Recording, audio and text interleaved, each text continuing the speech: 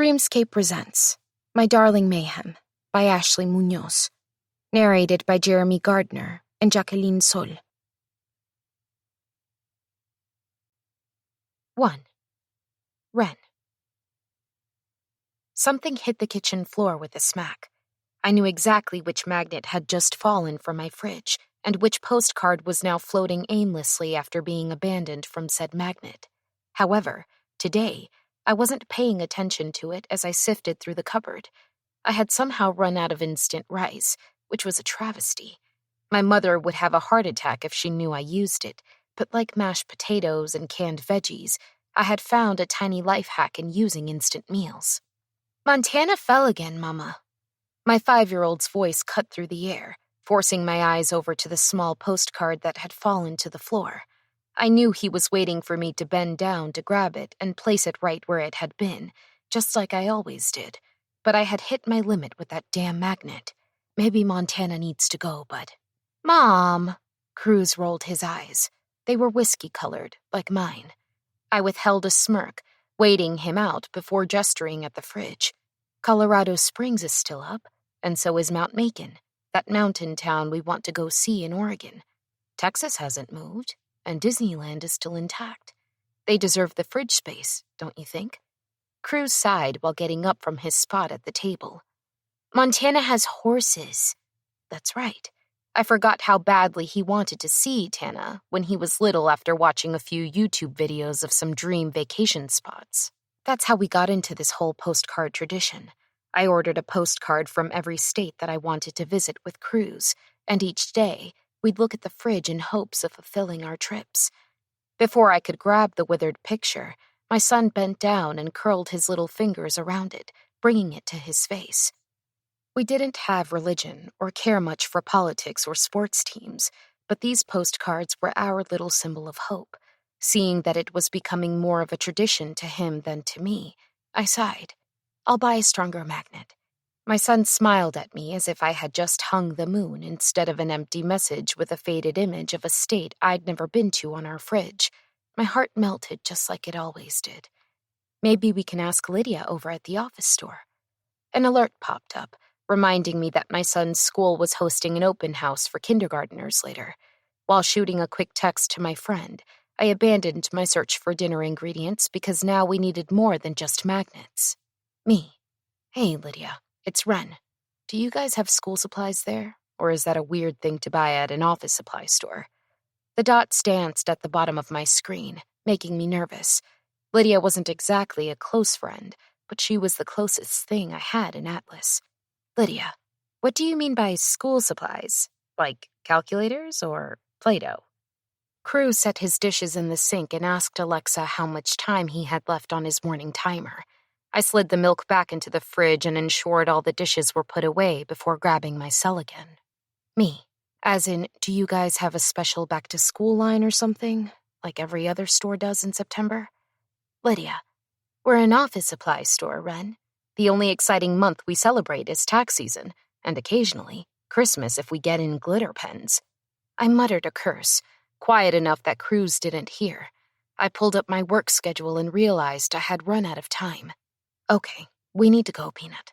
I filled a travel mug with coffee and pulled open the drawer, holding my silverware, medicine measuring cups, and spatulas. I already knew I wouldn't find the lid inside, even if I did have time to sift through it, which I didn't. Instead, I bumped the drawer closed with my hip and set my coffee by my purse. Cruz was already pulling on his shoes, securing the Velcro strap. "Don't forget today's my last day." His little smile stretched, showing a row of baby teeth. He hadn't lost any yet, and I wasn't sure when he would start, but I wasn't ready for it. Just like I wasn't prepared for him to be finished with Mrs. Garza's in-home preschool. I crouched in front of him and moved his hair aside. "Yep, starting tomorrow, you'll be going to school like a big boy. Are you excited?" I already knew he was, but I loved letting him tell me about it. "Yes." He gave a little jump, and suddenly, his arms were around my neck. I squeezed him tight and sat back to inspect him. "Shoes, jacket, and bag?" He replied by checking off an invisible list. "Shoes, jacket, and bag." I moved to turn off the hall light and ensure his bedroom switch had also been flipped. Our house wasn't something I would have been able to afford on my own, but my boss had a weak spot for me, and when one of their model homes didn't sell, she bought it and then rented it out to me. It was a modern 2-bedroom with a generous floor plan and an office. Fresh white carpet framed the living room, where I'd placed a sectional couch facing a modest flat screen. I'd found discount deals at home decor shops and, over the years, managed to create a home that made me feel relaxed when I walked into it and calm when I locked the door behind me. It had a fenced-in backyard for my son, and it was in a safe neighborhood. As a teenager, I wanted to be seen for what my family name meant and how important that made me. I was obsessed with the idea of being attached to my father's legacy and would go as far as hanging around members who were dangerous to me at that age. Also, I could be seen. Now I wanted seclusion, a place to raise my son in peace without a single trace of my family. "Shoes!" Cruz called out, breaking me out of my thoughts. I briefly glanced in my bedroom mirror, ensuring my clothes weren't out of place. I had a few notes and pictures tucked into the solid oak frame. I placed things within my eyesight, so I had to face them when I looked at my reflection. That way, I'd never forget them or what impact they had on my life. My eyes wandered to the faded image of my ex, feeling a familiar ache of regret. Not that I missed him, but I hated what his absence and abandonment did to Cruz. My brother's face stared back at me in a photo from when he was a gangly teenager, and I was in middle school. He was giving me a side hug in the photo, and we both looked like nothing on this planet could ever come between us. What a lie that ended up being. Let go. Forgive. Move on, Ren. I distracted myself by running my fingers over my black dress, inspecting the small red cherries printed in little rows across the cotton fabric. It cinched in at the waist and had a cute frill along the bottom, which cut off just past my knees. I wore black heels and my caramel-colored hair was pulled low on my neck, with lighter strands framing my face. My red lip color looked striking against my tan skin, and the dark lashes framing my amber eyes made me look younger than my 35 years. At least, that's what people were always saying when they found out how old I was. My mother's genetics made my skin look this smooth and my hair this silky soft. Even my lashes were attributed to her. Thinking of her had me glancing at the photo I had up, showing her solemn face after I gave birth to Cruz. Even holding her grandchild, she looked upset. It nearly made me laugh at how perfectly her it seemed, which was why I kept the photo pinned there. My smile turned down as I remembered that she was the only person I told, and I made her swear not to say a single word to anyone else in the family, or to— "Mom!" Cruz yelled, pulling me from my thoughts. I flipped the light off and grabbed my purse. "Lights." He volleyed back. "Bag!" I moved into the small hallway, past his bathroom, where I ensured the light was off, and then returned to the living room. "Purse." Cruz smiled up at me. "Jacket." I pulled on a red cardigan and looked down at my son. We both smiled and said, "Ready." The air was crisp as we walked outside. Part of the reason this model home had never sold was that the initial floor plan didn't include a garage, so it sat vacant for months until it was finally offered to the local sales team. I didn't mind that there was no garage. I kept an umbrella by the door and wore thick coats on snowy days. "Door?" Cruz asked, eyeing the lock. I pulled my keys out and slid the silver into the top lock, turning it until it was secure. This little game of ours was our way of making sure we were always paying attention and helped us to avoid forgetting things. "Phone," I said out loud, following him down the steps. I glanced to the left, seeing the same view as I always did, with a brown fence separating my house from Mr. Plover's. I liked that my driveway was longer than several of my neighbors. It allowed me more privacy. To my right was a similar-looking divider, but for a home that had just been built. It was strange to look up and see the 2-story monstrosity whenever I left the house. It was the last one to be completed on this street, so now our little neighborhood was whole, with a stretch of homes down each side of the street, white sidewalks, and well-manicured trees planted. At the end of the circular cul-de-sac was the new house, standing tall, like a sentry, watching over the rest of our meager 1-story homes. My focus returned to my son, who walked to the back door of my smaller sedan and placed his hand on the handle. "Lunch." He knew I always forgot to pack one, and we didn't have time for me to run back inside, so I simply smiled. Lunch. His features relaxed, and it made something in my heart ping around. My son's love for me always made me emotional, which might have been why my eyes clouded the slightest bit with tears. My car didn't have a backup camera, so I used my mirrors to reverse while also blinking away the unbidden emotions when suddenly a motorcycle sped into the cul-de-sac. It was behind me so fast that I had to slam on my brakes, making us jerk against our seatbelts. The coffee in my travel mug, which I could never find a lid for, splashed everywhere, and Cruz let out a tiny cry. Enraged, I let the first thought fly from my mind unbidden. What the but stopped the second my eyes flickered to the mirror, and I caught my son's worried look. Wait here, Peanut. I opened my door and realized the motorcycle had pulled into the driveway next door. It was the brand new 2-story house that had just been built. I had no idea who had purchased the home, but I assumed it was someone from the city who planned to rent it out. Maybe it was, but whoever this person was had just pulled in like they were the new owner. The man sat atop a chrome bike, pulling off his helmet. It was one of those half helmets, with just the chin strap underneath. He had on a black leather vest with a myriad of patches on the back. I didn't register what they said, but I noticed the rider had longer blonde hair that looked windblown. His entire ensemble looked messy and wild, as if he were a rogue bolt of lightning that had found a place to strike and linger. Crossing my arms, I walked along the white sidewalk that attached our 2 driveways and approached the man. "Hey!" I called toward the man, now making my way around to his side. He twisted, still seated on his bike. He turned his engine off, which helped because I didn't want to get too close just to verbally berate him. Narrowed eyes focused on me as if I had just done something wrong to him. "Can I help you?" "Yeah," I gestured behind me, where Cruz was peeking through the window with a curious expression. "You nearly hit us." The man's eyes flickered to the car, then back to me. His jaw flexed as if he'd slammed his back molars together in frustration. Finally, after a few stretched moments, he deadpanned. "Sorry." His gaze swung forward as if to dismiss me. For some reason, that just didn't feel like enough. "Are you the new renter here?" I asked, lifting my eyes to the 2-story house. This model's finishing touches were farmhouse style. White siding sheathed the outside while black paint framed the shutters and trim, with raw wood beams for posts. It was beautifully made. The man sighed as if this conversation was exhausting to him. His boot shot out, kicking the metal stand for his bike, and then he tossed his leg over the seat and stood while he regarded me. He was tall, like 6'2", or was there something else you needed? My anger snapped back in place, heating my chest like a furnace. I wanted to flip him off or get in his face and yell.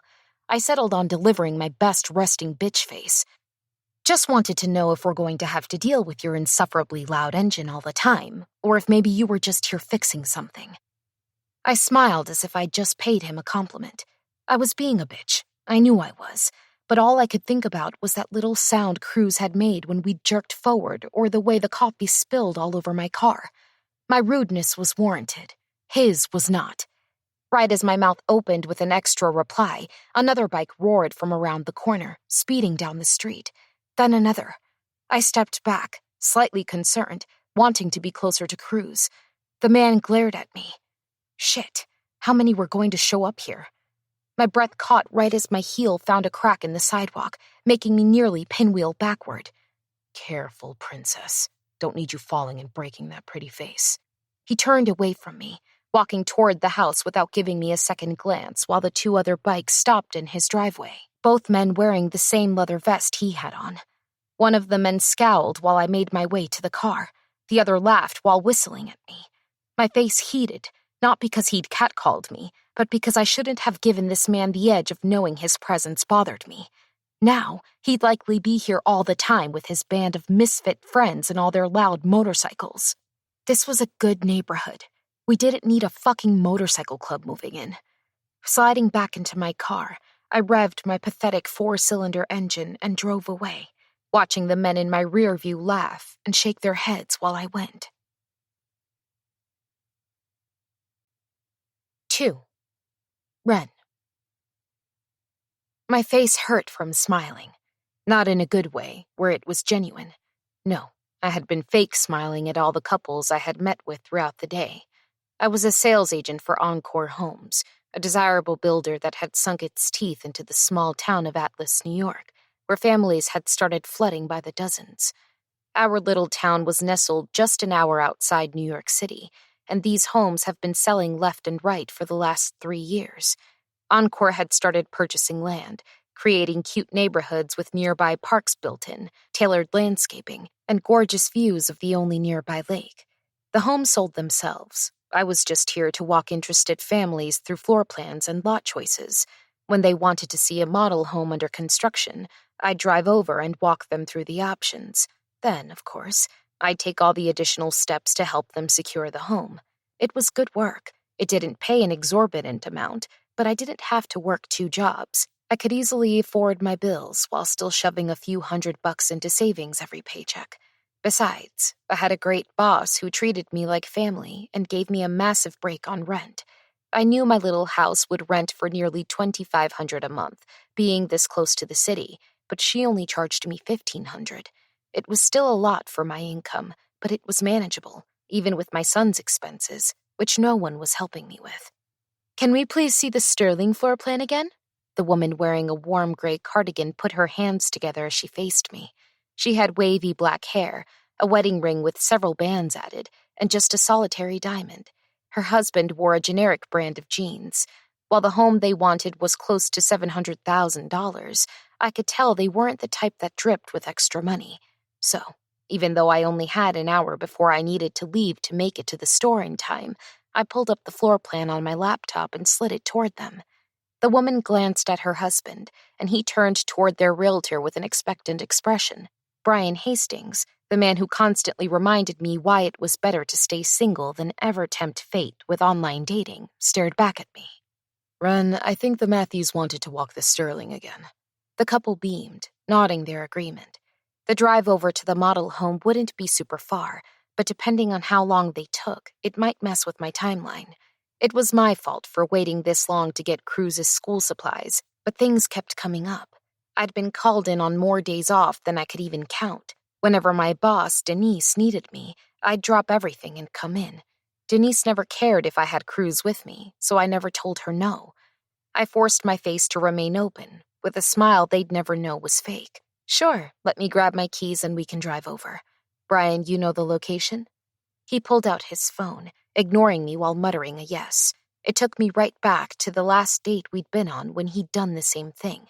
I knew his job kept him tied to his phone, but he could have put it on silent and gotten to his clients later since it was after working hours.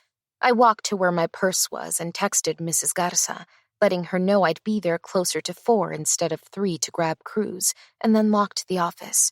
Once I was departing to lead everyone over to the model home, I tried to ignore how I was the only person who had a car that was over 20 years old.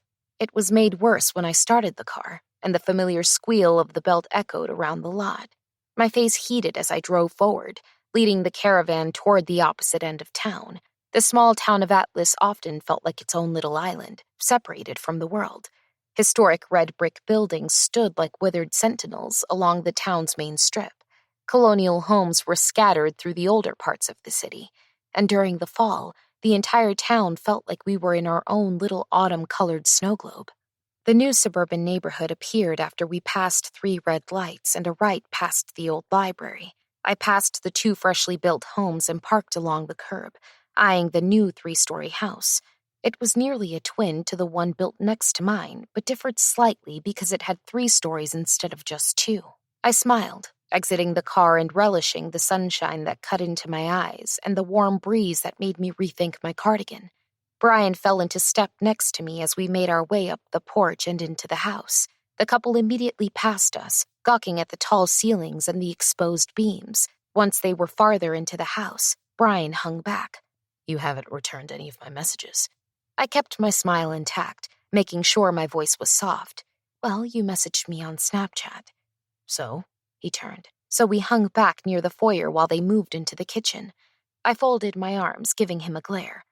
"So, you're a 35-year-old man. Text me. Call me. Teenagers use social media to talk." He scoffed, shaking his head, which made me think of my new neighbor and irritated me irrationally. "Sorry. Guess I got confused because of how our relationship started. With you sending me nudes on social media and all. Oh my fucking God. I turned on him, my mouth gaping as the Matthews came back into view. We just aren't sure about the downstairs den option. Can we look at the possibilities to customize it? I plastered on a fake smile and pulled out the folder under my arm with the alternatives they could select. They browsed and asked more questions, all while Brian smirked behind my back. My face warmed at the reminder of how stupid and desperate I had been. I was in a funk, missing adult conversation, and honestly, just lonely. Brian and I started messaging, and things went from texting to sexting embarrassingly fast. But he's an attractive man and someone who didn't require a lot of small talk. We both already knew what the other did for work, which left us open to discussing different things and how we were essentially just looking for a hookup. So by the time we had eventually gone on a real date, we'd already been fucking casually for nearly 3 months, mostly in the back of his car and in parking lots, sometimes in the model houses, but never in either of our homes. He'd never met Cruz, and I ended things after we tried dating for real. We didn't have a relationship. We hooked up, and I instantly regretted the nudes after I had sent them. I hated always having to live with regret. It was like my soul was tainted, and no matter how good I tried to be or how clean I lived, one tiny speck of dust would corrode the entire thing again.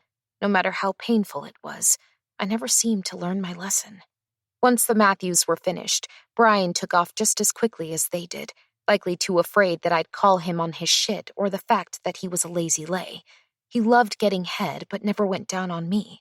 His dirty talk was weak and cringeworthy. I didn't mind that he had a smaller dick. He knew how to use it, but he was just lazy, and his kisses were sloppy. Not worth the effort, but I still let things drag when all I wanted was someone to touch me, to literally stroke a finger down my arm or move the hair from my shoulder. No one ever talked about how that becomes a craving. More than sex, more than sleeping next to someone. Just having touch becomes an absolute obsession. So really, even if he didn't have a dick, I likely would have continued to fuck Brian until we dated. And I realized I was falling back into the same patterns I always did before, where I fell for complete assholes. I needed a nice, sensible man. Someone with a bank job or maybe a tax accountant. Someone who went to bed early, had a steady job, and would be there to talk to every night. An idea sparked as I left work and headed to get Cruz from preschool. Maybe I could start with the bookstore. I could hang around and see what sort of men popped in or change my preferences on my online dating profile. But fuck, I didn't want to do online dating again. With a sigh, I turned into Mrs. Garza's neighborhood. Cruz was practically vibrating with excitement as he jumped off the steps, and I checked him out of preschool, sadly, for the last time. I hugged Mrs. Garza and took pictures with her and Cruz before leaving for the store. We have to drive over to the bigger store in Luxie, okay? I looked at Cruz in the rearview mirror. He was staring off into space, ignoring me. 10 minutes passed. His excitement seemed to evaporate completely the longer we drove until he finally spoke up. Devon's dad came to get him today. He gave me a high five. A swelling, familiar panic started to fill my stomach. Anytime Cruz brought up Devon's dad, he got really sad, and it was almost impossible to cheer him up. Part of me hoped he'd just change the subject, but then he continued talking, and my heart took an invisible punch. How come my dad doesn't come see me? I checked his expression in the mirror, hating how his little brow furrowed.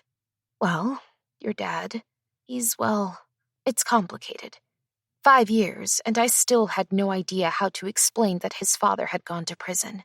I had no idea that he had any ties to any gangs, much less would fulfill an order and take out a rival member in broad daylight. The memory of receiving that phone call and seeing it on the news had been one of the worst of my life. The positive pregnancy test came a week after he'd been arrested. Matthew had called and asked me to bail him out and wanted me to attend his hearing and testify that he was a peaceful man. In response, I boxed everything he owned, gave it to a charity, and moved as far away as possible. I had written to him and told him about his son. Matt never wrote back. I sent a picture of Cruz a year later, asking again if he wanted to be involved, and he never wrote back. I only provided a post office box for him to send mail to, and that address was in Luxie, the next town over. Still, no mail had ever arrived. Does he love me? Very much. But he's making some bad choices right now. Cruz waited, then asked another question that was like being hit in the chest with a piece of concrete. Like Uncle Juan? My eyes nearly watered at the mention of my older brother. The last time I saw him, I was only 16 years old. He was in college, attending Rake Forge University in North Carolina. His smile was muted, his dark brows drawn in tight as he glared at me. My mother found out who I had snuck out to see, who I had been riding around with, and called Juan to come talk some sense into me. You're being an idiot. Do you want to die? Is that it? You care so little for your life that you don't care who takes it? Stop stressing Mama out. Stop acting like a fucking idiot and grow the fuck up. I swallowed around the lump in my throat, at how those words had wholly rearranged my soul, how my hero had made me feel so insignificant and stupid. Then, when I had started straightening out, I went back to school, stopped hanging out with the crowd I'd been with, and started trying. He'd gone and done exactly what I had. But it was 1,000 times worse because he stepped into a role he promised to never accept. He swore we'd be free of our father's ties to the cartel, and my big brother picked up those reins and ran with them, all for a pair of pretty blue eyes. He was a hypocrite. He broke my heart, and I refused to stick around another second to watch as he burned my mother's world down or his own. I couldn't watch a repeat of what had happened with my father. Yes, just like Uncle Juan. The rest of the ride was silent, and I wished for just 1 second that I had one man, just one that I could introduce to my son that I knew was worthy of being in his life. The small classroom was vibrant, with yellows, reds, and greens painted around the room. The back wall looked like a tree, with actual branches jutting from the wall where the teacher had nailed them. It was cute and fun. Cruz had a little laminated name tag taped to half the square table we were positioned at. Instead of desks, they had cubbies for all their things. Small red baskets containing basic supplies sat on each table. Thank you all for coming to our open house. I'm Bonnie Gerald, and I'll be your child's kindergarten teacher this year. I encourage all the kids to call me Mrs. G. The woman with fiery red hair and fair skin scanned the room, making eye contact with the parents. They were nearly 30 of us squeezed in, most of us sitting in the tiny chairs that our asses barely fit in. I was in one with Cruz sitting on my lap. The other half of our table was vacant, while the laminated name tag for another child sat, but whoever it was for hadn't arrived yet. The children have all been paired up in groups of 2, as you can see by the small table arrangement. I did this purposefully, as we will incorporate English and Spanish into our curriculum this year. Each table has at least one student proficient in one of the languages, and the 2 will rely on each other as teammates when they need help. Cruz barely knew Spanish, which was entirely my fault because when he finally started speaking at 3, I was so happy that I just stuck to English. Being away from family and anyone to speak Spanish with made me not speak it as often. It shouldn't have surprised me that Mrs. G assumed my son would be the one who spoke Spanish with our last name being Vasquez. But still, it bothered me that she hadn't reached out to ask. Mommy, I don't have a table friend. What if they don't show up? Cruz whispered in my ear. I glanced over at the empty side of the table and saw the name spelled out. Kane. I'm sure he'll be here soon. Maybe he just couldn't come to the open house. Cruz relaxed into my chest as we continued to listen to the teacher. Halfway through the policies and importance of kids practicing at home, the chair beside us slid out, and a flash of white had me turning my head. My son perked up as we both registered that it must be Kane, who just slid into the space next to him. Relief had me smiling down at the cute kid with lightning white hair, blue eyes, and light brows. I was worried my son would be alone this year, or until Mrs. G decided to rotate kids around. The teacher turned on a PowerPoint, and the small transition had Cruz leaning out of my lap toward his new neighbor. The 2 boys huddled together laughing and somehow had already exchanged pocket toys. Cruz usually carried a Hot Wheels car with him or something similar, and apparently Kane did as well. The new position where Cruz was huddled had me facing the side instead of the front of the room. It allowed me to see Kane's parent, who was crouched next to his chair. I had to do a double take, because why was my new neighbor here? Maybe I was wrong. It couldn't be him. I slid my gaze back over, and sure enough, he had the same hair as this morning, tangled and windblown but tucked behind his ears. Same leather vest, with patches, worn over a white t-shirt. Same asshole vibes. Quickly returning to the PowerPoint, I tried to think through what I had said earlier this morning and how he'd spoken to me. Irritation flared as I recalled his rude commentary and how his friends catcalled me. Why was he here? Mrs. G finally got through the presentation, and she said something funny that I missed but had everyone clapping. I watched the man beside me ruffle his son's hair while pointing at his name tag. Had he noticed me yet? Would he even remember me? I was still wearing the same clothes as I was this morning, except my hair was down now, but there was no way he had that bad of a memory. The class began dispersing. The lights kicked back on, indicating that the PowerPoint presentation was over.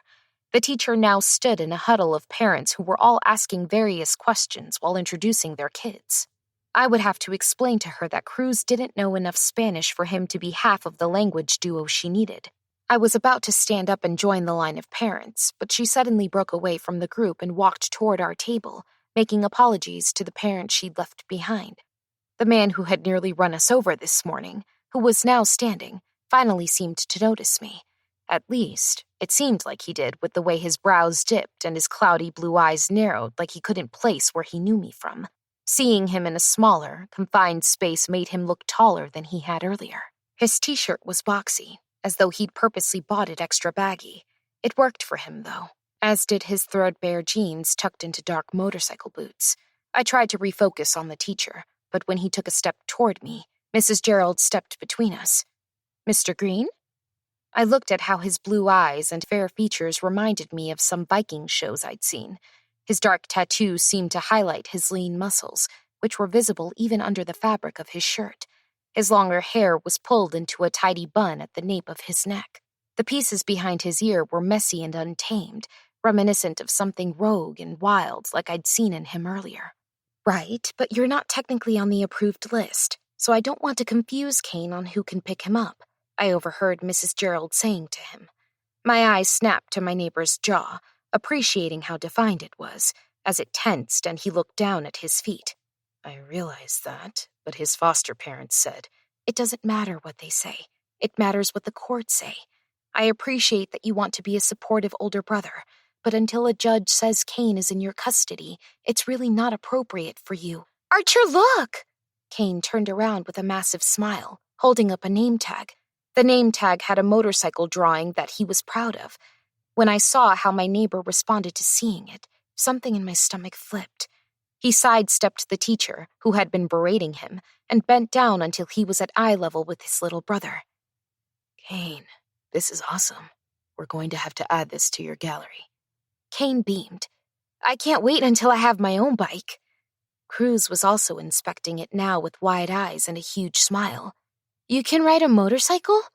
My big brother takes me on rides, and one time he let me Archer placed a hand on Kane's shoulder, pulling him closer while ruffling his hair. "Not everyone needs to hear about that, buddy." I hid a smile, trying to ignore how cute the brothers acted together because I still didn't like this man on principle. Then I remembered what Mrs. Gerald had said about foster parents, and my smile fell. It sounded like my neighbor was trying to get custody of his little brother, which reluctantly, I internally had to admit, was sweet. I hated that the teacher was berating him in front of an audience. It was still rude, even if it was just me close enough to hear. Archer's eyes flashed toward his little brother as a red flush began creeping into his cheeks, which made guilt churn in my chest. I didn't know him. I didn't owe him anything, and yet... "Well, Mr. Green, I still think you shouldn't. Cruz doesn't speak Spanish," I blurted, interrupting Mrs. Gerald's lecture. My neighbor's eyes darted to mine, widening slightly, showing his surprise. I looked back, unsure why I had helped him, but feeling the need to do it just the same. Mrs. Gerald pushed some of her unruly hair behind her ear. Her face flushed the tiniest bit while she quickly glanced at Archer and then me. "I'm sorry, what?" My gaze bounced around the room, seeing a few other parents looking over at us. My nerves were starting to fray as I stepped closer and tried to quiet my voice. "It's just that you have Cruz and Kane as partners, but I'm afraid you made an assumption about Cruz being able to speak Spanish. He can't." "Mrs. Vasquez, It's Miss, and you can just call me Ren," I interjected again, because I apparently couldn't control my mouth anymore. "Ren." Mrs. Gerald gave me a flat smile while clearing her throat. Our system isn't perfect, but you did put that you were bilingual, so I figured that perhaps you could assist with a few things at home with Cruz, and what he learns he can share with Kane. I wasn't sure how that was supposed to work, but it was kindergarten, and I appreciated that they were attempting to diversify the curriculum. I smiled and nodded my agreement.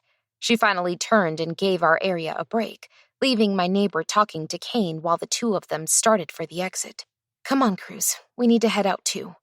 My son grabbed his little backpack, and we started for the door, seeing that his new deskmate and older brother had stopped by the counter to drop off supplies.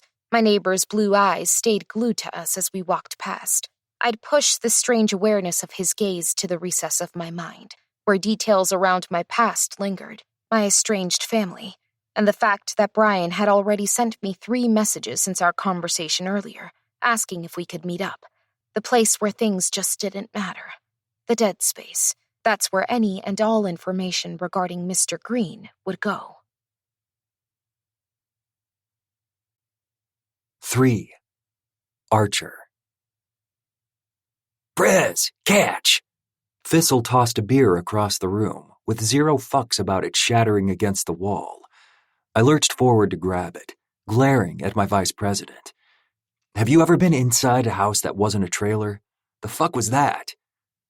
My VP was nearly 6'7", bald and stacked with muscle. His laugh was throaty as he tipped the bottle back, drinking his beer. Moving boxes littered the counter and floor. I had a singular couch in the living room and a recliner, but that was all I had set up so far. We always threw our beer in the club. You never seemed to mind then. Thistle burped while sifting through a box of plates and silverware. I popped the cap off my beer and tried to calm down. My mind went to the club and how we were both absent from it at the moment. This new lifestyle change would be a lot to get used to. Thistle tossed all the silverware into a random drawer without sorting it.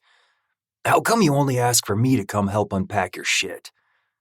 Because 2 days ago, I met my new neighbor, and I didn't like how she looked at me as if I were a stain on her pristine, perfect life.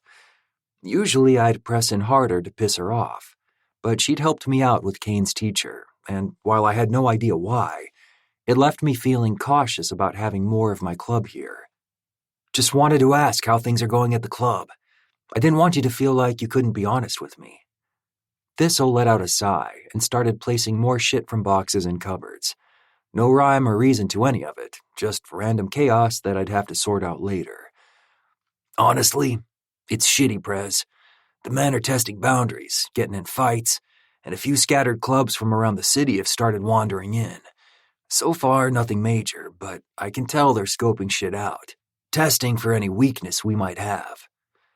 Several clubs made up New York City. Honestly, there were too many to fucking count. But of those, there were only about 3 that wore the 1% patch, which kept shit mildly manageable. Mayhem Riot didn't shit in their territories, and they never crossed over into ours. For the most part, we kept things peaceful. It wasn't broadcast that I had left, because I hadn't. I was taking time to figure this out, but I hadn't stepped down or left my post. I'll have to come back and make an appearance, go for a ride next week. Our conversation stalled as the sounds of cardboard shuffling filled the space. Thistle had thoughts, but wasn't sharing them. I'd wait him out. He eventually always spoke up once he sorted out his feelings. I moved to the box on the floor that contained my new television stand and started taking out the pieces that needed to be built. With another sigh, Thistle spoke again. You get anywhere with the custody stuff? No, but I wouldn't tell him that. He was under the assumption that all of this was temporary. Me living here in the suburbs, this house I purchased, he assumed I placed in the club's name, using club funds, but I hadn't. I had told him very little about my brother, just that I needed to get him out of the shitstorm my father had created. Kane needed stability, and I knew what it would take to provide that for him. I just had no idea how to do it. I'm meeting with my lawyer tomorrow. I should know more by then. Doesn't Kane start school soon? Thistle moved into the living room, bending down to help me with the long wood pieces. He starts tomorrow. I'm going to pick him up from his foster home in the morning, bring him back for some breakfast, and see if he likes the place. Then take him in. Thistle had a bushy beard covering his mouth, making it somewhat difficult to read his expressions. His eyes were down on the instructions and the various bolts we'd need to sort out, his mind likely whirring based on how focused he seemed to be. You got something on your mind? Just speak it. My voice was low, encouraging. Thistle was as loyal as they came, and always had my back. I had no doubt about that. But he often took his time to think through his answers before he gave them. On the rare occasion, this prevented him from saying anything at all. Just wish you had more support here. If any of our enemies catch on that you're here alone, it's dangerous. You should have the club out. Be sure people know you're not a lone wolf or anything. I nodded, knowing he was right. Not sure how my new HOA will feel about that. I smiled, but there was a sliver of truth to it. Not that I gave a fuck about the fees or whatever power those stupid organizations had, but I didn't want to attract any negative attention. I had to look like I was a good fit for my brother to live with. I had already talked with Ruth, one of our hackers, to see if we could have what was already on my record expunged, but in the eyes of the family court, I wasn't sure it would make much of a difference. Even as the president of a motorcycle club, with all the negative connotations that come with that, I couldn't allow Kane to go to our father if he decided to pop up again. Establishing a way to balance the club's responsibilities while gaining legal custody of Kane would be a top priority, but to do that, I had to ensure I didn't draw any negative attention to myself. That pretty new neighbor a member of the HOA? Thistle's question had my mind snapping back to the moment. Then, picturing how her silky soft hair bounced against a narrow waist and round ass, how her amber eyes looked against her brown skin and those thick, dark lashes. Even more so, how she'd spoken up to distract Kane's teacher when she didn't have to. Ren. She'd said her name was Ren Vasquez. The name had looped around my head several times, forcing me to type it into a few social media search bars, but nothing came up. I shook my head. She sure acts like she is. I don't think she likes me very much. Just flash her that Archer green smile, and I'm sure she'll beg you for a ride. Thistle's laugh boomed through the empty room, his innuendo clear.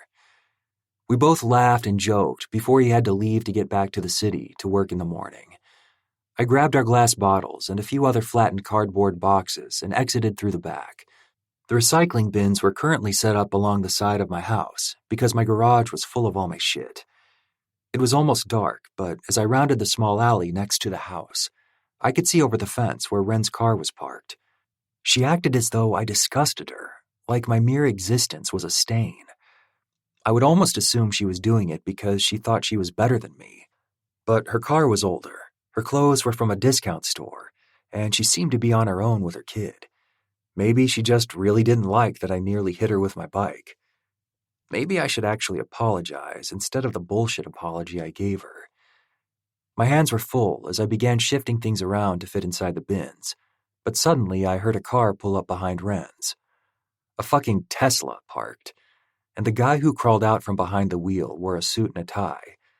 I glared at his slicked hair and the fact that he wore loafers without socks. He didn't see me watching him from my side of the fence as he pulled out his cell and slowly sauntered down the driveway toward Ren's front door. Was this her boyfriend? He seemed too clean, too perfect for her. It would be like pairing up a wildflower with a wax plant. I continued to watch as he knocked on her front door, and then she stepped out, wearing a pair of pajama shorts and a thin tank top. She instantly started pushing at the man's chest until he was away from her door. She seemed surprised, almost shocked or panicked that he was there, which only proved correct when she started yelling. "What are you doing here?" I couldn't see the man's face, but he raised his hands and shoulders as if to shrug. Ren shook her head, crossing her arms tight across her chest. "No, I didn't respond to your messages. You can't show up at my house, Brian." Brian? Oh shit, that's too easy. Such a stupid name. He said something back to her, then shoved his phone in her face. She didn't seem to like that, and honestly, neither did I. It felt a little aggressive, especially considering she had already stated that she didn't want him there. I took a slow walk past my bins, setting all the materials down so as not to make a sound. Then I pushed open my side gate and rounded the drive, standing at the top of Wren's. Neither of them could see me, and she was waving her hands and pointing at Brian's car, telling him to go. But he wasn't moving. Shoving my hands into my pockets, I made my way closer to the pair, and I heard the asshole saying something about the two of them fucking. Wren scoffed and rubbed at her forehead like she was exasperated. For no reason whatsoever, I detested the idea of the two of them together that way. I kept walking until they both saw me and turned. Wren's lips parted while those amber eyes went wide. I decided I liked that expression on her face and that I was the one who put it there. "Hey, sorry to bother you both. I'm the new next-door neighbor, Archer." I threw my thumb over my shoulder to indicate my house. "Just wondering if either of you had a screwdriver I could borrow?" The man, Brian, I guess, was staring down at his cell phone while Wren glanced between us both. "Yeah, I do. Brian, you can head out." She lifted her chin toward his car while standing guard in front of her door. Brian finally glanced up at me, then over at Wren. "I'm not leaving until we discuss this." I pivoted, my boots kicking up a bit of loose gravel as I moved directly in front of him. "Yeah, you are." Brian's eyes widened, and then his lip lifted in a sneer. "Who the hell even are you? I'm not—" I didn't give him a chance to finish, as I pulled on the back of his shirt and started dragging him back toward his car. I heard Wren gasp behind me, but she didn't stop me. "Hey, wait! Fuck!" Brian grumbled as he tried to get his feet underneath him. His hands twisted up, trying to break my hold, but I continued to drag him until he was next to his car, and I dropped his ass on the asphalt. When someone says no, it fucking means no. If they say leave, then go. If they say now isn't a good time, then you leave. Period. Brian managed to get to his feet and pull his cell out. "I'm calling the police, telling them some redneck fuck in a motorcycle gang assaulted me." I kicked out, swiping his leg, which made him fall again, and his cell phone fell out of reach. I pressed my boot into his chest, and then I leaned down so he heard me quietly deliver my warning. "You want to find out exactly what this redneck fuck in a motorcycle club will do to you? For starters, have you ever had your leg crushed by a motorcycle's back tire? Or how about your face plastered to the side of one of our exhaust pipes after a long ride when it's nice and hot? You want to fuck around and find out? I'll make sure the police have a difficult time piecing you back together for their report." I released my boot and reached over to hand him his phone. I dropped it on his chest. He winced but caught it. He continued to stare up at me, and finally, with a jump in his Adam's apple, he stood on shaky legs and opened his car door. Once he drove off, Wren was behind me, her arms still crossed over her chest. Her caramel hair was twisted into a bun on top of her head, and little tendrils were left kissing her face.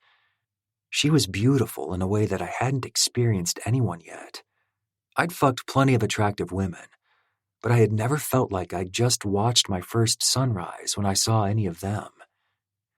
"Did you really need a screwdriver?" I smirked, turning back toward my side of the yard. "Nah, just taking out my trash and saw you had someone lingering on your steps who couldn't take a hint. Thought I'd offer to help." She turned toward me, even as I tried to turn to leave. "He's a work colleague. We hooked up a few months ago. He's trying to get things started again." I nodded my understanding. "None of my business, but maybe—" Her laugh cut into my thoughts. She rubbed at her temple and muttered, "Fuck, he's going to tell my boss. And when my boss finds out a motorcycle gang lives next door, she's going to—" I cut her off mid-sentence. The term gang is really fucking derogatory. I'm part of a club. It's not a gang. Although, based on that tattoo on your arm, you'd be the expert on them. She tilted the back of her arm in front of her, where the bleeding black heart was inked into her skin, with a bit of glare. I didn't hear what else she said, because I was already walking away. 4. Wren. I'd never been one to spy on my neighbors, until now. My life had always been too busy to care or even notice what others did with their free time. This helped me never line my life up next to someone else's and play the comparison game. The less I saw of happy families headed to soccer practice or playing in the yard, the less I envied them. But after last night and how I offended my new neighbor, I wanted to apologize. Part of me wanted the divide because he was a part of a motorcycle club, and while I didn't entirely know what that meant, I knew it wasn't good. I should keep my distance, stay away, and let him think I didn't give two shits about what I called his band of misfits. But the part of me that still existed deep down in my heart that had been called names merely because of my association to a group made me want to apologize.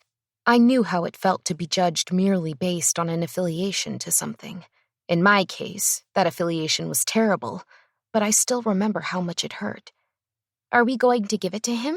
Cruz asked, peering up at me from his place at the window, where I watched Archer's house. I had made a pie. It seemed so simple and so stupid.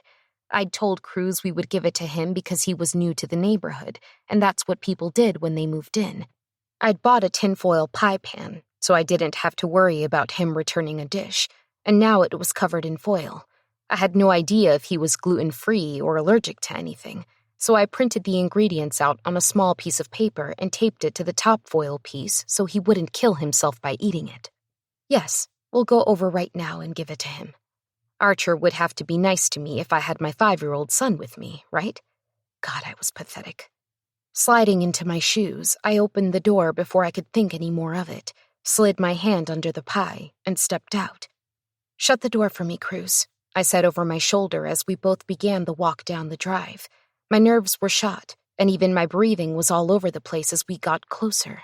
His garage was shut, and no bike or any other vehicle was parked out front, so I had no way of knowing if he was home. Cruz walked behind me, tipping his head back to take in the second story and pitched roof of the house. This is big. He'd never lived in a second-story home, much less even been inside one. My mother had bragged about how my brother had become wealthy. If I had any respect left for him, perhaps I'd take my son to see how the other half lived, but I'd rather we live humbly than expose ourselves to the wolves. Without another thought, I stepped onto Archer's stoop and pressed my finger to his doorbell. Cruz smiled at me, and I gave him a silly look while we waited. Nothing happened. "Can I press it again?" I nodded, slightly shifting so Cruz could access the button. There was no doorbell cam or any other security system set up that I could see, but I decided after Cruz pressed the bell for the second time and Archer didn't appear, it was time to go. I turned to leave when Cruz tugged on my hand. "Let's leave it for him." I had no idea why my 5-year-old wanted this man to have a housewarming gift, but it melted my heart the tiniest bit, enough that I crouched down and gently set the pie on his step. "Okay, bud, we'll leave it." Cruz smiled and grabbed my hand, pulling me back toward our house. "Now he'll come over and thank us for it."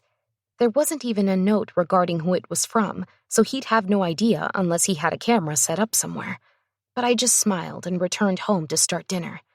The interaction with Archer regarding my tattoo had snuck in and planted roots of suspicion and fear. I was sorting through the various books in my son's bedroom when my thoughts finally got the best of me, and I pulled my phone out to call my mother. "Bueno?" Her confused tone made me smile. "Hola, mamá. ¿Cómo estás?" She paused as the sounds of the clanking dishes began to fade from her speaker. "Amor?" I could practically hear her begin to grin as she connected the dots on who'd called her. It was always like this with her. "Yes, Mama. It's me, Ren. Is everything okay?" The EB White book fell to my son's bed as I let it go and stood. "We're okay. Everything is fine. I just wanted to call and ask you a question." Her silence had me rubbing at my temple as I tried to take a step back. "How are you and Leo?" "Fina pero gorda." She sounded exasperated as she spoke, and her smile made me laugh in a way that made me remember happier times. Her smile, my brother's, Leo's. "Mom, Leo is not fat. The last time he was here, he was rail thin." Her tongue clicked. "No, he stopped cooking in the restaurant, so he's become bored and lazy. He has a panza now." I could hear him yelling at her in the background, and the two started to argue. I sat there, listening and missing them, just like I always did, until I heard a distinct voice cut into their argument, which stiffened my spine. Is that one? She must have covered her phone or something because suddenly the room went quiet, and when she spoke again, no one else was with her. He stopped by to check the oven. It keeps making a clicking sound. My heart raced as I processed that I'd heard his voice through her phone. It was muffled, and I couldn't make out what he'd said, but I knew it was him. You called to ask me something? Right. I didn't need to know why he was there or ask how he was. She gave me updates every time we talked, whether I wanted them or not. Cruz is in a bilingual program in school, and his teacher suggested we read more books written in Spanish. I was going to see if you had any suggestions. She was a grandmother, but I had no idea if my brother had more kids than the one he'd adopted. That little girl had to be in her 20s now, and probably didn't have her abuela reading storybooks to her. I will send you some, mi amor. My head shook as I considered refusing because I didn't need her spending money, but I knew it was futile. She loved spoiling Cruz when she could. Okay, thank you. That would be great. Everything else okay? She asked gently and protectively. I wanted to bring up the tattoo and ask if she knew why a man from a motorcycle club in New York City would recognize it. I wanted to know what that meant for me and if I should be worried about it. Instead, I asked what new TV shows she was binging, and she spent the next hour talking trash about TV couples. The following day was Sunday, which was supposed to be my day off, but Denise had called and asked if I could come in. Packing Cruz a bag of activities for the day, I loaded him up and we headed to my job. The town of Atlas flew by in 3 blinks. There were 2 traffic lights, the gas station, the library, and an oil shop. Then there was a vast park, which led into a newer development area where Encore Homes had started building. The model home was set on a block with a few houses already built and the cutest cherry blossoms. I parked along the curb, seeing the big blue banner waving, encouraging weekend buyers to stop in to talk to us. Okay, Cruz, get your bag. We walked inside and my spine immediately stiffened. Hello, Run. Brian sat in my desk chair, reclining like he'd been waiting for me. His gaze flicked down to Cruz like I'd tracked in leaves or mud with me. You brought your kid to work? Cruz frowned, glaring at Brian while hugging his bag to his chest. He always knew when he wasn't wanted somewhere, and while I tried like hell to make sure he never went anywhere that made him feel that way, occasionally it happened.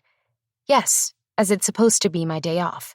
I placed my hand on Cruz's shoulder and encouraged him to walk toward my desk. Can you please move out of my desk space? Brian sighed as if this was highly frustrating, then moved around so he was sitting in the client chairs we had arranged in front of my desk. Cruz found his way to the same spot he always tucked into when he came in with me. I made a small fort between 2 filing cabinets with pillows and a blanket. All I had to do was pull it out and set it up for him. Does Denise know you bring him in? Brian asked snidely. Cruz's little mouth turned down again as if he hated the idea that I might get in trouble. I never wanted my son to feel like an inconvenience or a burden. I was 2 seconds from throat-punching Brian. Once I set up Cruz and ensured his headphones were in place and his show began on his tablet, I spun in my chair. What the fuck is wrong with you? Brian leaned forward. Wrong with me? You're the one who had your new neighbor assault me. I didn't have... Ren, hi, darling. Denise walked in, interrupting our conversation. Her white hair was styled perfectly, and her makeup was minimal. Hi, how are you? I plastered a fake smile while she peered around me, looking for Cruz. Is my little guy here? Cruz looked up and saw Denise and waved. He liked her, but only so much. She occasionally gave off fake vibes that he could see right through. That's why I never asked her to babysit or accepted any invites to her house. She waggled her fingers at Cruz, then regarded me. Thank you for coming in, honey. Brian emailed me this morning to tell me that his clients, the couple you 2 helped the other day, are considering backing out. My brows dipped. Haven't they already paid their lot premium? Brian smirked, and I knew he'd done something. I just couldn't prove it. My laptop was out as I brought up their file. They were actually on the cusp of paying this weekend, but decided they might go with Furline Homes instead. Our biggest competitor. Fuck. This was on me if it fell through, and Denise would get shit from her bosses too. What can I do to help? I glanced at Brian, then Denise. Work with Brian. Hopefully a good brainstorming session between you two will help." My boss turned, leaving Brian smiling and tilting his head as though he'd just stolen my queen in chess. I wanted to scream at him. What will it take to make this go through? Because we didn't need a brainstorming session. He merely wanted to punish me for what happened the other night. He leaned forward so his voice was low. An apology, for starters. My mouth snapped shut, a million words desperate to fly at him. Calmly and quietly, I said, "For what exactly? You arrived at my home uninvited and then refused to leave." "For leading me on." His sharp chin lifted while his green eyes pinned me in place. Fuck this guy. "I'm sorry, Brian, if there was anything I did that gave you the wrong impression. Good. Also, I want a date. One where I pick you up, you wear something nice, and you don't rush home the second it's over." I scoffed, sitting back in my chair. Not a chance. Brian's nose flared while he leaned in closer. "Then you can say goodbye to this sale." "So can you. You know for a fact our home's price out higher. Your commission will be bigger if you stick with us." Brian smirked. "Not if I made a deal with the sales agents on what they'll tell the clients the listing price is."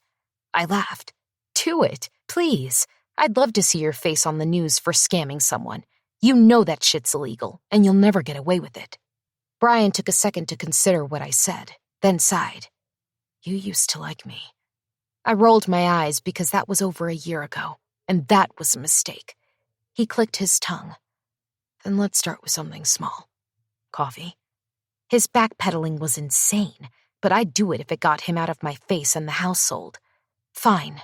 Tomorrow morning," Brian offered, but I shook my head. "Tuesday. Tomorrow I have to volunteer at Cruz's school for something." Brian considered it, then let out a sigh. "Fine." Leaning forward, I narrowed my gaze on him. "Let's be clear. This is all you're getting from me. The sale gets pushed through by tomorrow afternoon, or our coffee date is off." Brian nodded his understanding and then stood up. "One of these days, you're going to introduce me to him." He gestured down toward the filing cabinets. He was wrong. Today was the one chance he had to make an impression on my son, and he failed. He'd never really meet my son, not where Cruz shook his hand or knew his name. Instead of saying that, I turned and started typing on my laptop. I was running late to Cruz's school. Our morning was more chaotic than usual. Cruz heard Archer's motorcycle drive in this morning and wanted to ask if he'd gotten our pie. I didn't have the heart to tell him that if Archer had been gone all weekend, the pie would have been left out, meaning he'd have to throw it away. It didn't matter. I wanted the pie situation to never resurface for as long as I lived. Once I finally got him to school, I had to rush to work and help finalize the sale of the Matthews home. Brian had come through, which meant I was getting coffee with him the following morning. I'd have to reconcile that and have him take me somewhere with good coffee, but I had to shove it to the side for now. I was drafting an email to my boss to have Brian work exclusively with Gwen, the other sales associate, from now on. Denise wouldn't like it because Atlas was small, and I was the senior agent who secured more deals than Gwen did. However, I couldn't work anymore with Brian. In fact, I refused to. By the time 2 in the afternoon rolled by, I was running late to volunteer at Cruz's school.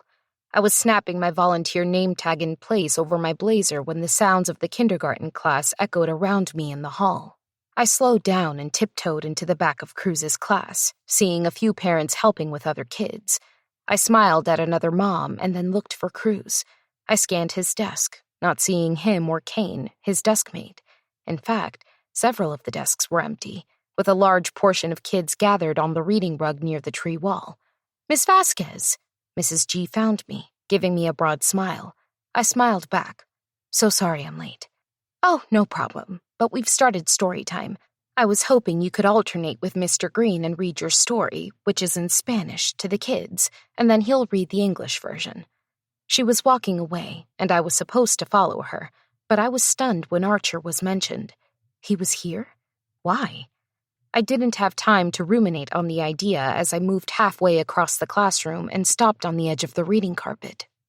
At the base of the artificial tree, there was Archer, sitting on a small chair with his elbows on his knees and a book in his hand. He didn't have on his leather club vest, but he wore his worn denim jeans, boots, and a dark hoodie. "Mr. Green, Miss Vasquez is here now. so you two can begin your reading slot together." My smile was as fake as it always was at work. Archer didn't smile at me. He just stared. I carefully stepped around the kids until I could get to my seat directly next to my neighbor's. I felt his body heat and could smell his spicy, citrusy cologne. There was an undertone of leather and something else that tickled my nose in a good way, the sort of way that made me want to turn my face into it. "Nice of you to join us." Archer leaned over and whispered so only I could hear. I snarked back as I reached for my book and started prepping it for reading. "How are you even here? Don't they do background checks?" His eyes snapped over, and instead of humor, there was more mirth. More of what I'd caused last week when I offended him by commenting on his club. My heart felt a little jolt of regret, remembering my peace offering and how I'd wanted to mend fences. He started reading and kept the children's attention by animating voices and changing the tone of his voice for certain characters. Listening to him read was enchanting in a way. His little brother was completely enraptured by him and clung to every word he spoke. When it was my turn to read the same story but in Spanish, all the kids turned to watch me. I expected Archer to leave or hang out in his chair, but he shocked me by moving to the floor to sit beside his brother. Knees up, his arms around his legs, and those sharp blue eyes entirely focused on me. Inhaling a sharp breath, I started reading through the text, doing the best I could to animate my voice like Archer had, but my nerves made my voice rattle a bit. It also didn't help that my brain kept focusing on Archer's intense gaze and how his jaw looked today. It looked the same as it did the other day, but for some reason, after a whole weekend of not seeing him, it was as though my brain wanted to examine it. Finally, my face felt pink once I was finished, and my stomach was knotted up. Cruz ran to me and threw his arms around my neck. "Buena mamá," Cruz said excitedly, settling some of those nerves in my gut. My son was learning Spanish, and it was beautiful. It was not perfect, but he could say good, and Mom, that was huge. I squeezed him to my chest, which made him giggle before I released him. "Let's go, bud. Your teacher said I could take you early." "Okay, I'll go grab my backpack." He ran off, and I stood, putting the book back and aptly ignoring how Archer was still in the area with his brother. Cruz ran back toward me but stalled near his deskmate, Kane. "Did you get our pie?" Oh my God. My feet shifted faster than my brain, causing me to nearly trip on the carpet to stop my son from telling my neighbor about our peace pie. Archer's eyebrows shot up, staring down at my son. "Pie? My mom made it for you. We walked it over 2 days before yesterday." His head tilted up until his eyes found mine. "That's how you say it, right, Mom?" My face was on fire, and I avoided Archer's gaze while grabbing Cruz's hand. "Yep, we better go. Say bye." Archer moved with us. "Wait, you made pie?" Cruz halted, turning back toward him. "As a welcome gift, it was cherry. You weren't home, so Mom left it on your porch." Earth, please open and swallow me. I felt my neighbor's gaze but kept mine on my phone, shoes and walls, anything but him. Finally, Archer crouched down to be at eye level with my son. "Did you help make it?" Cruz nodded. "Mom let me stir the cherry sauce and add sugar." Archer clicked his tongue. "Well, I'm super bummed I missed out on it. I love pie, especially cherry pie. Thank you so much for thinking of me. It was very thoughtful." I felt he was trying to communicate with me by saying everything to Cruz, but I couldn't be sure. "You're welcome, but you should thank my mom. She's the one whose idea it was." Archer stood, and my eyes finally lost the battle of avoiding him. He gave me a smile, and then his lips moved. "Thanks, Ren." It was nothing, just a way of saying welcome to our neighborhood. I do it for everyone. His eyes narrowed as if he knew I was lying, but before he could say anything else, Mrs. G called the kids who weren't returning to their seats. I left with Cruz without another glance behind me, or to see if my neighbor was on our heels. 5. Ren. Cruz stood by the door, waiting for me to finish getting ready. I could tell he was frustrated with me by how his tone hitched while we did our daily checklist. "Backpack!" It was my turn to say keys or purse, but I was still mid-curl with the beach waiver wand. My shirt was half-buttoned. My skirt didn't feel like I'd pulled it on correctly, and there was already a mascara stain on my eyelid. Cruz stomped over to the bathroom, clenching his little shoulder straps tight. "Mom, I'm going to be late." For a 5-year-old, he was frustratingly aware of time. If I was smart, I would have had him turn on the television so he'd completely forget about school. But he loved school, and I loved that he did. I hadn't slept well last night, and there wasn't a decent reason, other than this situation with Archer. He felt like such a wild card, and I didn't know what to expect. While I wasn't currently speaking to him or anything, there was an attraction that I had fallen victim to. It was concerning, to say the least, because every time I closed my eyes, my mind would drift to how perfectly shaped his nose was in proportion to his mouth and cheekbones. His wide jaw was deliciously defined, and a thick Adam's apple bobbed when he swallowed. I had kicked at my comforter after that one hit, because who the fuck is attracted to the lump in a man's throat? Me, apparently. Fucking me. Okay, I'm ready. I wasn't, but I refused to make my poor guy wait any longer. I tugged the cord from the wall, threw on my leather jacket, and slipped into my high heels. Keys, purse, phone. Shit, did I leave any lights on? Did I ever fix my skirt? Door. Come on, let's go. Cruz tugged my elbow until the door was closed. I locked it behind me, seeing that he'd already made it to the car and eagerly awaited me to make my way down the steps. I gave him a reassuring smile as I took each step faster than usual, but right as my heel landed on the bottom step, my ankle twisted to the right, making my entire body jolt to the side. Shit. I let out a little cry as I went down. My son jerked forward, staring down at me in shock. Are you okay? No. I wanted to cry and be extremely dramatic about all this. Was it too extreme to call an ambulance? I'm fine. My voice was breathy, my pain evident. But holy shit, what was I supposed to do? There was a really good chance I sprained my ankle. Mom, can you get up? Placing my palms behind me, I lifted my body enough so Cruz knew I hadn't died, but there was no chance I'd be able to get up without crawling back into the house. I ran through the very short list of people I could call in my head. Lydia was probably already at work, but maybe if I could get my phone. Cruz came down and tried to help me up using his little arms. We have to go. Can you still drive me?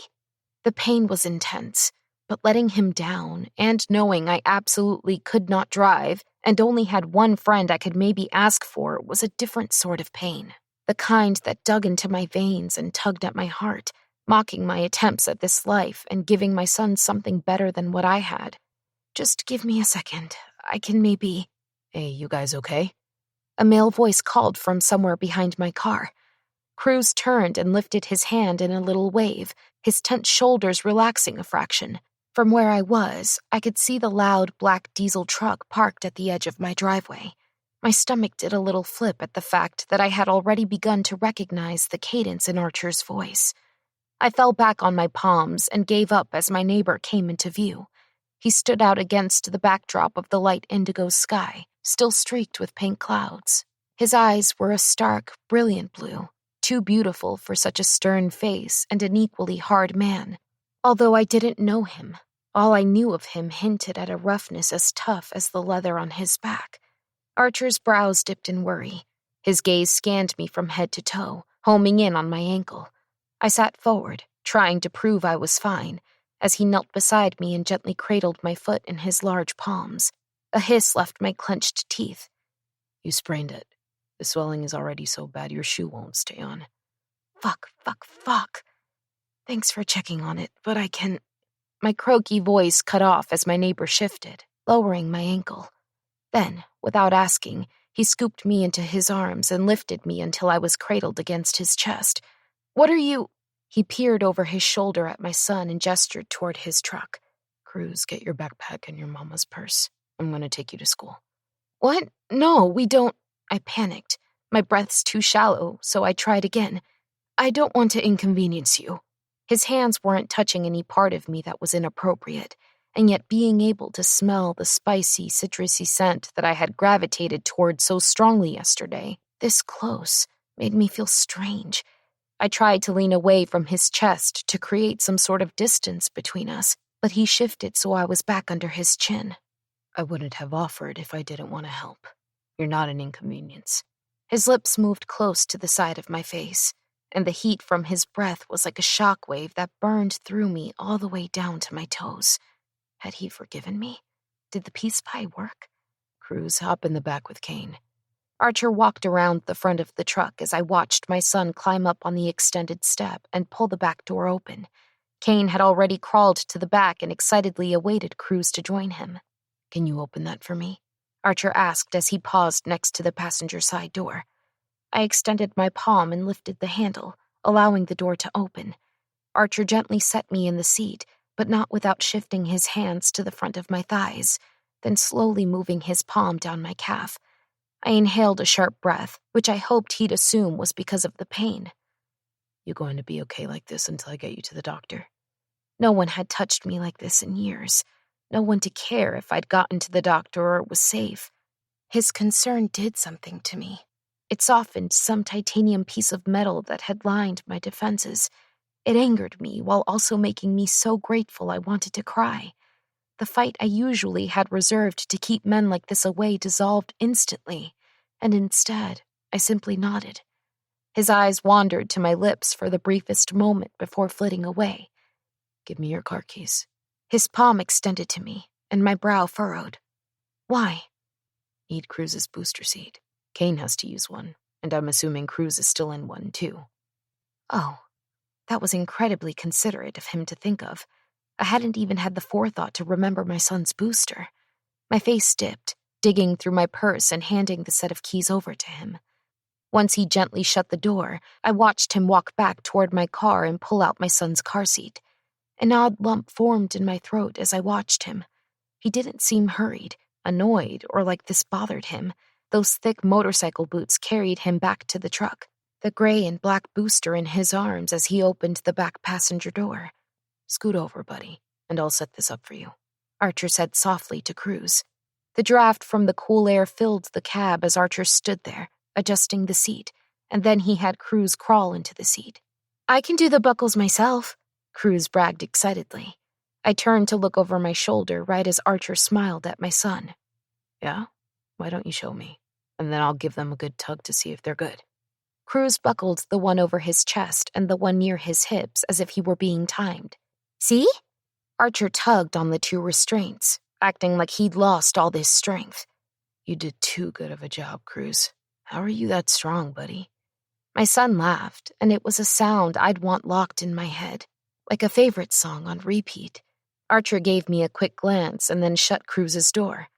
The heater continued to blast warm air as the boys chatted in the back seat, and once Archer took his spot behind the wheel, he turned it with extreme caution as if he were transporting something precious. I bit my cheek to hold off the tears welling up. I'd been hurt plenty in my life. This was nothing new, but there was some tiny ping of pain trailing from being at the mercy of a man that I didn't even want to live in my neighborhood. Pride was a fickle, cumbersome thing to carry around. Archer kept one hand on the wheel while shifting at the waist, reaching for the glove box. His hand brushed against my kneecap as he pulled the compartment open, which had me glaring at him. Relax. He grabbed the bottle of pain reliever and tossed it in my lap before gently slamming the box shut. I held the rattling plastic, twisting the cap and pouring 2 pills. I could swallow them dry, although I didn't love doing that because of the taste left behind. Right as I lifted my palm to my mouth, Archer looked over. Here. A metal flask of water was handed over to me.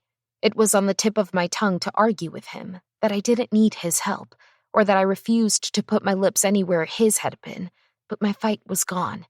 The pain was calling the shots, so I lifted the cap on the flask and pressed my lips against the cool metal, sipping the water into my mouth, then tipping my head back to take in the pills.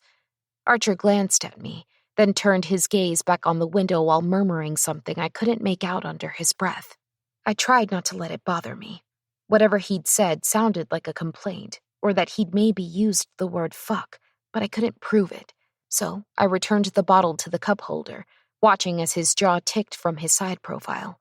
He gave me another quick glance before turning into the kids' school and making a quick comment to the boys. Remember to wait for the crossing guard to come and help you cross. My gaze swung over, surprised at how considerate he was about their safety. I was so used to being the only person to look out for Cruz. The boys started pulling on their backpacks and unbuckling. Cruz lifted over the seat and hugged my neck.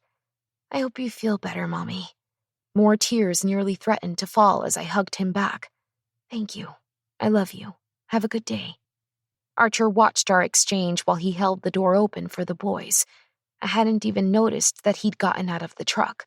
Once Kane and Cruz were near Archer's side of the truck, he shut the door and gently held both boys' shoulders while they made their way to where the crossing guard stood. He didn't have to do it. In fact, he was the only person who was walking their kid up. Everyone else was just dropping their kids and moving their car forward.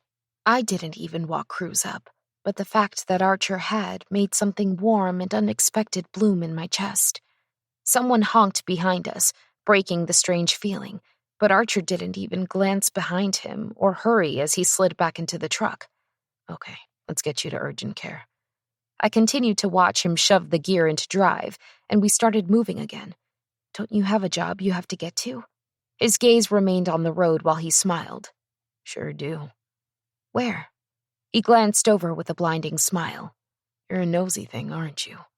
I clenched the seat on either side of me as he took a turn, gritting my teeth while we went.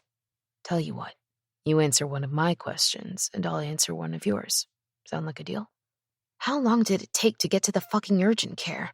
My ankle throbbed, my jaw was starting to ache, and I really just needed a distraction. "Fine." Archer took another turn, this time slower. I released my death grip on the leather seat and waited for his first question. He took another turn, and the silence stretched in the cab. "Are you going to ask me something?" I turned my head, irritated that he had already seemed to sway from our deal.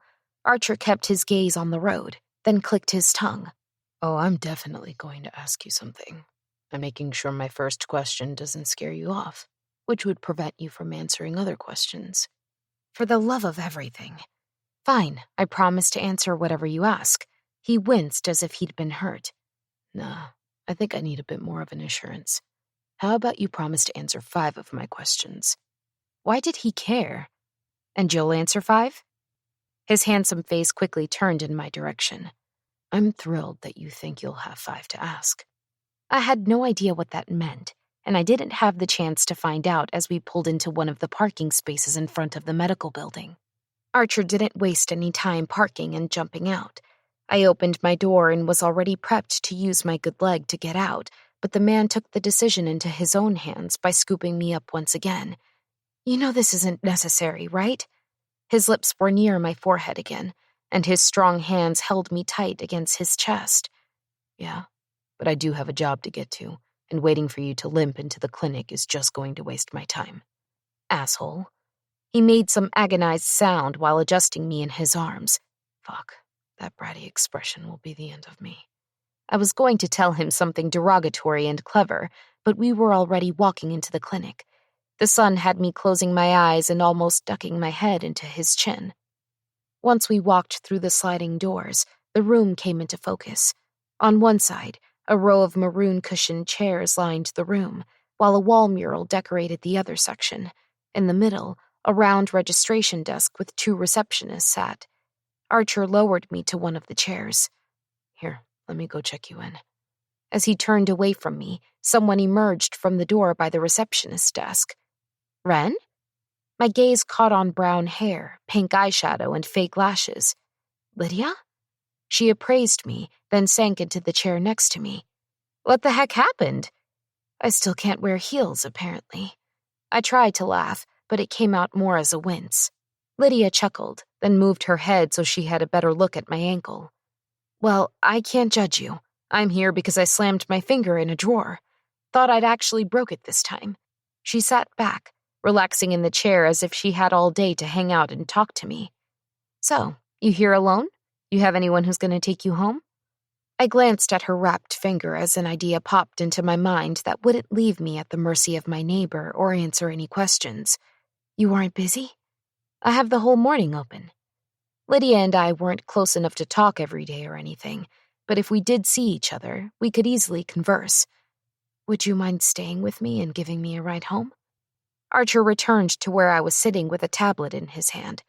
She says you need to fill this out.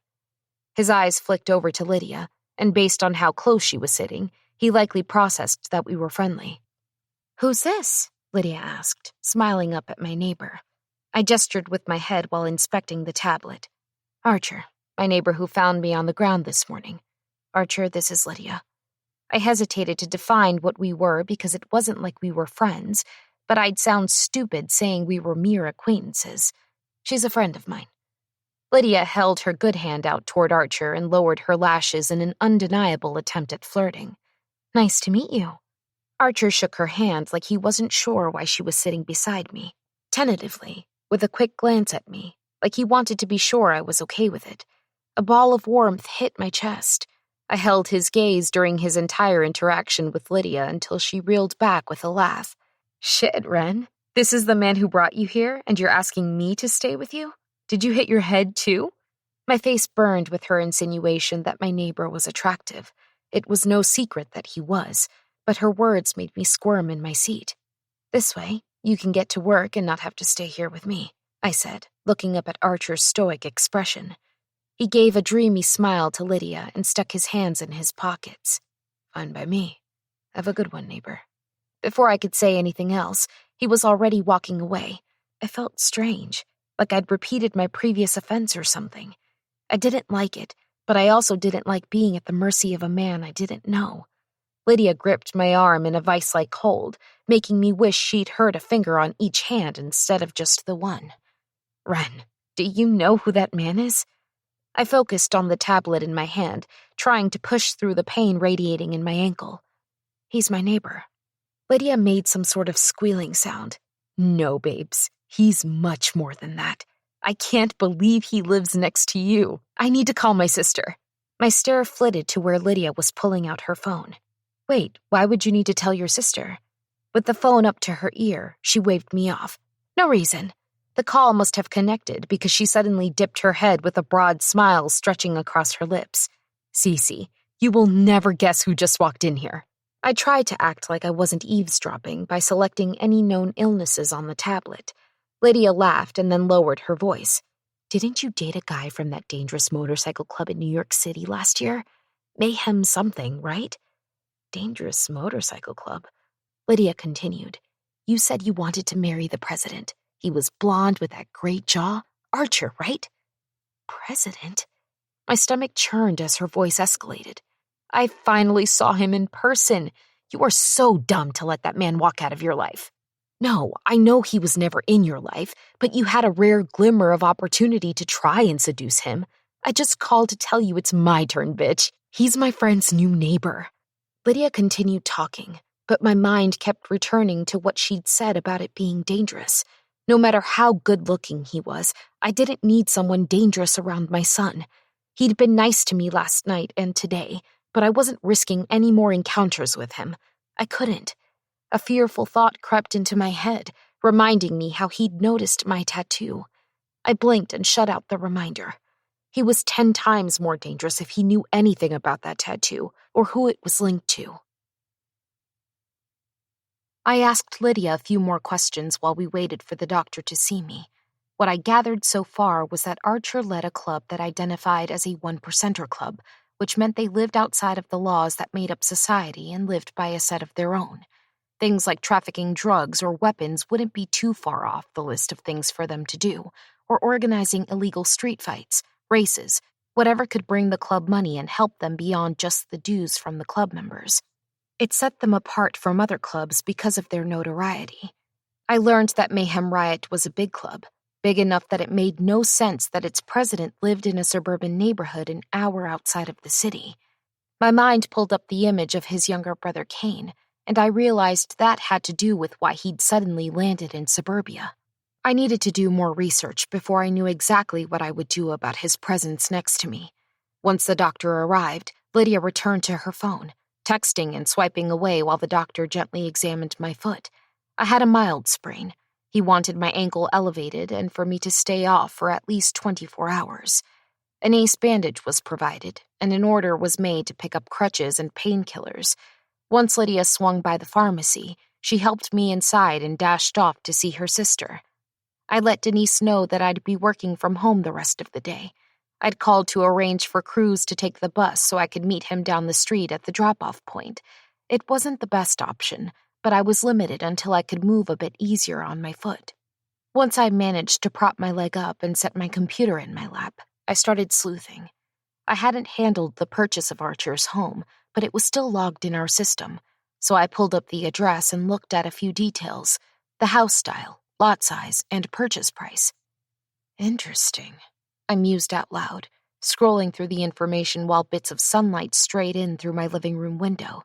Archer had put in a cash offer for the house after it had been selected and built, so nothing was custom, but he overpaid by about $15,000. It didn't make any sense when nothing was what he'd requested, and other homes in this area stayed on the market for a few months before being scooped up for nearly $10,000 less than the initial listing price. It also showed he chose not to have the house inspected before moving in, which was typically not allowed, but that was when dealing with lenders. He didn't have a lender or a realtor. Odd. What was that job he mentioned? How did he have that much money to put down on a house? I continued to dig through what he'd submitted. Typically, we had information on employment and contact info, but his information was all missing. Only his email was listed, not even a phone number. Gwen wasn't the type to skimp on inputting data. If anything, she was over-detailed regarding our client's information. I clicked page after page, looking and inspecting, which led me nowhere. I switched to social media, typing in the club name and seeing what came up, but only a few images here and there popped up, none of them recent or of Archer. I had a social media, but it wasn't under my name, and I didn't post anything. I only watched reels and occasionally looked for people's accounts I had stopped talking to. As if my fingers had a mind of their own, they started typing a familiar handle. Deep down, I knew nothing would populate, but a few times a week, I still tried. @Juan_Hernan. A text came in, derailing my efforts. Brian. We still on for coffee tomorrow? Shoot. I had forgotten entirely about Brian and our agreement. Biting my lip, my fingers hovered over the screen as I considered my next move. I needed a ride tomorrow. Technically, I had agreed to these plans with him. With a resigned sigh and a simmering frustration in my stomach, I shot out a text. Me. Yeah. Would you mind picking me up? His dots bounced around on the screen for a few seconds. Brian. Actually, I can't. Just got a text from a client. We'll reschedule. Great. Maybe I should just call in sick tomorrow. The alarm on my phone went off, making my fingers freeze mid-type. It was the one I had set, indicating it was time to get Cruz from the bus stop. This was probably better anyway. I didn't need to look Juan up or see if I could find anything new about his life. I reluctantly put my laptop away. I wouldn't care about Archer or what I had found, except that conversation Lydia had in front of me had stuck in my head like glue. He was part of a club, not just part of the president. I had already deduced that from his patches, but hearing someone talk about a real-life club in New York City had my mind churning. He was dangerous, and because of him, more dangerous people would probably be arriving. Using my crutches, I began walking toward the bus stop near the end of the street. I had barely made it out of my driveway and up to the sidewalk when I heard the familiar rumble of a diesel nearing. I kept my face down, watching the movement of my crutches so I didn't fall when the truck came to a stop next to me. Need some help, neighbor? Archer's voice was playful, and it had me looking up. His hair was tied into a bun at the nape of his neck, still messy but making him look masculine and handsome. I lifted one of the crutches just barely. Nope, got these bad boys, so I'm all set now. He laughed, and the sound was so bright and complete that it nearly made my breath hitch. When was the last time I had made a man laugh? When was the last time one had stopped to actually check on me? Ren, it will take you forever to hobble down the street to the bus stop. Just let me take you. Hearing him say my name was strange. It felt like I had his full attention, which also felt strangely safe, like someone pulling me in from the cold on a stormy day. You honestly did enough today, Archer. I appreciate your help, but I'm good. I swung my crutches again, but Archer put his truck into park and turned off the engine. In the middle of the road, I continued down the street like I didn't notice what he was doing. Seconds later, he was walking next to me, swinging something around on his keyring within seconds. He wore a regular black hoodie, but it had the name of a bar or something on the front. It matched the large sewn letters on the back of his leather vest that he usually wore. Mayhem Riot. Our stride was comical at best. He was walking slower just to keep pace with me while not talking to me, and I couldn't quite wrap my head around why he was even bothering with me. The sun was shining, and the air was too hot for the cardigan I had pulled on. Irritation burned under my skin, forcing me to stop. "Why are you walking with me?" Archer lifted his head, gesturing toward the bus stop. "Kane doesn't live with you," I snapped, harsher than intended. His shrewd eyes narrowed, and then his jaw started to work back and forth. I had hit a sore spot. I knew I had based on the conversation I had overheard in class that day, not one I had been invited to hear, but had been exposed to just the same. I had information on him that I had now used to wound him.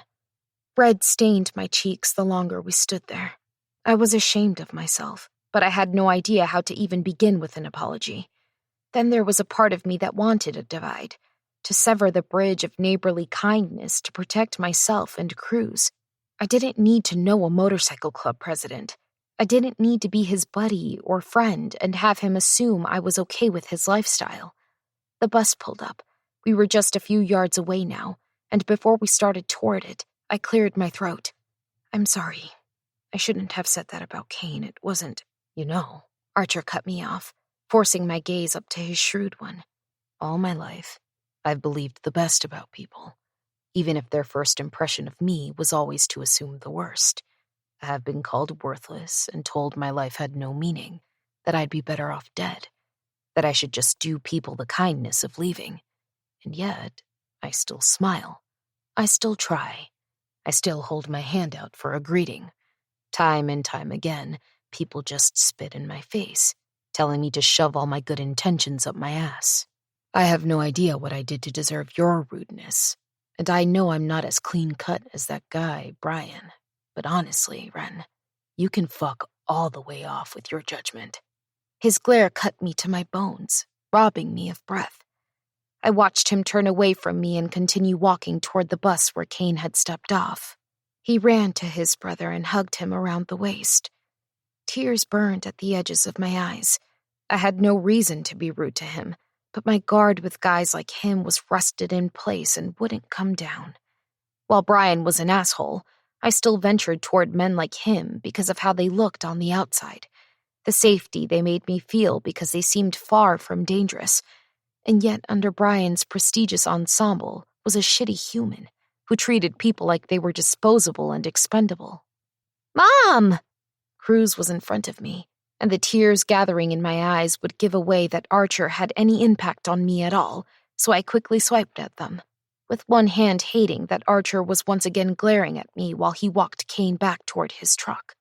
Kane waved at Cruz, and my son waved back. I was so mad at myself that I wanted to scream. All I seemed to do was burrow in my little hole and kick people out. I'd removed anyone and everyone who felt dangerous or like they'd somehow disrupt what I had with my son. But what other options did I have? I didn't have the luxury of allowing men into my life who might not stay, or really anyone who could ever hurt us. Slowly, brick by brick, I closed my heart back up, hating that Archer had found a weakness inside it, and I swung my crutches so that I was moving back toward my house. "Can I go play with Kane?" Cruz tilted his little face back, squinting at me. My heart throbbed as I tried to verbally say the rejection sitting on my tongue. Right as I was about to open my mouth, Archer looked over his shoulder and yelled, "If Cruz wants to join us, we're just going to be riding in front of the house. That way, his mom can keep an eye on him too." So, he'd moved to not even addressing me. Why did that even bother me? It wasn't like I knew him. Cruz looked back up at me and smiled. "Can I go?" With one last glance at the frustrating man in front of me, I gave a warm smile to my kid. "Yeah, of course." He ran ahead of me and joined his friend. Archer gave one last look over his shoulder as the three of them headed to his garage. and I veered toward my driveway, completely alone, and aching in more places than just my sprained ankle. 6. Archer.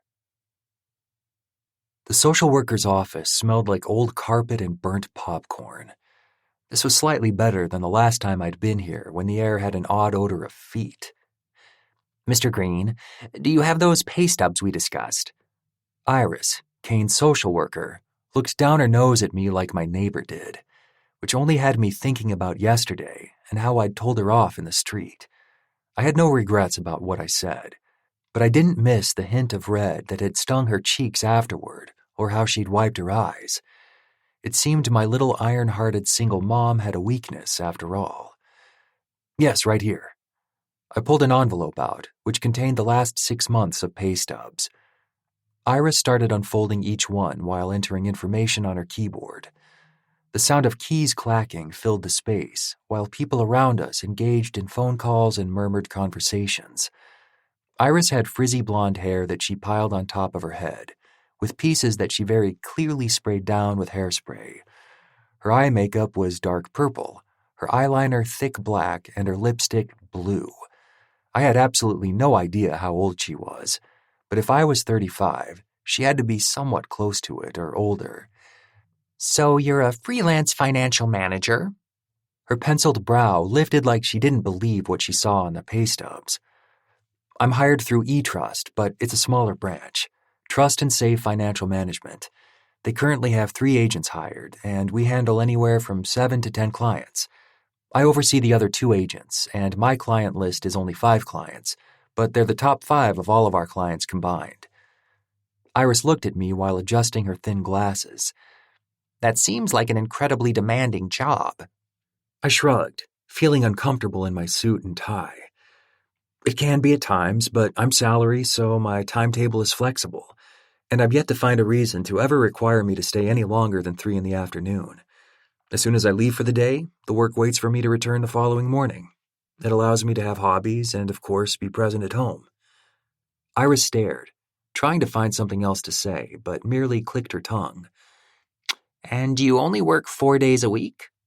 I nodded, hoping she'd see the gap in time as a way for me to have more time with Kane if I were to have my brother full-time. She clicked a few more keys, then glanced at me briefly before asking, "And describe what your weekends will look like if you gain custody of Kane." "Easy. He's currently learning to ride his bike. We'll go to parks when the weather is nice. When it's not, we'll be at home playing and relaxing.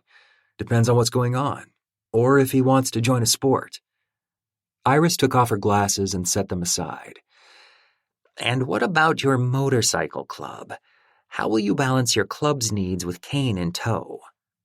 "Well, He what? He'd come with me? I couldn't say that to a social worker. He'd stay home? Fuck." I must have taken too long to respond, because Iris sighed. "We're not yet, but we could be going up against a parental hearing. I just got a call from Family Services in New Jersey. There's a petition that was just filed for Kane Green. This means another family member might be trying to contest you becoming Kane's legal guardian. My guess is it's Kane's father. We will treat these sessions as though that were happening because it's a worst-case scenario. You need an ironclad case. The court doesn't care about what you did as a teenager or even in your early 20s. You're an established adult with a home, a functioning vehicle, and a good job. Those are all wonderful things that would make a great guardian. However, you lead a motorcycle club, and if there's a chance this other family member doesn't, then you're in trouble. While I think you would make a great choice, I don't make the rules. When asked what you'll do with your ward, the only correct answer revolves around being available for them. Kane is in kindergarten, so part of your weekend plans might revolve around practicing reading, writing, and anything that would help him progress in school." "Right, I started. But Iris started clicking on her keyboard again, ignoring whatever defense I was about to use. "The judge won't care for your excuses, so I won't do you the disservice of entertaining them. Solidify your free time because this question will certainly be asked of you during the custody hearing. Talk to your lawyer about pushing the date. The longer you've been in that house and away from your club, the better it looks." My heart sank. Even if I knew she was right, it felt like a knife had started carving into my back, cutting away at invisible wings. My club had always been my freedom, and no one said I couldn't return to it after a time. But I had no idea how I was supposed to balance being Kane's legal guardian and the president of Mayhem Riot. And Mr. Green? My eyes flicked up. It would help if you had more help in your corner. A girlfriend, boyfriend, husband, or wife that would make the judge agree to temporary guardianship faster. It would help if extra hands were in place to help you care for this child. If that's not possible, then your only option is to make the appropriate plans regarding your club. Sadly, in this situation, I don't see a way where you can keep both. My scoff had her jolting. What you're talking about is community. I have that with my club. While I understand the stigma around motorcycle clubs, and while I completely agree it's no place for a child, the people within the club are decent. Did you know one of my members is a doctor, another is a bank manager, and others volunteer with hospice? These men and women come together to form a community, and you're telling me I should find that. I'm telling you I have, and it somehow makes me look worse to the courts? Iris pursed her lips while tapping her pencil against her desk. I don't make the rules, Mr. Green. I'm just here to explain them to you. The parenting model of taking a village rarely works with family court. They want to know you've got a stable home without a village and the chaos that would go with that. You just suggested I get help. Iris cut me off. Encouraging you to have a partner help pick Kane up from school is hardly that same as an entire village. I bit back the rest of my response, because it was clear it didn't make a fucking difference. Instead, I grabbed my folder and walked out. Thistle was working on his bike when I pulled up to his house. He lived in a single-family home a few blocks away from our club. It had been a while since I'd ridden into the city. The time on the road gave me time to process the meeting with Iris. Several things she said were on repeat in my head, circling like a drain down to my stomach, where my nerves twisted into knots. But one in particular had me driving all the way to the city so I could share my concerns with my vice president. You prepping for winter? I asked, as I tossed my friend an energy drink. Thistle gave me a solemn nod while cracking open the can. Hate putting her away. I'm hoping the snow will hold off this year. Does it ever? I laughed, walking closer to his bike, seeing that his exhaust had been upgraded. Thistle sipped his drink, then continued working. You're here.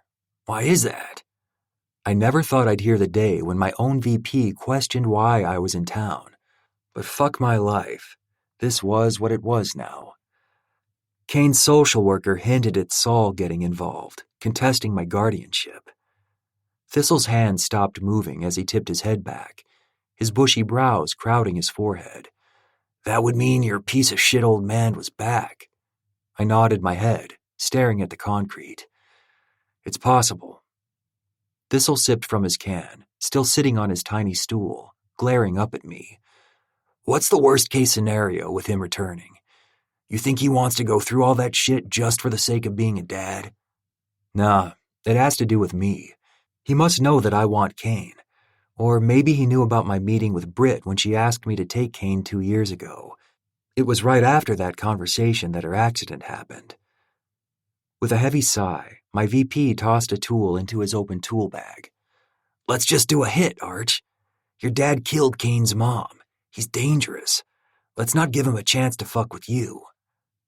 My eyes narrowed on a small crevice in the driveway with weeds growing inside as my brain worked out the possibilities. There has to be another angle I'm not seeing. He knows Britt's death can't be proven, but there was enough speculation. I should have tried harder and pushed to get the detectives to track him down. It's not your fault, you know that. Shit, man, honestly. I still wonder if Kane is even his. I mean, Saul got some 20-year-old bunk bunny who was bouncing around on various cocks knocked up. Just seems... I gave my VP a look, and he shook his head. Yeah, he's your fucking twin. Kane looked exactly like me. If I did get custody of him, people would assume he was my kid his entire life, most likely. Britt was a gorgeous woman, but she was a brunette with freckles and a fake tan. My father, Saul Green, looked like he'd just stepped out of some Viking show with his blonde hair, white eyebrows, and beard. His stark blue eyes and pale skin were almost identical to mine. According to what my mom had told me, he was almost 100% Norwegian, and those features were passed down firmly through his genes. If I had to make an assumption, he will try and leverage the club for Kane. We need to be ready for it. But I want all the captains out on a ride, investigating him and seeing what they can find out. But tell them to be discreet. Kane's social worker mentioned New Jersey, so send the boys out. We're likely looking into the Gentry Brothers MC. Thistle nodded, finishing off his can. You sticking around for the rest of the night? A pair of amber eyes flashed in my mind as I pictured home and remaining here. She'd been rude enough that I shouldn't continue anything there. But the image of her lying in her driveway, hurt with no one but her kid there to help her, hit me right in the chest. As if I'd been shot with a pellet gun, the wound stinging and remaining. Not lethal, but agitating. I have work to do. I needed to see her leave tomorrow morning, knowing she'd made it into her little job. This morning, that woman from the doctor's office had picked her up, while Cruz had gotten on the bus. I had stupidly driven by Wren's job to make sure she'd made it safely. I'd seen her work when I first stopped in to discuss the purchase of my home, but she'd been with a customer and hadn't even noticed me. I noticed her, though. The problem was, now that I had met her, I wanted her attention. Like a kid back in grade school, I wanted the girl next door to see me, smile at me, and talk to me. For all the women I had met in my life who wanted my time, how ironic was it that I only seemed to want a single mom with an attitude issue to have it? Might be good for the guys to see you for a bit at least, Thistle suggested, keeping his focus on his bike and his comments off my withdrawn attitude. I dipped my chin in understanding. He was holding shit down, and I knew it wasn't easy for him. He was a great VP, but didn't want to be president. Yeah, I'll hang for a bit. I surveyed my club, trying to find the same sense of freedom I had before I decided to move to Atlas. Before I knew I'd be taking responsibility for my little brother's life and agreeing to raise him. Something humbling rooted me to the ground when I considered what the courts needed to see from me. I knew the men in my club had families and jobs.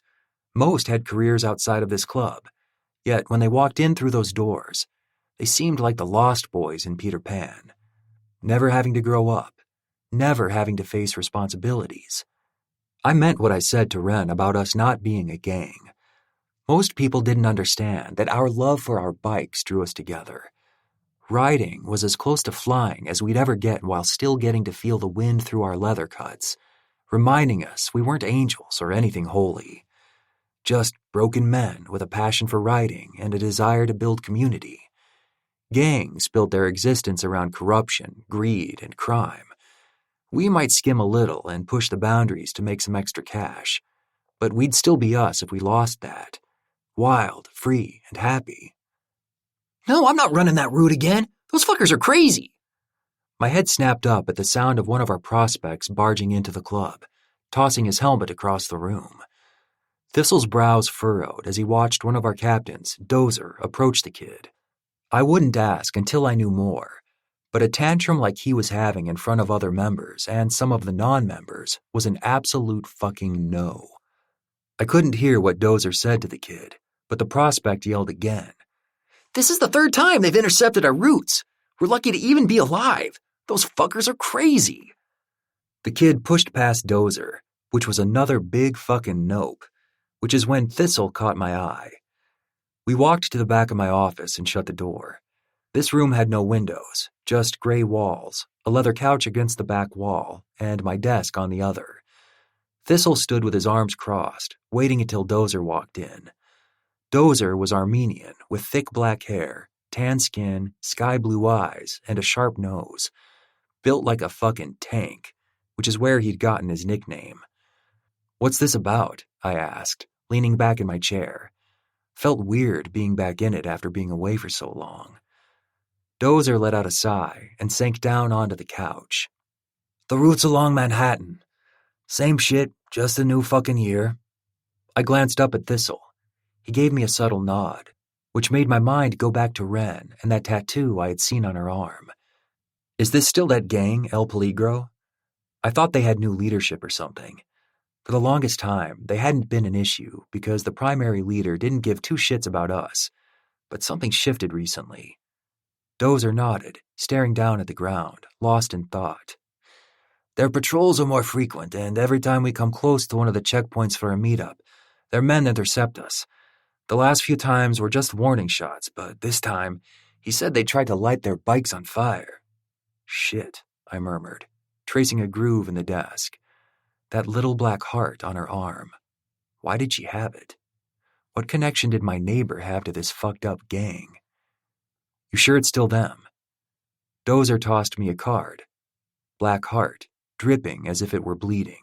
Their calling card. This complicated things.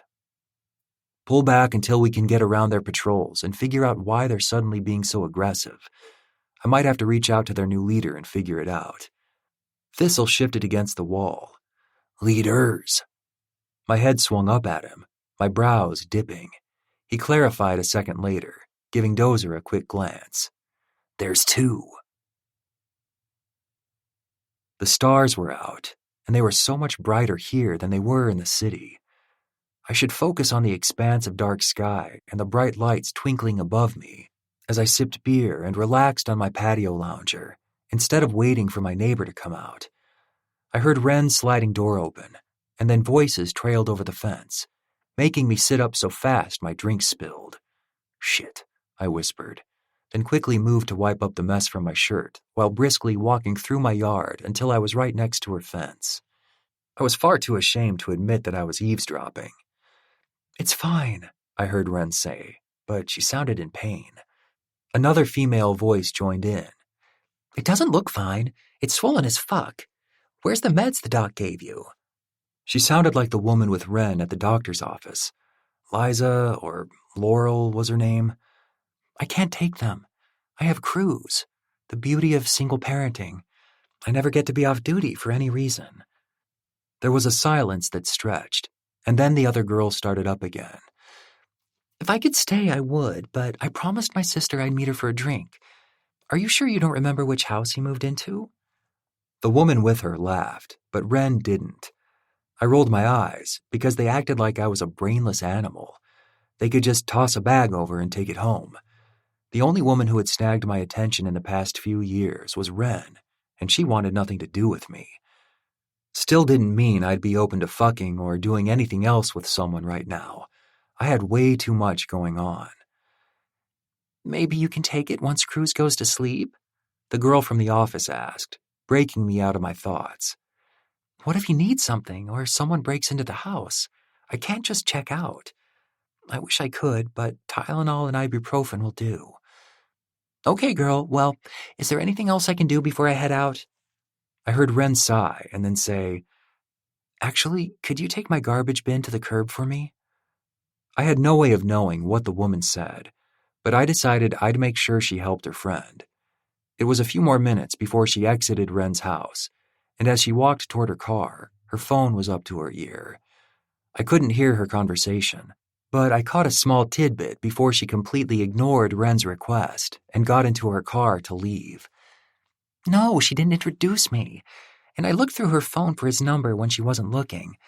When I asked if it was the new house he moved into, she didn't confirm it. I tried. See you in a few. Ren hadn't said which house was mine. Something strange tried to find room in my chest. Something like appreciation and gratitude. Her hot and cold routine was still pissing me off, but that didn't stop me from crossing over to her driveway and pulling the two bins that sat on the side of her house all the way to the curb. 7. Ren. Can't we ride to school with Archer and Kane? Cruz whined for the second morning in a row. My irritation flared over the Archer topic again. The man had moved in only 2 weeks ago, and already my life seemed upturned entirely by him. Cruz couldn't stop talking about him at dinner, or how Archer had tried to teach my son how to ride his bike. I had tried working on it with him over the summer, but neither of us had gotten the hang of it. Not him with pedaling, or me with how to better explain it. After 3 skinned knees and a forehead cut, I called it quits, but Cruz had come home without cuts, bruises, or scrapes when he'd tried with Archer. I had watched from the front porch, my computer in my lap while I wasn't paying attention to anything on my screen, and instead couldn't stop watching my neighbor. He was gentle and cautious with the boys. He laughed like a kid, but he was safe with them, holding the back of their seats and not letting them fall. Kane loved every second of it, bragging about his older brother so loud that I heard it from where I was. His ability to inspire young boys only infuriated me more. Then, an entire day passed, and it was as if Archer had never been here. We didn't see him, which only made my son ask a million questions and be moody over dinner. Zipping up my son's jacket, I cleared my throat. Not today, but if he's around after school, you're welcome to see if you can join Kane again. Cruz stomped his foot.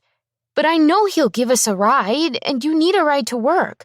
You can't drive yet, and Lydia said she couldn't help you today. Mommy is getting a ride to work from a coworker. I hate riding the bus. Cruz stomped his foot again. I clicked my tongue. Since when do you stomp your feet? You can't whine like this whenever you don't get your way. Now, I'd hate to take away hangout time after school. I suggest you act like a big kid and ride the bus without throwing a fit. My son's face fell, and his eyes found the ground. Guilt slashed at that parental pride, where I assumed I was creating character in my kid. Instead, I pulled my son forward into a tight hug. I'm sorry, bud. If you're mad, then be mad. I get it. Just know I'm trying my best, okay? We can't just invite ourselves to get rides from people. That's not the polite thing to do. Cruz pulled back and gave me a small half-smile. But what if Archer offers? I hated this. If he offers, then I'll accept. And I'd gladly cancel on Brian, which meant Archer was the lesser of 2 evils. Great. Promise? Cruz lit up like a cute little Christmas tree, all smiles and raised brows. I held my pinky out. Promise. The bus was supposed to come in 10 minutes. There was no chance that I'd likely even see Archer in that time, so our little promise meant nothing. Let's go outside so Archer knows we need a ride. I stood up and rolled my eyes so my son wouldn't see. This was ridiculous. Even still, I grabbed my keys, purse, and phone and then opened our front door. But if we don't see Archer, we're just heading to the bus stop, okay? Cruz nodded and pushed open the door. I wore a tight wrap around my ankle and boots to accommodate the thickness.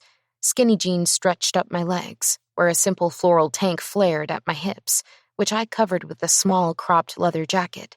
It still hurt like a bitch to put any pressure on my foot, so I grabbed one of the crutches to help me as I limped down the driveway.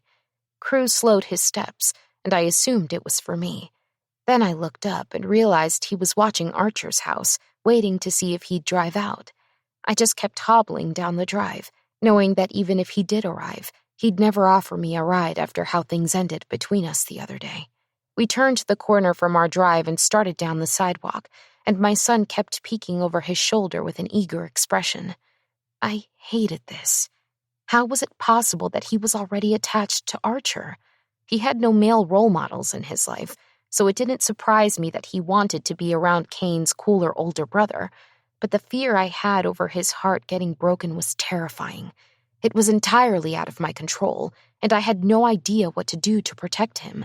Suddenly, the sound of someone's garage door opening and the loud growl of a diesel truck reverberated down the street. Cruz turned excitedly.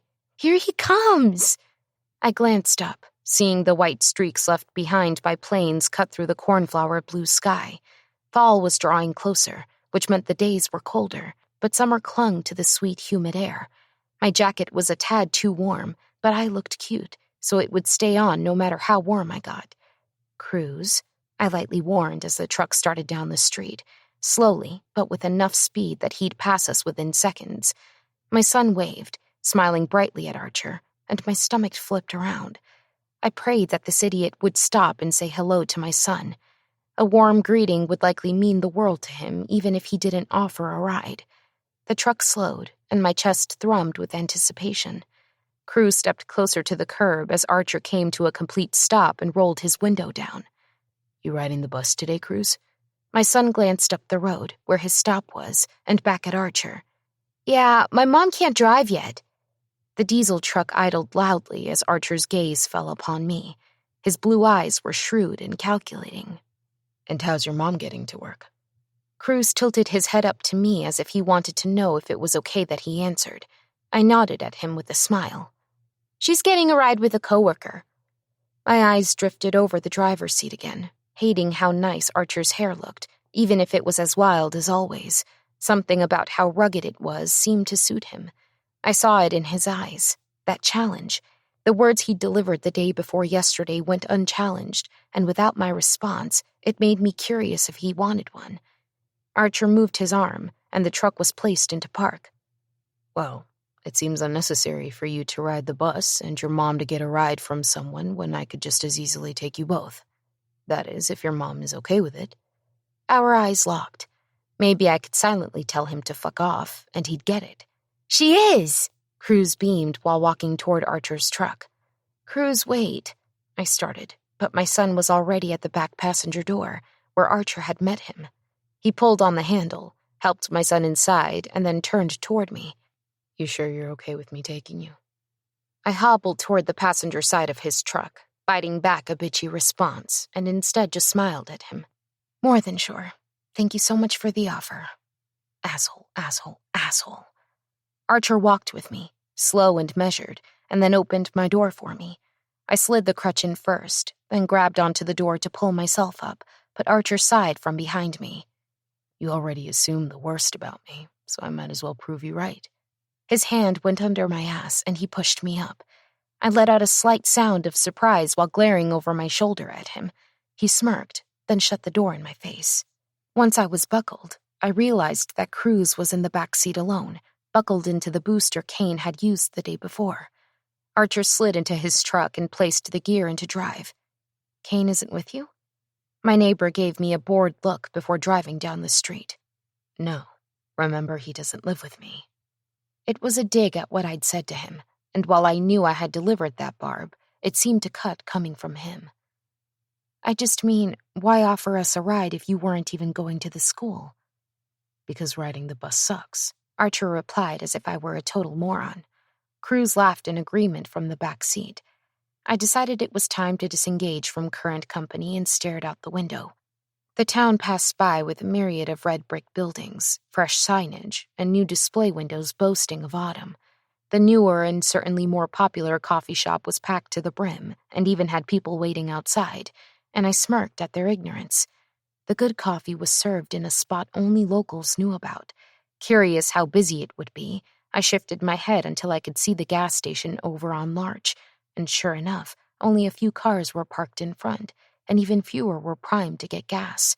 Orlo's wasn't a big enough name for any of the newer transplants to visit, not for gas or coffee, but several people were moving about inside. Best coffee in town. Do you need me to stop and get you anything? Archer suddenly asked from beside me. Maybe coffee? I turned away from the window. No, my coworker is planning to stop and get me some. Archer scoffed, then flexed his jaw. I ignored him until we pulled in front of Cruz's school. Once I said my goodbyes, Archer exited the truck just like the last time he'd driven us and walked my son to the crossing guard to ensure he could cross safely. And just like the last time, my heart felt like a balloon had been inserted into my chest, and something was now about to pop. Why did he insist on being so kind? Why did he look like the typical bad boy I should avoid at all costs, but act better than any man I'd ever met? Archer slid back into his seat, steering us away from the school.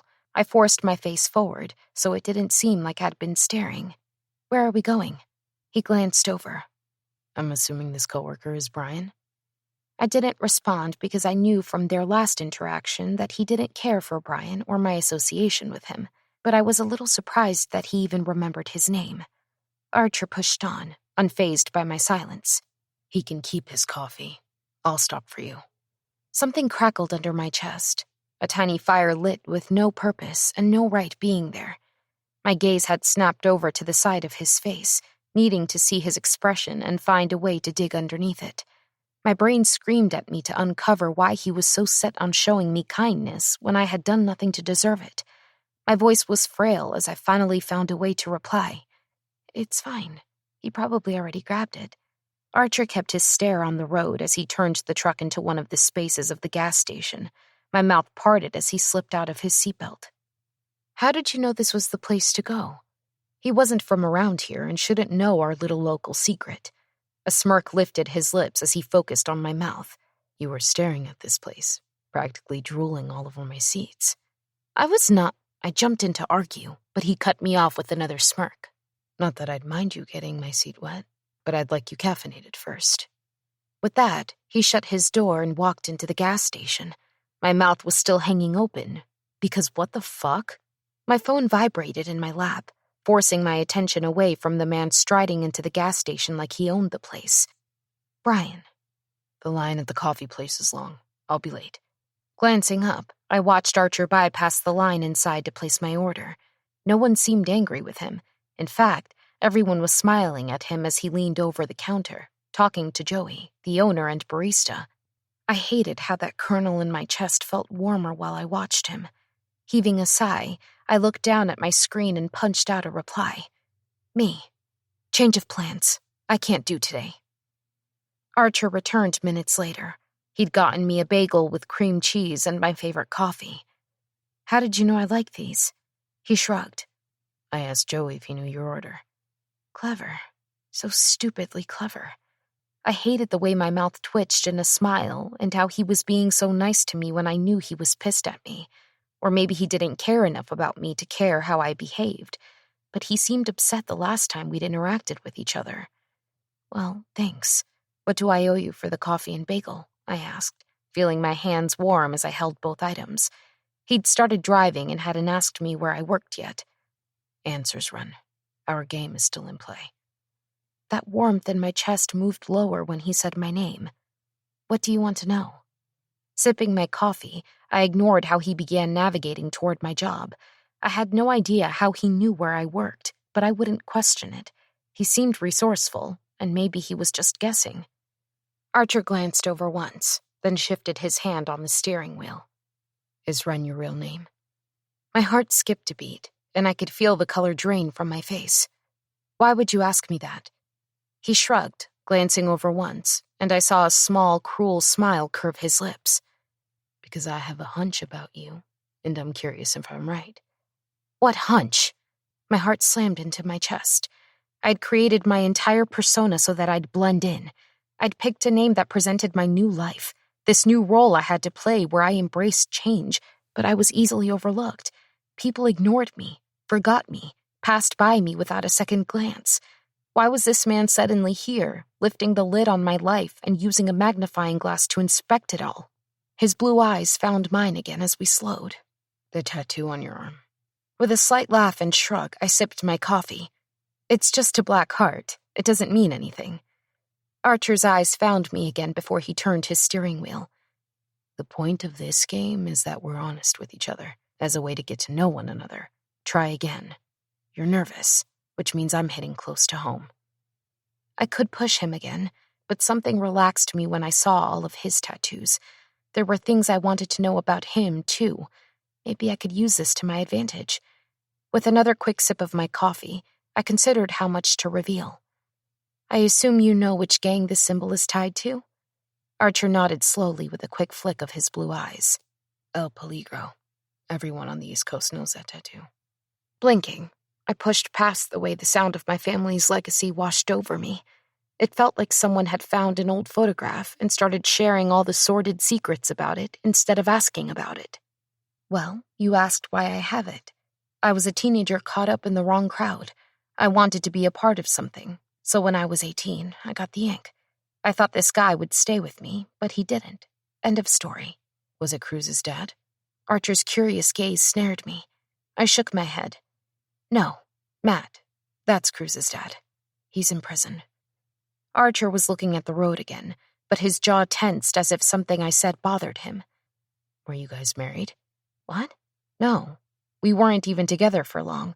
It was quick. Mostly physical, and then developed into something deeper from there.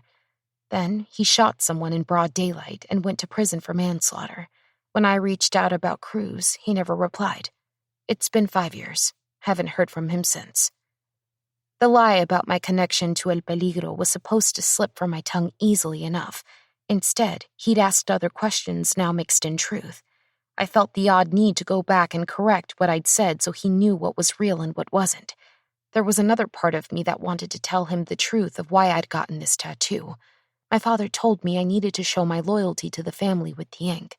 I had only been 13 when he'd had me sit in that chair and have someone permanently brand my skin with an emblem that belonged to his legacy, not mine. Your last name. Vasquez is a common last name. I cut him off while working around the knot in my throat. Did he know my father? Or worse, my brother? We were approaching the model home where my office was located. I grabbed my laptop bag and shifted closer to the door, ready to bail, when Archer leaned over the console and covered the seatbelt buckle with his hand. You never answered me. Is Ren your real name? No. I swallowed. Yeah. He stared at me longer than he needed to. Lowering my face to break the contact, I shifted to the edge of my seat. Thank you for the ride, but you really don't need to help me. We don't have to be friends just because your brother and my son seem to be. Now more than ever, I needed him out of my life. He was too close to everything I was trying to hide from. Archer searched my face as if he was 2 seconds from calling me on my shit. More judgment. Nearly forgot you don't like to be associated with people like me. I rolled my eyes. By people like you, do you mean hot single men who show kindness to single moms? Because yeah, I don't need that. His smile was slow and completely perfect. You think I'm hot? I pushed open the door, reaching for my crutch as I heard Archer laughing from behind me. He had opened his door and rounded the truck to help me. So your aversion to me isn't because of my gang, but because of my handsome face? Keeping my face down, I situated the crutch under my arm and tossed my laptop bag over my neck, holding my coffee in my free hand. Archer gently shut my door, waiting for me to reply. My aversion is to complications and to dangerous people being around my son. Your club is dangerous, which means you're dangerous. So yes, I have an aversion to you. I'm not judging you. I'm just doing everything I can to keep my son safe. I watched as his face contorted from happy and playful to hurt. I'd done it again, but I said the wrong thing. You don't think your son is safe around me? My lungs burned with the need to protect this little world I'd been hiding inside. Just tell him a lie, that he wasn't safe, even if deep down I knew he was and that I was in denial and scared. A piece of me wove together a picture of him being in our lives. He'd become a proverbial postcard pinned to my fridge with the world's strongest magnet. No matter how I buried the image every chance I got, it existed in my subconscious each time I closed my eyes. But what if I said yes and let him in, and he ripped the rug from under me? What if he was the best thing that ever happened to us, and then he left? Or he did something that got him arrested? I couldn't do that again. I refused to risk my heart or my son's for someone who could break us both.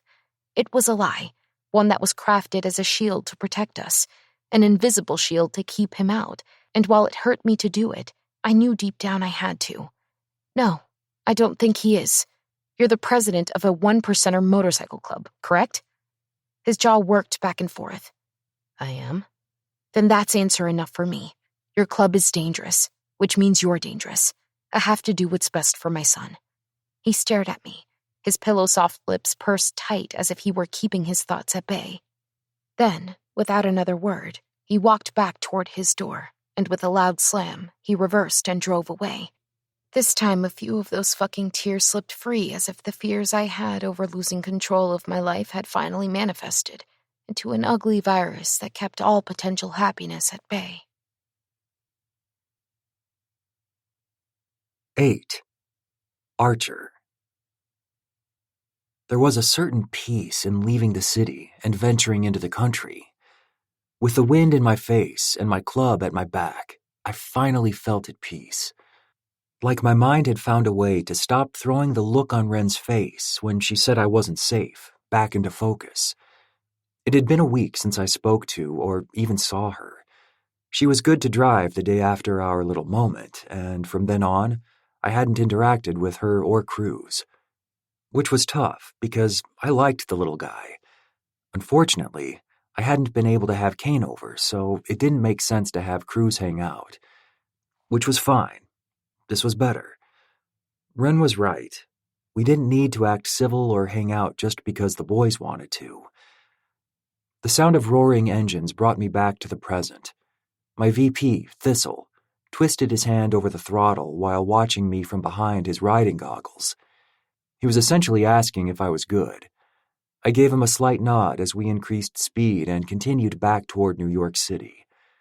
We'd just returned from a rival club's funeral, which wasn't my favorite way to pass the time, especially when I was in the middle of a custody situation. But for this particular president, most of the clubs along the East Coast arrived, and while everyone was pledging peace, there were glares, glances, and murderous undertones that promised violence. We had all shown up, smiled, and played pretend, but we also were taking fucking notes on who showed up and who was talking to who. The Stone Riders were the club Simon Stone had left behind. While I wouldn't be against allying with them, we had a long way to go before any declarations were made, especially with the new crew that had been assembled from various clubs that shouldn't even be in the same room, much less the same club. It made them dangerous. I knew it was something I needed to bring my club in on and make a plan. Perhaps even try and take advantage of the fact that the Stone Riders would be weak right now, as would Sons of Speed with the loss of their president. But I just couldn't seem to think past all the shit that was currently clouding my mind. Now, heading home, my entire club was on high alert. The ruthless edge I'd ridden my whole life dared me to do it, to send my men out and hit them under the guise of peace. Take their shit, build my own.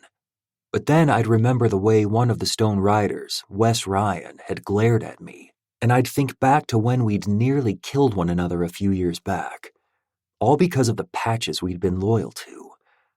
Wes Ryan was just trying to protect his girlfriend, or at least someone who had once been his girlfriend, and I was just trying to fulfill a deal made with her father. It was one of the few times in my life I felt remorse, only because it was senseless and stupid. We'd nearly shot him for interfering. He'd almost shot me for following her. Now, years later, Callie Stone's dad was dead. She'd become Wes's wife, a mother, and all because, for 1 second, I chose peace instead of war. That decision was a defining moment in my life, making me reflect on my place in the club and what we stood for. That was why I continued to ride back to New York instead of turning toward Virginia, where those other clubs were currently set up. I hated that there was a tiny voice in the back of my mind that said it wasn't just Wes Ryan or Simon Stone as to why I was choosing to get back home. I'd never admit it out loud, but it was also her that was driving me back. Maybe I shouldn't have helped Ren after she'd been so fucking blunt. Maybe I should have just accepted the fuck off vibe she was giving me and not pushed. Either way, it seemed we'd end up right back here, where we were both avoiding each other. Maybe in the week that I'd been gone, she had started fucking that Brian guy again. Maybe her name really was Ren, and there was no mystery to that tattoo on her arm. She probably didn't want me in the neighborhood at all. Fuck, I knew she didn't. Thistle's engine revved in a way that had him creeping up next to me. He gestured with his head for us to pull into a local gas station that doubled as a chicken shack. Maybe we'd been riding longer than I thought, and the men were starving. We pulled off the road and into the dirt lot, parking our bikes in rows. Most of the men took off toward the restaurant, while a few stopped in to get gas. I remained on my bike and tugged my cell phone free right as my vice president approached. "The guys want to know if you're going to head back to Atlas or come back to the city with us." The sky was overcast, and the trees were already yellow and orange, filling in the scene around us like a photograph. The gas station was older, with few cars, just dirt. The cracked asphalt in the parking lot and the dirt in the lot next to it. My boot found a clump of dirt to kick at while I scanned the area, my answer already on the tip of my tongue. I wanted to get back. Thistle's beard twitched as he watched, then beat me to the punch. "The club needs to see you outside of a run and attending a funeral. We're all on edge." But heading all the way back to the city and then back to Atlas would be too much of a trip, especially after the ride we'd just done. Thistle grabbed water from inside his saddlebag and took a long swig. The leather around his shoulders revealed just as many patches as mine did, save for a few. He swiped at his mouth and then dropped his voice. What if we do something small at your place? Let the men see where you live and be a part of your new life. You need them to be aware of where you live anyway, for those who do safety sweeps of the area. Something small. A small gathering. How many? I asked, ensuring I hadn't missed any notifications from my lawyer, caseworker, or Kane. He used his foster parents' phone to contact me sometimes, mostly just to ask what I was doing, but I wanted to be available if he needed me. Thistle glanced at the bikes. We had about 50 with us, and the other 50 or so took a different route back. We can keep it low-key. I tossed the idea back and forth. It would have to be low-key. Otherwise, I'd get in trouble with the HOA. But the idea of getting under Ren's skin wasn't such a bad thought either. I could have something safe, small, and still piss her off enough that it told her I was still upset over our last interaction. Maybe give her a reason to talk to me. Suddenly, the idea held even more merit. Okay, yeah, let's do it. But it stays small. I warned my VP, pointing my finger at him before heading toward the restaurant. I wanted some chicken, and then I wanted to go home and hopefully see my new neighbor get all hot and bothered over my little gang. This was a terrible idea. Even with a happy buzz going, which made me feel nice and relaxed, I knew this wouldn't end well. Thistle had managed to get his motorcycle into the backyard and had set up a ramp. Just from that information alone, I knew this would be something I had to fix. There were members in the house drinking, probably fucking, and a few had even started fighting. Last time I walked inside, a few bunk bunnies and sweet butts had shown up. Fuck if I knew from where. But I was focused on the mess outside because my neighbor's yard was so close to where all the commotion was taking place.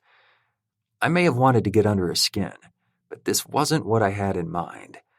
I pictured the rumble of engines outside of her house agitating her. I pictured some laughter being a little too loud, but this?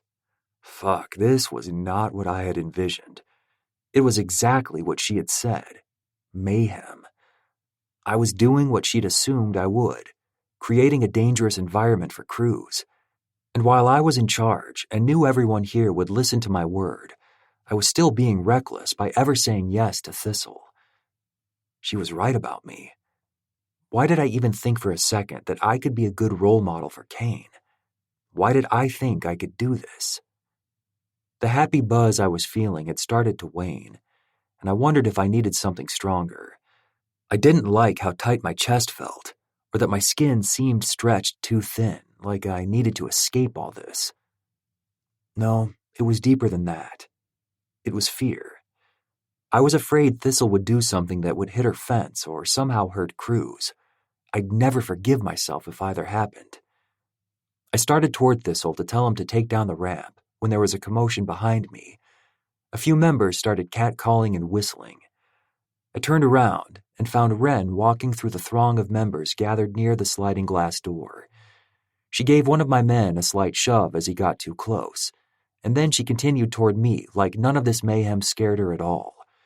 I took a moment to register that she'd come in through the house, which meant she probably saw all sorts of shit. Shame crept into my stomach, settling like a rock. It was too dark to make out that shimmer in her amber eyes, but I saw her dark brows dipped in worry, her mouth flat, and her arms tucked across her chest, holding her sweater closed. She wore sweats that hung low on her hips and flip-flops, showing her red toenails and cute feet. I liked her feet, her legs, and that hair. I wanted to let out a groan.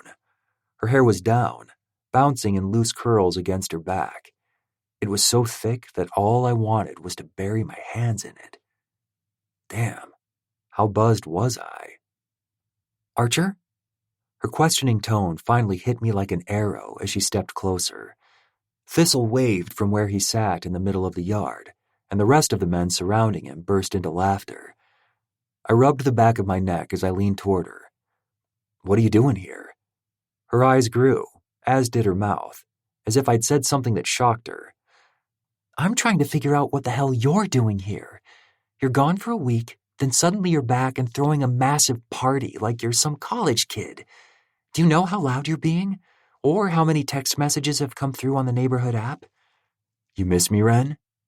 I winked at her, feeling that burning sensation return to my chest. She noticed how long I was gone. That had to mean something, right? But also, what the hell was a neighborhood app? She leaned back with a scoff. Doesn't matter. Why is your club here? It's only half of my club. I waved my hand as if that would make anything better. I hated that my voice felt too loud and not quite loud enough at the same time. She was going to notice that I wasn't completely sober. Ren watched the people behind us with a scowl before shaking her head. This is stupid, Archer. What about Kane? What about him? I snapped back. Her mouth turned down again, as if I'd silenced her with my tone. I didn't like how her silence made me feel, or how she just seemed to curl in on herself like she'd just realized she was out of her depth. I just thought you were trying to get she started, but I pulled her arm until we were heading toward the side of the house where we'd be completely alone. She couldn't talk about custody or anything Kane-related in front of my club, not when there were a few members who would leak information to my old man. What the hell, Archer? I let her go once we were halfway to the side gate, the noise a bit more muted.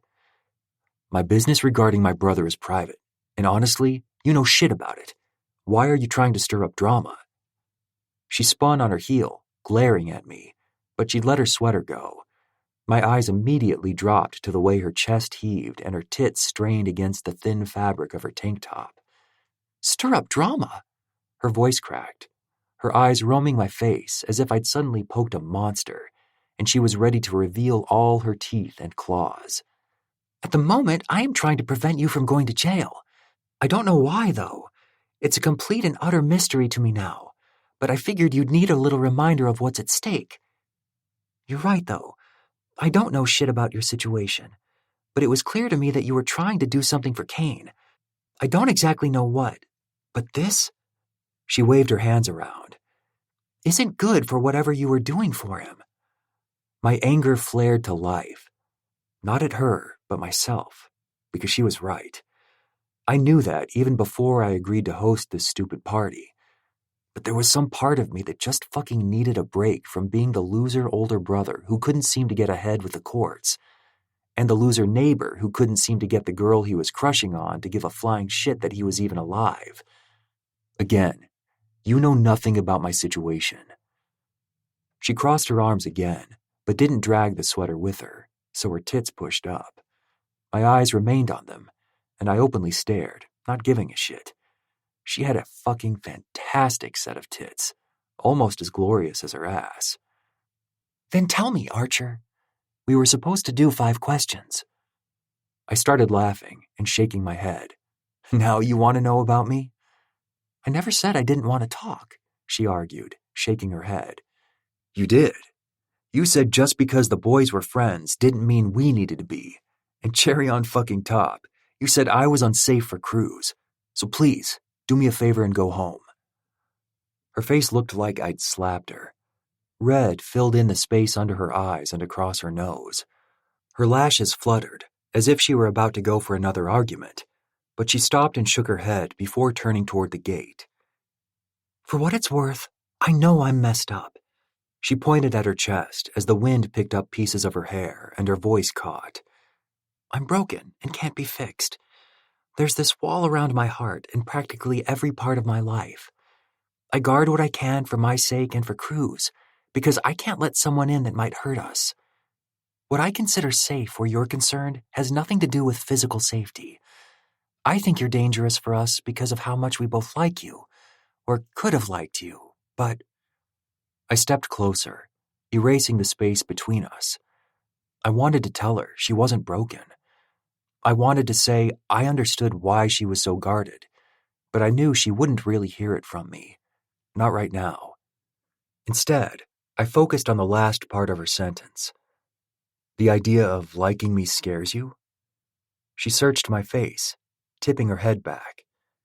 It terrifies me. Why? I held her elbow lightly because I didn't want her to leave, even though I just told her to. Her pink lips parted as she pulled her arm free. Because You could just... She blinked as if she wanted to say one thing but decided on another. I just don't want that in my life right now.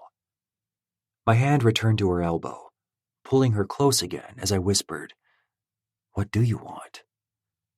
She drew her bottom lip between her teeth, searched the ground, and then shifted on her feet. You're drunk.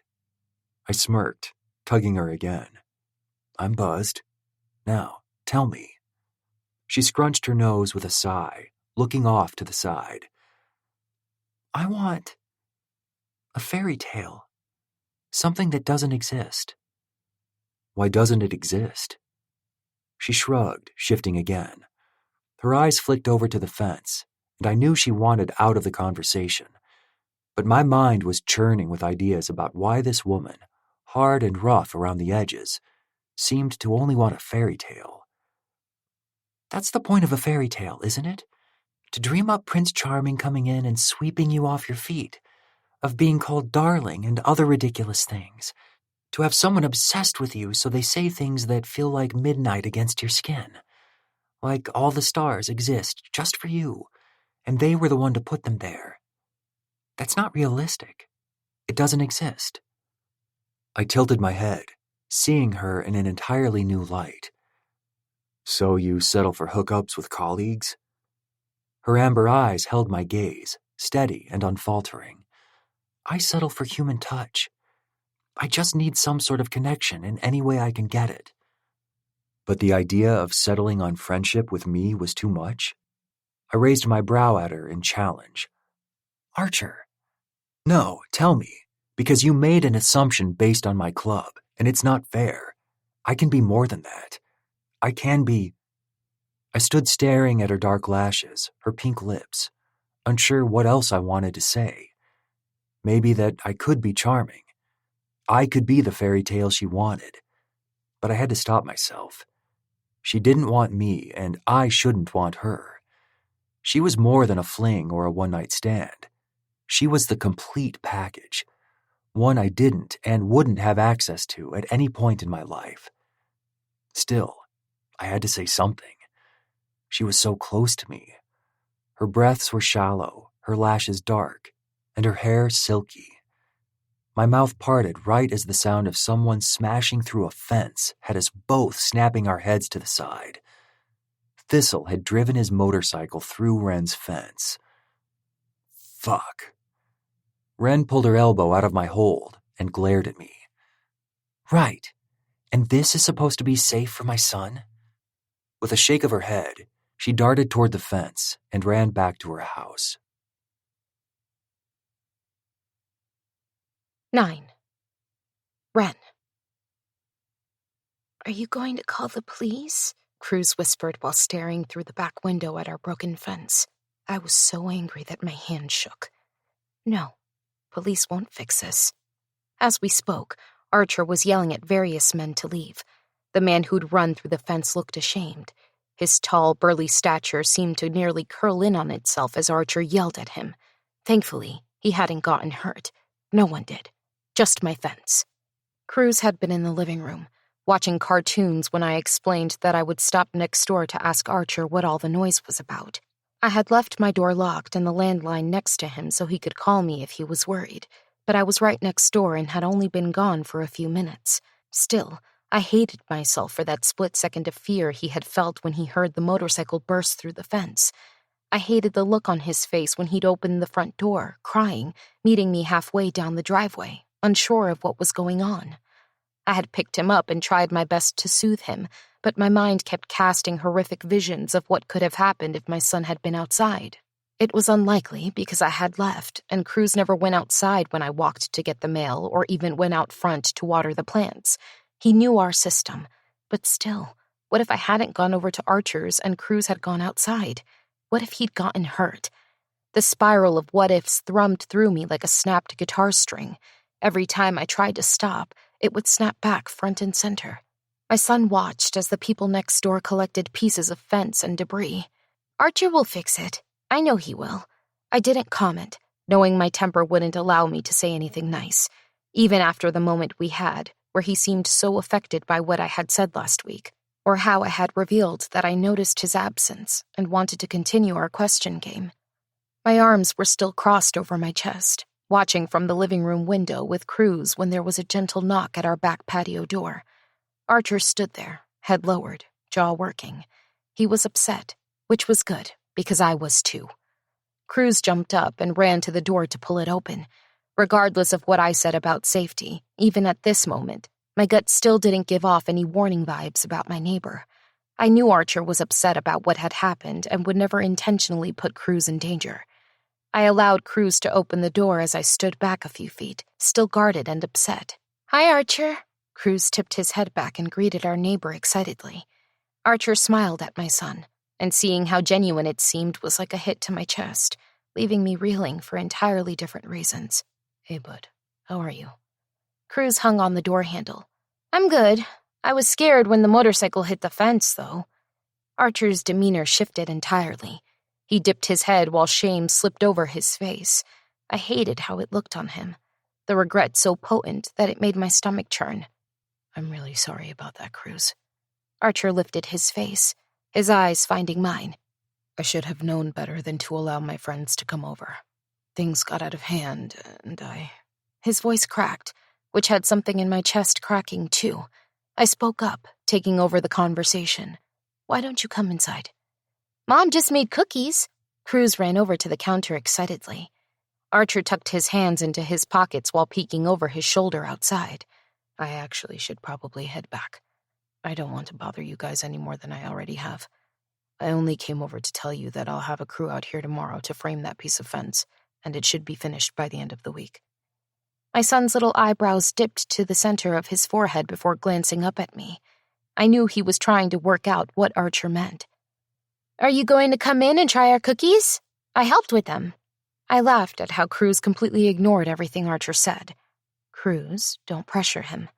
Archer's eyes snapped up. "I don't want to impose." We seemed to both silently communicate something as we stared at one another. I was pissed at him, at his choices, and I was viscerally angry about the fence. But underneath that, some strange part of me also wanted him to stay.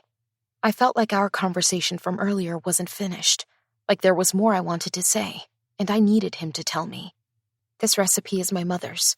She cuts the larger chunks of chocolate up, and we use the fat flakes of salt." The glass slider slowly closed as he silently accepted the invitation. Archer looked down at his feet as if he wanted to ask if he should slip out of his boots. Cruz pulled on his wrist. "You can keep them on." I followed both boys as they moved into the kitchen. Archer's waist met the counter as he leaned over and washed his hands. It was so weird watching him do something as mundane as hand-washing. Once he was finished, he twisted to dry his hands on the homemade towel my abuela had made me when I was a teen. His expression softened as he patted his hands dry, and his unguarded eyes met mine again.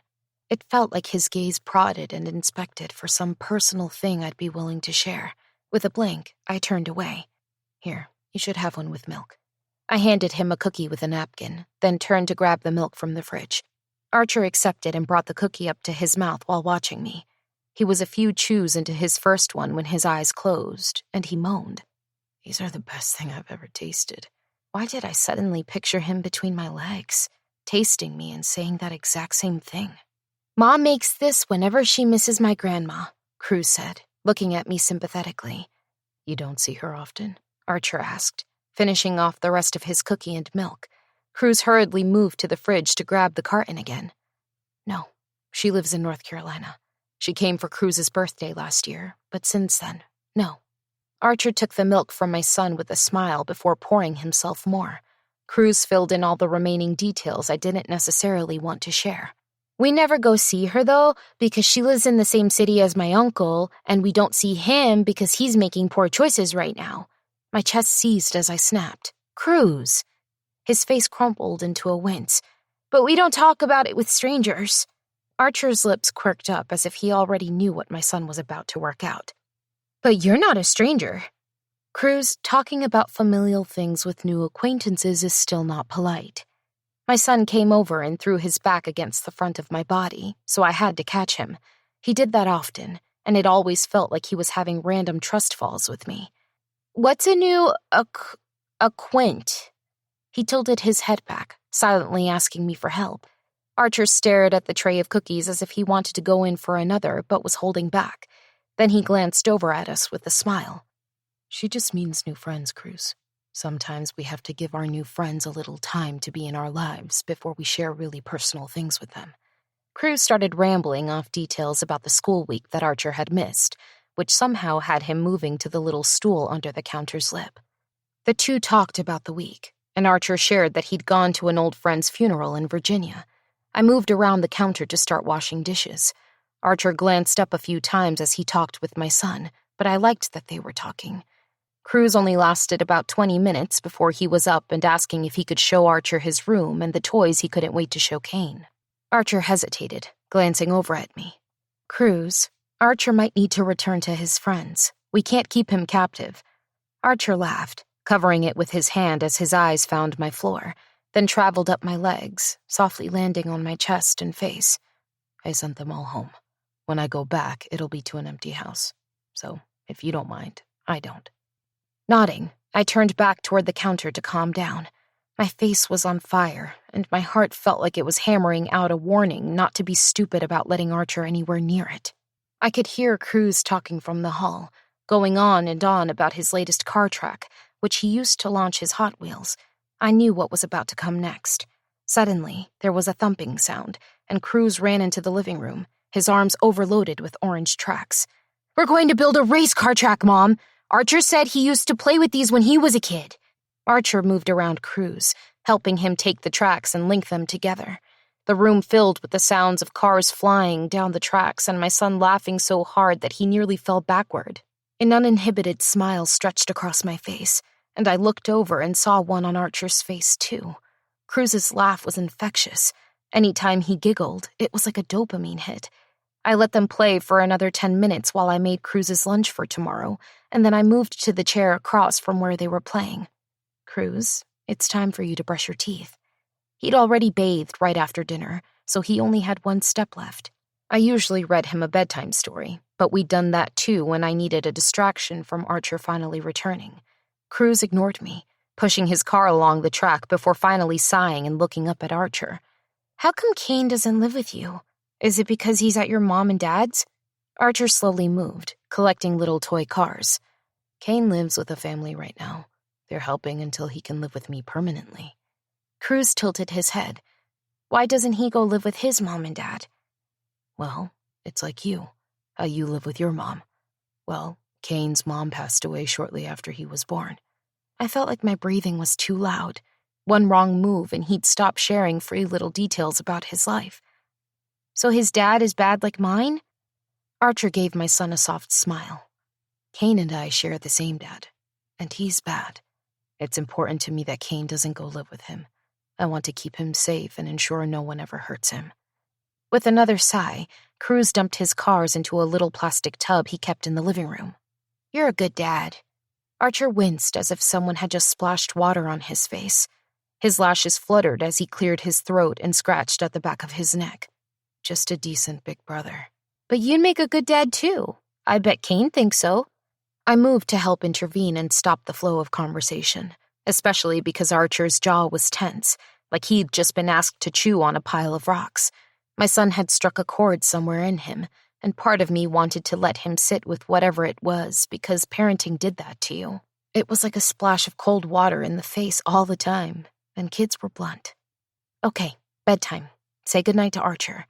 I expected Cruz to wave, but he walked forward and threw his arms around Archer's neck, clinging to him tightly. "Thank you for playing with me." Archer raised his hand to Cruz's back and patted while glancing at me. My breath had seemingly got trapped in my lungs, so I turned around and cleared my throat. "Come on, buddy." "I'll just head home and see you tomorrow, Ren." Archer stood behind me while Cruz darted around me and grabbed my hand.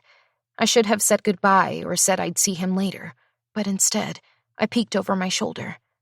"I actually need to talk to you about the fence, if you wouldn't mind waiting." Walking toward Cruz's bedroom, I ignored the beating in my chest as well as whatever expression Archer might have had on his face. 10. Ren.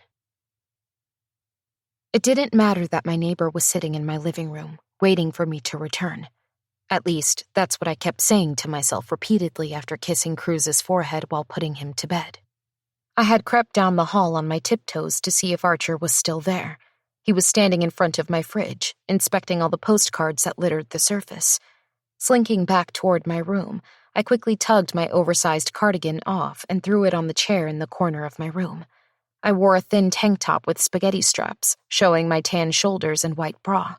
My gaze slid over to my closet. I should change. No, I wasn't going to do that. Not for him. I was fine. But as I passed the mirror, I nearly gasped. My sweats had a suspicious brown stain near my inner thigh. Oh my God, I gasped, sliding them down in a panic. How long had that been there? Did he see it?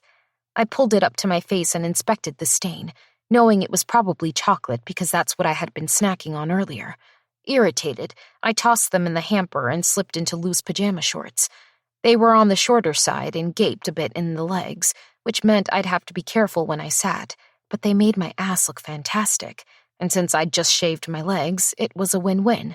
While I was standing there, I put on a few swipes of mascara and lip gloss before fluffing my hair and walking back out. I left my sweater behind and tried to breathe, so when I reached Archer, all I would do was talk about the logistics of the fence, keeping it casual. Hey, I smiled at him as I rounded the corner. He was inspecting Montana, squinting at something on the image. Are these all places you've traveled? His blue eyes flitted over my face quickly as if he was waiting for me to confirm something, then dropped to my legs, where they narrowed. Nope, we haven't gone to a single one. They're goal locations. Archer's jaw ticked as his gaze moved up. He gently returned the postcard to the fridge and placed the weaker-than-average magnet in place to secure it. How come you haven't gone yet? I shrugged. Money, time, work, my car. He nodded, then gestured at Montana again. I want to take Kane to Yellowstone sometime. Go see a few national parks and let him ride a horse. I think he'd really like that. I heard of this cool ranch where they let you stay on the property and care for your chosen horse that week like a real rancher. He would love that, Archer. I was about to ask him about his custody arrangement with Kane when he approached me, his face somber. Look, I know I said it to Cruz, but I wanted to tell you, I'm sorry. I know I messed up by allowing the club to come out. I never should have allowed any of that to happen. Cruz could have gotten hurt, and I know you probably won't ever trust me now, but I just needed to be sure you knew that I was sorry. His eyes seemed tired, as if this apology took the rest of whatever reserve he had in him. The apology tugged and pulled at my pride, melting it into empathy. Thank you for apologizing. I appreciate that. I had to change the subject because my neck was hot, and Archer looked at me like he wanted to kiss me. Not that I would hate it if he did kiss me, but suddenly, the idea of being kissed by him made me feel nervous. Moving past him, I cleared my throat. If you don't mind me asking, where are you at in the custody process? He brought his hand up behind his neck and tugged on his hair before blowing out a breath. Sorry, I shouldn't pry. I opened the fridge and pulled out 2 cans of sparkling water. I handed him one and walked toward the living room. Once I'd crossed my legs on a cushion, I cracked the top of the can and took a sip, letting him decide what he wanted to do. Can I slip out of my boots and join you, or? I tucked a few strands of hair behind my ear, trying not to freak out over getting to see him in his socks. Of course. He carefully slipped out of his motorcycle boots and set them near the patio door, then sat beside me on the couch. You're not prying. I think we're past that. At least, I hope we are. His eyes found mine over the top of his can as he sipped. I fought a smile as I touched the can. I certainly think so. Your motorcycle ran through my fence, so. Not my motorcycle. Let's get that straight. Archer half turned toward me, leaning closer to my side of the couch. I shifted so my back was to the armrest, and I was facing him, which allowed me to push his thigh with my foot. Tell me. He gave out another sigh. The foster parents are great and aren't making this any harder, which I appreciate, but the state seems to think Kane is better off with them or someone from the state than me. I have to prove that I've had my job for long enough and have been established long enough. The house is a great start, but they want me to have some time in it to be sure I won't move around again. They want Kane to be established in a school without having to leave. So basically, we're just waiting. Kane's caseworker doesn't particularly like me, so that's not helping things. Can you get a new one? The system is overwhelmed. They're overworked. And things that should only take days take weeks, sometimes months. By the time I got a new one and had them caught up to speed on everything, it'd be like we were walking backward. My best hope is that I can win her over. I considered what he'd said and felt my heart pinch with pity, which I knew he didn't want. Still, what he was doing was admirable. I pushed his leg again with my bare foot until his eyes were on me. Why did Kane go into the system to begin with? You mentioned that your dad isn't a good guy, but did something happen? I feel like if you're going to kick me and ask me personal questions, he gently pulled my foot in his hand. Then I at least get to touch you while I do it. A flush worked into my neck and face, but I didn't move my foot. His warm hands felt heavenly. Might as well massage it while you explain. I flexed my foot, wiggling my toes. The smile that stretched along his handsome face warmed something deep and low in my belly. A piece of his blonde hair fell over his forehead as he leaned forward and tucked my foot into his chest. He started talking before I could even process how my heel had grazed his thigh, which felt like, my father is a dangerous man. He was a member of Mayhem Riot, a founding member, but 20 years ago, he double-crossed the president, nearly got him killed, and several other members too. He took off before anyone could find him. He left both me and my mom. We were too broke to move, so I grew up in the shadow of the club that hated my father and, for some reason, couldn't stay away. So when I was 15, I pledged. What does pledging mean? I shifted so I was sliding my other foot into his lap.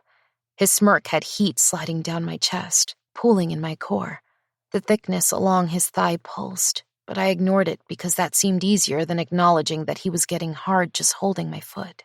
With a gentle touch, he transitioned from rubbing one foot to the other. Pledging is similar to putting in a job application, but it's to belong to a club, and there's no money involved. If they think you're a good fit, they put you through a ton of shit and see if you stick around. I tilted my head, smiling. So it's like a fraternity? Yes and no. A 1%er motorcycle club pledge looks much different than some hazing in a fancy private college. The club president was hesitant to accept me, but his men convinced him that I hated my old man more than any of them did, and I might be more loyal to them than to him. So he let me in, made me a prospect, had me do some truly terrible shit. Then he gave me a job so I could help support my mom. Weren't you in school? His thumb pressed into my arch, and I nearly rolled my eyes back. My ass slid down an inch or so, extending my leg so he had better access. I was aware that my shorts were slightly sliding up, but I was as in denial about that as I was about grazing his erection. I dropped out. Got my GED when I was 18. Went to a trade school for about 2 years until I decided I wanted to join the club. At that point, I had been a member for several years and was moving up in the ranks. His hands cradled my foot, slowly moving his thumbs over the tender places in my soles, then gently over each toe. It felt intimate and soothing, and perfect. I didn't realize we'd both been quiet until Archer cleared his throat. Never thought I had a foot fetish before, but shit, Ren. His gaze slid over to me, his heated stare heavy and meaningful. I think you may have converted me, because all I want to do is kiss these toes. His eyes flashed, and he hesitated before adding, maybe even slip one into my mouth and suck on it. My mouth felt dry, my chest all fuzzy. You better not, because I do not have a foot fetish. I have the opposite of a foot fetish. I'm good with a foot rub, but you start kissing my feet and I'll... A smirk tilted his lips up as he slowly brought my foot closer to his face. I ever tell you how much I love this color on you? It's not one I ever really noticed before, but red on you looks fucking orgasmic. Pulling at my foot, I felt my face heat at his praise. You're going to make me... Come? He smirked again. And even with my attempts at tugging my foot free, he didn't let it go. His erection pressed into my free foot, and I did something so stupid. Something only a total moron would do if they wanted heartbreak and a toxic, messy situationship on their hands. But my desire to be touched was too intense. My need for connection took over, which was the only reason I used that free foot to gently prod at the thick bulge along the right side of his leg. His quick intake of breath only encouraged me to push harder. Shit, that feels good, he rasped while his eyes fluttered closed. I was almost positive this probably didn't feel nearly as good as any of those women in his house probably did. When I walked through, half-naked women were everywhere. One was even on her knees in front of someone, her head bobbing up and down over someone's cock. If that culture was what he was used to, then a little rub through the jeans likely felt very innocent to him. The thoughts of the other women had me stopping my ministrations of rubbing him with my foot. His eyes popped open right as his head turned in my direction. "Do you have—" How did I even phrase this without making it seem like I wanted something from him? His deep voice rumbled against the sole of my foot as he brought it up to his lips and pressed a kiss there. "Protection?" I gave him a flat look and deadpanned. "A girlfriend? Or a wife?" His beautiful head tipped back in a laugh, while his lips stretched over perfectly white teeth. "Do you really think I'm the type of guy who would be here, hitting on you, letting you massage my cock through my jeans while I have a girl somewhere waiting for me?" With his eyes back on me, I couldn't fight the blush that crept into my cheeks and neck. "Well, there were so many women in your house when I walked through it, and the typical rumors about motorcycle clubs don't exactly paint a picture of loyal, dedicated partners." His hand moved up my ankle and slid over my calf as he shifted closer to me on the couch. "I'll give you that. I certainly didn't grow up seeing faithful men. Most of them had wives and didn't even consider it cheating if they let some bunk bunny suck them off. But we do have some semblance of loyalty with our old ladies." I was burning everywhere with how close he'd gotten and how he was touching my leg. "Old ladies?" It sounds weird, but essentially it means there are women. They get a property patch, showing they belong to one person in the club, so no man will try and hit on them or fuck them. We treat them differently than bunk bunnies or sweet butts, which are women who are just around for a good time and don't really have allegiance to anyone. So if you choose a woman to be just yours, then...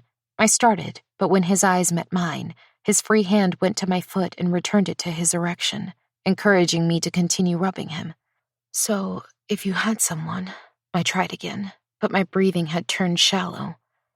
"If I had someone that was just mine, then I'd give her a property patch that said my name on the back. I'd kiss only her, fuck only her, sleep with only her. Not a single person would get to touch me or be with me except her." I pushed against him with my elevated leg, which had my knees falling open.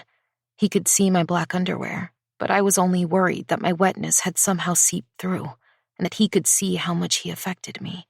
"But is that something?"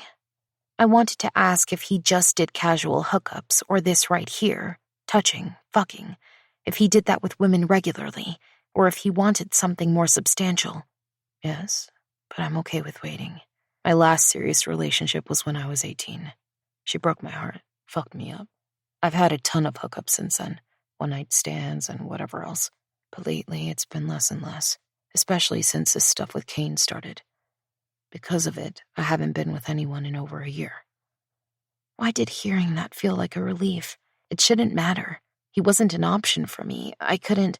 His lips pressed into my ankle, and my eyes fluttered closed. "Ren." My eyes remained closed, but I nearly moaned my reply. "Yeah." When I'm worked up like this, I tend to say some pretty crass things. I'm nervous that you'll freak out if I do. I wanted to hear exactly how crass he could be and feel it against my skin. "You can't offend me with dirty talk, Archer." His hooded gaze remained on my face as my foot continued to massage his erection. "But it's what I want to ask you that I'm nervous about." In a breathy whisper, I arched my back and encouraged him. "Ask me." "Fine. I want you to slide your shorts to the side and those lacy black panties and show me your pussy. I need to see how wet you are." Pure fire erupted in my veins at the cadence of his voice and how raw his words were. I knew I didn't have to, and honestly, I shouldn't, but I craved his touch. He felt so good. A selfish part of me wanted to explore this. I did as he asked and slid the fabric of my panties and shorts to the side, revealing my bare, likely glistening slit. My neighbor hissed while lifting his hips the slightest bit. "Fuck me. That's pretty. So smooth and wet." I smiled, feeling emboldened and slightly lightheaded by his praise. "Can you spread those puffy lips for me? I just want to see." He rasped while holding my foot over his hard length.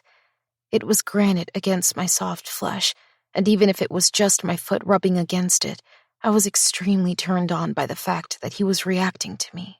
I licked the pads of 3 of my fingers, and then with the fabric pulled to the side, I spread the lips so he had a better view of my slit. Oh, fuck. Just like that, Ren. Jesus, you're beautiful. My chest heaved as I tipped my head back. My breathing came out shallow, and I began massaging myself in slow, measured strokes. How does that feel? I let out a breathy cry. So good. But I need... Archer's hand slipped to my thigh, pushing my leg to the side for a better view. Fuck, I'm going to dream about this for the rest of my life. He made an appreciative sound before lowering his voice and asking, Your pussy must be aching. Why don't you come over here, straddle my thigh, and get some relief? My hand paused, and with my eyes locked on his, I started to move, but his hands were under my legs seconds later, pulling me on top of his thigh. My underwear and panties stayed off to the side as I pressed my slick entrance over the bulge in his pants and began rocking my hips. The thickness underneath me was enough that I started to feel the ache in my pussy alleviate. That's it, he whispered, staring down at where we'd connected. Ride me, beautiful. Take what you need. His hands were on my ass, under my sleep shorts as he pulled me against him, and then his lips were on my jaw, peppering my skin with little bites and kisses. My hips rose the slightest bit, which pushed my chest into his, and then I readjusted so I was over his erection again. He was so hard, and the way he kept lightly moaning had me mirroring him with tiny gasps of pleasure. I continued riding his thigh, shamelessly rubbing against him, then, feeling bold, whispered against his ear, You ready to fuck me yet? Because I've been such a good girl, waiting. His eyes fluttered shut as his mouth dropped open, a string of curses falling from his mouth as his fingers tightened against my ass. I heard him muttering, Yes, and fuck, which only encouraged me. My tongue gently traced the shell of his ear as I gently moaned against it, then continued dry fucking him. Think of how good it will feel to have your hard, thick length slide into my hot, wet pussy. Do you feel how soaked I am? My hips rocked. My knees spread farther apart, so ready for your fat cock to fill me. Archer suddenly froze, forcing my hips to stop moving against him. Ren, I need... His breathing sounded labored as he let out a frustrated sound. Shit, we should stop. My eyes shot to his, my heart thundering in my chest. What? His jaw ticked, his eyes closed as he tried to catch his breath. He cleared his throat, keeping his eyes off me. I think this might go too far, and we should stop. I released my hold from around his neck and sat back, creating distance between us. A flush of embarrassment hit me as I considered how desperate I sounded and how filthy my words had been to him. I felt so humiliated. When he didn't say anything to contradict his objection, I crawled off his lap, mortified that I hadn't been the one to stop it. I walked over to my sink and scrubbed my hands, trying to shake the way my pulse hammered in my wrists and my neck, almost like my shame was pounding through my body as heavily as bass in a song. It's just, you had a lot of questions, Ren, and it feels like maybe this might be too much. I just fucked up your fence. Our friendship isn't even off the ground yet. This is the first civil moment between us since we met. I'd be angry if this ruined our progress or made it to where you didn't want to talk to me anymore. Okay, I replied brusquely, focusing on the sink and the few dishes sitting inside. I couldn't look at him. I'm not saying I wouldn't want this, or more than this, but you have made yourself pretty clear about where you stand on things. He was right. I had made myself clear, and while I had considered letting that cement block around my heart down, it was a good reminder that it wouldn't do me any good. He was trying to win a custody case, and I was trying to raise my son in peace, lacking as many complications as possible. His shoes were suddenly on, and he was standing close to the counter as if he were waiting on me for something. Unless... No, you're right. I cut him off, finally meeting his gaze. This is better. We shouldn't complicate things. He stared at me. His jaw worked back and forth before he finally stepped closer. I don't want to stay out of your life, Ren. I might be asking too much, but I want the boys to play. I want to see you and say hi, offer you a ride if you need it. come talk to you about random, mundane things that don't matter. So you want to be friends? I didn't phrase it as a question, but rather as a summarization of what he was getting at. He was silent while looking at the floor. Yeah, I haven't had a real one of those in a really long time. My stupid heart turned to goo at his confession and how his voice cracked. I crossed my arms, then let out a resigned sigh. I can do that. His head lifted, a smile stretching across his face. Really? Yes, really. We can be friends, Archer. I'm good with that. But just so we're clear, I don't want to be friends with benefits or anything like that. If you ever touch me again... I hesitated, scared of saying this next part, realizing how dangerous it was, but feeling it so strongly I couldn't stop it from coming out. You better not stop. His eyes were pure fire as he stared at me. His mouth parted as he was about to reply, but then his phone went off. You should probably head out, I suggested, turning away from him. He stared at his cell, silencing it, then glanced back up at me. The silence stretched, and then he scratched at his jaw before closing his eyes again as if he were having some kind of internal battle. I needed to recover from his rejection. Even though it was kind and considerate, it still stung. His phone went off again, and with another frustrated sigh, he finally turned away from me. Right. Night, Ren. His hand went to the handle as he let himself out through the back door. I stared at the empty glass door for another 5 minutes before I finally registered that he'd really left. And it was better that he did. At least, that's what I told myself as I headed to the shower to finish what Archer had started. 11. Archer. My neck ached from looking over my shoulder so many times, hoping Ren would come out and check on me. I had started early, not wanting to wake her or Cruz, so I just slipped through the gaping hole in my fence, setting up all the materials. I had contacted Thistle and another member, Gunner, to come out a little later, but until noon, I wanted to be the only person in her yard. Her back patio was a small square of cement with 2 loungers and a myriad of toys covering the surface. Chalk drawings covered the free space leading up the small step to her glass sliding door, but I noticed another entry point to where her bedroom door was, probably. There was another small slab of cement with a plant sitting outside of it, and over the glass window of the door was a long shade closed for privacy. Her grass looked like it had recently been cut, but tire marks had cut into it, creating patches from where Thistle had run through the gate. I'd have to find a way to fix her grass, too. She hadn't mentioned if I'd need to contact her landlord. It seemed she was dealing with everything. Honestly, I was still shocked that she hadn't called the police on us. Glancing over my shoulder again, I checked her slider and secondary patio door to see if she'd come out and say hi. It wasn't like I needed her out there with me while I fixed her fence, but after last night, something was sitting in my chest that needed her to come tell me we were okay. I wasn't lying when I said I wanted her as a friend. I just also really wanted to fuck her last night, and she will never know how close I was to lifting her off that couch and walking her back to her room.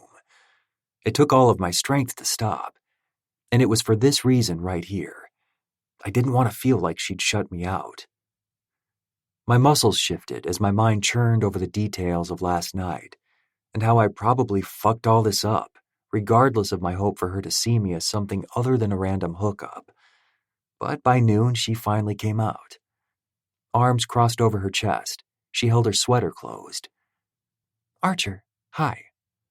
Her eyes were bright, but her tone was curt. Guilt tugged at my heart, making me want to kick my ass for making her feel embarrassed. I wanted to explain to her that this was more to me than just something physical, that something had shifted in me while I sat there with her last night. She'd told me she wanted a fairy tale, and how impossible it would be for her to ever have it, and then I'd broken her trust by breaking the fence. Instead of pushing me out, she pulled me in. She'd asked questions about me like she genuinely wanted to understand. She let me near her son. She sat next to me, felt comfortable enough to touch me. It was a very odd realization, this clear and perfect moment where I looked around, saw her and Cruz, and discovered that I had a fairy tale of my own that I wanted.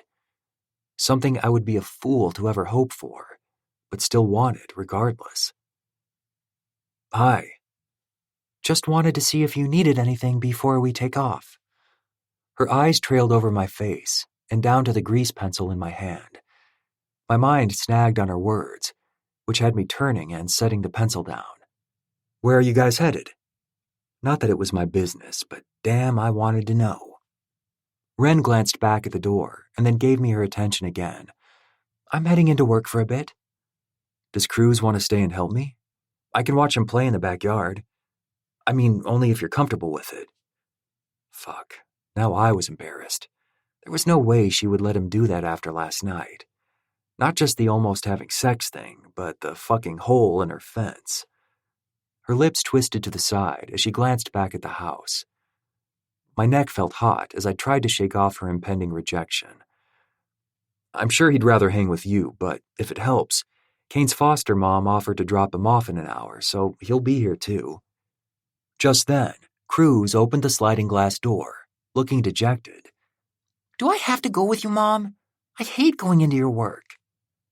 Wren winced the smallest bit as she took stock of the grass, before glancing up again and focusing on me. That's really nice of you to offer. She hesitated, then seemed to let out a silent breath. I'd love it if he could stay with you. My head snapped over, making sure I heard her right. Seriously? She laughed, a smile spreading across her lips. Don't seem too surprised. I am trying, you know. Something shifted in my chest at the sight of the sun cutting through the clouds, making her eyes brighter than usual. I dipped my head and gave her a smile in return. Fair enough. She turned away to go talk to Cruz before spinning back toward me. Oh yeah, cell phone numbers. We need to exchange them in case you need to contact me. I felt a jolt in my chest. Yeah, of course. It was okay. This was fine.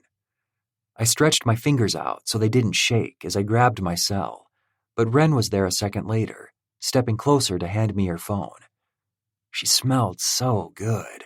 I didn't even know what it was. It was floral and somehow also spicy, but it was perfect on her, and every time I breathed near her, I withheld a groan. I added myself as a contact and then sent a text so she could find me easily in her text threads. She smiled thinly before explaining to Cruz that he'd be staying with me. My heart grew inside my chest when I saw his head swing over, a huge smile taking over his cute little face. He jumped excitedly, like she'd just told him he was going to Disneyland. Fuck, that made me feel 1,000 feet tall, knowing he liked hanging out with me. I would do whatever it took to protect that feeling in him, make sure I never let him down, which meant I couldn't fuck things up with his mom. Thistle and Gunner were helping with the fence and having a great time with the boys. The sun came out in a shock of late September heat, which honestly took me by surprise. Both Kane and Cruz kept squinting and trying to shield their eyes while their cheeks turned rosy. I knew they needed sunscreen and hats, most likely. Hey, Cruz. I pulled him and Kane under the covered patio where Wren's furniture was set up. Do you know if your mom has sunscreen? His little cheek dimpled as he smiled. In our beach bag, I think. I didn't want to go sneaking around Wren's house. Maybe I should just go to the store. Although I'd have to find one that sold hats, and most drugstores didn't. Where's the beach bag? Cruz grabbed my hand. I'll show you. We walked inside, leaving the slider open so Kane could come in and find me if he needed to.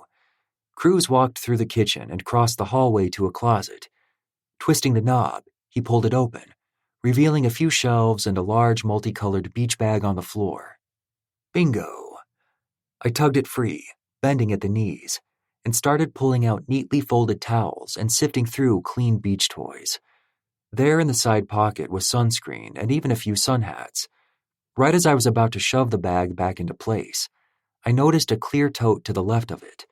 Inside, near the bottom, was a business card with a black, dripping heart inked into the middle, the same as her tattoo. Thanks, buddy. I got it from here. You can head back out with Kane, and I will be out in just a second. Cruz gave me a swift nod before turning around and darting through the sliding glass door. Kane was already playing under the covered patio, out of the sun. I decided to take a few seconds while they were there to remain inside. The clear tote sat there in the closet full of secrets. It was an invasion of her privacy. I shouldn't. But I had to know. I gently pulled the tote free and slipped the cover off. Inside the tote were old hoodies, tattered, torn, and smaller, as if a teenager had worn them. I pulled them out and continued to sift. Photographs were tucked inside a journal. A few sticking out showed a younger-looking Wren, early teen or somewhere close to that. She had a huge smile that could carry the world. It was aimed at someone who looked almost identical to her, except a few years older. Dark hair, amber eyes, same brown skin, but his smile was aimed at an older woman who looked like she could be their mother. I knew the boy's face. Staring down at the image, it seemed that Wren was related to him. But if that were true, then... I tucked that one back and pulled another. This time, it was of Wren and this guy, a few years older, in front of a restaurant boasting the best tacos in Rake Forge. My hands shook. There had to be some sort of proof that she wasn't related to him. She couldn't be. I flipped through image after image until, finally, a name caught my attention in the journal. Dear Juan, I wish I'd been. Being your sister was the best thing that happened to me, but you acted like you couldn't care less. I hate that you turned your back on... Strike that. Doesn't matter. Just take care of Mom and Leo. You'll never even read this, but it feels good to write. I love you. I will always love the version of you that existed before El Peligro. You promised you'd never take it over. You swore you'd never walk in our father's shoes. You lied. Kane and Cruz, laughing from the patio, broke me out of my thoughts, forcing my hands to move quickly to replace all of Wren's memories. I felt sick to my stomach for invading her privacy, for reading something so personal. But something else was there too, a feeling of finding a missing piece to a puzzle. Wren wasn't so different from me. She had a jaded past with an affiliation that others looked down upon. It likely shaped her outlook on being so close to danger because she wanted to escape it. Her home was made of the same material as mine. Her memories were all ash and used up hope. She created a new life for herself, while I forged mine out of the ashes my father left. She was my match, my equal, mine. Regardless of her connection to her brother's gang, she belonged with me, and I'd do whatever it took to prove that to her. After a while, Kane and Cruz both joined in and started helping carry boards, even holding the drill for me as I added in the screws. I'd pulled my truck down Wren's driveway and propped her side gate open so I could access my tools easily. I watched the boys play in the front yard while I sat on the lowered tailgate, eating a burger next to Thistle. He took a drink of his soda before quietly talking. Dozer texted me this morning a report of what they found when they looked into the Gentry Boys MC in Jersey. I tried not to think of what I found in Wren's closet, and how this problem had nothing to do with the gang activity in the city that was threatening my club. Thistle continued. Your old man has been spotted wearing their colors, riding with them, so we're assuming he's under their protection. Gentry Boys grow in the past year and I not know it? Kane was laughing so hard at something Cruz did that his eyes started to water, and it made my own water for a different reason. I liked seeing him so happy and free, like a kid should, in a place where he truly knew he was wanted and he belonged. Thistle shifted next to me. Not that we can tell, unless they're pairing up with some outside club we don't know about. He won't have the numbers to make a move against you. Unless he's going to leverage Mayhem Riot and see if I'd give it up for Kane. Joke was on him. I would have to do that regardless, because there was no way I could win my case if I didn't prove I'd stepped away from them. My vice president finished off his food and crumbled the wrapper. I have a contact. They're waiting on my call to tip them off, But we can dump evidence from what your dad did in front of the detective who was initially on Britt's case after she died and Saul disappeared. They'll open it back up, and now that we have sights on Saul, he'll have to go in for questioning. It wouldn't be enough if they couldn't pin it on him. They'll be nervous to prosecute unless we can tie him to both my mom and Britt. Otherwise, they risk double jeopardy. Still might be enough to make the judge give you custody. That was true. Even if Saul was acquitted, it was enough to tie him up in questioning that the judge wouldn't say yes. Make the call. I jumped down from the edge of the truck bed and tossed my garbage in the burger bag. Cruz and Kane were on the ground, drawing in chalk all over Wren's driveway. I was about to see if they were ready to return to the back and finish the fence when I heard a car approaching. I looked up and saw a familiar Tesla. What the fuck was Brian doing here? When his car stopped, I saw Wren's dark head of hair in the passenger seat as she started gathering her things. Brian jumped out of his side of the car and glared at me as he ran around to her side of the car and opened her door. There was something like electricity crackling in my chest. Like any second, I was going to catch fire and burn down everything in front of me, starting with that fucking Tesla. Brian smiled at Wren and held his hand out for her to take. I'd already cataloged how I'd break his fingers so he'd never be able to offer it to her again for any reason. Trying to control my emotions, I made eye contact with Thistle, who knew my moods and understood what I was telling him because he called the boys to help in the backyard. They ran after him excitedly, probably hopeful it would be one of their turns to use the drill again. Once they were in the back, my feet carried me to the Tesla. As I rounded the car, I saw Wren still gathering her things, about to accept Brian's hand. I was there first, so I dragged Brian by the shirt, which made him stumble back. That electric feeling lit up my chest, making it difficult to breathe. Why the fuck was she with him? Why was he here? Was she casually seeing him again? There was no way. Not after she ridden my cock through my jeans and begged me to fuck her last night. Not when I knew, deep down in my bones, that the fairy tale she talked about, she wanted with me. Maybe I was delusional, but fuck if I cared. I would be that man for her, and there was absolutely no way that Brian would enter her life again. Hey, what the hell is your... Brian started, but I took his place in front of Wren, offering her my hand. She looked up at me, kicking one of her legs out of his car. As a silent moment passed between us, she placed her hand in mine. But Brian was there again, and I didn't see his fist coming as he sucker punched me, which had me jolting to the side as he stood over me. I'm really getting sick of you being here, you redneck motherfucker. Wren was out of the car instantly, holding her laptop bag, purse, and folders while her eyes blew wide. Brian! Gunnar was over at my house and heard the commotion.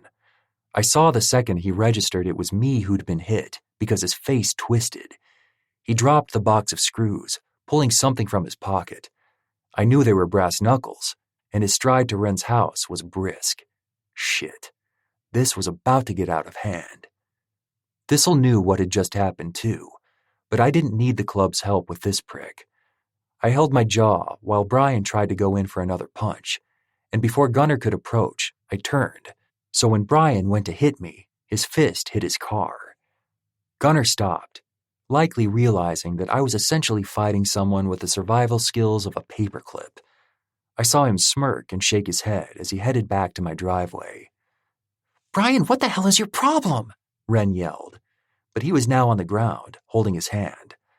I bent over, placing my hands on my knees. If my brother and Cruz weren't in the backyard, and Wren wasn't standing right here, you would be headed to the hospital. You need to let that register. I have 2 members here with me. You attacked their president. They wouldn't have stopped until you were on life support. You and me, we have a problem. You keep trying to spend time with and even touch someone who isn't yours. Brian glared up at me and scoffed. She sure as fuck doesn't belong to you. Yet, I snapped back at him, resisting the urge to stomp his ankle hard enough to snap it. She will be, and until then, There isn't a single man on this earth that will take that pleasure from me, and that includes giving her rides. Her car broke down. I was helping. I tilted my head, knowing he shouldn't have even been at her job and was probably harassing her. Next time, call me. I'll come get her. Archer. Ren let out a sigh, but I wasn't going to mince words or not say exactly what I meant to this fucker. Do you understand me? I asked Brian, making sure I had his full attention. He flicked a pensive expression at Ren. You may be used to getting your way in your club, but I have a lawyer, and I will. Using my knee, I pinned his bicep down while I gripped his wrist with one hand, and with the other, I pulled out my knife and held it over his forearm. How about I carve my cell phone number into your arm? That way there's no confusion about what it is I'm asking. If Ren needs help, you will call me. I pressed the tip of my knife to his skin and heard Ren start toward me. Archer! Brian's eyes bugged out, his mouth gaping as he registered that I was serious. Fuck, okay, I heard you. I'll call you. A trickle of blood followed from the line I'd started on his arm to form the number 2. I released him and stood up, pocketing my knife. Good. Now get the fuck out of here. My hand found Ren's hip as I moved her away from his car and took her laptop bag from her shoulder. Brian's tires squealed while he peeled out of her driveway and sped down the street. Ren's shoulders were rigid while we walked inside the house alone. I set her bag down on her little entryway table when she spun on me, her silky brown hair flying. You can't reject me 1 second and the next. I backed her up against her door and held her chin in my hand. Her eyes searched my face frantically, her chest rising and falling quickly, but her hands were tangled in my t-shirt. I didn't reject you, Ren. You said you wanted a fairy tale, then tried to fuck me out of your life. I know you probably don't see it that way, but it's what makes me different than that asshole who just dropped you off.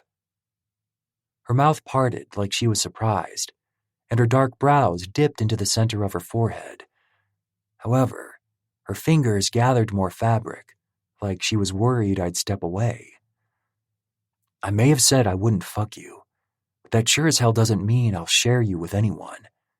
I'm doing something here. I trailed my finger down her jaw and leaned in closer. She wet her lips, rasping, Doing what? Right now, I'm kissing you. The rest, you'll find out soon enough. I smiled before closing the space between us. Our lips met, slow and tentative. Ren tilted her jaw and opened for me. My tongue slid over her bottom lip and then her top, and she pulled me closer with her hands while moving her tongue against mine. My chest felt too full. There was that clashing electricity sparking and lighting every nerve ending on fire. My hands came up to cup Ren's face. She moved with me, sliding her tongue against me while her hands moved from my t-shirt to around my neck. I felt like she'd pried her fingers between my rib cage and began weaving thread around my heart, stitching in words that I never imagined would be a part of my story. It fucking terrified me as I felt the weight of hope begin to fill me so much that I released her and pinned my forehead to hers. Thistle knocked on the glass slider door right then, and I stepped away from her. Her lips were swollen, her face a pinkish hue, and her eyes looked like they'd finally found something she'd been searching for. A heavy thrum behind my chest filled me, making me move toward the door. Ren was breathing hard, and so was I. Archer, she said softly. I paused at the back slider and looked back over at her. I need a ride to work tomorrow. Her lips spread into an easy smile, and I felt my own stretch into one that matched hers. Done. I slid the door open, but before stepping out, I reminded her, Oh, and Ren? She was holding her arms over her chest, fighting a smile. Yes? Don't think I forgot about the other thing either. I don't plan on stopping. Her brows hit her hairline in surprise as I slid the door closed and joined Thistle outside. 12. Archer. I'd given Ren and Cruz a ride for 3 days in a row, and I was starting to enjoy the normalcy of seeing her every morning. I brought her coffee and made sure when I dropped her off that I never saw that asshole's car there. Each and every day, when she got out of my truck, she would smile at me, but I didn't move to kiss her. I had no plans on not touching her, but I also meant what I told her when I said I was trying something. I wanted to build a relationship with her, so once we did start fucking, she knew we were doing it as a couple, not two random people who didn't owe each other anything. Now, it was early Wednesday afternoon, and I was home early because some school function had Kane's foster mom asking if I could pick him up. I was annoyed that she hadn't invited me, nor had the school notified me, even though I'd asked to be on the list for class updates. I could only find out about anything school-related if I picked him up and he had something in his backpack with information on it. This wasn't something I had seen any flyers about. Regardless, I was happy to go pick him up. Just bummed that I missed what it was, and equally annoyed because I didn't see Ren there. "Will you ever get married?" Kane randomly asked while we were watching television. I had my laptop in front of me while I worked on a customer's portfolio. They wouldn't hit their goals for the year if they didn't invest their money in a few places. I began pulling up options and ideas while glancing at my younger brother. "What made you randomly think about that?" Kane sat on the floor, his apple and peanut butter snack in front of him while he glanced back at me. "You have this big house with enough rooms for a big family. I was curious if you were going to get married or had a girlfriend." I withheld a smirk. "I would like to get married someday." Kane tilted his head while biting into his apple. "Aren't you running out of time?" If I had been drinking anything, I would have spit it out. "Excuse me? Aren't you 35? That's old." "It most certainly is not," I laughed, trying to clear my throat. "A lot of people don't start dating or get married until well past 40. My brother shrugged and returned his focus to the television. I also tried returning to work, but he turned around again. "What about Cruz's mom? Do you like her? Cruz thinks you guys like each other." I closed my laptop and set it aside. "He does?" Kane nodded. "He thinks she likes you because she smiles a lot now, and she likes that you drive them every day." "She might like me.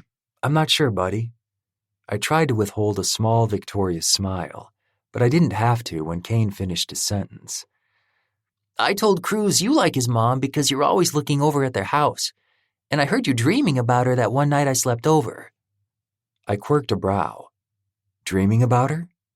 I hadn't dreamt about Ren yet, not in any meaningful way. Maybe if she passed me on the street in my dream or something. Kane laughed, finishing off his plate of snacks. "Yeah, you kept saying her name loudly. You had to be dreaming." Oh shit. I was most certainly not dreaming. I was, however, doing something else that wasn't appropriate to discuss with my 5-year-old brother. I had assumed he was asleep, and I wasn't that loud. I'd just gotten a little carried away with my fantasy of Ren on her knees and my cock sliding over her tongue while those pretty lips of hers wrapped around me. Well, I do have a bit of a crush on her, but I don't want her to know, so you can't say anything to Cruz, okay? "Okay, I promise. But..." Kane tilted his head again. "Would you marry her?" I had no fucking clue. Shit was way too complicated at the moment to figure out or sort. But had I pictured her with a ring on her finger? One I'd picked out and bought for her? Possibly. Had one of my fantasies been me taking off her wedding dress and seeing her white lingerie that was just tiny scraps of fabric? Yes. Finding the right person can take time, buddy. You can't rush these sorts of things. My brother lost interest in me and continued to watch his show after that, all while I kept thinking about what he'd said and how both boys were on to us. Later that evening, I got a text from Ren, which had me sitting up in bed. Ren, "Hey, so my car is ready, so no need to pick us up tomorrow." I didn't even try to make it seem like I was busy. Me, Did the mechanic deliver it to you or something? Ren. Yeah. He offered to deliver it for free. Nice, huh? No, it wasn't nice. The fucker was flirting with her. But it was hard for me to ride that line of overbearing, jealous boyfriend when I wasn't even her boyfriend yet. Me. Yeah, what a deal. Ren. Anyway, thank you for the rides this week. Me. Anytime, beautiful. I hated that fucking car. It wasn't reliable in the slightest, and I had no doubt that this mechanic didn't actually do shit to fix it. Even if he did, it wouldn't last. Winter was coming, and I knew how unreliable that car was. The idea of her stranded out on a slick highway while cars nearly slid into her suddenly crashed through my mind, making me feel like I was about to have a heart attack. I had to fix this. The worry over her safety took me off guard again. A new sensation for me. The last woman I had worried over or had any concern about their safety or well-being was my mom. An ache unfurled in my chest like it always did when I thought of my mom and the way she died. Car accident, cut brakes. If my mom were alive, I'd tell her about Ren. I could almost see her smile as I explained this woman who had been firmly under my skin from the moment I met her. A familiar sadness invaded my chest as I remembered her death. I knew it was my old man, but I couldn't prove it. But he'd done the same shit with Kane's mom. The memory of Britt meeting with me privately, telling me about how abusive my dad was and how fearful she was over Kane, surfaced. She'd wanted me to take him, to keep him safe. I had promised to talk about it with her more the following day after she'd calmed down and had gotten sober. She was high as a fucking kite. Kane was only 3, but whatever my dad had done had freaked her out enough to come to me and seek out help. That weekend, she was in a car accident. The brakes were cut. Kane wasn't with her, and I had a shit time finding him after that. Thankfully, Britt's cousin had been watching him. But instead of calling me, she had called the police to come and pick up an abandoned toddler. My brother was in the system a few days later, mainly because my dad had gotten himself on the police department's radar enough that he'd disappeared for a while, and they couldn't locate him. I was hoping he'd stay gone. Seemed like my luck had run out. Bringing my phone back up, I shot a quick text to Buck, one of my club members who lived not very far from here. Me. Need you to meet me tonight and bring your tools. Buck. Got it, Prez. Send me the location and I'll be there. Is it a usual clean-out? My stomach clenched. This could go badly, but it would mean Ren and Cruz would be safe. Me. Yeah, got it. Here's the address. I punched out my idea, hoping this didn't bite me in the ass. The truck was already started and warmed up for my neighbors to ride with me. I was sipping coffee, watching Ren's door as she emerged in a long wool coat that went down to her calves, covering a fucking pencil skirt with cute little boots. Cruz's hair was combed to the side, and he wore a thick coat that his backpack straps had difficulty fitting over. I watched as she slid into her car and tried to turn the engine over, but nothing happened. She got out, looking confused, and circled the car as if that would somehow explain it. Then she returned to her car and lifted her hood. Did she know what to look for? I couldn't hear her saying anything. I saw her head lift, look toward me, and let the hood slam. Cruz shut his door while the two began walking to my side of the drive. Morning. I smiled at them while setting my coffee on the truck's hood. Ren had stopped walking as if something had hit her or shocked her. With her mouth parted and eyes huge, I felt a blush working up my jaw. You're in a suit, she said, suspiciously, as if she wasn't sure if I was playing a prank. I have a meeting today with a pretty high-profile client. I try to dress nicer when he comes in. Ren walked Cruz over to me, standing there with his hand on his shoulder. Her eyes hadn't stopped roaming over my face and down my chest. Well, could we get a ride again? I guess my car isn't working after all. I'm not sure what's happening, but my car isn't even turning over. Of course you can. I hid my smile by raising my cup, then handed it to her.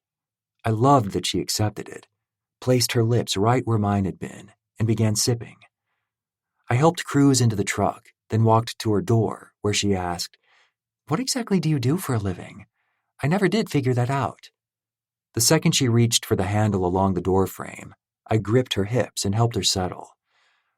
"I'm in financial management, actually. I help people manage their money and investments."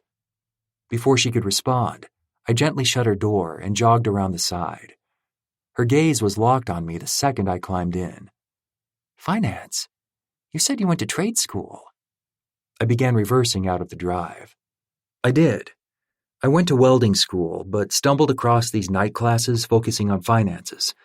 The professor noticed me sitting in the back of his classroom each night and decided to ask me a few questions about stocks. Then I decided I was in the wrong class. He took me under his wing and trained me in everything he knew. Even though I was part of a motorcycle club, I often missed classes because of it. He never gave up on me. His dying wish was to see me make a career out of it. Gave me a ton of recommendations to the firm he was a part of. Old man changed my life. Wow, that's incredible, Archer. Truly incredible. I never would have guessed. I sent her a smile. Most people don't get this far with me to learn any of this. They just write me off as some redneck with a bike.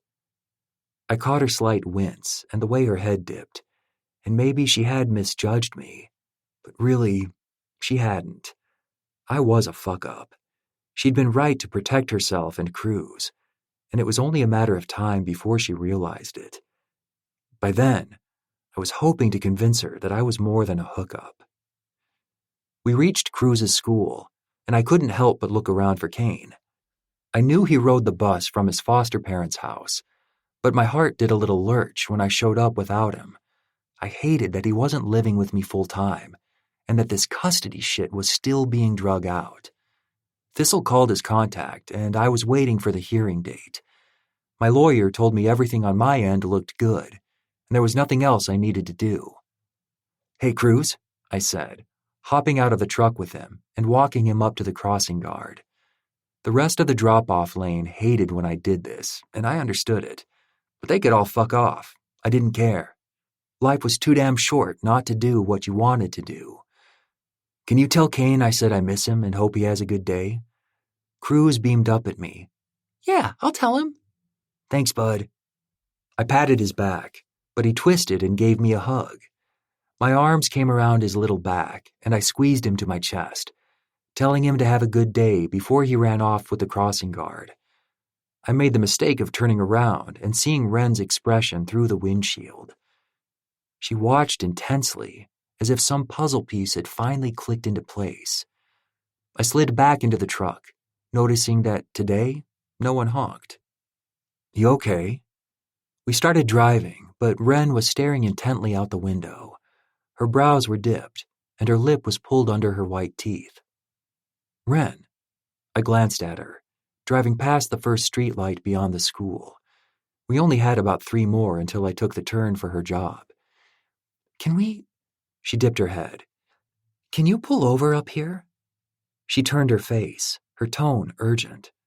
I did as she asked, pulling over into a vacant parking lot. The truck faced an empty storefront. "Is everything okay?" Wren wet her lips, then ducked her face. "Seeing you with him, it's—" She stared down at her lap like she was nervous.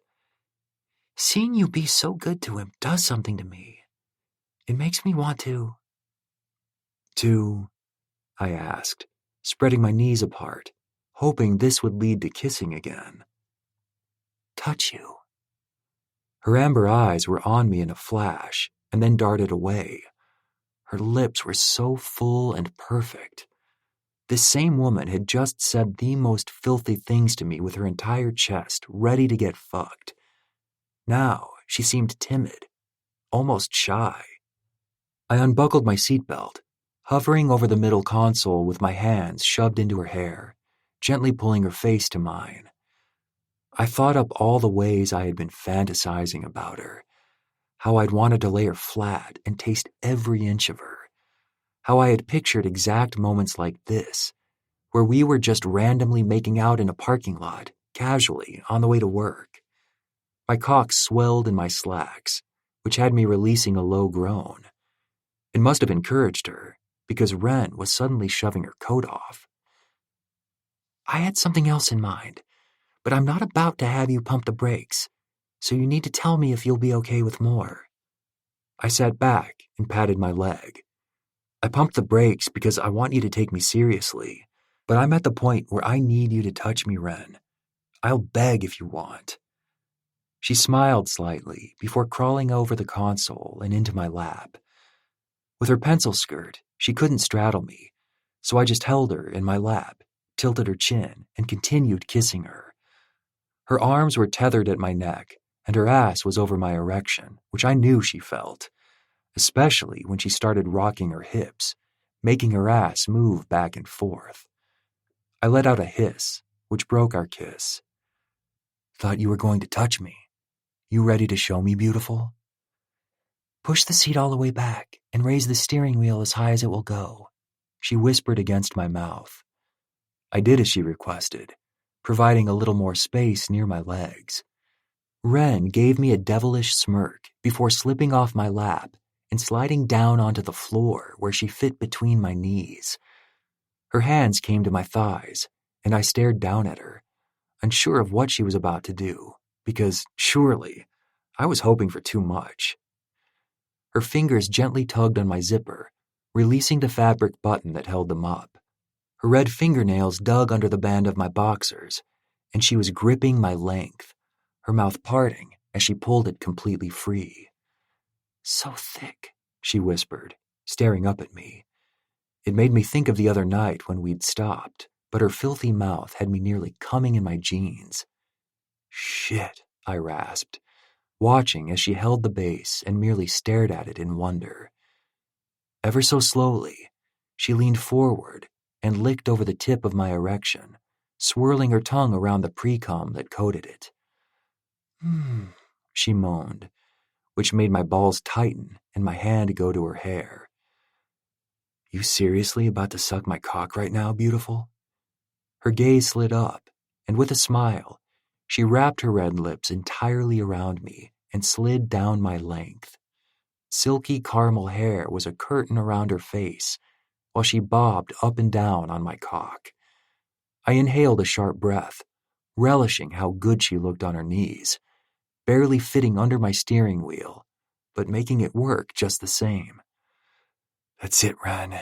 You're so fucking perfect, I hissed, closing my eyes and keeping my hand on her head. Fuck, this felt good.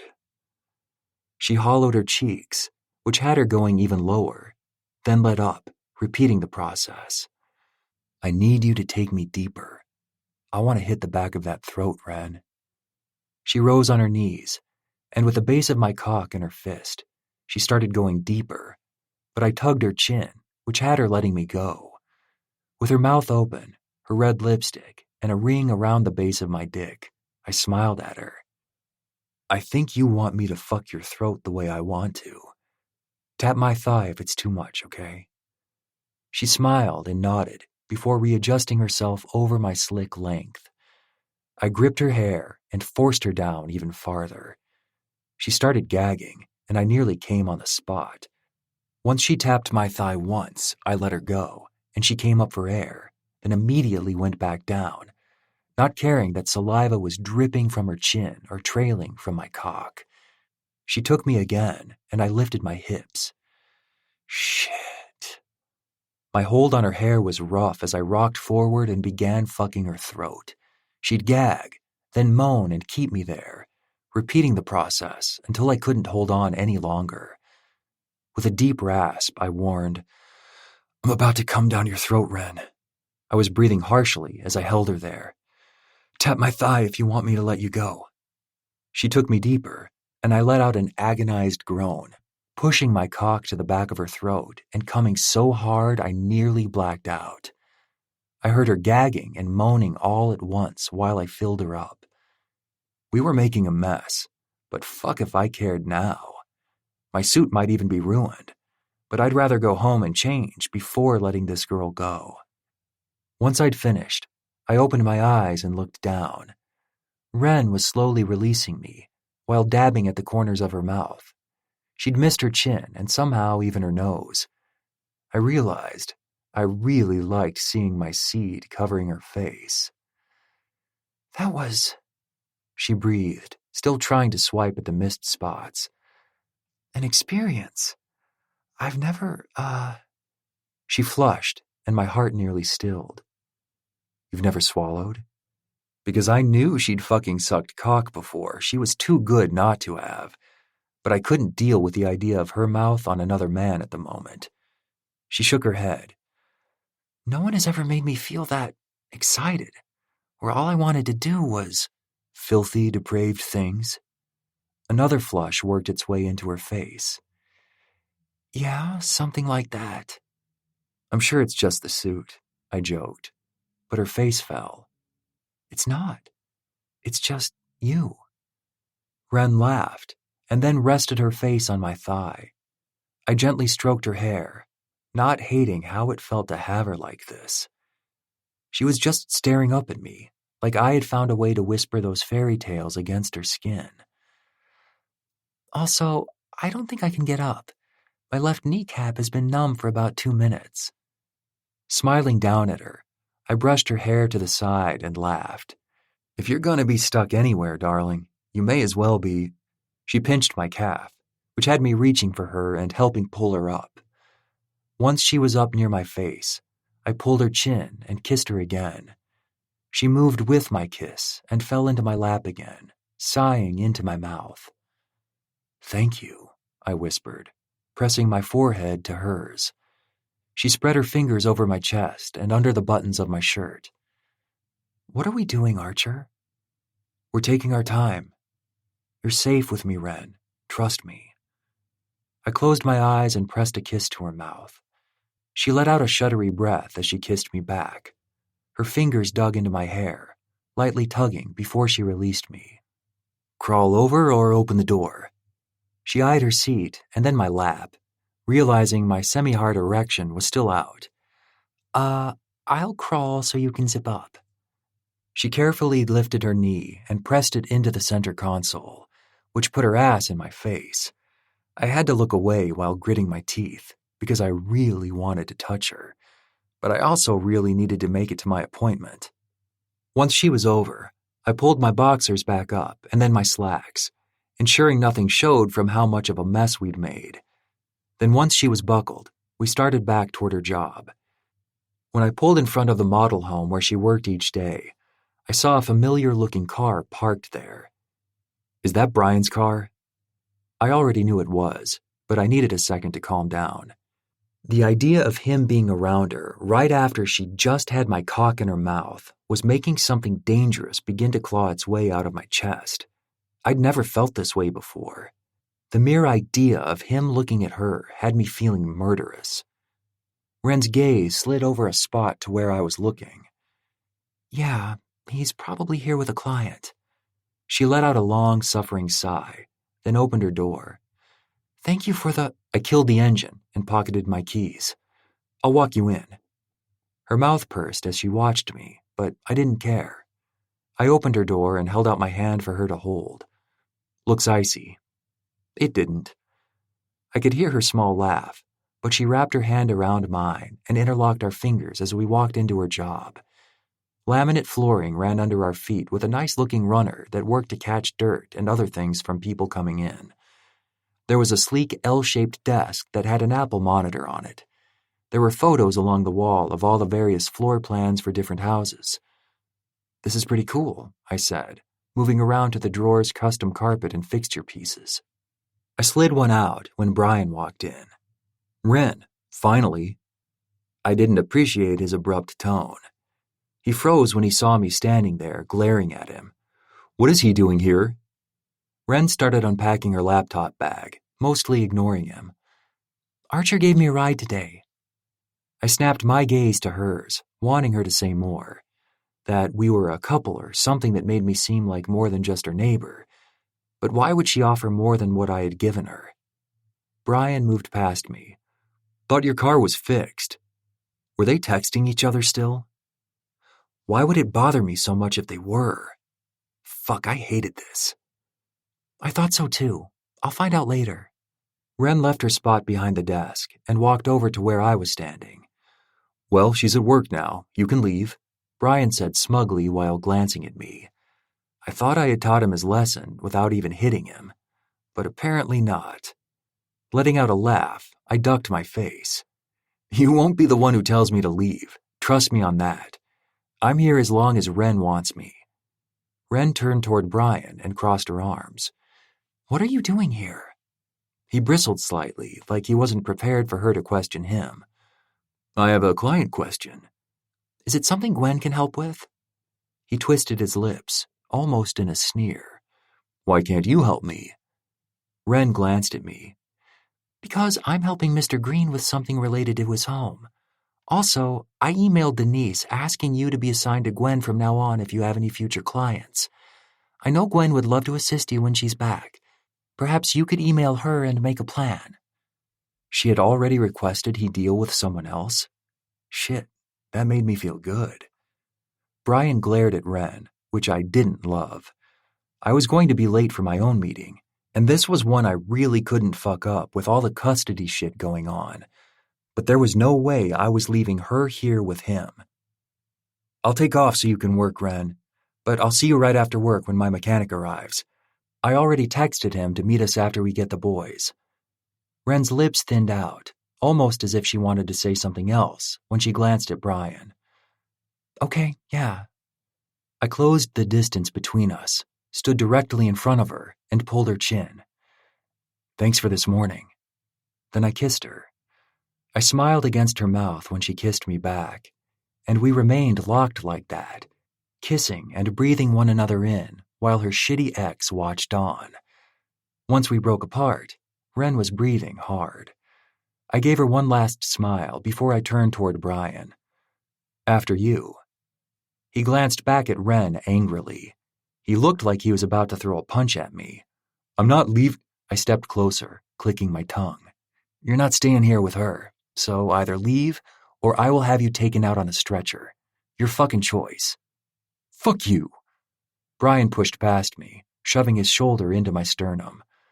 I let him go, giving Ren one last look. She wagged her fingers at me, giving me a little smirk, and mockingly said, Have a nice day, honey. I replied in the same sugar-sweet tone. You too, darling. 13. Ren. My nerves were raw. This could be because of the 5th cup of coffee I had downed, or the fact that I had actually instigated a blowjob this morning with my next-door neighbor, all while folding myself in half like a 20-something-year-old to fit between his legs. My knees still had not recovered from choosing that position. But also, I had never in my life been the person to offer to suck someone's cock, and I certainly wasn't the person who became obsessed and swallowed all that jizz down after. I had always provided a few sucks, some licking, then we'd move on to the main course of the evening. I'd never experienced getting so enraptured by making someone feel so good that they couldn't hold back, or lose all sense that they came within mere minutes right down my throat. There was something sort of special that it had happened with Archer. I was glad it was with him, but it still had me jumpy all day. Now, as I grabbed a ride home with Cruz, Kane, and Archer, I felt torn in half. Something was actively burning in my chest, like a fire had been lit, and part of me knew I needed to put it out, but some rebellious part of me wanted to keep feeding it. My mechanic will be here in about 20 minutes if you need to change or do anything before you tell him what's happening. Archer put the truck in park, and the boys started pulling up their backpacks and filing out of the back passenger door. Archer gave me a warm smile before he exited as well. He looked tired, like he'd had a hard day with his suit jacket off, his sleeves rolled to his elbows and the top 2 buttons unclasped.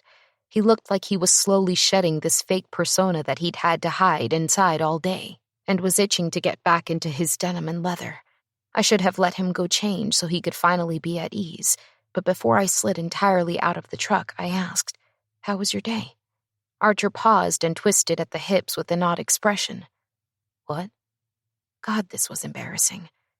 Your day. How was your important meeting? His brows arched as he held his door open. Oh, it went fine. Thanks. Oh, okay. Well, good. I slid out of the truck, feeling stupid for forcing him to hang back. Cruz ran over, and we headed to the house to change and get a snack. Once in my room, I tossed my hair up in a bun, stripped out of my pencil skirt and top, and quickly showered. I donned familiar clothes that made me feel more at home in my own skin, a pair of yoga pants and an oversized t-shirt. Cruz was munching on Pirate's booty and wiping his hands on his jeans, unaware I was watching him. I smirked, feeling too exhausted to even reprimand him. Instead, I headed toward the fridge, hoping for something to help my nerves. I had crossed a line with Archer today, and I had no idea how to get things back where they were, where I felt like I had some semblance of control over things. The memory of how he held my face, licked along my bottom lip, and moved his mouth over mine like I belonged to him came rushing back, making my face heat. That was the best kiss I'd ever had in my entire life. I'd never really had a romantic relationship with anyone other than Matt. Still, even then, things started so hot and heavy that we'd slid into romance after we'd already hooked up. Cruz's cute little lilt of laughter disrupted my thoughts and brought me back to my open refrigerator. There was nothing but sparkling water and milk to settle my nerves, so I sipped on a lime-flavored water while I stared off into space, deliberating how badly I had messed things up with my neighbor. A few minutes later, a soft knock on the front door had Cruz's head snapping over, and, in his excitement, he jumped up to answer it. "Is it Archer?" The hope in his voice caused a small piece of my chest to shatter and fuse back together at a speed that wasn't good for my heart. Let me see. I walked over and opened the door. Archer wore ripped jeans and a long black shirt styled under his leather cut. His wild hair was tamed at the nape of his neck, exposing his freshly shaven jaw and blue eyes. Beside him was a man wearing the same cut, roughly younger and shorter. He wore a brown t-shirt under his leather and a pair of baggy jeans. His hair was a mop of brown, tight curls that framed a round face. Next to him stood an excited-looking Kane whose hands were full of little Hot Wheel cars. "Hey, Run. This is Buck. He's a member of Mayhem Riot and a damn good mechanic." Buck waved, and I waved back, stepping down the porch steps. Kane ran past me into the house, and Cruz waved him toward his room. "Thanks so much for coming over and helping out." Buck moved near my car while Archer stepped next to me. He was so close that our shoulders touched. "Can you pop the hood for us, Ren?" I did as he asked, sliding into the front seat of my car and popping the button that released my hood. Archer felt around for the hook, then shoved the slab of metal up, securing it in place. Both men were suddenly behind the lifted hood, discussing something I couldn't hear. When I finally joined them, their conversation seemed to stall. "So, any idea what the problem is?" Buck shifted on his leg, glancing at the engine like he wasn't sure where to start. "Well, you got a..." He glanced at Archer, then me. "A battery issue." Archer snapped his head over quickly as if he was reprimanding Buck with a look. While I couldn't see his face, I felt the mood shift. Buck hesitated. "I mean, a radiator problem that can't be fixed. I hate to say this, but the car is done for." My eyes slowly trailed to my neighbor, whose strong jaw worked back and forth while his eyes sparkled. "Bummer, beautiful. Looks like you'll need a new car." "But there's no way it's just done for. You barely looked at it. Can you explain in a little more detail what's going on? I have this serviced regularly, and it just got back from the mechanic." Buck started moving various wires around, which all came apart as if they'd been cut. I gasped as he started going through the list of things that were wrong. "You've got your intake hose here. It's ruined. These connectors for the battery." He held up 2 wires I knew had been intact last week when I checked, but were now severed. "They're done for. But the worst thing is the radiator. No clue how, but there's a hole in it." "A hole?" Buck nodded with a wince. "Sorry, but there's too much damage done to justify the repairs." Archer turned his face, but I saw his shoulders slightly shaking like he was laughing. Was this some kind of joke between the two of them? But it couldn't be a prank because the hoses were really cut, and when I tried to start it this morning, it wouldn't even turn over. My gut sank. Oh, what was I going to do? I needed a car to get to work. I needed a vehicle for Cruz. I was a single mom. It wasn't like I had another person with a car I could rely on to take him to school or pick him up in the middle of the day if he had an accident at school. My savings were for that trip I wanted to take with Cruz. There was only $4,000 in it, which I was insanely proud of, but it had taken me so long to save that. I had my medical bill coming in for my damn ankle. Cruz had strep throat 2 weeks before that, so that bill was still sitting on my desk, needing to be paid. I'd just bought him school clothes and new shoes, which set me back. My credit had improved. Maybe I could get a loan and add the extra payment to my monthly budget. The idea of how tight that would make things felt like someone had started squeezing a fist around my lungs. I was going to cry right here in front of these two men. Could you excuse me? Buck, would you mind telling Archer what I owe you, and I'll get you cash? I just have to run inside real quick. Archer said something, but I didn't hear him as I ran inside. Heat crawled up my neck, and my throat felt tight. Tears lined my eyes as I swiftly passed Kane and Cruz, playing in the living room, and closed myself into my room. Memories of how things once were for me, and how low my lows had gotten came back in a rush. I had to breathe through my nose and walk around my room to remind myself I wasn't still there. I had a home. Cruz was safe. I wouldn't be homeless again. I wouldn't go hungry again. I wouldn't have to consider selling my body just to eat. I was in a good home and a good job. This was just a bump in the road. Tears were streaming down when I heard a gentle knock on my door. "Give me a minute," I called out, swiping at my face. What was I going to do? My door cracked, and Archer's face was suddenly there as his gaze swept me from head to toe. He didn't wait for me to tell him if he could enter. He just walked in and shut the door behind him. I couldn't compose myself, so a whimper escaped my lips, and Archer crossed the space between us in 3 long strides. His hands cradled my face, tipping my head back. His lips pressed gently against the tears staining my face in the most tender moment I'd ever shared with anyone. Once he'd kissed away every tear, he pulled me into his chest. "I fucked up, Ren. I'm so sorry." My throat still felt tight, so I let him continue talking while I clung to the leather at his back. "I wanted to do something nice for you and Cruz. I thought I was..." He trailed off, his own voice catching with emotion. "I am so sorry. I went about this the wrong way." Pulling back from him, I swiped at my face. "What do you mean?" His blue eyes were dark. Remorse had transformed his features into something soft and unsure. "I didn't like how fast that mechanic worked, and I did some research on the year, make, and model, and realized you were going to need a new car within the next year, if not sooner. And I just..." "What? Sabotaged it?" My voice rose as shock splintered my chest. Who the fuck would do such a thing? His face shuddered as his hands dropped to my waist, trying to pull me back. "Yes, I did, but only because I have a car ready for you. It's one the club owned and was fixing up to sell." I pulled away from him and brought my hands up to rub at my forehead, confused and frustrated. "What do you mean you have one ready?" He looked helpless as he watched another tear trail down my face. "I figured if I impaired your car, made it seem like it was beyond hope, and then swooped in with your new car, you'd be okay. I didn't want you to feel overwhelmed by it. When you ran into the house, I was about to offer you the new car." Archer. How did he think this sort of thing would be okay with me? I was so confused by his actions. "I can't afford to buy a new car from you. That's why I'm stressing out. I just need a little time to wrap my head around what you did.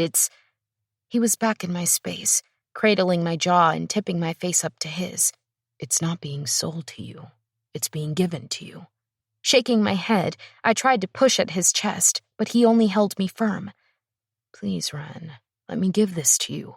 It's in excellent shape, and it's going to be better in the snow for you and Cruz. I need to understand what made you think this was acceptable. It's crazy, Archer. I can't. This is too much." "Taking care of you and Cruz? That's too much?" His voice pitched, and it made my heart feel frantic. It was like we were about to touch something precious, and it might break.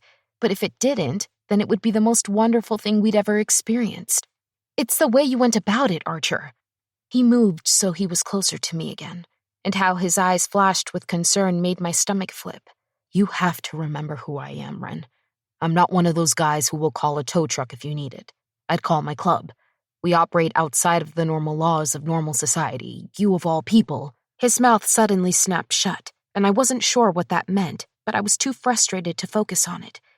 That may be how you're used to doing things, but you're trying to get custody of Kane. You have to start thinking like someone who would call a tow truck. Someone who doesn't press the tip of a knife into someone's arm simply because they keep flirting with someone who... Someone who what? He was in front of me again, his hands fastened at my hips. My palms went to his chest as his familiar scent wrapped around me.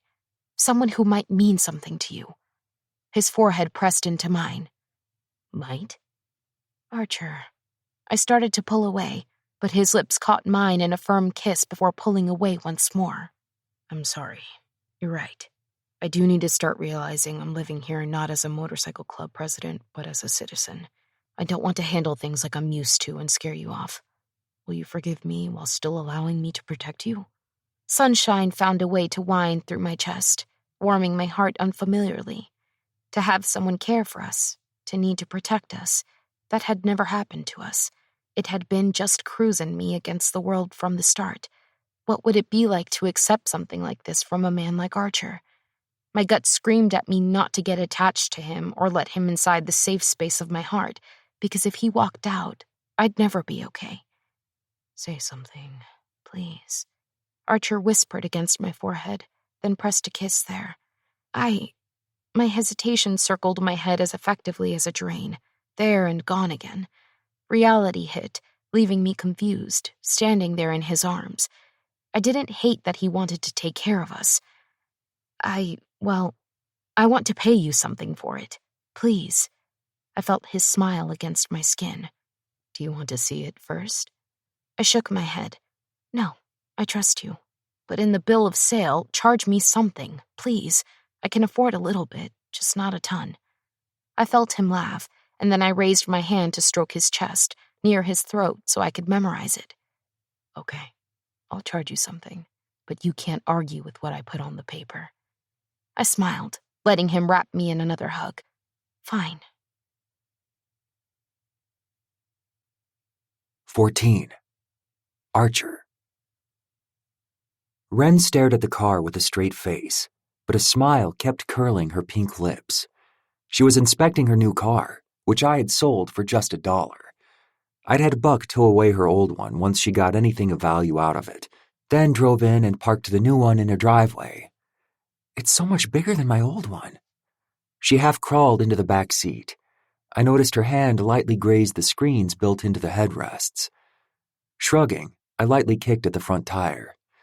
Just means it'll be better for the winter and when you need to haul more stuff. Her amber eyes skated over, pinning me in place with a look that said I was full of shit. Means it'll be more gas money. I rallied, lifting my hand. But this one is a hybrid, so it's more gas efficient and better for the environment. Says the guy driving a diesel. I smirked, tugging one of her curls. It's biodiesel. With a slight shake of her head, she finally let out a sigh, turning toward me. This is incredible, and I'm still struggling to accept that you're offering it to me. I sold it to you. My smirk was lopsided because she was so damn cute with her hands on her hips and her chin held high.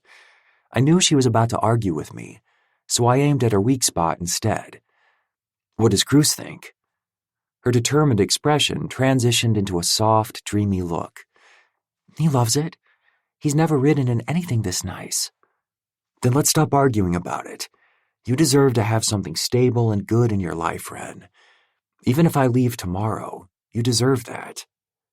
Her face swung over like she was worried I would, in fact, leave tomorrow. I'm not, but I'm just saying. She took a step closer to me and bumped my shoulder. Can I make you dinner as a way of saying thank you? I smiled. I'd love some dinner. I have Kane with me after school, so it'll be 2 of us.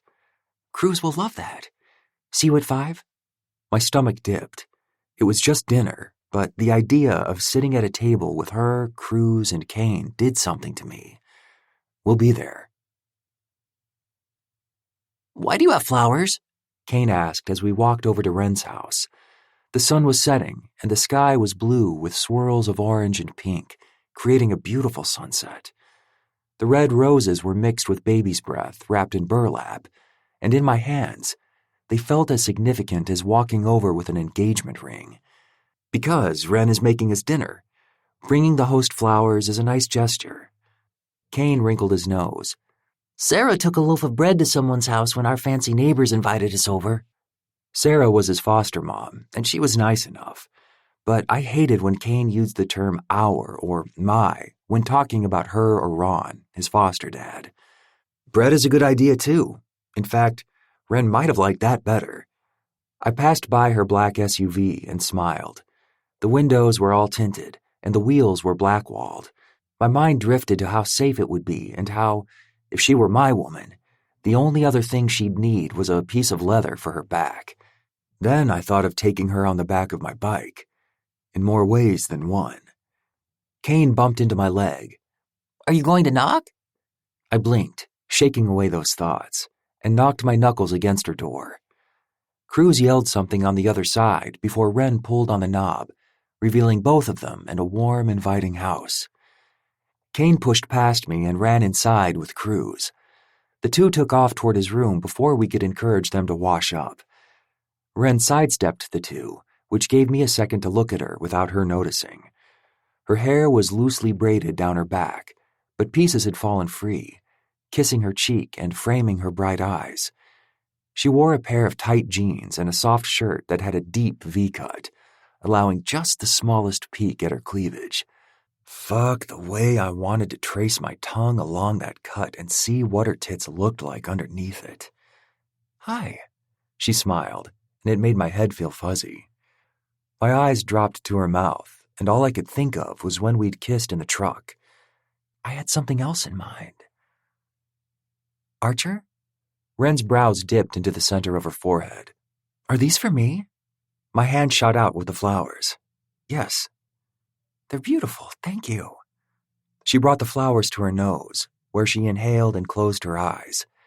That fuzzy feeling returned as I stepped inside and closed the door. There was a strange sense of fulfillment as I slipped out of my shoes and followed her into the kitchen. Smells good in here. My stomach growled as I smelled the different spices permeating the air. It was sweet with an undercurrent of savory that made my mouth water. Wren gently set the roses down and began searching through her cupboards. I'm glad you think so. I decided to treat you guys to my famous root beer tacos. She pulled a large glass vase out and began filling it with water.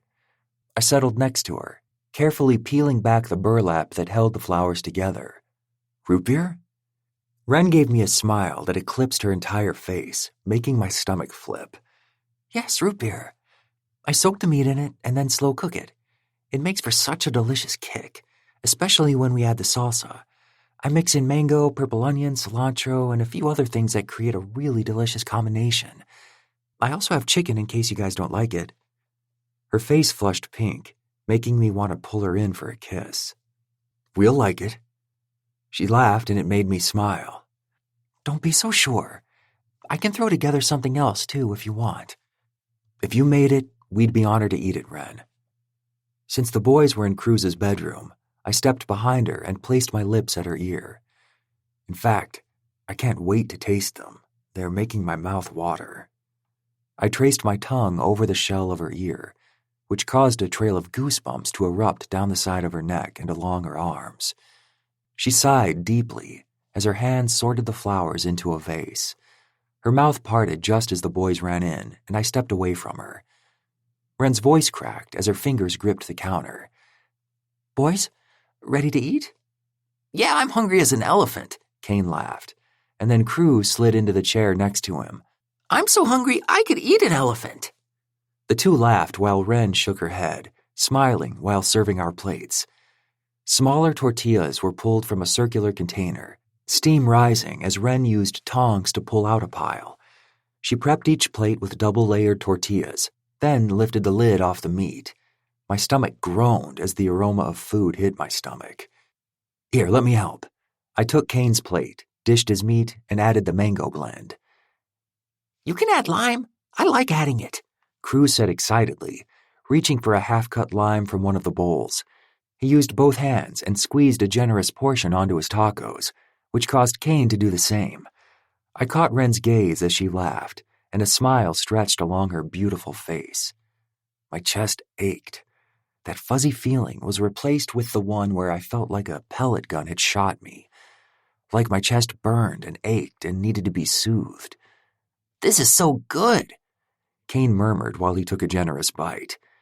Cruz nodded while sipping his milk. Mom made my favorite. I told her you'd like it, Kane. Ren blushed, then gave Kane a soft smile. I'm glad you like it. She'd also texted and asked me if he had any food allergies, which was incredibly considerate. But she didn't ask about me, which I gave her a hard time about. She replied with, "You're a big boy." To which I replied, "Want a reminder of just how big?" So, boys, how is school going? Ren asked before taking a modest bite. She'd also prepared pinto beans, homemade chips, and guacamole. Everything tasted so good that I was practically inhaling my food. Kane shifted in his seat while chewing, so Cruz answered, Good. We're learning the word for food in Spanish and English right now. Ren lit up. Oh, yeah? Kane nodded, jumping in. Leche means milk, and strawberry is for... He swung his gaze over to Cruz, who tilted his head as if trying to remember. Fruz or fez? Ren replied with a smile. Freza? That's it, Kane said excitedly. We learned that cow is vaca. Wow, you guys are learning a lot. Ren beamed while dabbing at her lips. She glanced at me as if silently telling me to keep the conversation going. How did you learn to cook like this? I managed to ask around another massive bite of food. I was being rude, but fuck if I cared. This was the best meal I'd ever had. Ren flushed, but her smile was infectious. My parents actually own a restaurant in North Carolina. My stepdad would let me sit on the counter when preparing meals, but even before my mom married him, she would have me next to her when she'd cook. Emotion suddenly swept over her features, transforming them from happy and proud to sad, as if this was a painful subject for her. Her throat cleared, but her eyes smarted as if she was about to cry. Shit, what had I done? I quickly recovered by changing the subject so she didn't feel obligated to continue to talk about her family. Unfortunately, my new topic had Ren leaving the table 10 minutes later. You guys are so gross. She shook her head, taking her plate with her. I tipped my head back, still laughing. They're just noises. Kane blew a raspberry into his arm as if on cue, then laughed. Fart noises. The boys giggled, and to apologize for my part in the fart conversation, we agreed to clean up dinner while Ren went and took a bubble bath. She argued, saying she was hosting, but we insisted on making more noises, which had her leaving. I watched as her ass swayed, and then she was tugging the elastic from her braid and digging her hands into her hair, letting it cascade down her back in waves. My mouth went dry, and I had to resist the urge to follow her. 30 minutes later, the boys were sitting on the living room floor playing cards, while I continued to check my phone to see if Ren had texted for me to come join her. Not that I would have, or even could have, but my stupid brain couldn't quite get the message to my dick. Finally, Ren exited the hallway wearing sleep shorts and a baggy t-shirt, but her damp hair hung against her shoulders as she brushed it out. What are you guys up to? I froze. Cruz smiled up at her. Just playing. My younger brother made engine noises while he made his car fly through the air. That fuzzy feeling was back in full force, twisting into something that warmed my chest. I hadn't felt this way since middle school and had the world's largest crush on that brown-eyed girl who rode my bus. She never seemed to notice me, not even when I had given her a piece of gum, until one day.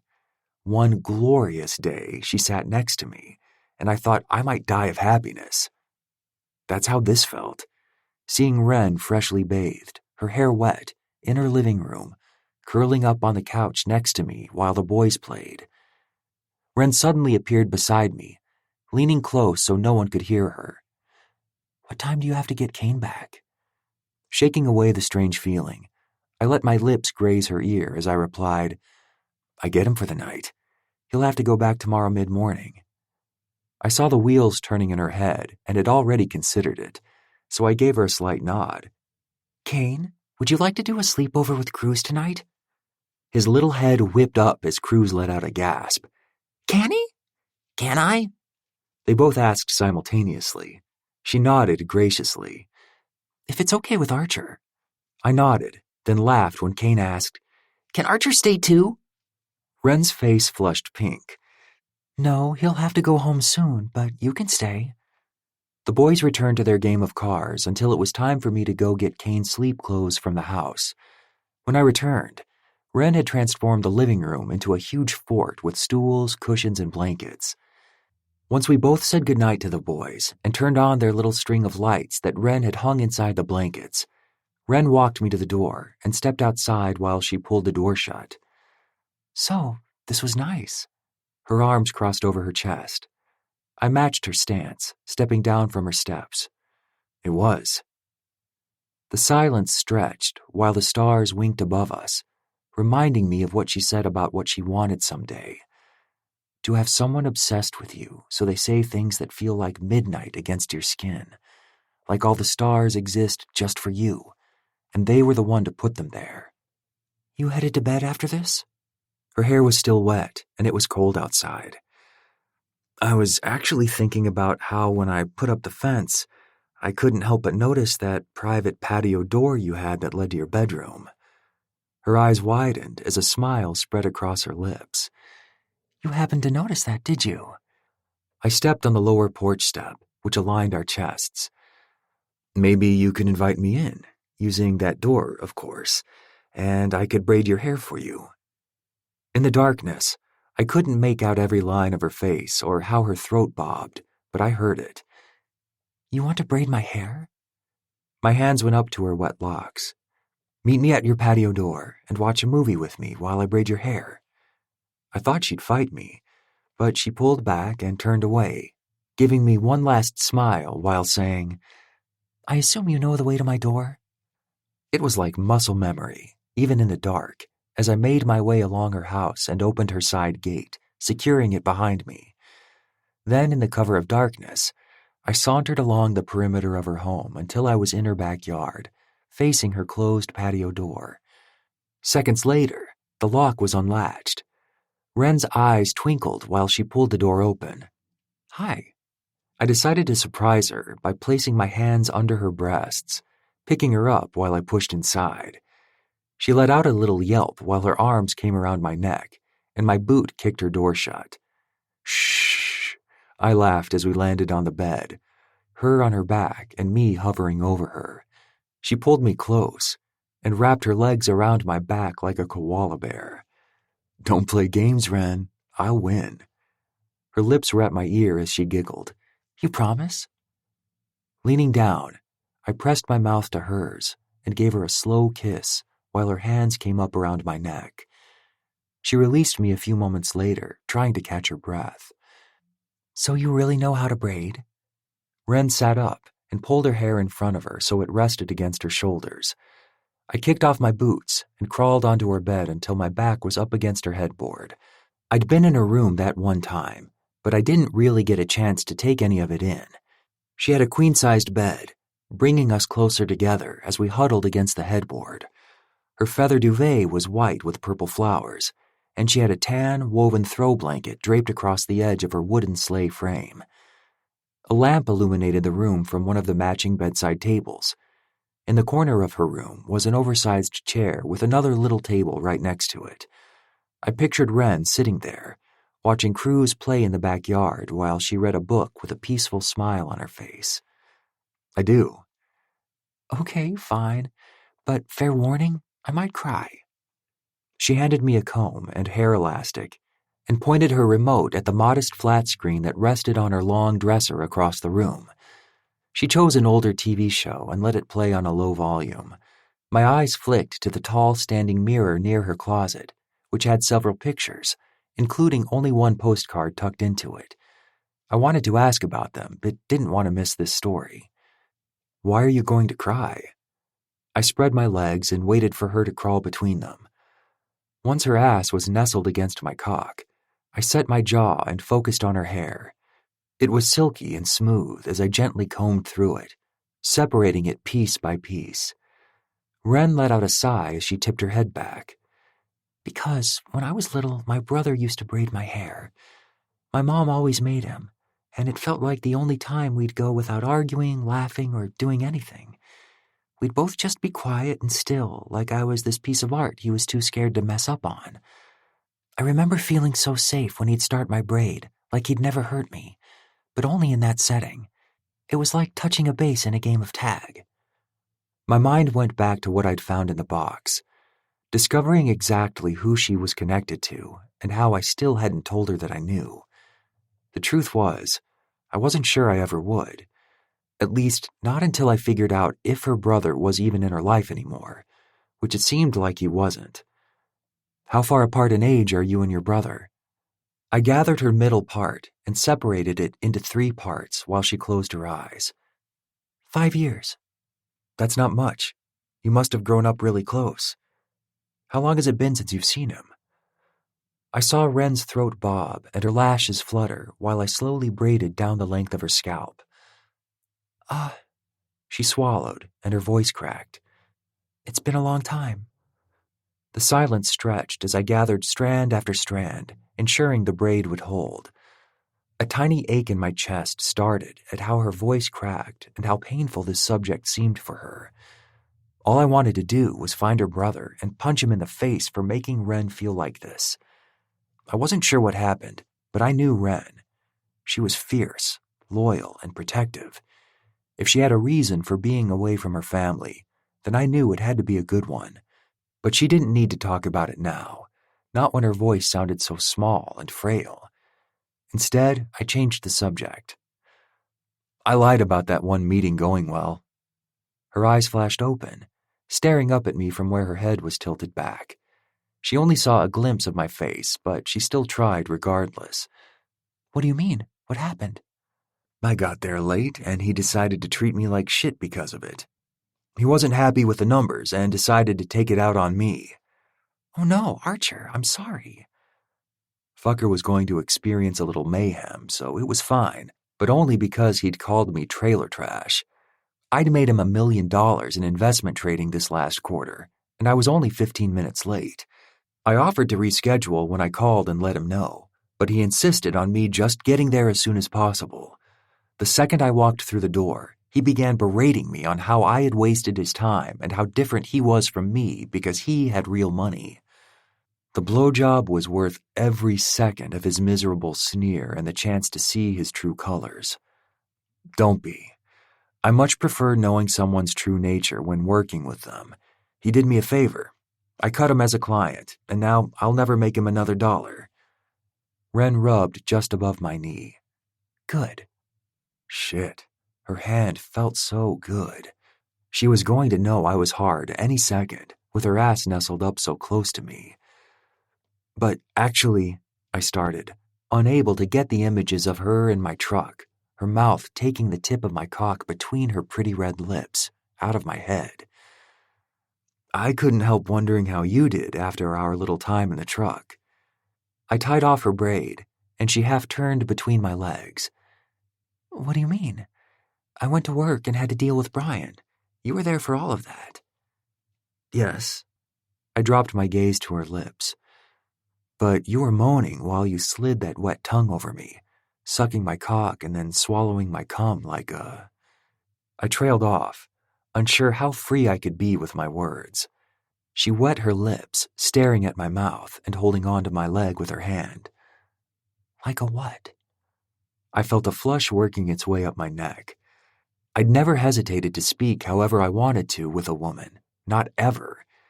But Wren had me wanting to talk about flowers and how she smelled like lavender while also making me feel like she had started weaving her own fairy tale in my chest. She was folklore, and I was just a boy falling in love with a story. Wren twisted until she was on her knees in front of me, her hands running up my chest, her lips a breath away from mine.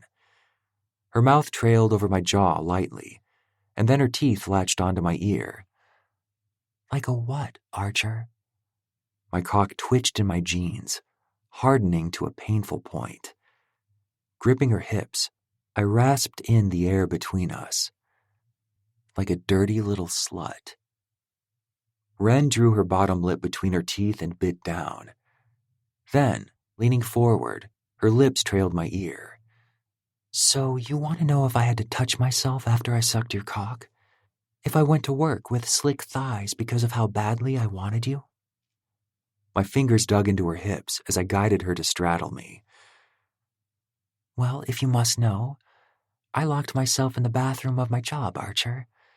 I had to take off my thong because it was soaked. Her tongue traced the shell of my ear as she continued to whisper. Then I slid down my skirt and started circling my clit with my fingers, desperate for relief. Fuck. I was going to come in my jeans. Did you get it? She shook her head while slowly rocking her hips against me. So that's 2 orgasms I owe you now, is that right? Biting down on her lip to suppress a smile, she nodded. Well, we better do something about that. Ren looped her hands around my neck loosely. I mean, if you say so. You're going to have to do exactly as I tell you. No arguments, no questions. I slowly shifted her off my lap. I will not fuck you tonight. Ren's mouth parted the tiniest bit, but she searched my face and nodded. Also, if I do or say anything you're uncomfortable with, you need to tell me. I shifted, leaving the headboard and moving toward the bottom part of her bed. Say yes, Ren. I rasped near her ear as I stroked down her ass. Her eyes were wide, her neck flushed, and I saw her chest rising and falling fast. Yes. Good. I slipped my shirt up over my head. Strip out of your clothes and put this on. Her brows dipped, and I knew she was likely confused, but I didn't care. I was finally about to see her completely naked. I sat back, watching as she slid her shirt over her head, revealing silky, smooth, tan skin. She had a beauty mark above her left breast that I wanted to kiss. She slid her sports bra up and over her head, letting her tits fall free, which had my mouth parting. I refrained from touching her as she moved to her shorts. Underwear too. All of it, I demanded. She hesitated momentarily, her nails lightly scraping over the thin band of her white panties. They arched up over her hips and looked fucking sinful against her tan skin. She was a goddamn vision in just that underwear and the long white socks on her feet, with her dark hair braided behind her, those tiny tendrils of hair kissing her neck. Fuck me. Wait, just... I tried to breathe through the sight of her naked, save for those 2 items, but she was so stunningly gorgeous that my brain felt like it was short-circuiting. I'd never experienced this before. The mere sight of someone stopping me in the moment because they robbed me of breath. I didn't have words, but I had thoughts stitching together and forming things that would make me sound like an idiot. Things that seemed to come naturally as I stared at her because her idea of a fairy tale suddenly didn't sound so far-fetched. No, it felt like she'd found a way into my chest and embedded herself into the lining of my heart. Now, it was as if I had no clue if that organ had even functioned before her. Nothing had ever felt this real or terrifying. This felt better than riding, whatever this feeling was. Sparks seemed to jolt under my skin as I stared, and that fuzzy feeling returned. I wanted to tell her that she was beautiful, the most gorgeous thing I'd ever seen in my entire life, and I was positive that she'd continue to hold that title for as long as I lived. I wanted to tell her that she made me believe in impossible stories, that I wanted to learn whatever language spoke of midnight caressing her skin, and using dialogue like darling, because all I'd ever known was mayhem. I was desperate to exchange it for peace. Archer? Her hands traced along my knuckles, over the tattoos inked on them. My face flushed as all the emotions began invading me, seemingly shaping something new and unfamiliar. Was this love? Was I in love with her? I caught her gaze, and the flush of pink on her neck made it difficult to swallow. Are you okay? No. I'd never be okay again after this. She'd be there for all of time, beyond stardust and the vast expanse of all the dark layers of this universe. Beyond all the precious things that ever existed within this lifetime, she would remain. My throat was thick as I finally found words. Keep going. Remove it, then slide my shirt on. She hesitated again, then slowly slid the panties down her toned legs and tossed the garment on the floor, so all she was in were those tall socks. I continued to stare as she slid my shirt over her bare breasts, her nipples peeking beneath the soft fabric. Once it fell against her thighs, I took my position. First, I unzipped my jeans and slid out of them, so I was in just my boxers. That's dangerous of you, Mr. Green. Ren chided with a smirk. I knew it was, but my cock ached. Do not touch, unless you're positive you can keep from sliding it inside your cunt. Ren raised her hands like she was being held at gunpoint, a playful smirk on her mouth. Once I laid on my back in the center of her bed, my head nearly touching the end of her frame, I waved Ren over. Place your hands on the frame and face your television, so you can watch your show. Ren began crawling on her hands and knees. Where should I sit? On my face. She paused while my hand went to my erection, slowly stroking through my boxers. Finally, she moved into place next to my chest. Just, she asked, staring down at my mouth and then at the television. I stroked down her calf. Straddle my face. She lifted the hem of my shirt and turned to face the edge completely. Finally, she did as I said. Her hands were up on the wood frame of the bed. Her knee moved over my face.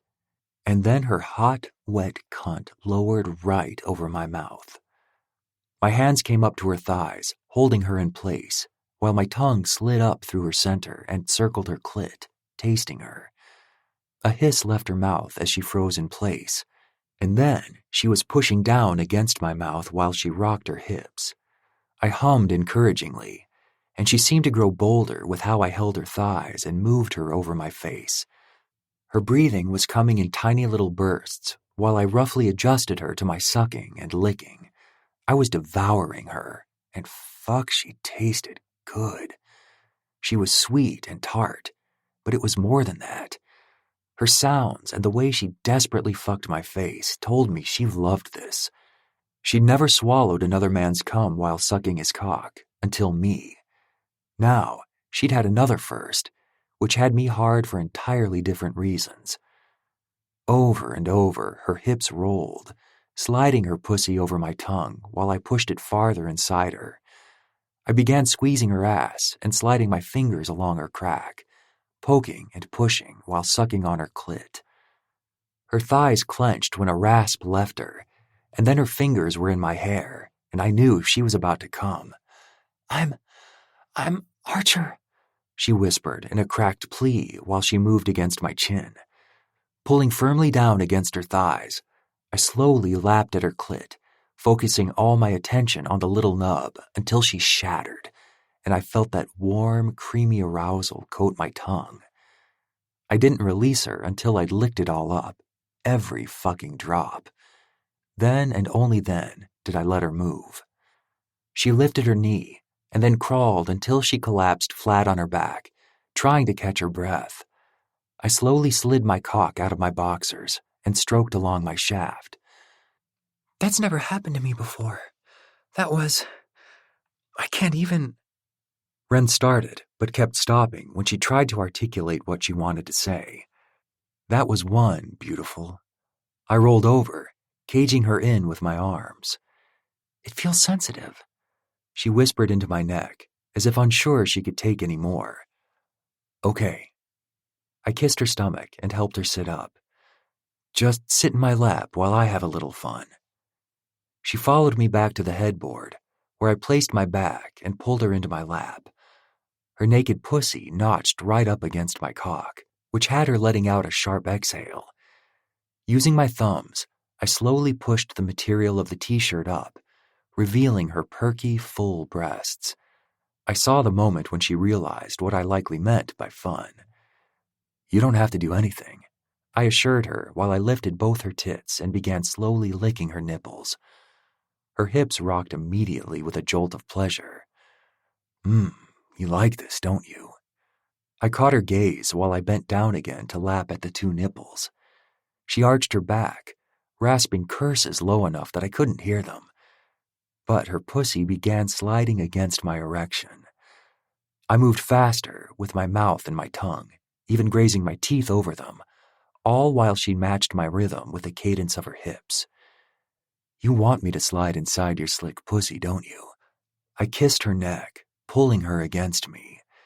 Her wet nipples slid warmly into my chest while I pulled her hips against me, and her clit continued rubbing against my shaft, making me pant painfully as I tried to restrain from pulling her on top of my erection.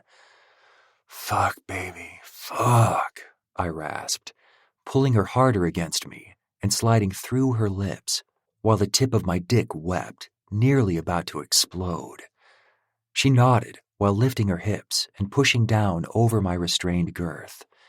You're so wet for me, and I'm about to come all over your stomach. Let it drip down along this pretty pussy. Want to see you covered. A low moan left Wren's chest while she rotated her hips against me. My cock was so thick, and my balls ached with the need to be released. I had practically notched inside her. She continued to bear against me, rubbing herself shamelessly against me. If you grip me this well, just sliding through your pussy lips, I can only imagine how well you'll take me. You're going to clench around me so good, aren't you? I slid my hand to her ass and gripped her cheek, pulling her closer. She let out a louder moan while her breathing increased. She shoved her face into my shoulder while her thighs clenched around my waist. I was about to come. Archer. She breathed into my ear, kissing me sweetly before trying to withhold a cry. Fuck. Wren shuddered against me. I glanced down and made sure the tip of my cock wasn't somehow buried inside her because it felt so good, then gripped my shaft. I started pumping my hips, my dick still sliding along the outside of her cunt. It was so wet, and my breaths were so short as a tingle started in the base of my spine, and then groaning into her shoulder. Every good journey deserves a moment of rest. Please enjoy this carefully selected music to soothe your spirit. And remember, this audiobook is completely free for you.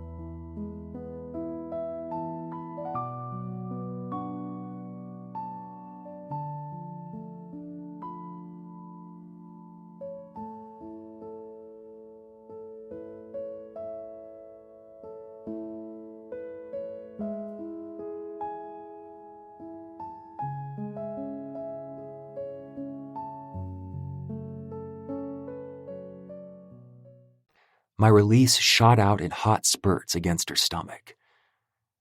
Wren's breathing was ragged as she sagged in my arms. Leaning back the slightest bit, I saw how the mess dripped down her lower stomach to the top of her smooth mound. It was so perfect, and all I wanted to do was paint different pieces of her body with it, see all that beautiful skin smeared with what she did to me. Her soft whisper felt like tiny sparks against my skin. I think you should stay tonight. Something had happened between us tonight, and while she might not be aware of it, I was in a monumental way. Part of me wanted to get on my bike and run away, let the night air carry me somewhere. But another part of me, a stronger part, wanted to hold her all night and wake up with her in my arms. Okay, but I'll need to leave early because I don't think Kane should see me here when he wakes up. Wren shook her head. Definitely not Cruz either. I think it would confuse them. Okay, I'll stay. I kissed her forehead while she adjusted, so my shirt fell back around her thighs. I slid out of bed and walked into her attached bathroom, not flipping on the light. Grabbing a hand towel from one of her shelves, I returned to Wren, swiping up the mess from her stomach. Her sleepy smile and a gentle squeeze of my wrist tightened my chest. That feeling returned tenfold. I was in love with her. "Do you want this back?" she asked, gesturing at the shirt, her lashes fluttering, her big amber eyes dreamy and tired. I gave her the most genuine smile I'd ever felt as I said, "Never." 15. Wren. My face was against something warm and firm, while something equally strong seemed to wrap around my back, securing me. I opened one eye and saw my bedroom was still gray and mostly dark, but I could make out Archer's peaceful face as he slept. His chest rose and fell under my cheek, and I had to resist the urge to trace the bridge of his nose and down along his jaw, over his lips, the same lips that tasted me last night. The memory returned in a rush, like liquid heat activating in my veins, burning all throughout my body. I chose not to focus on the way his hands held my thighs against his face, or how he expertly licked and sucked my nipples while I rode him into orgasmic oblivion. No, I was focused on the gentle way he'd braided my hair and seemed to pick up on the fact that talking about my brother affected me. Archer was more considerate and far more careful with me than I'd ever been handled by a man. Yet, when his hands cradled my thighs or his mouth tasted me, he wasn't gentle at all. And the contrast between the two actions was something new that I never knew I'd crave at some point. My thoughts faded and tangled, and I came to a rushing halt when I heard the little giggles of 2 5-year-old boys near my bedroom door. Oh, shit. I tried to sit up, but Archer's arms were like steel around me. "Archer," I whispered, and I instantly felt his hips press forward, his morning erection pushing against my stomach. I had to bite down on my lip and ignore it because I wanted nothing more than a repeat of last night. And honestly, more. I really wanted to have sex with him, but I wouldn't push it since he had made such a stark stance against it. He buried his face into my hair while sliding his hand down to my ass and gripping my left cheek hard. It felt so good that I let out a breathy gasp while trying to detangle our bodies. Archer's hips continued to press into me while he held me, and suddenly his lips were tracing my collarbone and up my neck. "Archer, wake up. The boys are up." I slammed my eyes closed, trying again, desperate now because if he started touching me, I would begin to shamelessly ride him. But having the boys not see him here was important to him. Doing this, whatever we were doing, and establishing it the right way, seemed paramount, and I didn't want to do anything to ruin that. The man under me seemed to freeze when another, much louder lilt of laughter echoed outside the room. "Is your door locked?" Archer's husky voice was close to my ear, and I loved how gritty it sounded. I'd love to feel that skate against my thighs on another morning just like this, but with an actual plan in place to ensure no one was able to sneak in and see us. No, I always unlock it before I sleep because I worry about crews. Last night, I nearly forgot, but sometime in the night, I slipped out of bed and flipped the lock when I remembered. Oh, shit. Will he come in here? I doubt it because Kane is here, but if he's hungry... Archer started to move, sliding out of the bed and dropping to the floor on silent hands and feet. I withheld a laugh while I watched him tiptoe over to my door and quickly flip the lock. Then he dipped to grab his jeans but seemed to pause near my standing mirror.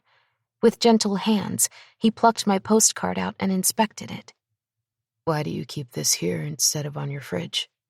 My heart seemed to leap into my throat as I watched him hold one of my silly, meaningless dreams in his hands, so easy and carefree, as if he were curious why it was bound to the mirror instead of tethered to my heart. My father was a horrible man, and I have very little love or care for the fact that he passed. But back when I was a kid, when I used to look up to him and miss him, I had always wished he'd think of me on his trips. Yet, each time he returned, he'd merely pat my head or give me a quick kiss, but there was never any indication that he'd cared or even missed me, until this one time, this one long trip. He'd been gone for weeks, and when he'd returned, he handed me this postcard while telling me a story. He talked about how he visited this place, and while he walked along the sand and looked up at billowing white curtains in one of the villas, it was like he saw me there. He told me how he'd pictured this beautiful life for me, full of sunshine, warmth, and fairy tales. He spoke of regret, how he'd wished he'd been a better father to me, how I was everything he'd ever hoped for when he was young and imagined being a dad. He said I was special to him, not just a jewel in his crown, but I was the crown. For whatever reason, he said that town, that place he went, made him reflect on all that. He told me to always remember I deserved the unrealistic, outrageous sort of life, where I'm loved and cherished. My throat felt thick, remembering the one and only kindness my father ever showed me. That was the only gift he'd ever given me. Archer glanced at me, then the image on the postcard. Cabo San Lucas. It seemed silly when he said it out loud. My dad probably just found me an easy tourist gift and made up some elaborate story while he was vacationing in some resort, likely cheating on my mother. But to the little girl inside me, it was the fact that he'd thought of me, and the picture he'd painted for me was a beautiful life, one I had hoped to one day have, no matter how outrageous it seemed. Have you been then? Archer walked closer after tucking the image back into the frame. He buttoned his jeans and pulled his hair back into another little bun at the nape of his neck. I shook my head. I can't even get to Montana. I definitely haven't gone to Cabo. His lips twitched while his knee pressed into my mattress. His hand slid along my jaw and into my hair. You'd look good in Cabo, beautiful. I think I need to see that at some point in my life. You, on that beach, wearing a bikini, looking back at me while you walked along the sand, knowing that moment had been etched into your chest. My heart skipped 1,000 beats as his blue eyes locked on me and his lips brushed against mine. Heat and skin slid against each other as I lost myself in his steady eyes and allowed the rhythm of my heart to mirror his, wishing I could somehow tuck it away in his chest and ask if he'd carry it for the duration of my life. I'd never had anyone tell me they wanted my heart or were in love with me. Matthew and I had been together as a couple, but it had only been a few months before he went to prison. A lonely, painful reminder seemed to balloon in my chest that I had gone through my life without being told that I was loved. My mother had said it to me growing up. Leo had even said it a few times after they married. Juan had said it. Surely he had. Why couldn't I remember if my brother said he'd loved me? Archer's mouth moved to my ear as his hands traveled down to my hip, which broke me out of my thoughts. He was here. He was real, and he'd continue to show up. He brought me flowers. He asked to come in last night, and he wasn't just here for sex. This meant something to him. I meant something to him. As if he could hear my racing thoughts, he whispered, "Come with me this weekend." What? My hands went to his wrists, trying to hold him in place so he wouldn't leave me. The boys laughed in the living room, but I could hear a cartoon playing too. Archer's gaze searched mine as he swallowed. There's a family barbecue for club members. We're riding out to a big state park. There's stuff for the kids and a great view. His forehead pinned mine as he seemed to struggle for words. It's a good way for you to meet my club. Didn't that seem like we were serious then? Maybe we were. I felt serious about him and how he treated me. It felt like this was real for him. Something told me his no-sex thing came from a very serious place, and I just needed to trust him and let him show me. I thought you had to take Kane back. His fingers found mine, intertwining ours together. I'll ask if I can have him longer. I liked the idea of riding with him into the city, taking the boys, and seeing this piece of his life. But then I remembered one of them running through my fence. Turning him down was on the tip of my tongue, but instead I asked him, will they behave like they did at your house? I felt him smile, even if I couldn't see his features due to our position. No, they're never like that when families are around. Old ladies, kids, even moms and extended family come out. No bunk bunnies or sweet butts. He pulled back so I could see his face and how his lips tugged up. Those are the ones who aren't patched to members, right? With property something? I tried to remember what he'd said about that. His smile was sweet and perfect. Exactly.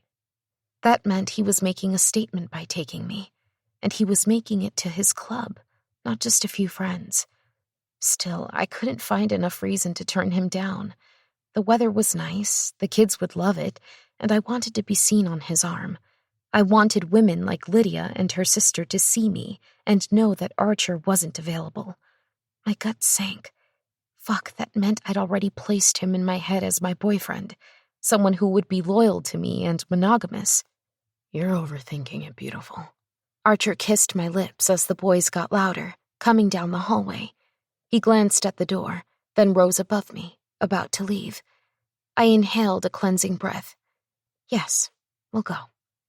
Archer moved to the door and smirked at me from over his shoulder. I know. He was about to leave without a shirt, which jolted me up. Do you want the shirt? You have nothing to walk back home in. His gaze narrowed. No, it's yours. I'll be back in a few after I go shower. I watched his muscles shift as he slipped out my back door. One of my neighbors was definitely going to see him and speculate that he was doing the walk of shame, but I couldn't find it in me to care. Let them see him. Let them know he's mine. My stomach flipped at the idea of truly belonging to him and, likewise, him to me. Perfect. 2 seconds later, someone tried to turn my doorknob. I slid out of bed and pulled on a pair of sleep shorts before flipping the lock. Right as I swung the door open, I yelled, "Boo!" Cruz and Kane both brought their hands up to their mouths in a giggle fest. I walked past the two of them toward the kitchen, trying to shake the feeling that I'd slept with a man last night, but truly just slept. There was something infinitely more intimate about just being held by someone all night than just fucking. How did you boys sleep? My hands moved independently, grabbing a flat pan and a large mixing bowl. Cruz slid onto the stool first. Good. Kane followed his lead to the second stool. I had a dream about a magical toilet. Cruz laughed, and the two started a whole conversation about what a real magical toilet could do while I mixed ingredients for pancakes. I cracked an egg into the bowl when Kane tilted his head at me. Hey, my big brother has that same shirt. Oh, shit. Archer had been wearing this shirt at dinner last night. Oh, really? I moved away and grabbed the melted butter, adding it in. Kane's keen eyes continued to inspect me. Yeah, it even says his name, just like his shirt. My face was on fire because how on earth had I missed that his t-shirt had his name on it? I was too nervous to look down, but after a second, I just gave in and pulled the shirt away from my chest, inspecting it. It was black with white lettering and carried the club insignia for Mayhem Riot. A few other symbols and words made no sense to me, but along the ribcage, in white ink, was printed, Archer. There was no way of getting out of this, but I would try. I think I got this as a gift from the club when they broke the fence. Maybe they made several with his name on it? Kane merely shrugged and spun on his stool to watch the cartoon Cruz had picked out. My heart felt like it was in my throat from the lie, which only brought back the reality that this thing between my neighbor was getting out of hand. 20 minutes later, Archer came to the door, lightly knocking. Kane asked if he could open it, and when I gave him the okay, he excitedly greeted his brother. Archer's gaze was down, listening to Kane until he walked in, and blue eyes landed on me. The pancakes were done, and we were about to eat, but he looked at me, standing in his shirt, as if I were the meal. Hi.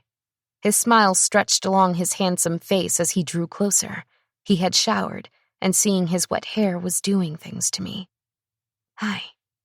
He slid out one of the stools and sat while nodding toward my chest. Crazy. I have that same shirt. Kane smacked his forehead like his brother had misspoke. I already told her that. Is that right? I brought the dish towel up to hide my laugh while Archer watched me, shaking his head with a full smile. 16. Ren. A pair of sunglasses perched on my face while I watched the city fly by and trees begin to appear. Archer had driven us an hour south, narrowly missing the main artery of New York City, until we started veering west toward a national park. Kane and Cruz talked in the back seat while a few toys sat scattered between their little booster seats. Archer's bike was tied down in the back of the truck, and the way he kept looking over at me and smiling had something in my belly swooping and catching fire. I smiled back and realized I needed to tell Cruz about my feelings for Archer. It was only a matter of time before he caught us holding hands or kissing. Our touches were becoming more insistent, as if we couldn't keep our hands off each other. But was it smart to do that before? I shook my head, hoping to displace those thoughts. It didn't matter what Archer did or didn't do. My son deserved to know how I felt about our neighbor because Cruz was the center of my life, and I knew he loved me. I needed to share this part of my life with him, because even if Archer wasn't sure how he felt, I knew that I was. I watched the countryside pass us while trees with orange and yellow leaves came in and out of focus along the windy road down the canyon. Archer was talking to the boys about this lake and how he used to play in it when he was a kid, but suddenly, the sound of thunder had me sitting up and looking around. It was so loud. Archer caught my confusion and started laughing. "Look behind us, Ren." I turned and tried to catch what I could from the glass in the window. A few yards back from us, traveling down the canyon, were dozens of motorcycles. Men, some with women on the backs, others alone. They all rode in unison, taking up both lanes of traffic, and they all wore those leather vests that Archer did. "How many are there?" I mused, unsure if I meant for Archer to answer me, but he did anyway. "We're expecting around 100 or so today." 100? My eyes likely matched my shock as I tried to register how many riders were behind us. "They're not passing you." Kane was the one to answer my question this time. "That's because Archer is the president. They're showing him respect by riding behind him." Something like pride flickered through me. All these men loyal to Archer, to the club. This didn't feel the same as El Peligro. His club, he was right, they weren't a gang. I wasn't sure what made them different, but I wanted to discover and figure out what it was. Nerves rattled around in my stomach as the rumble of their engines eclipsed our music and seemed to increase in sound as we neared the bottom of the canyon. Once we finally pulled into a parking space, my fingers felt like they were trembling. What if they laughed at me or thought I was stupid for being here? What if they thought one of their own women would be better suited for him? Or if Lydia's sister showed up and tried to... Suddenly, Archer's fingers gripped my chin, forcing me to look at him. "Hey." I relaxed into his hold, loving how his eyes seemed to peel back layers of my fears and step inside them as if he was physically taking them from me. "It's just a barbecue. Don't overthink it." Cruz sat up, watching us with his head tilted. He was going to ask about Archer holding my face. He was going to ask what we were, and I wouldn't know what to tell him. "Will there be hot dogs here?" Archer laughed, and I found that I did too. Then I lowered my face and began a few breathing exercises. This was ridiculous. They were just people like me, like Archer. We exited the truck, and I helped Cruz out of his door. He jumped in my arms and clung to my neck, then whispered a question that made me freeze. "I think he wants to be your boyfriend, Mama." Playing along, I whispered back, "Who?" He giggled, and I shut the truck door, still holding my son to my chest. "Archer." "Oh, I see." I smiled while walking around the hood, keeping my eyes on the people starting to park around us. The engines rumbled and echoed, thrumming through me like thunder. What would you think of that if he was? The sun was bright and warm, even with the autumn leaves covering the ground. The air had a slight chill, but it was cool against my overly warm skin. We had on light jackets and snug boots with jeans. Kane was walking ahead of us with Archer, holding his hand while peeking back at us every few seconds. Cruz got closer to my ear and spoke louder. "Well, I'm the one who wished for it, silly." My nose burned as tears lined my eyes. He'd wished for Archer to like me, for us to be here with him. A peace settled over me that I had never experienced, something so foreign as I watched Archer walk like I was being pulled by him, or like we were connected. For once in my life, I wasn't all alone.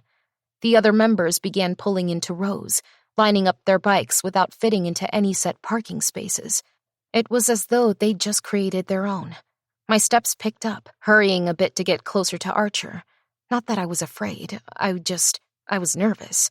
I had arrived with their president, and I still wasn't entirely sure what that meant or how serious that was, but something told me I was about to find out. I had occasionally imagined what it might mean for Archer to be the president of a motorcycle club. When thinking of him in those moments, I swore I wouldn't. Or when I was trying to justify why it would be such a bad idea to place my trust in a man who held the allegiance and attention of such a group. But nothing could have prepared me for actually witnessing it. I was very good at determining how a man watched other men in power, and Archer's men. They watched his every move as if he were the most important person in the world. These men didn't want Archer's position, or think someone else should have it. They looked at him like they'd do anything to protect him. It was the closest, I thought, that I'd ever come to seeing men look at a man they considered their king. So, Ren, right?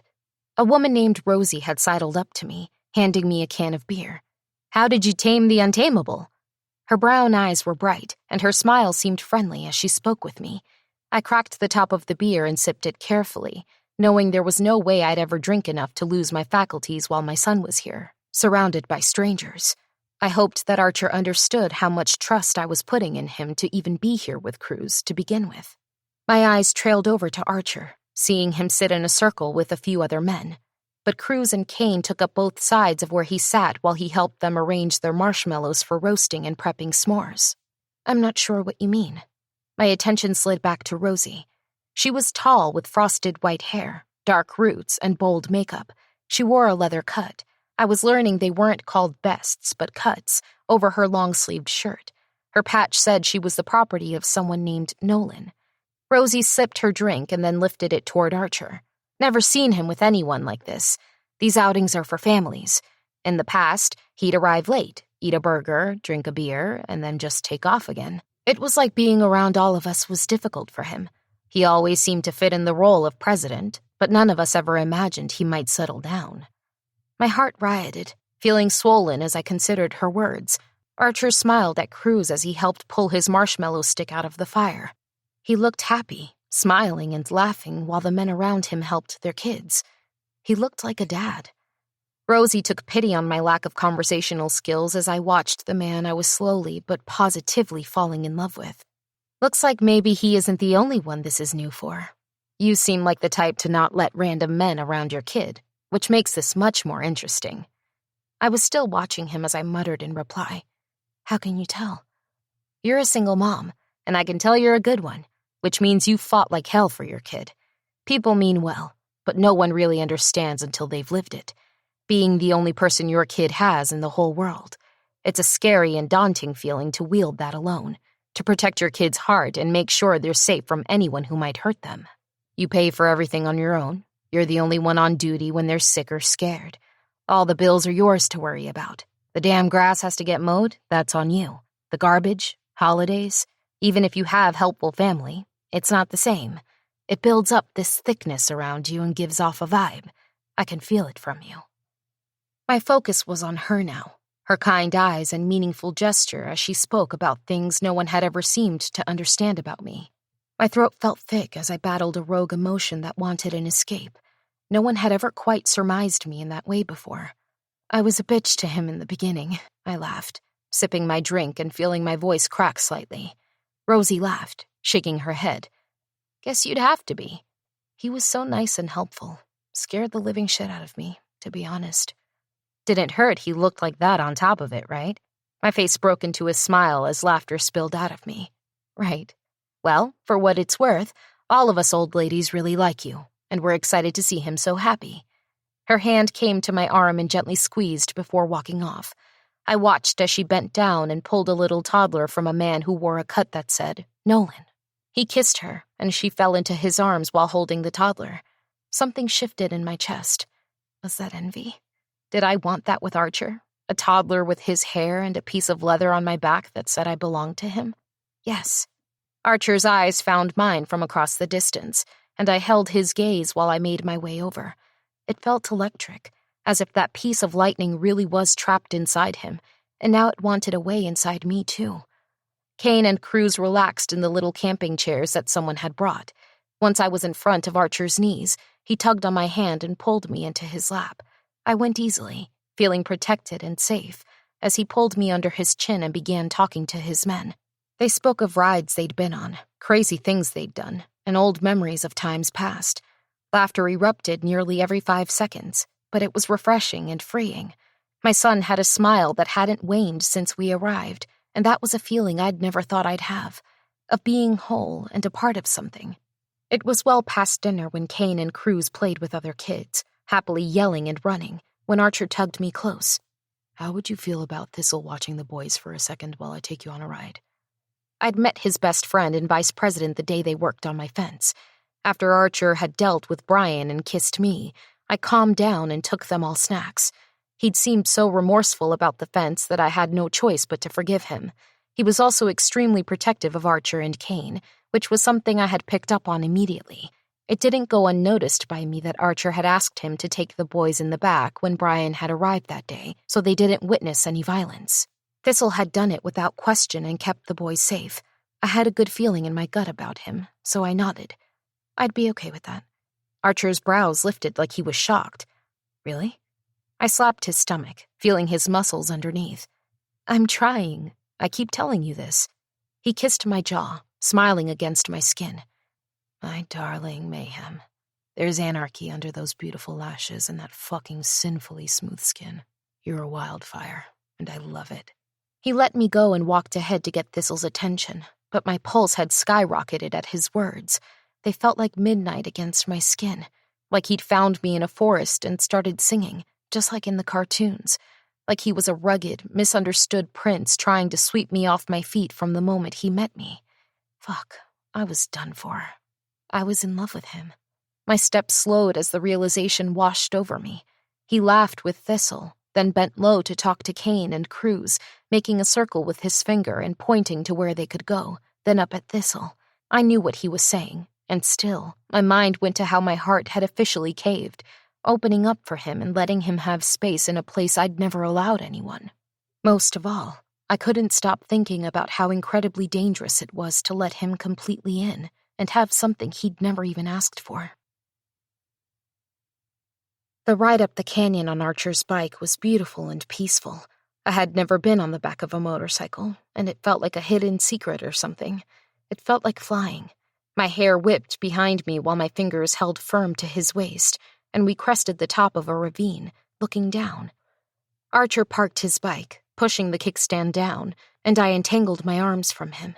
His hand came out and held my thigh in place. Stay put.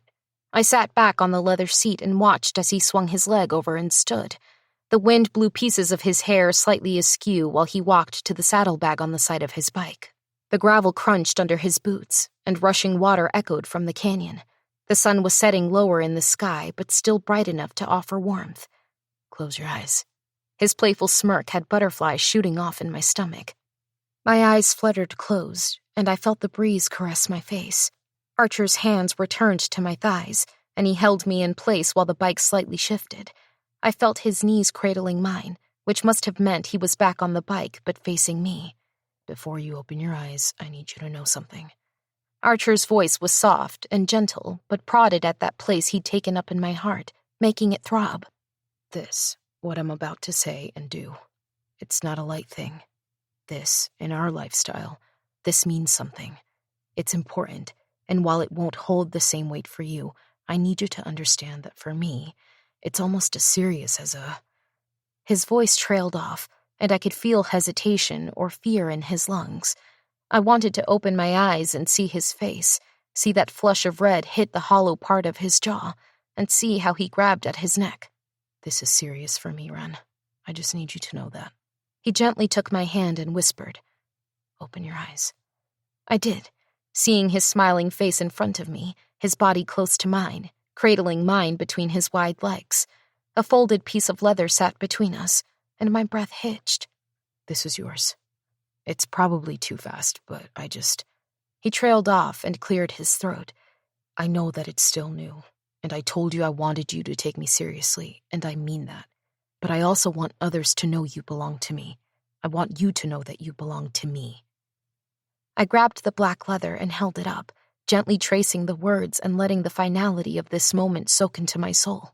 White stitching printed out the words, property of, along the upper part of the material. The insignia of Mayhem Riot was sewn into the middle, and along the bottom was the word, Archer. But then my fingers moved to the shoulders where two patches were sewn, The left shoulder patch said, Presidents, and the right shoulder said, Wife. My eyes flew up to his. His Adam's apple bobbed, and his voice came out rushed and almost panicked. It's just a term we use. I know it seems intense, but it just means you're mine, and no one can mess with you or try to touch you. It's just a... I cut him off by throwing my arms around him. He pulled me into his lap, my legs going over his hips as he kissed me, and I kissed him back. My heart felt free, my soul on fire, and I was happy. The happiest I'd ever been in my entire life. I was in love, the kind that made my belly swoop, my nerves rattle, and unbidden smiles stretch along my face. I grew up seeing the kind on television and reading about it in books. He made me feel like reality was better, richer than fiction, like my dreams were his mission to see fulfilled. Pulling away, I pressed my forehead into his, staring at the leather in my lap. I'm so honored, Archer. I love it, and Hesitation caught my words as fear lassoed around them, pulling me back to reality. What if he didn't mean it this way? What if he was just possessive and he didn't really mean... His whisper danced along my mouth. I'm falling in love with you, Ren. My eyes flew up, finding his, my breathing shallow. You are? His hand was on my neck, his forehead still pinned to mine. No, I'm sorry, I lied. Fear ricocheted like a bullet hitting a piece of metal. My mouth parted, but he merely laughed and kissed my jaw and then my ear.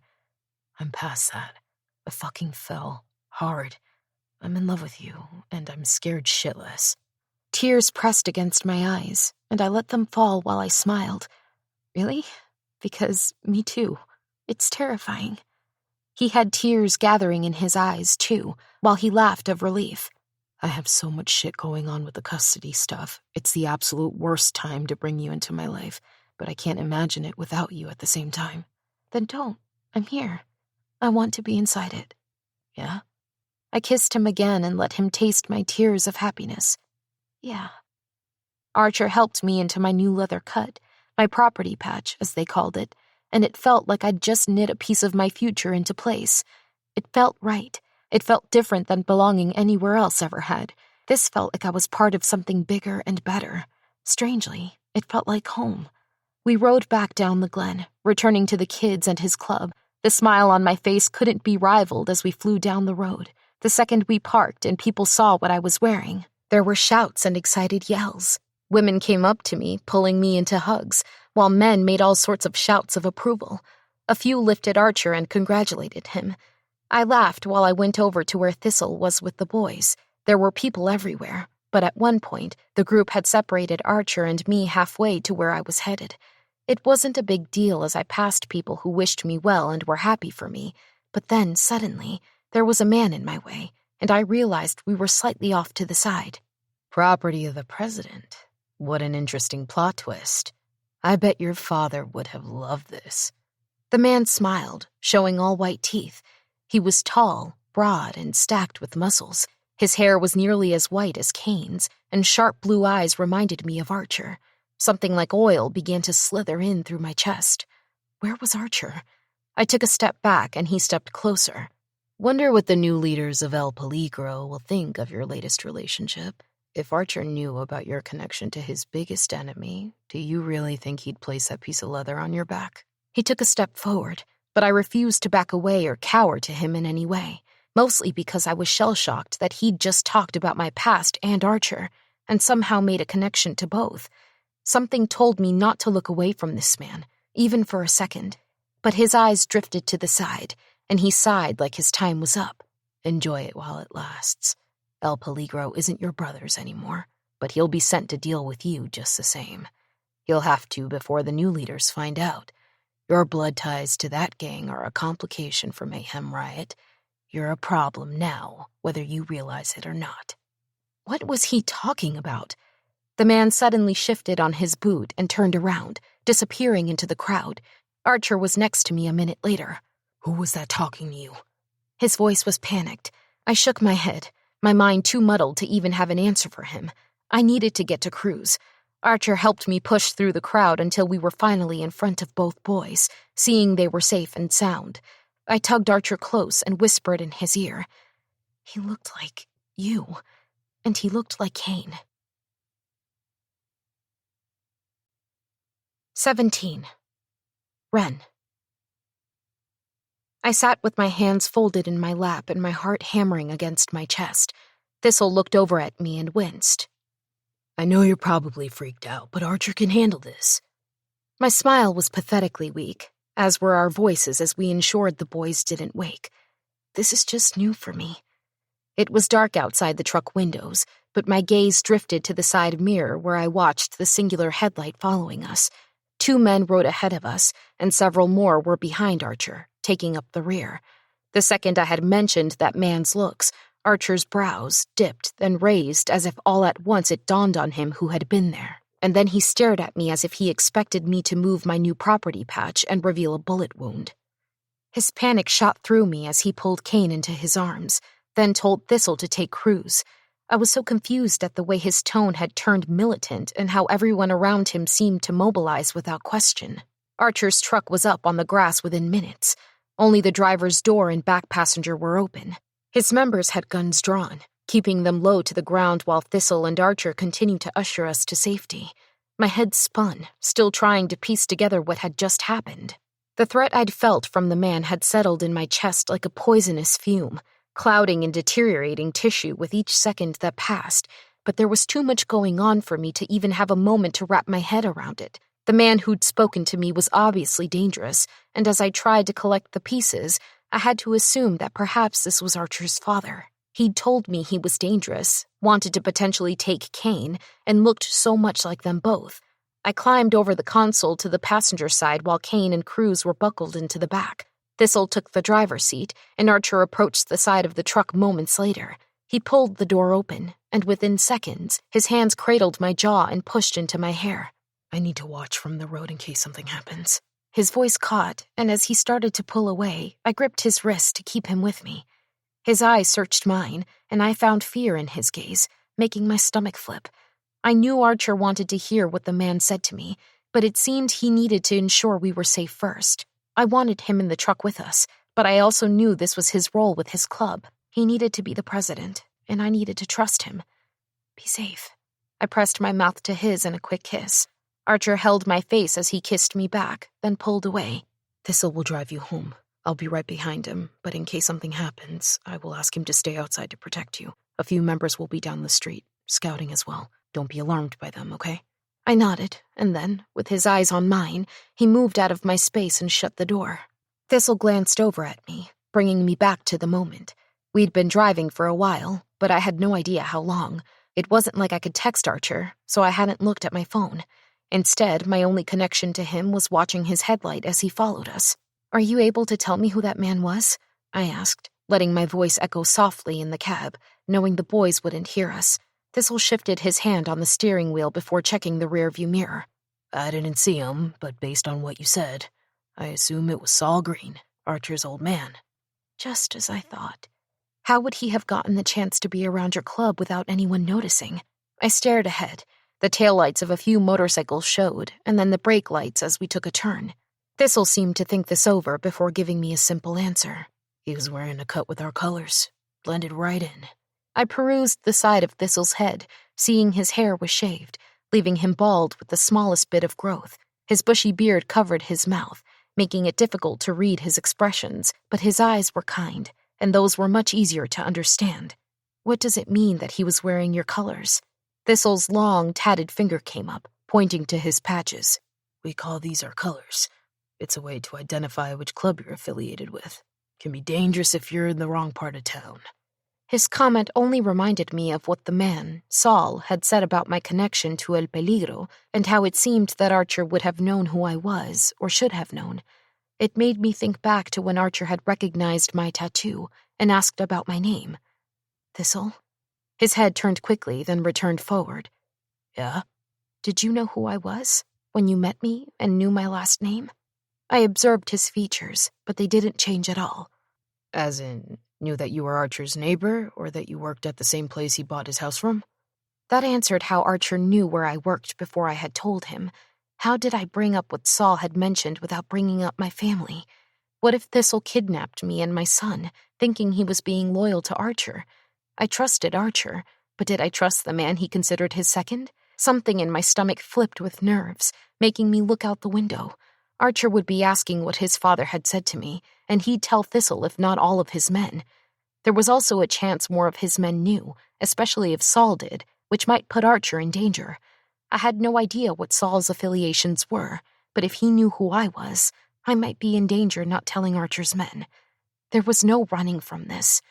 With a deep sigh, I turned to face Archer's second. The man who talked to me, Saul, he knew about my family. Thistle flipped his blinker as we turned onto the main freeway, which would take us back to Atlas. Your family? Did he really not know, or was he just pretending? I hated not knowing. I'm the daughter of Manny Vasquez. I waited, watching his reaction to my confession, knowing I didn't need to say anything else. His eyes remained forward, and then I saw his chest move with a deep inhale. Fuck. That complicates things tremendously. Why? I searched what I could of his face, desperate for more information. How did my family and Mayhem Riot interact? How did they know each other? Thistle glanced over. His brows crumpled.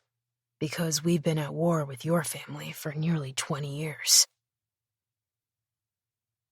Archer still hadn't arrived home by the time Thistle pulled into my driveway. Thistle turned off the engine, and we sat in silence, with the awkward tension that I was the daughter and sister of their enemy. What will happen now? Thistle peeked over the seat, seeing the sleeping boys. I'm sure Archer will talk to Kane's foster parents and get an extension to have him overnight, but we should head inside, get you somewhere safe. So you won't... I started, nervous about what I was going to ask. You won't hurt me or hold me as leverage or something? I had no idea how they operated, but from what I could remember from how my father ran El Peligro, that was something they would have done. Thistle narrowed his gaze like he was confused. What do you mean?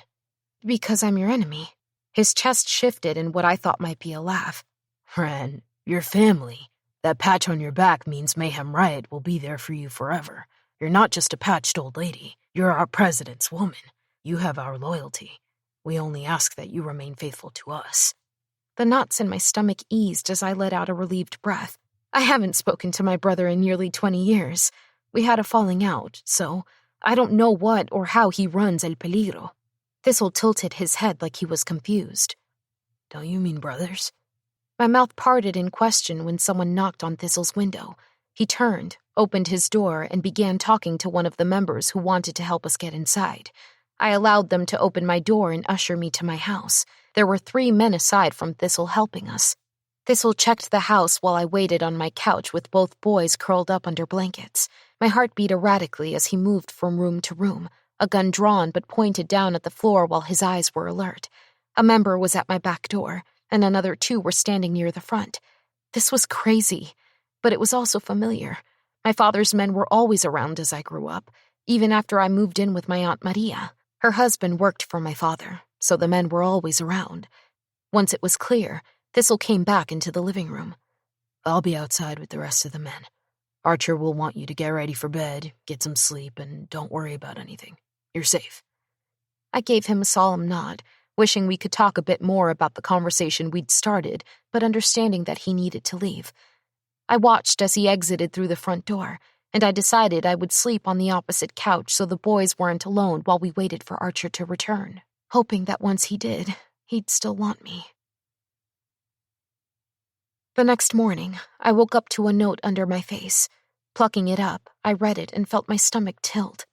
Ren, I didn't want to wake you or Cruz, but I had to return Kane to his foster parents.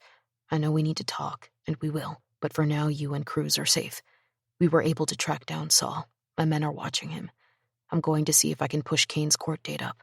If you leave, a few of my men might trail you. Otherwise, they're staying out of the way. I love you. Archer. I'm on my cell if you need me. That was great news, and while I knew I should be grateful, I couldn't help but feel completely thrown off balance. I wanted to sit down with him and ask how last night went. He was gone, but I had no idea for how long, or if he encountered any trouble. I hadn't heard if Thistle had told him about my father, or the fact that we were essentially enemies. This almost felt silly. I'd been removed from that world for so long that it was about as believable as hearing I was once related to a monarch centuries ago. It had no bearing on my current life situation whatsoever. But still, I couldn't understand that someone had brought it up, pinned me to it, and then acted as though my life was about to be upturned because of it. Now that I knew Saul was under surveillance, my biggest concern was how to tell Archer. Deep down, I felt like he'd understand, but the smallest piece of doubt lingered on the fringes of my mind. Stretching, I watched the white blanket drop from around my chest. Archer must have brought it out from my bedroom for me. Cruz was still asleep on the other end of the couch, curled up with his own blanket. I smiled, feeling my heart thump happily in my chest, remembering what Archer and I had said to each other on top of that canyon. With only the sunset as our witness, we moved to a new level. I had a piece of leather that felt nearly as important as a ring on my finger. He'd told me he loved me. How could he really feel that way for me, though, if he didn't know my family was his enemy? Saul's words came back, whipping against my conscience. If Archer knew about your connection to his biggest enemy, do you really think he'd place that piece of leather on your back? What if I lost him? I'd pushed him away so effectively in the beginning, yet he kept coming back, trying and never giving up. What if he realized all that was a waste? I was spiraling, and the fact that Archer and his men seemed to have left made me feel even more off balance. I wanted time to slow down and just give me a second to acclimate. Coffee. I needed to caffeinate first, then I could figure out how to break the news to Archer. Right as I slid my mug under the Keurig, my doorbell rang. Cruz lifted his little head from the couch, being woken by the sound, then covered his ears when it was pressed again. My feet moved, and I wasn't even thinking about who might be watching us, or if Archer deemed it safe to go about my life now, when I swung the door open. My mouth dropped. "Mom?" Amber eyes that I'd inherited narrowed on me as she pushed me aside. "Entonces soy una extraña ahora?" 18. Ren. I moved aside, my mouth still open. "No, you're not a stranger. I'm sorry, I didn't." Then I stopped because how was she making me feel guilty when she hadn't even called ahead to see if she could visit? Granted, I would never make my mother ask, nor would I get angry if she just showed up, which she had just now. Securing the door and ignoring how my son had already ran from the couch and thrown himself at his grandmother, I tried to piece together how she was here and why. She usually planned her trips months in advance with me, so she knew I would be free to visit extended family with her. She also wanted to be sure I had a clean place for her to stay, which, at the moment, I did not. "Mom, I'm so glad to see you." Her intelligent gaze slid back my way as she fought a smile. "You are not." "I am." I tried to add a little extra enthusiasm, but she knew me better than that. My house was a disaster. She was right. I wasn't excited that she was here. I would be if she left and gave me 2 days to prepare for her. I decided to change the subject. "Can I get you coffee?" "Dejaste de hablar español?" The urge to roll my eyes was strong. "No, Mama. I haven't stopped speaking Spanish." "Yes, I had. I'm merely more comfortable with speaking English. Besides, you raised me on both." She scoffed. "Your father did." She meant Leo, not Manny. She never spoke of Manny or acted like he was part of our lives, which was why my brother took Leo's last name. I had considered it, but my cousins all remained Vasquez's, and while my father was terrible, he was also my dad. That damn postcard lingered in my mind, a little golden symbol of parenthood that shouldn't belong to him, but did. I knew she'd never turn down a cup of coffee, so I started brewing her a cup. "Do you have bags?" "Grandma, you can stay in my room if you want," Cruz offered excitedly. My mother smiled at him warmly. "Gracias, nieto." Cruz tilted his head. "What's nieto?" I thought he was learning Spanish. My mother accused me with a click of her tongue. "He is, but he hasn't learned everything." I moved so I didn't see her face reflect what I already knew she was thinking. "It means grandson." Cruz smiled, then darted back to the living room, already bored with the conversation. I prepared her coffee how I knew she liked it and hoped she'd remove her sweater and shoes. Every time she did, she seemed to relax a bit more. She was seated on my couch, pulling a framed photo of just Cruz and me into her hand. She smiled warmly, tracing a finger down my face. It took me back to when I'd first had that photo taken. It was black and white, and I was crouched in front of Cruz, smiling up at him while he pinned his forehead to mine. I watched as her hair shifted in front of her, and I saw it was completely white now. When had that happened? I took in the rest of her, ensuring nothing else had changed. Her dark brown skin, while still impeccable, was starting to show her age. She was getting close to 70 now, and it made my chest ache. My mother was beautiful, but seeing her age felt strange. She still had arched, dark brows that never seemed to need to tweeze or wax, at least for as long as I had ever known her. Her lashes were thick and full, framing her amber eyes that were still just as bright as ever. She was taller than me, probably closer to 5 feet 7 inches, and she still dressed like she was about to head out on a cruise with her wide-legged cotton pants, simple button-downs that she kept rolled at her elbows, and a silk scarf tied around her slender neck. She was well-toned from her hobby of playing tennis every Tuesday and Thursday with my aunts. I smiled, seeing how she matured with grace and remarkable beauty. "You're staring, Henrietta." A shudder nearly had me dropping her coffee. "Mama?" Her dark brows narrowed as if she knew exactly what she'd just done. "Am I supposed to visit my only daughter's home and call her Rennie?" The derision was evident in her tone as she reared back. "Everyone else has called me that, Mom, my entire life." She sipped her coffee, glaring at me from over the rim. "Not your whole life. You picked a new name." I needed to change the subject. "So, what brings you to town?" Perhaps I missed my daughter and wanted to see her. Her thin shoulders lifted as she returned the photo to its place on the side table. I'd believe her if I didn't know her so well. It was the end of October, and her church was planning some sort of harvest festival. "Okay, Mama, I'll let it go for now and get you set up in the office." I stood and walked toward the back of the house, trying not to get annoyed that she'd arrived just when it seemed of all the times she shouldn't. "Brian, did you get my email about the couple interested in Lot 42 in the Hemlock neighborhood?" The text came through while I was grocery shopping for my mother. She'd thankfully agreed to stay home with Cruz. I felt like I needed a moment to clear my head and process the silence from Archer. My gut was in knots over the idea that Thistle had told him about my connection to El Peligro. I'd texted him several times, but he hadn't replied yet, so I was annoyed when Brian's text popped in. Once I was in my car with the groceries loaded, I responded. "Me. Please direct all emails to Gwen." My fingers drifted back to Archer's text thread, seeing I'd already messaged him twice. Damn it. I couldn't keep harassing him, but something felt off with my mother's sudden appearance. "Brian, Ren, I'm not going through Gwen. I'm going through you. And then before you know it, I'll be inside you, just like old times. Winky face." My fingers flew. Me. Fuck off. As I was staring at my phone, a call came through, which had me jumping.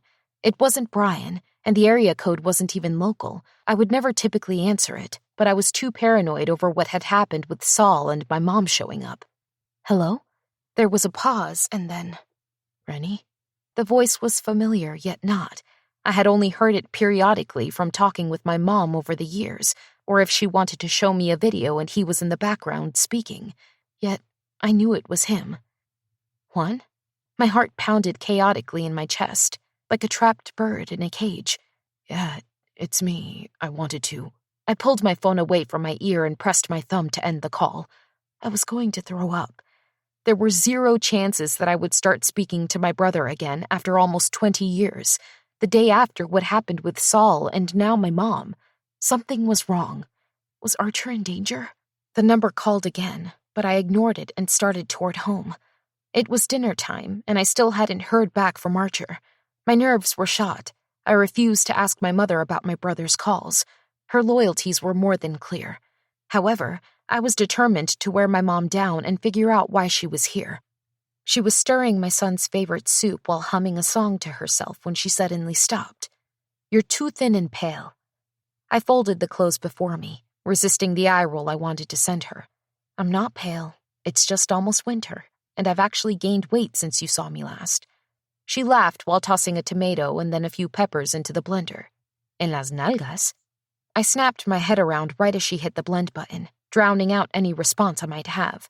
Cruz came out a second later and hugged my mother's side. Once the blender had finished, he tipped his head back. "Why do we need salsa, Grandma?" My mom clicked her tongue. "Salsa goes on everything, mijo." "But aren't we having soup?" His little nose scrunched, and I smiled, remembering when I stood in my stepdad's kitchen, asking him question after question until he finally set me on the counter and let me watch him cook. We can put salsa in the soup too, if we want, but I'm going to have your mom make us some chips. How does that sound? I love it when she makes chips. I knew better than to argue. So, Henrietta, mi amor, when are you going to tell me about this boyfriend? Why do you assume I have a boyfriend? I pulled a handful of corn tortillas from the package, then grabbed a knife and cutting board. My mom stirred and prepped the salsa while keeping her head down. The leather property patch on the back of the couch that says you belong to a man named Archer Green. My hands froze, my pulse hammered, and my eyes scanned the living room. I had left it out. Shit. Wait, how did she know it was a property patch? My mom clicked her tongue and reached for the pan she'd gotten out for me. Warm your oil. You act like you've never done this before. I grabbed the oil, poured a generous amount into the pan, and then flicked the burner. My mouth was dry, and my voice cracked as I tried to explain. It's new, but we've been friends for a long time. You never said. She moved around me, putting things away. I hadn't talked to her since Archer arrived and we started our friendship. It wasn't that I didn't want to, but my mind was so preoccupied, and the deep loneliness I usually felt wasn't there. He just moved in last month, but we've been around each other almost every day.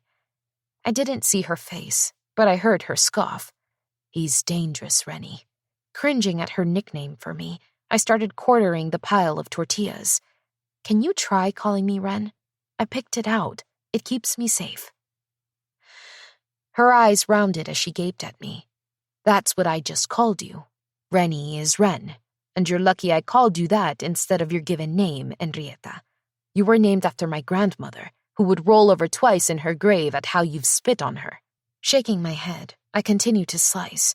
I mean no disrespect, but Rennie is a part of Henrietta. Ren is a beautiful bird that can endure and last in tough environments. They're resilient. My mom's hand was on her hip as she glared at me. And this name keeps you safe? Yes, it does. However, that wasn't true after Saul had recognized me. My new name didn't do shit for me. If safety is so important, why are you willingly driving around with El Diablo? I leaned in, whisper yelling back at her in shock. Really? The devil? Archer is the devil now? My mother's face didn't change. She merely shrugged slightly. I shook my head while slowly adding the chopped tortillas to the pan. Do you know what he's a part of? You have no idea why it's so dangerous to be near him. My stomach flipped around, trying to find purchase, but it was like a fish on land. What do you know about it, Mama? I know he's been a problem for far too long. I stirred the frying tortillas so they didn't burn. What is that supposed to mean? With a lowered voice, she murmured. He uses territory in the city to run guns and pharmaceutical drugs. It's been going on long enough and has been growing that someone needed to intervene. I had a lump forming in my throat. Who? My mother's lips pursed while turning away from me. No. I followed her as she turned away and lowered my voice to a harsh whisper, confirming the fears that had been stirred up last night. Are you saying my neighbor is running illegal activities through territory that belongs to my brother? My heart felt like it had galloped straight through my chest. This was why she'd come. Somehow, she knew I was in close proximity to Archer. I had no idea how she knew unless I was being followed, or he was, and I fell into the report. But why was she even still working with Juan? She'd left my biological father because of this life, but my father had yanked her and my stepdad back into it without a choice. It wasn't until he died that she finally started living freely, but as soon as Juan resumed the role, it was like she happily stepped right back into it. It's more complicated than that, Henrietta. My fingers were shaking from how angry I was. How dare she only come here to keep tabs on me? How dare she use our relationship as a way to communicate something from Juan? Did he send you? Her silence was deafening, which meant he had. He's worried about you now that he's aware of your connection to the problem. How come he won't just come himself? I still refused to think through what it meant that he'd called me or considered it an attempt to reach out.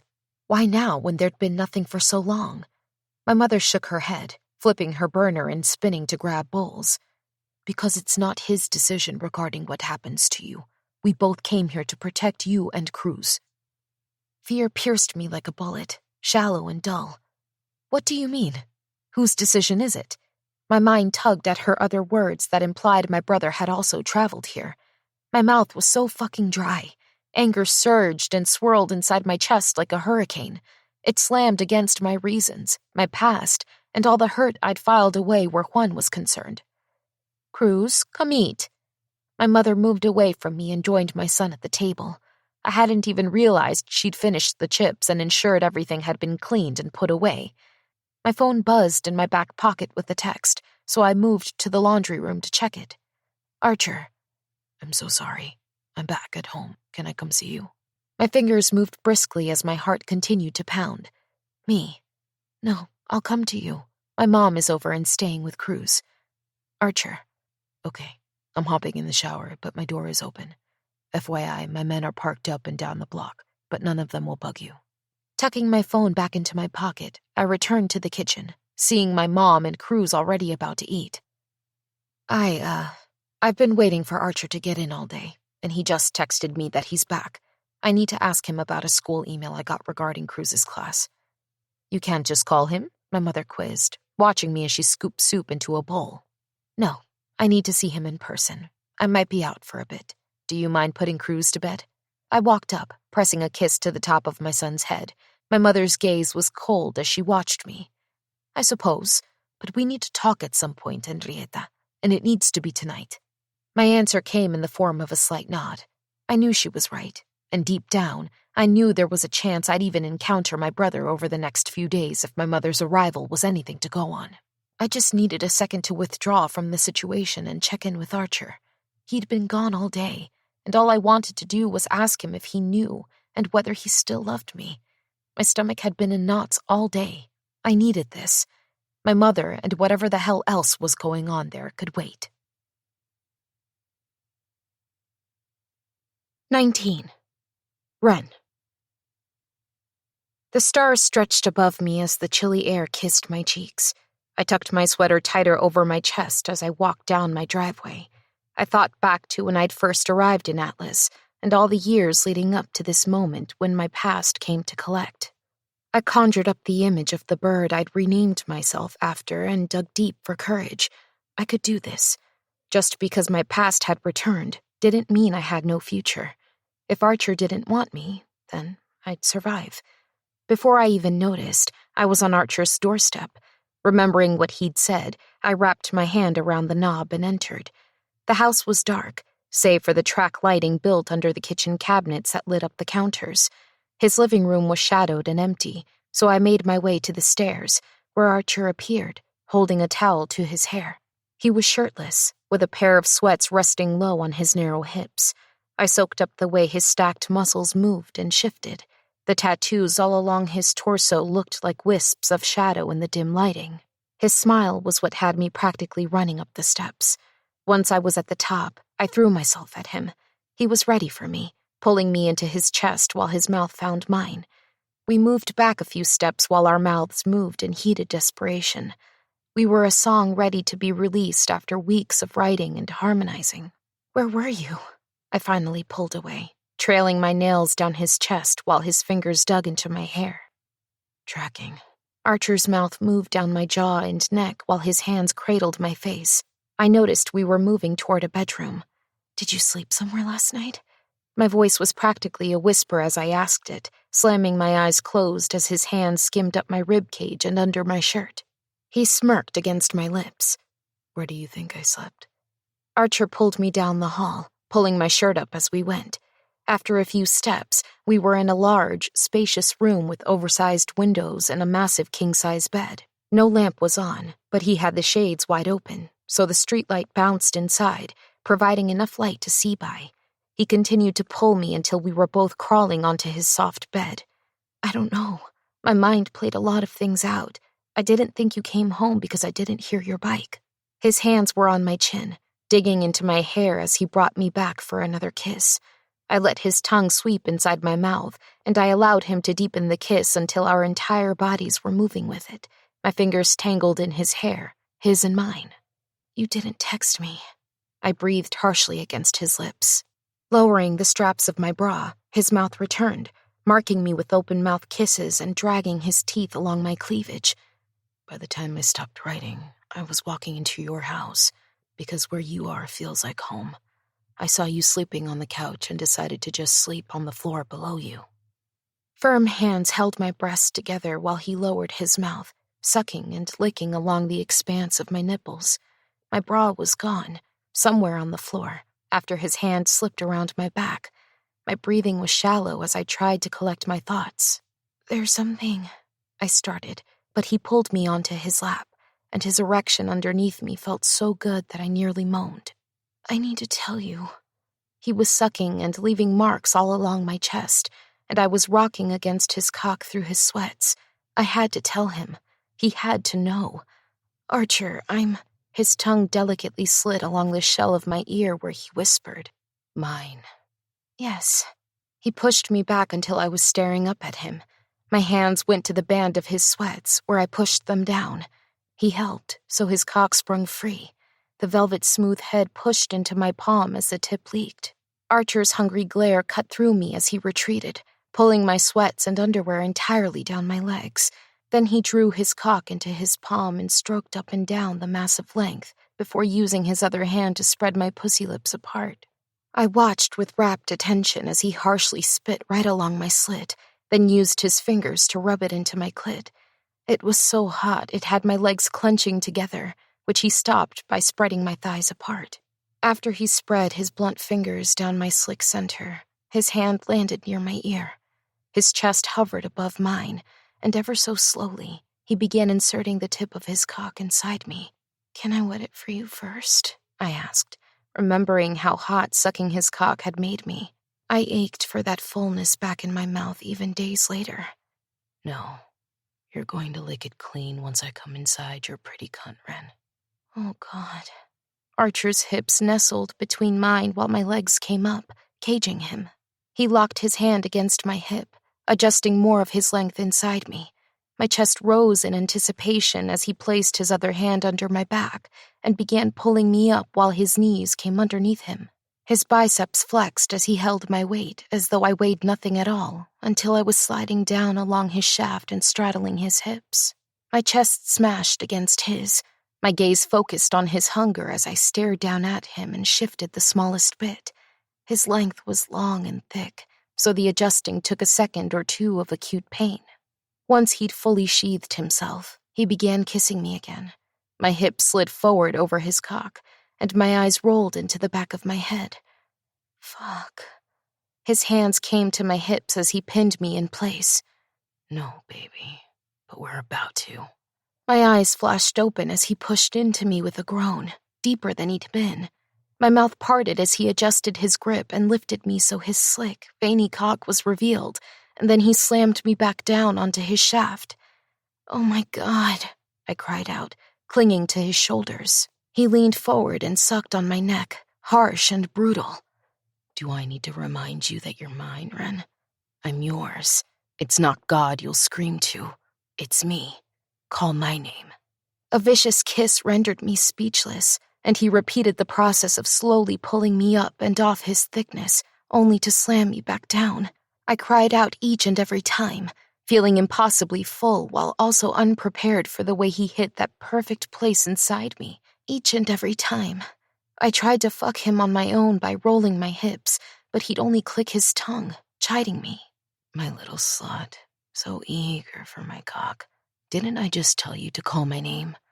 His mouth was back on me, sucking my nipple into his mouth. He shifted us so I was on my back, and he pulled out of me completely. "Archer." "That's it, beautiful. Now, open your mouth." Gripping his cock, he moved on his knees. "You're going to taste what you do to me." He held my chin and slid his slick cock into my mouth while kneeling next to me. I took him in, opening and not caring when he hit the back of my throat. He groaned deeply while he pulled my hair with one hand and held my chin with the other. "So fucking deep for me. You take me so well." He pushed farther into my throat until my eyes watered, and I was gagging around his length. Pulling out, he'd gently push back in and repeat the process, making spit leak out of the sides of my mouth and down my chin. "That's it. Take all of me, Ren. You look so beautiful when your lips are wrapped around my cock." His length slid out, and he held the base while he traced the tip over my lips. Get on your hands and knees. Push your face into the mattress. Ass up. I did as he instructed, moving slowly and keeping my gaze on his cock. Before I moved, I took one last suck of his length, moaning around him before he pulled my hair back. Do what I said, Ren. I don't want to put any marks on that perfect skin, but I will. We don't have the proper time. I moved, pushing my face into the soft duvet, but to the side so I could breathe while leaving my ass up in the air. He didn't play with me or spit or do anything but hold my hip with one hand and shove inside me so hard that I cried out. His hand came down in a punishing slap to my ass as he pulled out, then slammed back inside. Suddenly, something wet landed against my tight hole while he continued to fuck me ruthlessly. Then, before I could process that he'd spit again, his thumb was pressing into my ass. You need both fill, don't you? Such. He slapped my ass hard on one cheek, then the other. Filthy. Little. He spit on my asshole again, rubbing harder with his thumb. Slut. I screamed as my orgasm ripped through me in a way that had never hit before. Darkness danced behind my eyes. My breathing was shallow, and I didn't notice how hard Archer was slamming into me until he froze, cursing above me. Shit. Look at that. You're so fucking beautiful. I could hear his harsh breathing and even more mutterings of appreciation and happiness, but I felt like I was drifting in and out of a fog. Somewhere I knew I belonged forever, yet I had never once visited.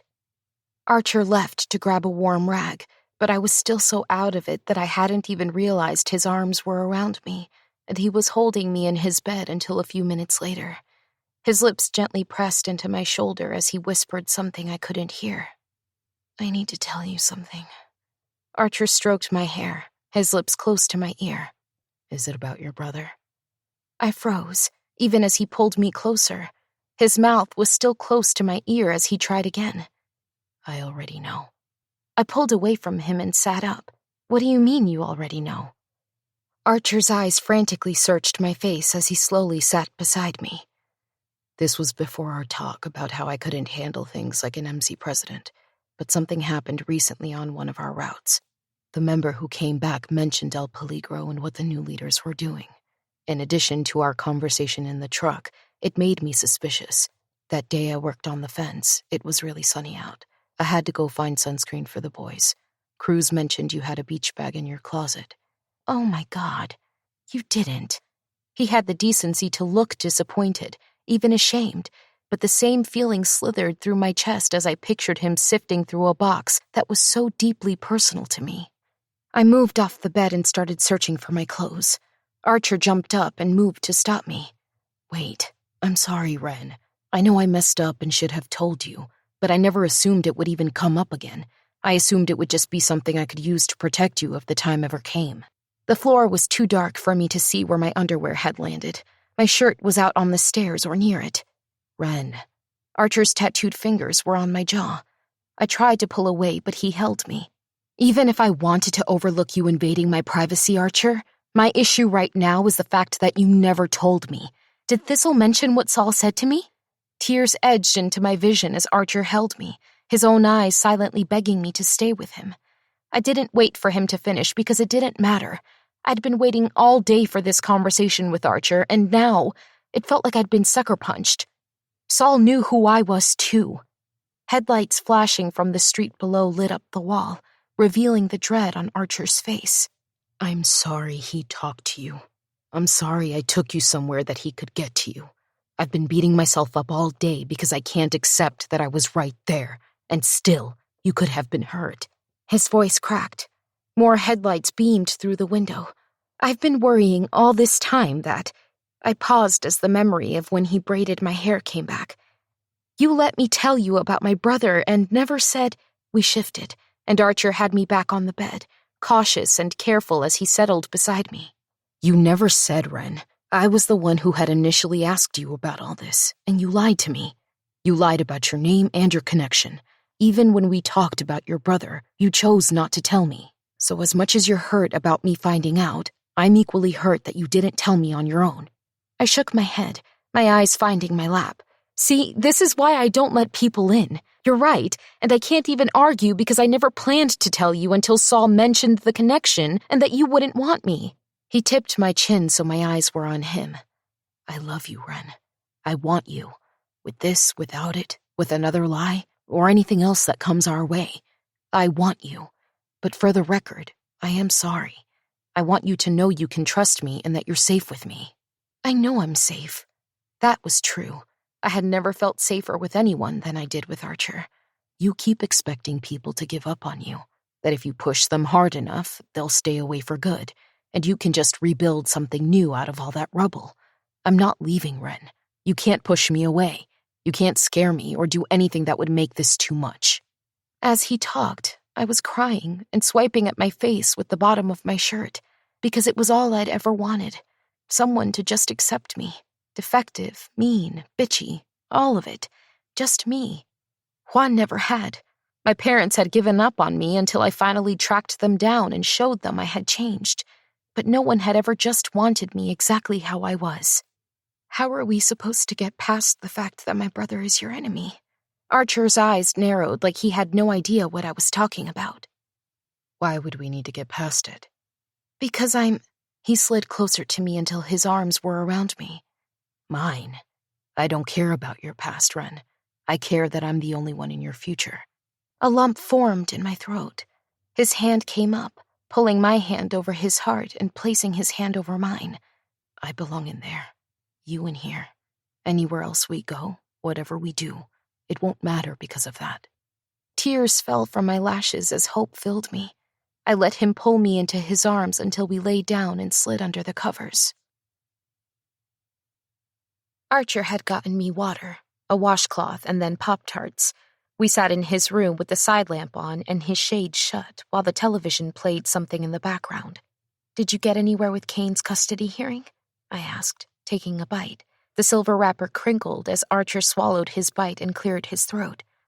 I spoke with the judge. We're transitioning into a conditional living situation where I have to check in a ton with them and allow them to come check on Kane, but it's the next step for us and a good one. That's amazing.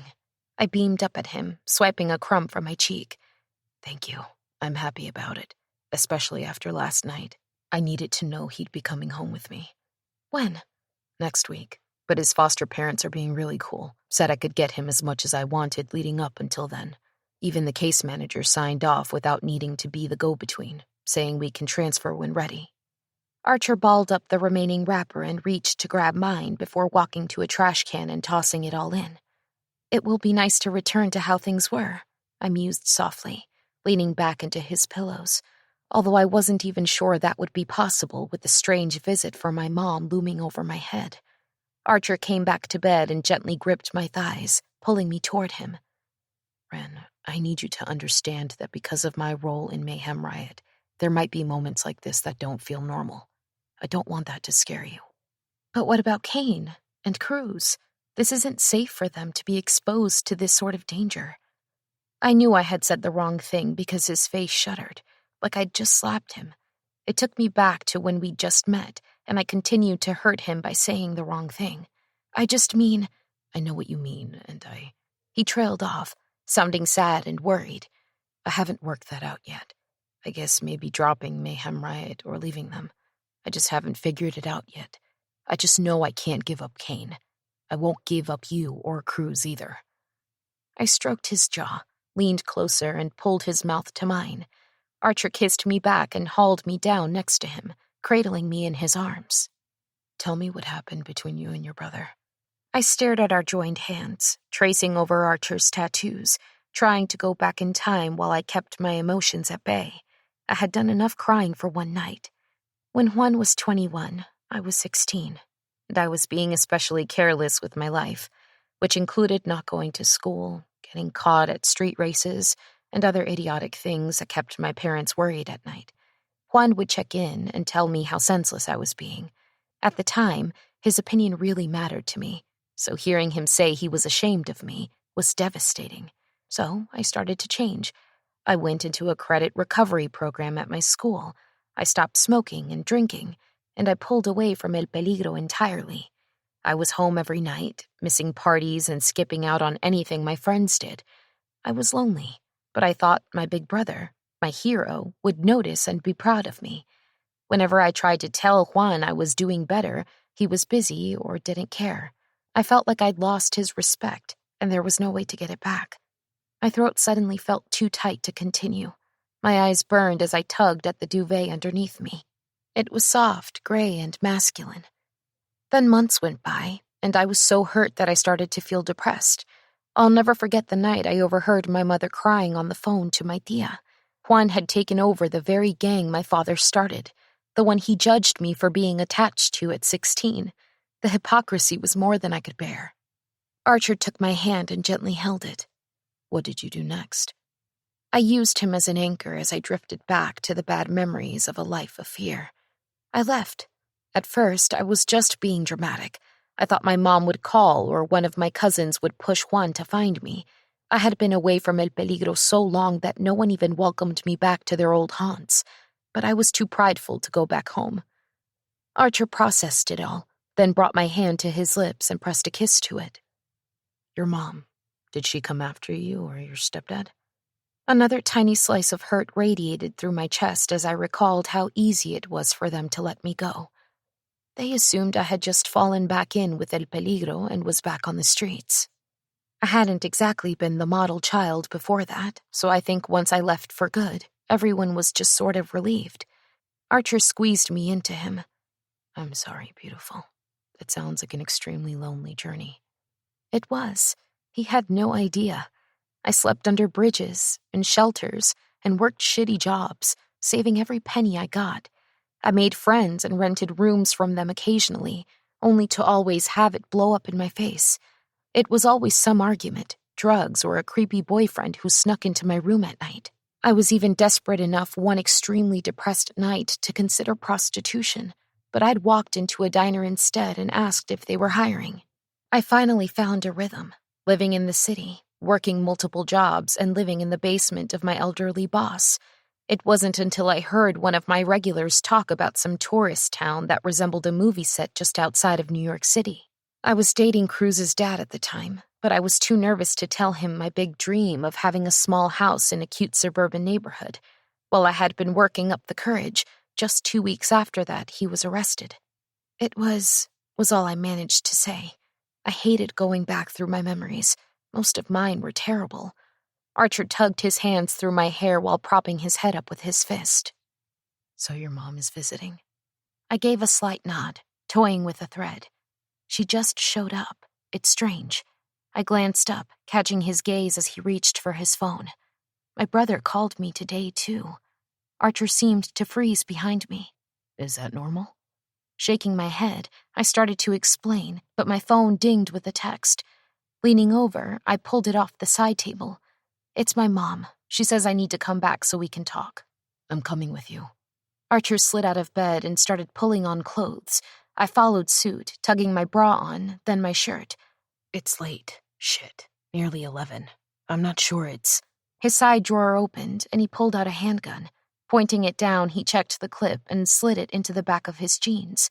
I knew he was in a club that didn't obey the laws of the land, a 1%er club. His patch meant that, but seeing him with a gun was different. Archer?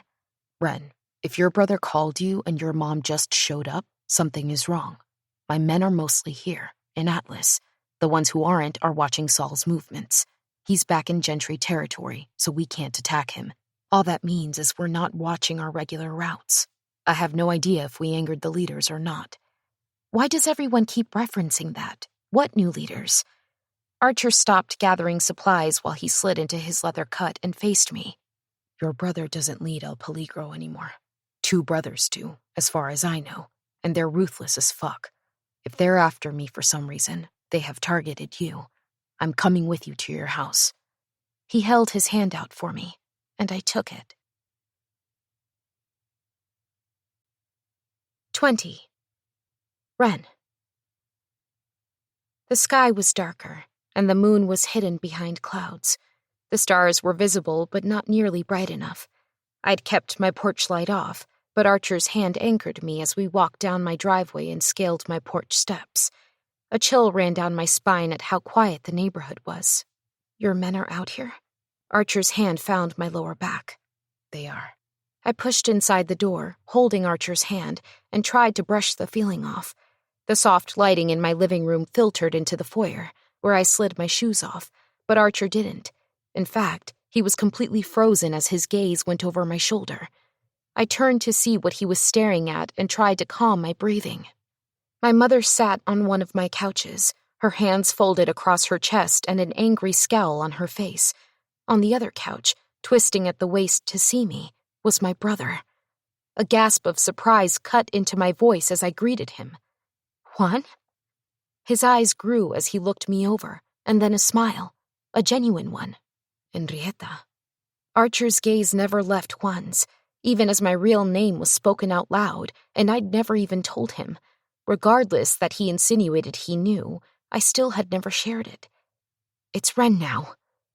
Juan merely dipped his face, nodding. Heard that, actually, but figured the first time we spoke in almost 20 years, I'd use your real name. My gaze flitted over his form, trying to pick at who he was and compare it to who he seemed to be now. He appeared older, yet looked almost the same as I remembered him. He had the same defined jaw, a narrow nose, and the same dark brows that arched nicely over his amber brown eyes. A few lines appeared near his eyes and near his mouth, smile lines, which led me to believe my brother led a happy life. He had the same black hair, but with a few streaks of gray styled so it fell back from his face, just a tiny piece touching his brow. He was as tall as Archer, but not as broad. Juan had a narrow frame, and everything about him seemed as it was nearly 20 years ago when I last saw him, all except the gold wedding band around his left ring finger. He stood slowly as if he didn't want to scare me off. Archer took up residence behind me, like a guard on duty. I was grateful that my mother had been here for my son to put him to bed, especially with how late I had come in. Guilt still tugged at my belly, making me feel like I'd done something wrong by leaving. "What are you—" I started, but he dipped his head, shoving his hands into his pockets. He wore tan cigar pants with a thin, long-sleeved knit shirt. The gray hue made his dark hair pop against his brown skin in the low lighting of my living room. Been a long time. He cut me off. As I stared at him, my eyes watered, and I processed how much time had passed, how he'd been a part of so much of my childhood, and then when my mother took him with her, he wasn't. They'd left me behind, and I'd never even explained how much that hurt. Examining his face, I tried again and skipped over whatever pleasantries he wanted to share. "What are you doing here?" His eyes flicked to Archer, then me. Right to it, then. Okay. My mother muttered something in Spanish, and at that moment, I wanted to stop everything and introduce Archer. I wanted to tell them that I had a boyfriend and was happy and in love, but I knew my family wouldn't be excited for me. Not if our families had been at war for 20 years. Archer shifted so he stood next to me, then wrapped his hand around mine. Juan caught the movement and glared over my shoulder. I'm here to deliver a warning. One I hope you both heed, because as much as I have tried to fix things, it's officially out of my hands. I glanced up at Archer, but his jaw was tense and his gaze was locked on Juan. My brother continued. Recently, there has been a change in leadership within El Peligro. The new leaders are not only young, but ruthless. Archer, I'm sure you've noticed a few warnings being issued to your men. I saw Archer nod out of the corner of my eye, but he was tense too, like he was ready to run at Juan at any second. My brother toyed with a string on his slacks before continuing. I was made aware of a plan they have to take you out. Since you're seeing my sister, I came here to remove her from the situation. You need to stop seeing each other. My mother scoffed, adding, "Should have never started to begin with." Take him out? What did that mean? My heart raced at my brother's words. He was already talking again before I could respond. Rennie, you either come home and allow Archer to remain here, or Archer, you need to go back to where your club is. Leave my sister and nephew alone. Neither of those options are happening. Archer's voice was calm but deadly. My mother muttered something about me being irresponsible, and I shot her a scowl. Juan watched Archer, steady and solemn. Both of them looked like they were 2 seconds from pulling weapons on each other. Archer gave in first, asking, "Want to clue me in on why this is happening with the new leadership? I don't understand what changed." Juan's jaw tensed before his eyes found the floor. It was a move he kept making, and it seemed so strange compared to the person he used to be. My brother used to stare people in the eye until they backed down. He'd never lower his head in shame like this. It made me want to press pause on all this and pull him away, asking what the hell was going on with him. We've been at war with each other since my father ran things. He always wanted the territory west of Manhattan. 10 years ago, it came into our possession through a game of cards, but your club never recognized the change of ownership. At the time, I was running things, and because I was pushing to improve the route, and what you were pushing wasn't damaging the neighborhoods, I didn't care that you kept it. Archer shifted next to me. Pardon my language, but what the fuck are you talking about? 10 years ago, I was president.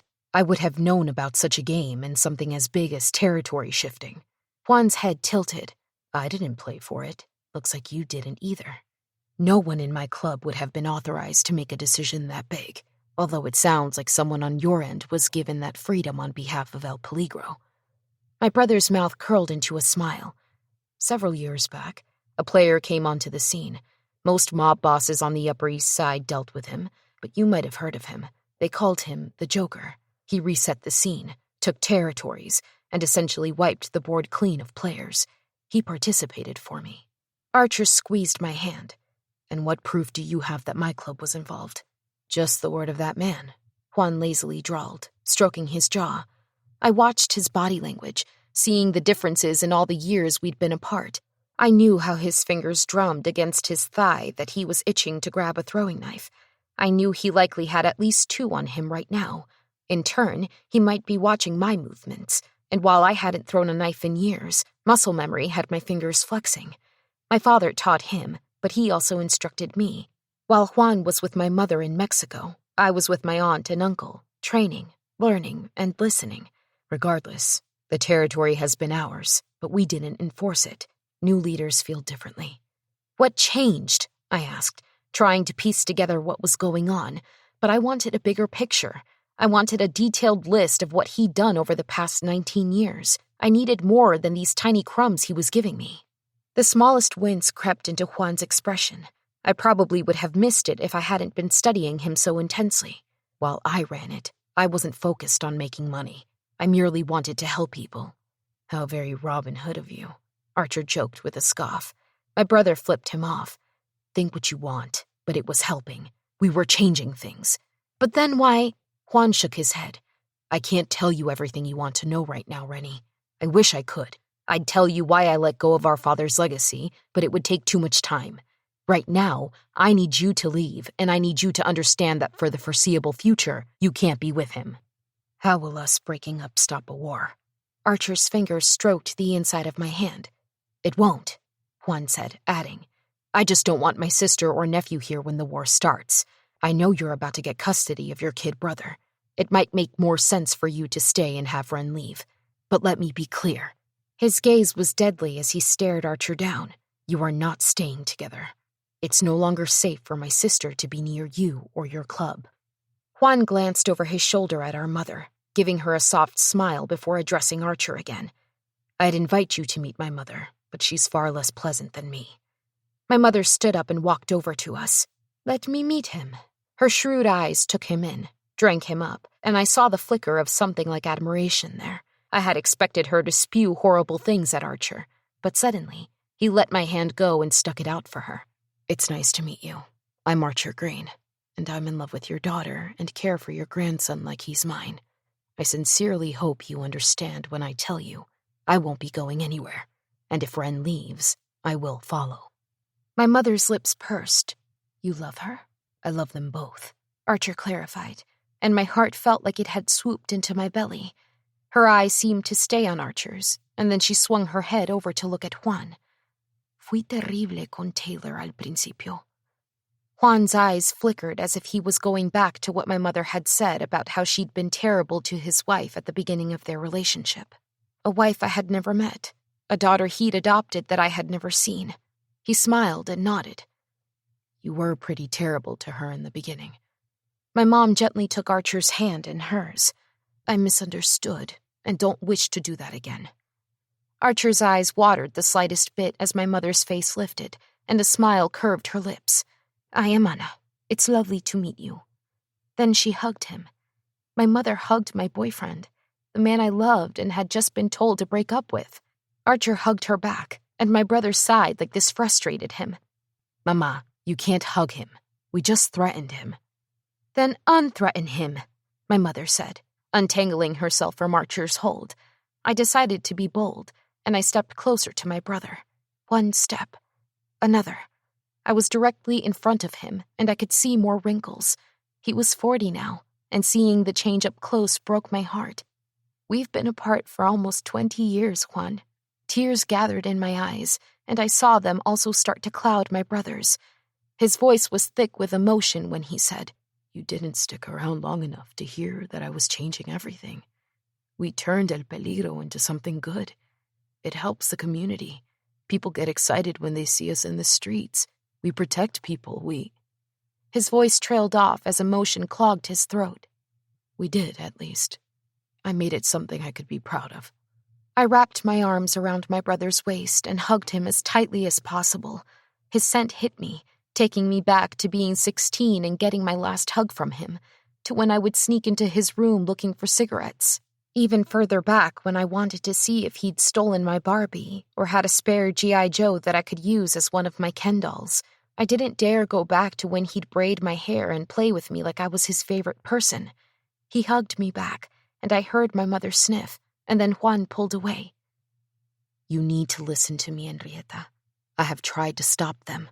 I have done all that I can do, but a war is on its way. You need to be as far away from him as possible. If he really loves you, he knows I'm right. You and Cruz need to leave with us and go back to North Carolina so you remain safe. Archer cleared his throat, and I felt his hand find mine, lightly tugging me back. But I had to ask because I was so confused. Juan, who's leading El Peligro now, and what? A clicking sound started near the front door, making me stop mid-sentence. All of us turned toward the sound, and I watched in horror as my deadbolt slid back and the knob turned. Archer shifted in front of me, pulling me behind him right as my mother ran around me into Cruz's bedroom. My heart was in my throat as I tried to process what was happening, but it was all too fast. Fuck, my brother spat, running his hand through his hair while he took a position to stand in front of Archer. And a mere 2 seconds later, I realized why. My front door opened, and a younger version of my brother stepped inside. No, 2 near-identical versions of my brother stepped inside my house, smiling as if they'd found something extremely amusing. Hola, Daddy-o. One of them gave Juan a nod while swinging his focus to Archer. He was taller than my brother, but years younger. He looked 18, or maybe in his early 20s. His dark hair was thick and swept back, similar to my brother's. His skin was lighter, though, and his eyes were blue, which he must have gotten from his mother, or so I assumed. He wore a black hoodie over black jeans and thick boots. The second twin stepped in, somber and seemingly more serious. His attire was identical to his twins, but his hair was shaved closer on the sides and left longer on top. His eyes were amber like his father's, and like mine, and his skin was more tan than brown. But what set him apart other than his hair and eyes was a scar that ran through his left eyebrow. The way he watched us and surveyed the room gave off a sinister feeling. Fear slithered into my stomach, deep down grabbing hold of old memories and tossing them around in my chest like shrapnel. These boys had the same look in their eyes that my father used to get. These boys were the leaders. While they hadn't said it, I knew it in my bones. My brother couldn't control them, and they were his sons. This was bad. Juan's jaw flexed as 10 men filtered into my house behind my nephews. Finally, there was silence once the door was shut until Juan spoke up. I told you to give me tonight. The one with blue eyes clicked his tongue. Father, you should know that we don't bend to demands, even when they come from you. We know you have a soft spot for our aunt. His eyes flicked over to me quickly, then back to his father, whereas we do not, seeing as we've never met her. Archer started laughing, making my head snap over to him.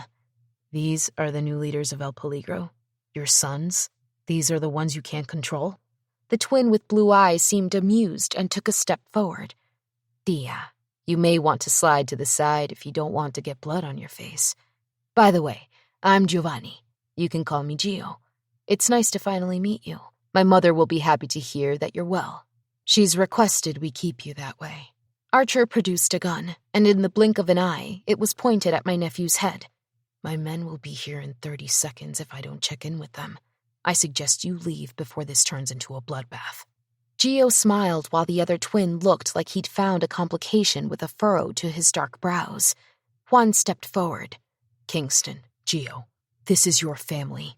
You're crossing a line. Let me get her and her son to safety before you start this." Kingston was his other son, the serious one. They didn't look at their father. They continued to watch Archer, waiting to see what he would do. "Your men are dead," Gio finally confessed, letting out a tired sigh. Archer froze, and I knew his breathing had stopped. Kingston slid his hands into his pockets, and I watched as Juan's gaze slid down, his jaw tensing. "Don't," he warned Kingston.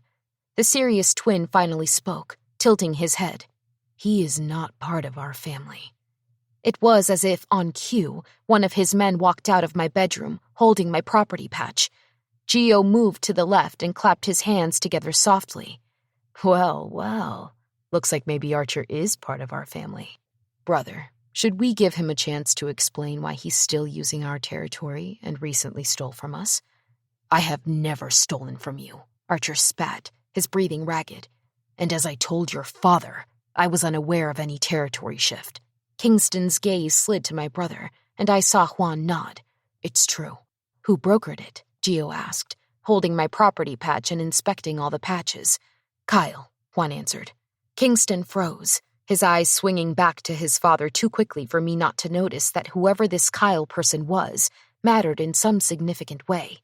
"You know damn well I have more men than who was patrolling here. This is going to be a bloodbath.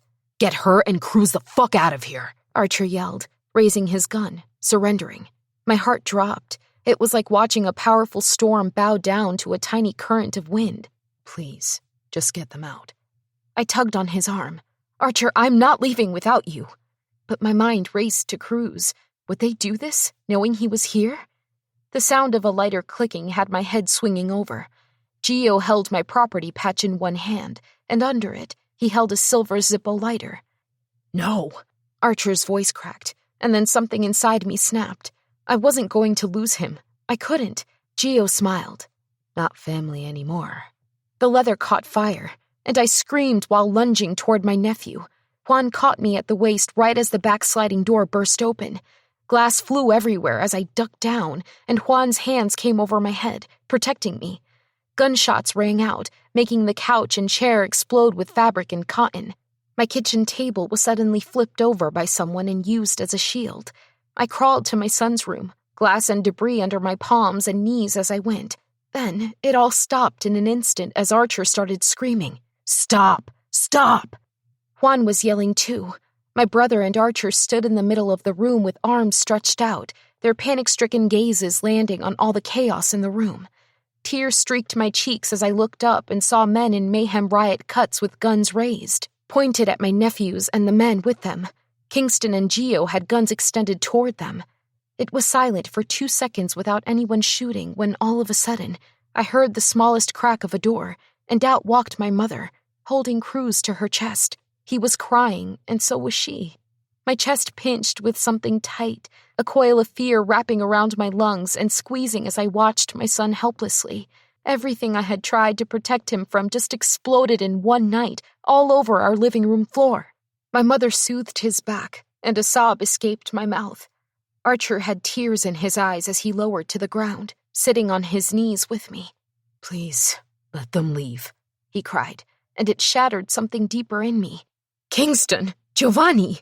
my mother snapped, and I saw both of my nephews pale, lowering their guns immediately. "Abuela?" Gio whispered. My leather cut was on the floor somewhere. I had no idea if it was still burning. "Why is she here?" Kingston snapped. "Trajiste la muerte aquí?" "Grandma, My mother's body was shaking. "You disgrace your mother, your sister, and your entire family?" Their heads bowed. "You will leave this instant. You will not return here. Whatever debt you have with this man will be settled outside this neighborhood, away from families." I screamed at my brother, at my nephews. "What the fuck kind of monsters did you breed?" I ambled to my feet, stepping on glass, moving to my mother, taking Cruz from her, and then I took several steps behind Archer's men, knowing I was safest with them. They moved forward. I knew they were trying to get their president behind their line of fire, but if they did, it would cause another gunfight. "We're leaving," Juan said, placing his hands on his son's shoulders and pulling them aside.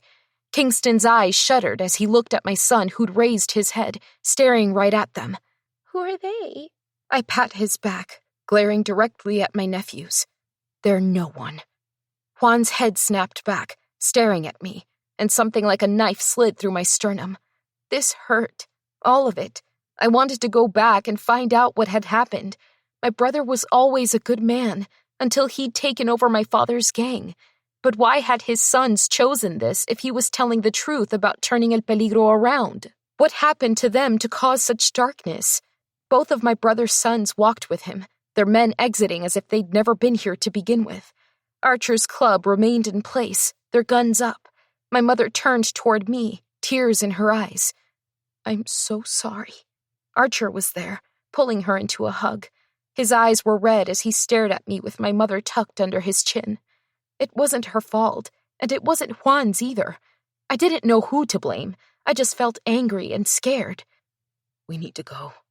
Archer finally released my mother, then slid his gun into the back waist of his jeans. "You need to pack bags for both of you." I moved on frozen feet.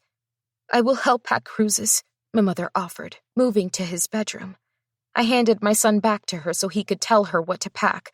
He was particular about what toys and blankets he took. Thistle was in the room with us, which I hadn't really processed, and moved with my mother, so they had someone with them in the room while they packed. He gave my arm a gentle squeeze before striding after them.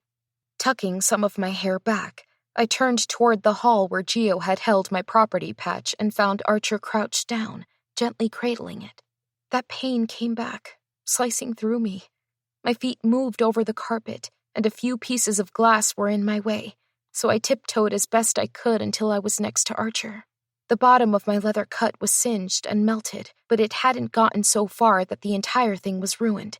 There was a burn mark on the back where Archer's name was, interrupting the C and H in his name. I stroked over his neck and bent down next to him, pulling it from his hands. Still mine. His red eyes shuddered as his head lifted. I gripped his hand and pulled him until he followed me to my room. I knew his men would be directly outside the door and likely outside our window, but I just needed to have him alone for a few seconds. The door closed behind us, and I carefully set my property patch on the bed. "Talk to me, Archer." I went to my closet and pulled down a duffel bag. He sat down on my bed and placed his head in his hands. "I can't," he started, but then he coughed, and I realized it was a sob, and he was falling apart. Shifting away from the closet, I went to him, bending on my knees until I was directly in front of him. I stroked his hair and kissed along his jaw. "We're okay." I kissed the shell of his ear and pushed the stray strands of hair back before moving to the next ear. "We're going to make it. All of us." His hands moved to my face, pulling me in for a kiss. His mouth moved over mine, hungry and desperate. His tongue slid into my mouth, and then he pulled me up and carried me into my bathroom. He shut the door and turned on the shower. We stripped hastily, our mouths returning to one another in a rapid desperation. My fingers were at his neck, tugging on his hair. His hands were in mine, stroking and pulling while we ambled into the shower. We stood under the hot spray while he continued to kiss me. Then, once he finally broke away, he rasped, low and guttural against my ear. "Turn around and place your hands against the tile." 21. Archer. I needed her. This was pain and agony, all wrapped around the danger that made up my life.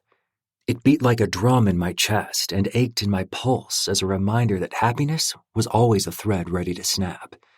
I didn't get happy endings. Joy wasn't going to be a part of my life.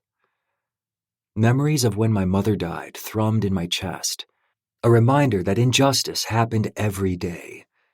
Seeing Kane being taken by strangers ricocheted like a bullet slamming into me. Seeing him through a piece of glass when he'd been in the state's custody. Witnessing the death report for Britt, his mother. knowing he'd grow up never knowing the love of either parent. Fuck, I was so tired of the bad. Then Ren happened, and she was sunlight. She was good. The only thing I'd ever hoped to have that actually became mine, and now they were going to take her from me. My heart wouldn't withstand it. I couldn't exist in a world that she wasn't in. Would Saul cut her brakes next? Would he do something to Cruz? Turn around. Place your hands on the tiles. Had I already told her that? I blinked, seeing the water drip down her back, her long thick hair soaked and dipping into a V right above her perky round ass. Fuck, she was perfect. My cock twitched, which had me wrapping my fist around it, stroking while Ren peeked over her shoulder at me. Her lip was pressed between her teeth, her thick lashes lowered as her eyes trailed down to where my wrist slowly moved. I stepped forward, wrapped my arm around her, and placed my hand against her stomach. Lifting her the slightest bit, I lined up my erection while I rasped against her ear. Breathe, beautiful. I'm not going to be gentle. I felt her back arch into my chest, and I slid the tip of my cock into her tight cunt. I lightly kicked at her leg to make her stance wider while sliding further into her heat. She moaned while her hand came back, holding my wrist. I pulled out, and with a sharp inhale, pushed back in a heavy thrust. She was so tight that I had to stand there for a second to calm down and not come on the spot. After adjusting, I grumbled closer to her ear while pushing her chest against the tile. You're mine. No one is taking you from me. Her tits were smashed while I fucked her. My hand was flat against her lower belly while I slid in and out of her, creating a chaotic rhythm. On her tiptoes, she used one of her hands to dig her nails into the tile while the other squeezed my wrist. Archer, she said in a rush, her mouth agape as I continued to pump in and out of her. I lifted the hand from her stomach up to her neck and added the slightest amount of pressure while my hips pushed forward at a rapid pace, making her ass bounce. The sight only spurred me on as I held her body against mine. One of her hands came to mine, and she guided my fingers over her clit. I rubbed her, sliding my fingers through her heat. My cock swelled inside her as a tingling in my lower back started, and my balls began aching. She was gasping, breathing hard as a moan erupted from her, her orgasm echoing around the shower. The water slid over our bodies, making us slick as we slid against each other. And then I burst, groaning into her shoulder while I came hard, spilling inside her. There were so many words tangled in my head. There were so many fears and worries. But the only thing I could manage to get out was something she already knew. I love you. I released her neck and pulled her into my chest. I slid out of her and let the water rush over us. Her arms came up, cradling mine as she repeated her own vow of love for me. I had to figure out a way to get out of this mess. I needed to go back to my club, talk to Thistle, and tell him we needed to dig into what happened 10 years ago. I needed to ask Juan about this guy, Kyle, who had been in that game. The image of the guns, the glass, and all of the fear in my chest when Anna walked out holding Cruz came back in a painful flash. They had to remain safe. I needed them to be okay. Kane, too. Talk to me, baby. Ren's lips pressed into my chest over a few of my tattoos. She didn't understand how I felt for her. Not really. I'd said I loved her, but she didn't understand how deep she dug inside me. If I lost her, I'd lose myself. Need you to be okay. I managed to rasp while stroking along her sides and up her back. We stood naked under the spray, wasting time we didn't have. I knew we needed to go. The back door was shattered. The house was getting cold. Cruz was scared. I shut the water off and let out a silent breath. Ren's amber eyes pinned me in place as I ran a hand through my hair, letting the drops of water flick against the shower door. Her arms came up, crossing and shoving her tits up. I'm not leaving you. She knew deep down what was about to happen. Even if I didn't tell her, she knew. My fingers tangled in her hair as my forehead rested against hers. I can't breathe knowing you might be in danger. I can't think. I can't focus. How did I explain this to her? I'd never felt this way about anyone. This fear consumed me, and if there was even a chance that she was in danger, I couldn't do what needed to be done. Please, Ren, my love, I beg you. I pressed a gentle kiss to her jaw and then her lips. I need you to go with your brother and your mom. I need you to get away from here. Tears lined her eyes as her lip trembled. I'm going tonight to get Kane. I know Sarah will let me take him. I need you to take him with you. My gut says my father is linked to all of this. I think he plans to try and take or leverage Kane somehow. I don't know, but I need to figure it out. And I need you three safe while I do it. But you... I leaned back and kissed her forehead. I will meet you there, and the rest of your family. Her voice shuddered. Archer, I can't lose you. You won't. That felt like a lie. She nearly lost me tonight. There was no way I should be saying this to her, but I had to do whatever it took to get her out of here. Her voice was thick, as if she were on the verge of tears. Promise me. We just started our story. We can't... Her voice cracked before she cleared it. Say something that lets me know that this isn't our ending. She was a vision, standing wet and naked in front of me. I smiled, tracing a drop of water that trailed down her breast and over her nipple.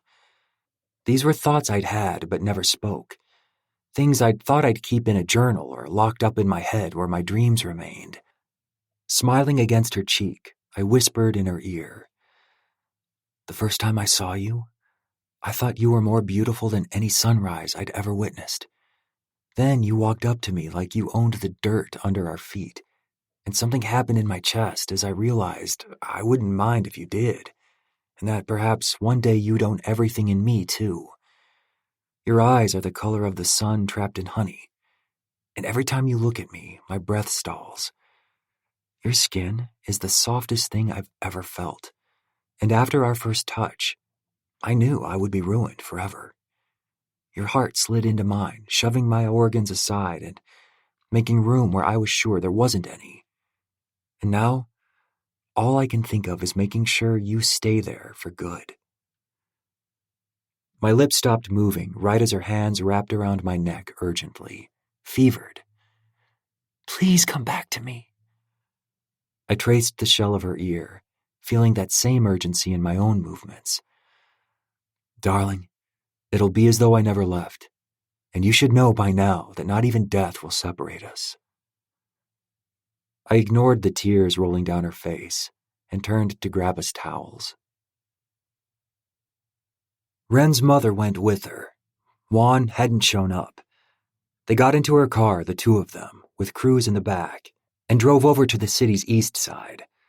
I followed them on my bike and ensured Thistle and my men watched over the side roads so we weren't followed.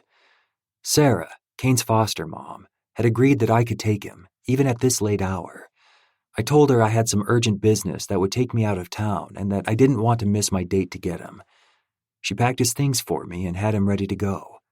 Sleepy but happy, I grabbed my little brother and pulled him into my arms, holding him tight. Then, under the cover of darkness, I walked him to Ren's car and buckled him in. Kane, I need you to be brave for me, okay? His blue eyes searched mine, as if he understood how serious this was. I knew he would, and I knew he'd adapt to this change, just like he had to being in foster care, and now removed from it. My chest ached with all the change he'd been forced to go through, and how unfair it was that he just kept being expected to deal with the hand he was dealt. Ren and Cruz are going to visit some of their family, and I wanted you to go because... The words caught in my throat because I was still so scared about the possibility of losing him. Cruz took over, reaching over to grab Kane's hand. We're going to be a family. You get to live with Archer, and he loves my mom. We're going to be brothers. Kane's eyes slid back over to me. But Archer is my brother, unless Can you be my dad instead? I caught Ren's smile in the mirror, which had mine stretching while a few tears tugged at my eyes. I pulled him into a hug. I'll be whatever you need, buddy, as long as you're mine, okay? His little hands wrapped around my neck, and I inhaled deeply, knowing I needed to let them go. But it was so painful. I buckled him, closed his door, and moved to Ren's door. Her smile was encouraging. I dipped to kiss her, and then she hugged me. If something happens, you'll be with me, Archer. I'll have Juan forge the papers. Whatever it takes, I'll raise him, okay? Don't worry about us. We'll be safe. I nodded, but words wouldn't come. I love you. Thistle was next to me, and I knew he was silently telling me we needed to move. I let her go and stepped back. We'll have 6 of our best follow them and stay out of sight until we know she's safe in their territory. Dipping my head in thanks, I turned away, shutting my eyes. I heard the gravel crunch under her tires as she drove away from me. The reality that my club was at war still hadn't settled in, not entirely, until I arrived in the city and found that our club had been completely destroyed. I walked through the shattered glass and found all the pictures on our walls smashed, our pool tables tore up, our liquor bottles emptied. My men were somber and angry. They were really fucking angry. How are we supposed to respond to this? Dozer kicked at an upturned chair. Buck was there, pulling up a table, and replied, We fight. Yeah, but their operation was much bigger and far more lethal than ours. They had been planning this and preparing. They surely would have the numbers on their side. I could get a few allies in my back pocket to be on the safe side, but our club was far from any other clubs that might be an option. The only ones on my mind were those I had considered double-crossing just last month after Simon Stone's funeral. I didn't doubt that Killian Quinn wouldn't want to solidify a stronger alliance by backing me up, but their club was too fragile and had gone through too much recently. We need to be smart about it. El Peligro's previous leader said something happened where our territory became theirs, and we've been essentially stealing from them ever since. I need to know what happened and with who. Thistle glanced over. We can get Ruth. She helped us with hacking skills when we needed them. She was an unofficial member of Mayhem Riot, but only when it suited her. Do it. Thistle pulled his phone to his ear while I looked at my captains. Call a disaster repair crew. Have them come and get this place fixed up. And send a crew to Ren's place, too. Their cells were out, huddling together while a few other members started brushing glass and picking up pictures. I had to find out what the hell happened before we were at war, because something told me we wouldn't survive it. It was off-site. There were no cameras. Ruth spun in her chair, facing us, while she fixed the blue light glasses on her face. You're sure? Thistle shifted nervously. Ruth had always made him act like a kid in middle school, and I didn't think it was because she didn't seem to have a single thing on this earth that scared her. No, I had a feeling it had something to do with the fact that she looked like a model, and when she set her sights on him, she acted like he was the only one in the room. There are cameras showing who walked into the building. That's as close as I can get, but there's none set up anywhere in the room at all. I was still impressed that she was able to dig all the way back into digital files from 10 years ago.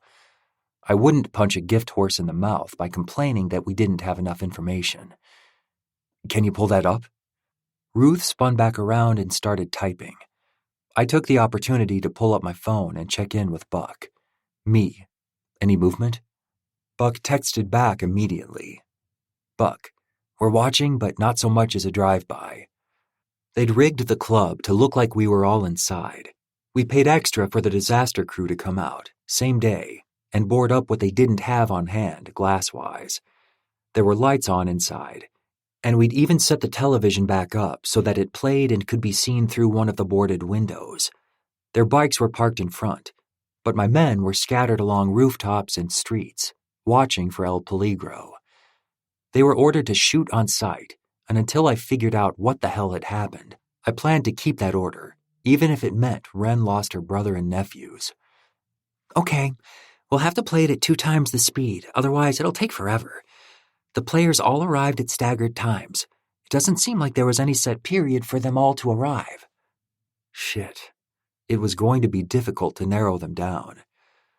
Thistle slid into a chair farthest away from Ruth, while glancing at her from the side of his eye. She wore blue light glasses that were cherry red, which seemed to complement her beautiful black skin. She kept making an exaggerated show of pulling her sucker in and out of her mouth, while glancing over at my VP. I covered my mouth, hiding a laugh as Thistle shifted in his chair, but I saw his eyes trailing over her tight braids that went down to her waist. It was the same way he watched her every other time we'd been here. I won't bite, Thistle. Not with an audience, at least.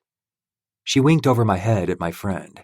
I shook my head, ignoring them while I leaned forward to view the screen. It was black and white footage, a little grainy, but I could make out the one-story brick building that boasted Gusto's bar. Based on the clientele entering, it seemed to be a front for street fights.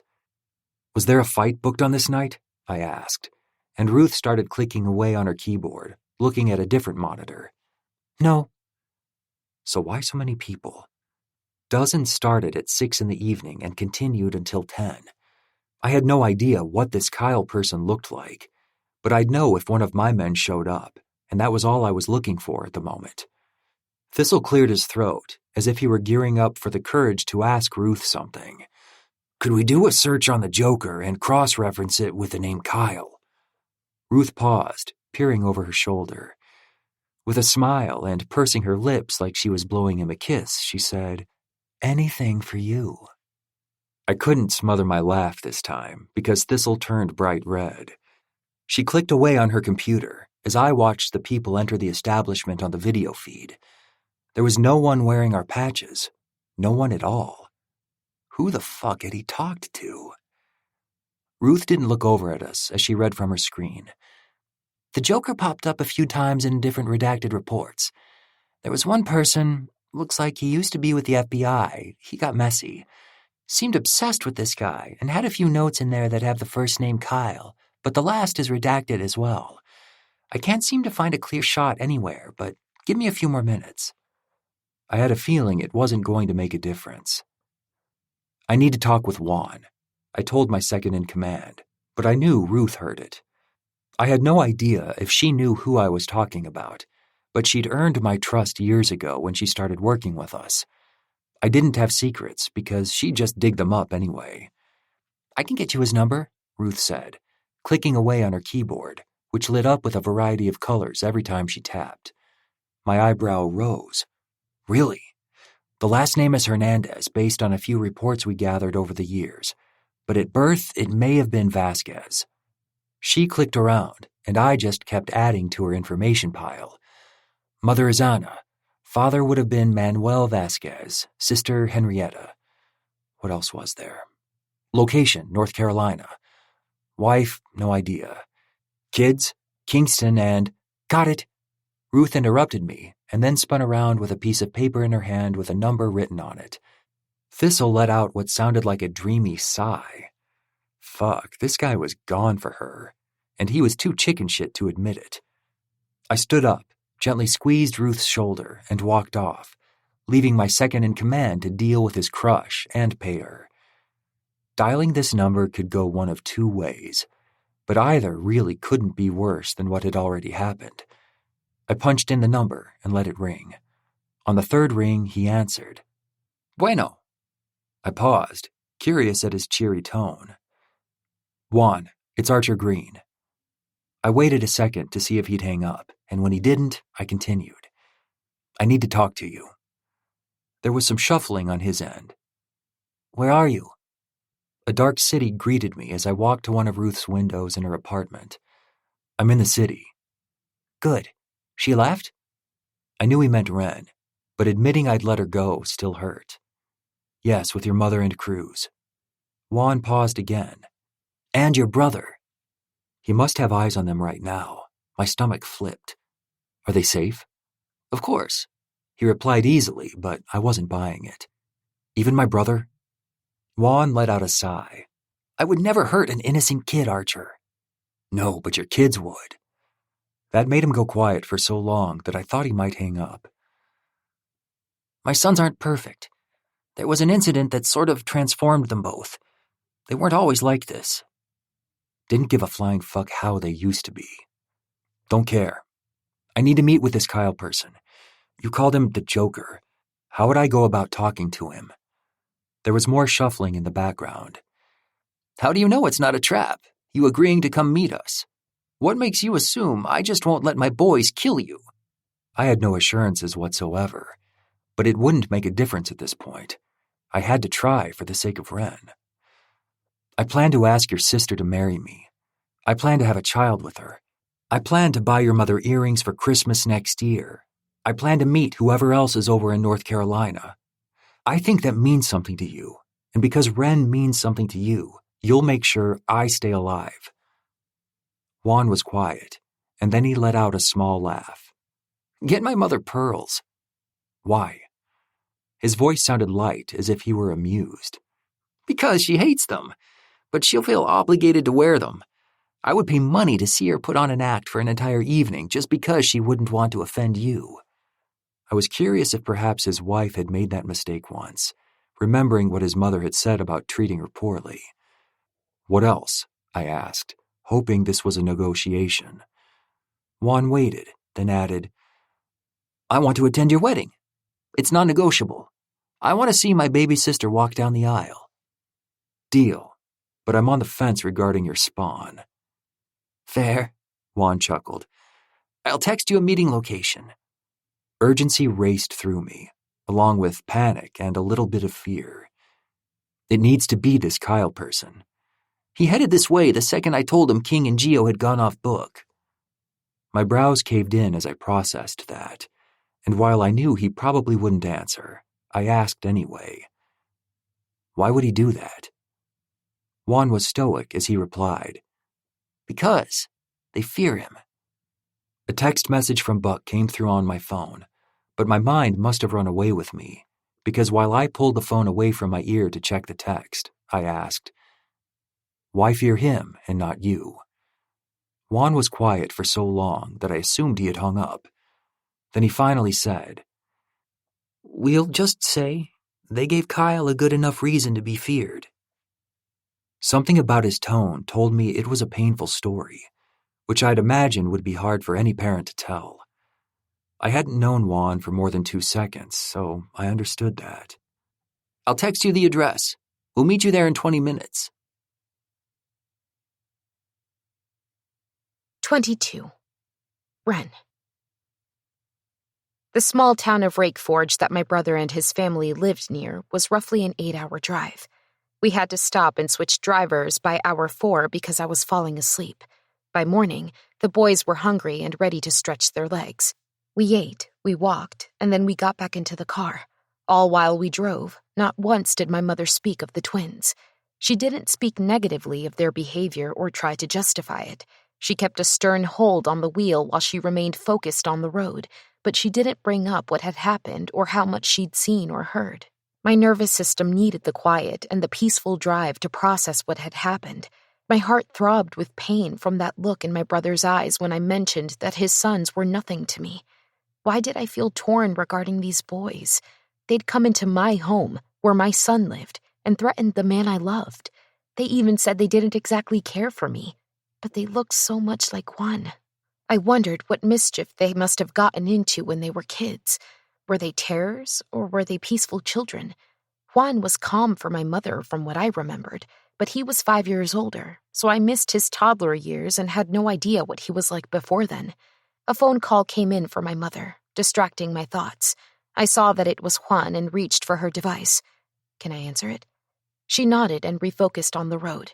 We were getting closer, based on the signs we had passed, and my nerves were starting to fray. What if Juan's wife hated me? What if there were more members of his family that would be hostile toward my boys? My boys? When did that thought slip in? And why did it feel so right? Hello? I answered, desperately trying not to think about all the things clouding my head. Juan's voice was crisp as he answered. I just wanted to thank you for leaving. Mama was worried about you. I glanced over at my mom, seeing her tired eyes, and felt my heart soften. Just Mom? My brother paused, then chuckled. Not just Mom. I was worried too. I've been worried about you for half my life, sis. I hate myself for being so cruel to you and not trying to fix it. Back then, I didn't want this apology over a phone call, but I didn't want him to stop talking. It was a stressful time, which caused my priorities not to align perfectly. I wasn't thinking what my silence would do to you. By the time things settled, you were gone. How did I articulate why I had to go and how deep his rejection had gone? There wasn't a way to explain it, so I remained silent. Anyway, I wanted you to know that I will do everything possible to keep Archer safe and get him back to you. He told me he plans to marry you and knock you up, so... He laughed, but suddenly I sat up straight, my eyes wide and my heart in my throat. Oh my God. Ren? I heard him, but my mind was pulling out dates and plugging in numbers. Shit, what day was it? When was the last time I took my birth control? Fuck. I had a plan. I wanted to get an IUD for when Archer and I started having sex, but I ran out of my pills, and since my appointment was set up for next week, I figured it would be okay if I held off. Mostly because Archer kept pushing sex off the table every single time we did anything. I assumed he'd continue doing that for at least a week longer. How could I be this careless? Archer had finished in me last night. Twice. Shit. I put the phone back to my ear. Sorry, dropped the phone. No shit. Look, when you get to my house, you should know a few things. You have even more kids who wield knives and want to murder me? Juan didn't laugh, and my mother sighed in disapproval, making me feel guilty for joking about it. I had no idea how hard it must be for him to have his sons act like that. Sorry. Actually, yes.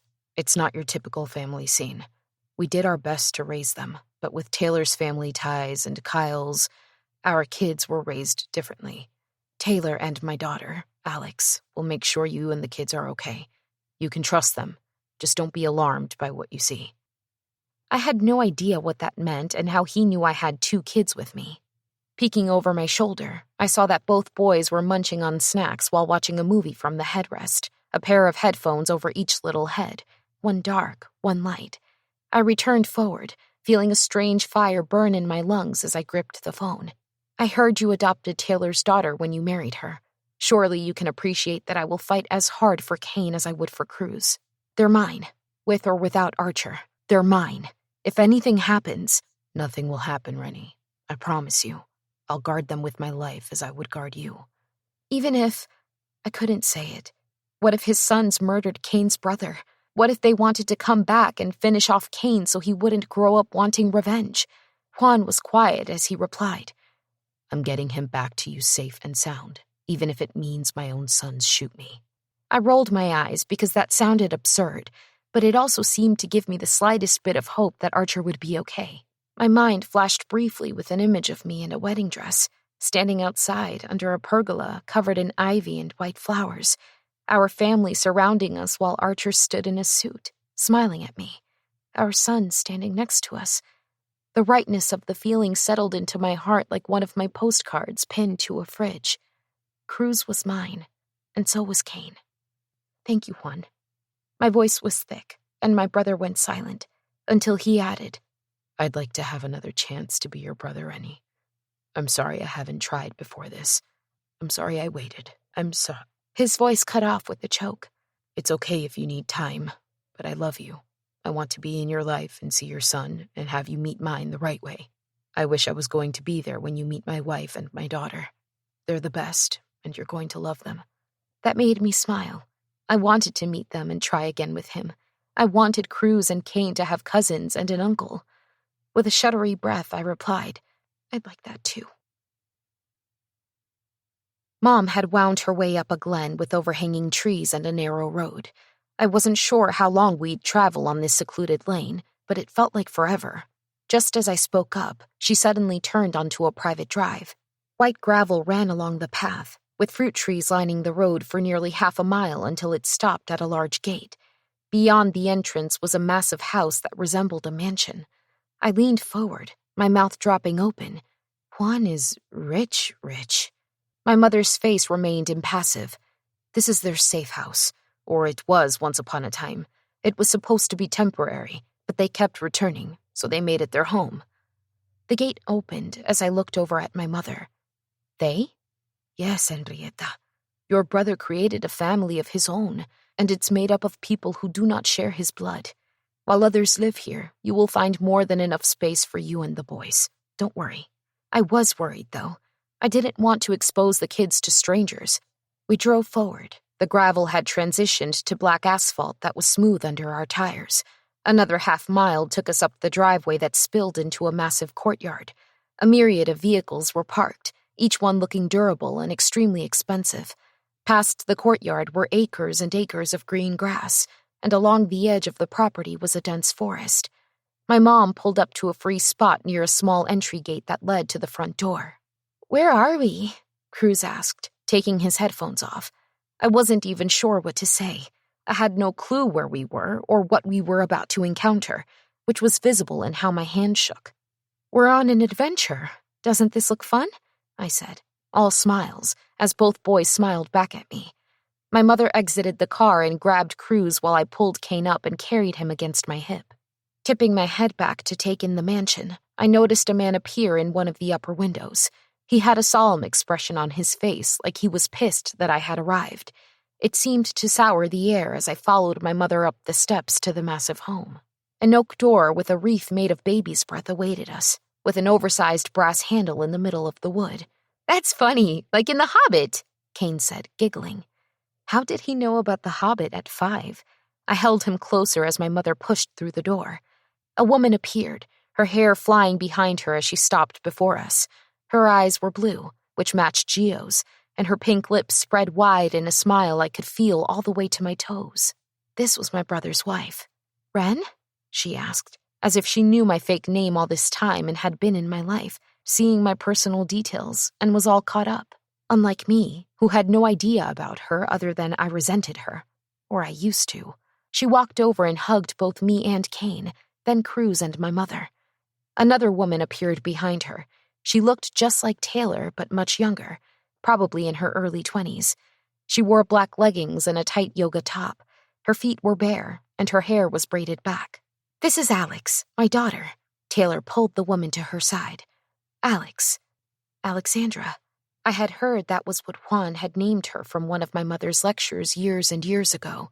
She never mentioned the boys, though. Not once. "It's so nice to meet you," I smiled, feeling a little less nervous at how friendly they were. Alex stepped closer and hugged me. "You look just like my dad." Taylor had tears in her eyes. "Right? I know there's an age difference, but you could be twins." The mention of twins had my stomach souring. I wanted to comment on them. I wanted to share what horrors they'd done, but then I pictured her doing the same thing to me, talking about Cruz, and I couldn't stomach speaking poorly of her kids to her. "Well, come inside. Juan called and told me you'd be staying for a bit. I have 2 rooms for you, ready to go. The boys are in one together, but you'll be right next to them." Taylor led the way down a long hallway. Off to the side were 2 sets of staircases that led to a separate part of the house. Through the middle was a large area strewn with chairs, couches, and a relatively long table. We just kept walking until we went down a set of steps. The floors were some kind of marble, waxed so nicely I could see my reflection on them. The drop from the stairs led to a platform that transitioned into a living space. Thick rugs were laid out. A large sectional sofa faced a rather vast entertainment system. Matching armchairs were off to the side, facing a circular coffee table with glass candle holders and melted white tapers inside. Pictures were scattered all along the walls. I tried to catch what I could as we walked. Alex was in several of them. She was next to a dark-haired girl with reddish-brown hair, bright green eyes, and a happy smile. She seemed a few years younger than Alex, but the two seemed to appear together in nearly every picture. I moved over to the images where Alex was with 2 younger brothers. She held each one in her arms and smiled down at them. Taylor and Juan held the boys while Alex sat between them, smiling like she was the luckiest girl on the planet. The boys in diapers. My eyes watered. I had missed so much of his life, of their lives. Now, it seemed I had been wrong about Juan. The sorrow cut deep into my heart, making guilt flare. I kept walking, taking in all I could of these lives I had missed, only to pause in front of a particular image. The picture was recent. Alex was the age she is now, and Gio and Kingston looked the same. Next to Gio was that girl with reddish-brown hair, but Gio's eyes and Kingston's were on another girl, one with dark hair braided into a crown on top of her head. She had bruises on her face and on her hands like a fighter would. Her smile was infectious as she leaned into the girl with reddish hair, but the boys were transfixed by her. I was curious why they'd hanged this photo when it clearly would have been one of the outtakes, one that would cause you to take another, so everyone would be looking at the camera. Assuming Taylor was nearby, I asked, "Who is this?" There was something about the photo that was hauntingly painful. An ache seemed trapped in the photo, begging to be released. I startled when I heard a male voice speak up behind me. "That's Presley." The man I had seen in the window stood behind me, and I realized I'd lost Taylor, Alex, and my mother. Cruz and Kane had followed along with them as I hung back by the pictures. My finger traced over my nephew's faces, their eyes glued to this girl. Then I whispered the only thing that kept circling my mind. They both love her. The man moved closer. "Took you 2 seconds to realize something that took them 19 years to figure out." 19 years. That's how old my nephews were. I suddenly felt like I was stepping into pain that was none of my business. Something had obviously happened to Gio and Kingston, something that transformed them from the happy teenage boys in these photos to the monsters that appeared in my living room. Is she... I didn't know how to ask because what if something had happened? The man seemed to know what I was asking. "Is she alive?" My feet shifted until I was facing him. It seemed too painful to keep watching something that looked so intimate. The man's features were sharp and angular. He had green eyes, similar to the girl I'd seen in the photo, with reddish-brown hair. Thin brown hair was messily styled on top of a balding head. His clothes were dark, nondescript, and plain. There was nothing notable about this man other than something that felt like a thrum of danger that seemed to radiate from him. His intense gaze remained on the photo as he replied. "The twins' mother chose that photo. She wanted it hung where they'd always be able to see what they did to this family. Taylor speaks in ways that require no words. The boys spoke back by leaving the house shortly after she hung it."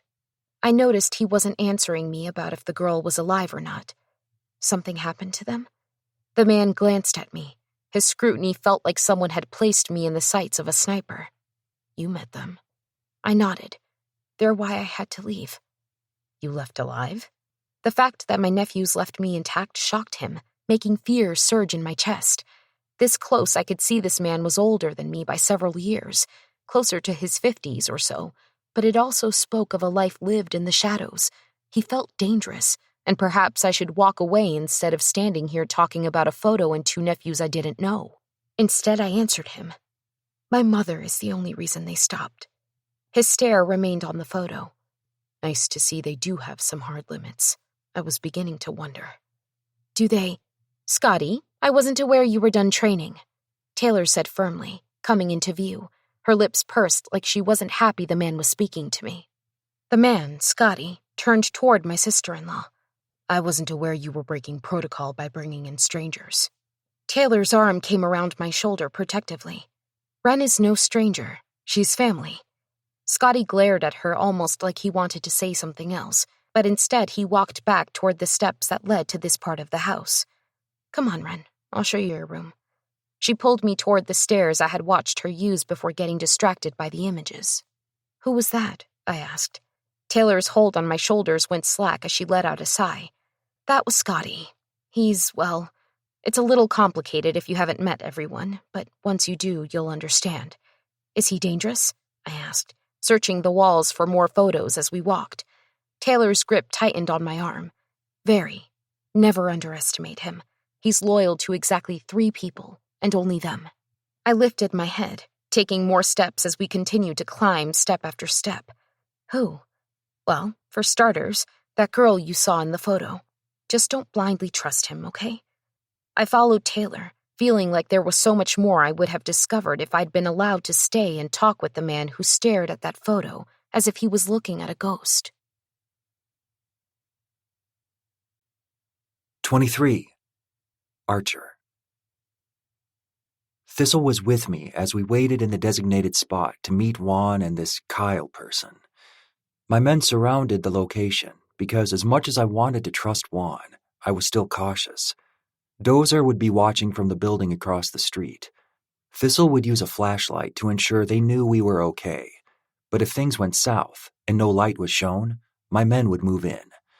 I hoped things would go well because Ren texted me that she'd arrived safely at Juan's compound. I wasn't sure what to make of that, but she sent me a photo of the boys playing in a rather large pool, and I had to just accept that it would be okay. Thistle murmured quietly, "Ruth said that if it wasn't possible to find anything on this guy, then it meant he was essentially a ghost. That or someone dangerous enough to erase ghosts from ever existing. Might not be worth messing with someone of that caliber." I watched the street below us, the glass window from the empty warehouse providing a clear view of everything below. He's our only lead. Thistle turned toward me. "It's more than likely a trap. Juan tossed a story at us that we're being forced to swallow. What are the chances he's even telling us the truth?" I didn't know how to explain it to him, but I felt it in my gut. Juan wanted to do right by Ren, which meant he would do right by me. The street lit up with the arrival of one car. Just one. Thistle joined me at the window, staring down. "He didn't bring backup." I kept staring at the two men exiting the sleek black car. "That we can see." Thistle waited for Juan and Kyle to step into the stairway before flicking his flashlight to the building across from us, indicating that we were about to start the meeting. Thumps from the stairs echoed around the empty room until Juan finally pushed through the doorway. He wore what he had earlier, and the man behind him was my age, with inky black hair, cut short and styled messily. He had pale skin. What skin I could see aside from his face were covered in tattoos. His face was narrow, with hollow cheeks, and under his eyes was dark liner. He wore dark clothing, complete with a long overcoat, which probably was hiding heavy artillery. "Gentlemen." The man I assumed was Kyle smiled, which reminded me of the jovial demeanor of the kid Gio, who had burned Ren's property patch. Juan sauntered closer, lifting his hand toward the other man. "Kyle James, this is Archer Green." He paused, looking at Thistle expectantly. "Theodore Barnes. Call me Thistle." My vice president answered with a gruff voice. I hadn't heard his real name in years. Juan continued. "Now that we're all acquainted, let's get this going." Kyle messed with his cuffs. "Nice to meet you both. Glad the boys didn't kill you, Archer." Irritation flickered in my chest at his cavalier attitude. "Where are the boys right now?" I raised my eyebrow toward Juan. Buck hadn't said there was any movement or chatter near our club. Juan glanced at Kyle, who looked down at his phone. "Occupied." Thistle shifted, silently communicating that he still assumed this was a trap and that the longer we were there, the more likely we would die. I stepped forward and asked, "Kyle, Juan says that you were present for a meeting of cards where my territory was placed on the board. Something you won?" The man who had been referred to as the Joker continued to lean against the counter, staring at me like he was happy to be there. "Yes, I remember that card game. I felt wildly successful securing so much territory for my buddy." Juan laughed and then shook his head. This made me curious about their story and where things started for them. I wasn't there, as you can see from just meeting me. My second wasn't there. I gestured toward Thistle. "So, do you recall who agreed to hand over my territory?" Kyle seemed to think about it, tilting his head back and closing his eyes. His arms were linked over his chest, and his ankles were crossed. "Your patches." He pointed at Thistle, then me. "His says the nickname he goes by. Yours is just your last name." "Just depends on what each member prefers to go by. The last name was something I saw my dad do." I stopped mid-sentence, because it had just connected who had sat in that game and bet my club as if he had the right to. Kyle seemed to realize I'd figured it out. "This man who bet, he was a big guy. His patch had your last name on it." My adrenaline surged. So some guy randomly says he has the right to sell off some of my territory, and you just take him at his word? Kyle's brows furrowed. No, not at all. He had papers proving what routes you had and where you'd gotten them. And I knew the president of Mayhem Riot had the last name, Green. I took that at face value and went with it. Shit. Well, that man wasn't even a part of my club at the time, so this is fucked. Juan glanced at Kyle, and the two seemed to speak without saying anything. He had your patches, your colors. How? Kyle's brows dipped in confusion. I shook my head. It was never retrieved after he'd been banned from the club. Kyle searched the ground before he lifted his head. Unfortunately, the man had papers. We considered it legitimate. You'd have to go back and figure out how you lost such important documents. So the ownership stays with us. However, I will ensure Juan's spawn has been pulled off you and told to heal. Fuck off, Kyle, Juan muttered, pulling out a vape pen. It still confused me why the twins might listen to Kyle over their own father. But Juan had said they had good reason to, so I didn't care. I just wanted to get back to Ren. Okay, make the call. Kyle laughed, tipping his head back. Oh, no. One doesn't call the Phantom Twins and simply tell them to stop murdering. You need to go in person to get them to stop. Juan took a long hit of his vape. Kyle, you're pushing. No, I'm not. If I pushed, Juan, then your boys would be at the bottom of a fucking ravine. You'll know when I'm pushing. Kyle shoved off the wall. Let's go then. You'll need to come with us. Thistle's jaw tensed, and I knew what he was thinking. Too dangerous. Why do we need to be present? Kyle turned back to us, his eyes searching our faces as his hands disappeared into his pockets again. Because that man I made a deal with 10 years ago was just spotted driving toward my home. He's a few hours out, but the direction is too coincidental. He wouldn't be sniffing around for anything I own. He's on his way because someone he's looking for just arrived. That would be your woman and your 2 boys, if I'm correct. No. How had my father found out about them? Did he follow them? Thistle already had his phone out. He stepped away, yelling at whoever the fuck he'd put on watching my father. How the fuck had he slipped past our detail? Kyle continued. That fire in your eyes? That's what it will take to get the twins' attention. They're monsters, and they only respond to other beasts. You need to show them that you're going to tear into their throats with a jaw of steel. Anything less, and they'll ignore you like one would a housefly. Are they working together? My voice was rough as I walked behind Kyle, and I felt urgency in each of my steps as we trailed down the stairs to the street. Juan was the one to respond. That man and the boys? I doubt it, but we won't know until we talk to them. Fuck. 24. Ren. I spent the night staying in Juan and Taylor's wing of the house. That's what these people had. Wings. Alex, Taylor, and my mother kept us company while the boys played in their indoor pool, then over dinner. The conversations always revolved around me or the boys. Taylor would share stories of Alex, Juan, and even a few of my mother or Leo, my stepdad. She never spoke of her sons. Taylor, Alex, and even my mother were all smiles and sunshine, and I was too engrossed in the warmth to destroy it by bringing up other, more complicated topics. I had about 1,000 questions, but I respected my brother's life enough to not barge in and demand answers on anything. I had sauntered back to the living room with all the photos and inspected each and every one, twice, before taking a glass of wine up to my room. Sleep didn't come as I worried for Archer, and now, with a new day dawning, I was tired and scared. The sun came up with no news from Archer. I had another text from Brian come through, which confused me. Brian, I just wanted to go on the record saying, we can start over. I'm going to give you the chance to apologize and we can try again. I stared at the text and reread it 3 times before texting him back. Me, what are you talking about? Another text came in immediately. Brian, I'm talking about you being a fucking whore, Ren. You're such a goddamn tease. I deserved better. I was owed better from a slut like you. This is for your own good." My stomach tensed as fear and confusion warred for dominance in my head. I had no idea what the hell was going on with him, but I blocked his number. There was too much on my mind to think through it or focus on him. A gorgeous view greeted us as we pushed through the patio doors outside.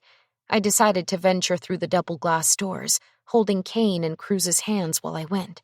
The breeze hit me first, chilled with hints of autumn clinging to it. The boys were bundled in thick sweaters, running through the freshly cut grass, laughing while they rolled down one of the steeper hills. I tucked my arms in close and watched them with a smile on my face. "Good morning, Wren." Taylor came up next to me, holding a thin blanket around her shoulders. I turned to greet her, seeing her differently out in the sun. Pieces of blonde hair flew around, trying to escape her low chignon. Her makeup was light, highlighting her lips, cheeks, and eyes. With her light blue dress, her features were a little washed out, but there was something haunting in her gaze, something that spoke of a heartbreak that only a mother would know. It made me feel strange, like perhaps I should walk over and hug her. "I met your sons," I decided to say instead.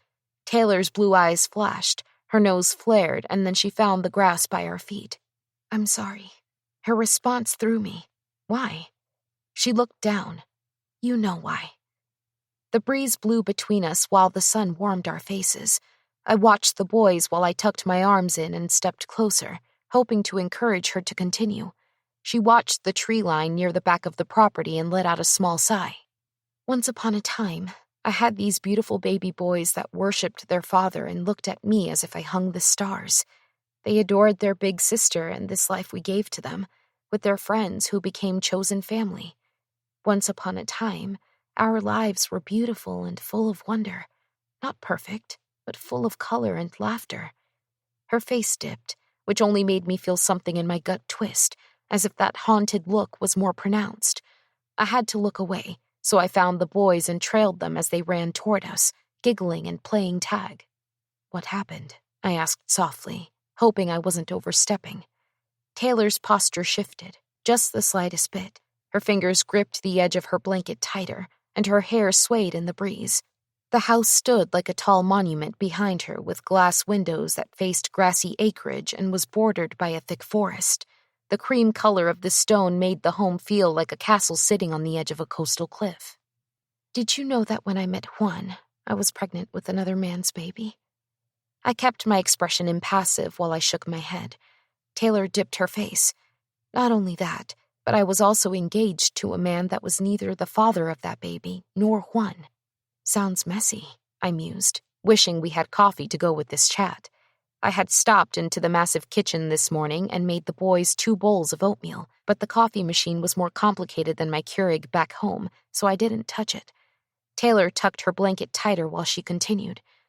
"I was in danger, and completely alone. Juan saved me, saved Alex, stepped up in a very big way, and because of us, because of me, it forced his hand and had him taking the reins of El Peligro again. Your mother hated me for it.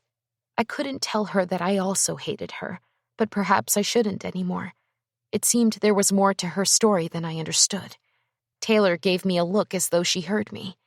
"I'm sure you did too." I replied with a half smile, to which she laughed. "Sometimes we do things for the love we know we can't live without, the thing we know will change our life forever. We go the furthest, act the most irrational, and make the boldest claims, and sometimes even that isn't enough. You asked what happened. My sons found themselves at the mercy of demonstrating their love for someone. I turned the smallest bit, tucking hair behind my ear. And it changed them?" Taylor's lip wobbled, while a harsh whisper left her. "It destroyed them." A tiny ping stung my chest with empathy for them, for Taylor and my brother. So they became monsters? They became whatever they had to become. Same as Juan, same as me. The difference was the love Juan and I shared. We shouldered together.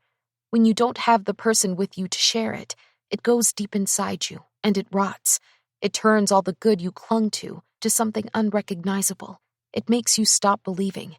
My boys shared a womb. They shared the same birthday every year for 19 years. They even shared the same first love, and the force of that love ruined them both. Is she? I still wasn't sure how to ask this question. Where was this girl that these boys seemed to love? Fear had me thinking the worst, but right as I was about to open my mouth, the back patio door creaked and someone stepped outside. A strong wind that seemed to roll up through the hills along their property forced a sheet of dark hair to fly as the girl exited. Her angular face was familiar, even without the bruises she had in the photo I'd seen. This was her, Presley.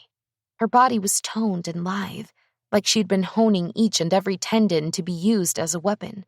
Her lashes were dark and thick, framing beautiful blue eyes. She wore light blue jeans, ripped at the knee, a tight black turtleneck and Doc Martens. Scotty wants everyone to come inside. He said there was something off about the sensors around the property. Taylor gave her a warm smile. Okay, we will. Presley, come here. Meet Juan's sister. Presley stepped forward with a warm smile. I eyed her hand, seeing her knuckles were puffy, red, and shredded. Did she train without gloves or any protection? Hi. I held out my hand, but Presley leaned in and took a hug instead. Hi. Presley was warm, and her hug felt genuine, even as she pulled back and faced Taylor. When is Juan and my dad coming back? Taylor replied, I'm not sure. Presley's brows furrowed as she seemed confused. Where are they, anyway? Taylor seemed to hesitate the smallest bit before she replied. King and Gio, they... I missed what Presley said because I was searching for two little boys who had stopped giggling. I wasn't seeing their little heads pop up around the grassy field. There were a few hills that might block my view, and a foot-deep cliff that dropped into a garden bed. I jogged over, calling out for them. Cruz? Kane? There was no response. My heart began pounding so hard that I felt like it would push through bone and skin at any second. My gaze cut to the left, searching, and then the right, as my voice rang out again, screaming their names as loudly as possible. Taylor and Presley stopped talking and turned to see what I was doing. The moment it seemed to register that my boys weren't here, Taylor joined me in yelling, while Presley turned back toward the house and threw the patio doors open. Uncle Scotty? The man from last night burst from below where the courtyard was, and 4 large dogs trailed after him. He spoke in German to them as their noses slid to the ground. Scotty had a large gun in his arms, running toward the back of the property. I was about to yell at him to lower it, that having a gun out was unnecessary when suddenly the world tilted, and I saw him. White hair, broad shoulders, and a leather cut that he shouldn't be wearing, because it said he was part of a club he was no longer in. The same man who had approached me at the barbecue. Saul materialized just outside the tree line with at least 10 men, his arm wrapped around Kane's middle, while another man held Cruz. My feet froze. My heart twisted in my chest as the air left my lungs. I could tell even from where I was that Cruz was crying. Kane was kicking against Saul's hold, but I couldn't make out his reaction other than that. He had to be terrified, though. Scotty aimed his gun at them while running. The dogs' legs picked up as they burst into a run. No one else was here. We needed more people, more backup. My legs lifted as I started running. I didn't even have shoes on, and I knew my white socks would be stained green and covered in mud, but I just kept running toward my boys. Taylor was behind me. She'd dropped the blanket, and her dress was unbuttoned enough from the bottom so her knees could rise while she ran. At least she wore boots. In her hand, she had a gun just like Scotty did, but hers was much smaller and must have been pulled from a holster somewhere. My hair flew behind me as tears streamed down my face. I drew close enough that I could make out Saul's expression. He gave me a sly smile as he turned away and began to walk away with Kane. The man holding Cruz used him as a shield, stepping behind him knowing we couldn't shoot with him in front of them. My heart was going to stop. I felt it. This terror was ripping through me at a rate that I couldn't breathe. A shot rang out, loud and powerful, from behind me. I saw a burst of red coming from the man cowering behind my son. He went down, dropping Cruz. My son began crawling away right as another shot echoed through the air, and the man directly behind him had a cloud of red burst from his head as well. Then another perfect shot. I paused for a second to check that I wasn't about to get shot and found Presley lying on the tallest hill with a long-range rifle set up. She was sniping them one by one. Her hair blew in the wind while she leaned forward and pressed her eye to the scope, and then I heard another shot, and when I turned to look, another man went down. The dogs were still running past the dead men into the trees where Saul had taken Kane. Cruz was crying, holding his little arms over his chest while tears streamed down his face. My feet felt nearly frozen as I skid to a stop in front of my son, pulling him into my arms, against my pounding heart. "Are you hurt?" I asked breathlessly. Cruz shoved his face into my shoulder. "No." My gaze searched the tree line frantically. Taylor, Scotty, and the dogs were all gone, chasing Saul. Presley was running toward us, the gun strapped to her back. I opened my mouth to say something when all of a sudden a rugged, off-roading vehicle came racing toward us. The tires were massive and slotted for terrain. Alex was in the passenger side, and the girl with reddish-brown hair I'd seen in the photo was driving. Within seconds, the vehicle slid to a stop, kicking up grass as the girl with dark red hair from the photos jumped out. "Press!" "Carter?" Presley asked, narrowing her focus as if she was confused. Alex opened the passenger side door, exiting while sliding a large clip into what looked like an automatic machine gun. "What are you doing here?" Presley asked, sounding shocked. Alex glared over the top of the Jeep at Presley. "Don't start, Press." "Whatever, we need to drive along the edge and trail him. He has a kid." Presley was about to get inside the Jeep, but then she paused, glancing back at me. "He might have more men. I think Scotty would want us to hang back and protect Ren and the little guy." All three women glanced over at me. They were barely over 18, maybe early 20s. How on earth did I feel like the inexperienced one? "She can come with us," Carter suggested. I liked that idea, but Cruz was still crying into my shoulder. Alex's lips twisted. "No, Prez is right. Scotty would never risk them if—" Presley's head suddenly snapped back toward the house. "My dad needs to know that our perimeter was breached. My mom is in town. She'll need to be warned too." My head was spinning as they spoke, all holding weapons like it was nothing. They'd all obviously been trained in some capacity to do this, like the twins. They were all monsters. Whatever happened 20 years ago with my brother and his friends, their legacy was this. Girls who looked like they should be out shopping with their girlfriends, holding sniper rifles and automatic weapons. "I'll stay with them. Take them to a safe room. You two go out. Back them up. Juan won't be happy when he realizes Taylor went out without him." Alex's face shuddered the smallest bit, her gaze moving to the trees. "No, Dad is going to lose his shit when he hears this." "Carter, you think you can remember how to hold a gun?" Presley asked, while securing her sniper rifle against her back once more. Carter flipped Presley off and then crawled back into the driver's side of the Jeep. Within seconds, they took off, shooting grass behind them as they headed toward the perimeter. I picked up Cruz and moved toward Presley, who waited for me while watching the perimeter. How did she just walk away from the fact that she shot so many people? Was this her first time, or had she done this before? She didn't seem fazed in the slightest by it. We started back toward the house, all the while my gut sank, because I'd promised Archer that his brother would be safe with me. I failed him. The only thing he'd tried to do since I met him was keep Kane safe, and one night with me, and all that was undone. Shame slipped in through the tiny cracks of my heart, along with fear over my recent choices. How could I do this to my son? How could I do this to Kane, placing another young person in danger? I lived a safe life with Cruz when it was just the two of us. I had nearly gotten him kidnapped by dating Archer and stepping outside of the safety circle that I'd drawn around my life, the one where I had kicked everyone out and refused to ever open it up, at the risk of being lonely. It would have been worth it if it meant everyone remained safe exactly where they were. Archer's easy smile flashed in my mind while I walked back inside, leaving his brother in the woods. I'd do whatever it took to undo this and get us back somewhere we'd be untouchable again. 25. Archer. The night came back in flashes as the dead weeds crushed under my boots. Kingston's amber eyes as he sipped from a glass. Its contents mirrored that color that reminded me so much of Ren. He stared at us, glaring while we talked. The memory of when Kyle walked through their door, Juan on his heels. Thistle and I had walked in after, but Juan's two sons didn't even pay any attention to us. Their only focus was Kyle James, and the man seemed to know it as he gave them a sardonic smile. "Boys, seems like you fucked up." Gio leaned forward like he couldn't believe he was being blamed. "Us." I was already annoyed that this was the jumping-off point. The two boys sitting on the couch smoking weed while they watched a UFC fight. Fuck them. My kids and my woman were in danger, and fuck if they were going to sit here and wage war with me while my dad moved in close to them.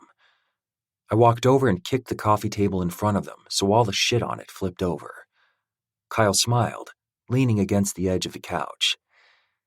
Yeah, you fucked up by going after him.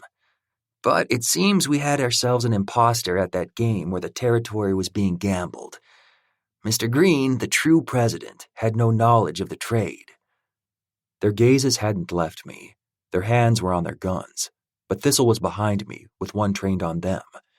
Juan seemed withdrawn, like he didn't want to watch if his kids were about to get shot. Couldn't say I blamed him. The one with blue eyes, Gio, had leaned forward to sip his drink. Not our problem. Kingston remained stoic, staring into his liquor that he held off to the side, on the back of the couch. There was enough space between it and where Gio sat. I pulled my gun out and shot through his glass. The shards hit his face and splattered against the wall. Gio jumped up and screamed. Are you fucking crazy? Kingston scowled at me as he tossed the remainder of the glass in my direction. Get the fuck up and answer these questions, I ordered. They wouldn't respect anyone who wasn't a fucking monster to them. Fine by me. Kyle surveyed them both. It just became your problem. Archer intends to join the family, which means we owe him a second chance, a new deal. Kingston flicked his amber eyes up, inspecting me as though I'd produced something of value at any moment. What kind of deal? How about one where you apologize by leaving my territory the fuck alone? Kyle smirked and let out a small laugh. That won't work. He stood and began pacing in front of the overturned coffee table. We keep the territory. We go back to pushing what we did when Juan led. No more bullshit.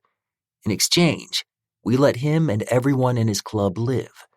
We also help him kill whoever the fuck the man was who impersonated him all those years ago.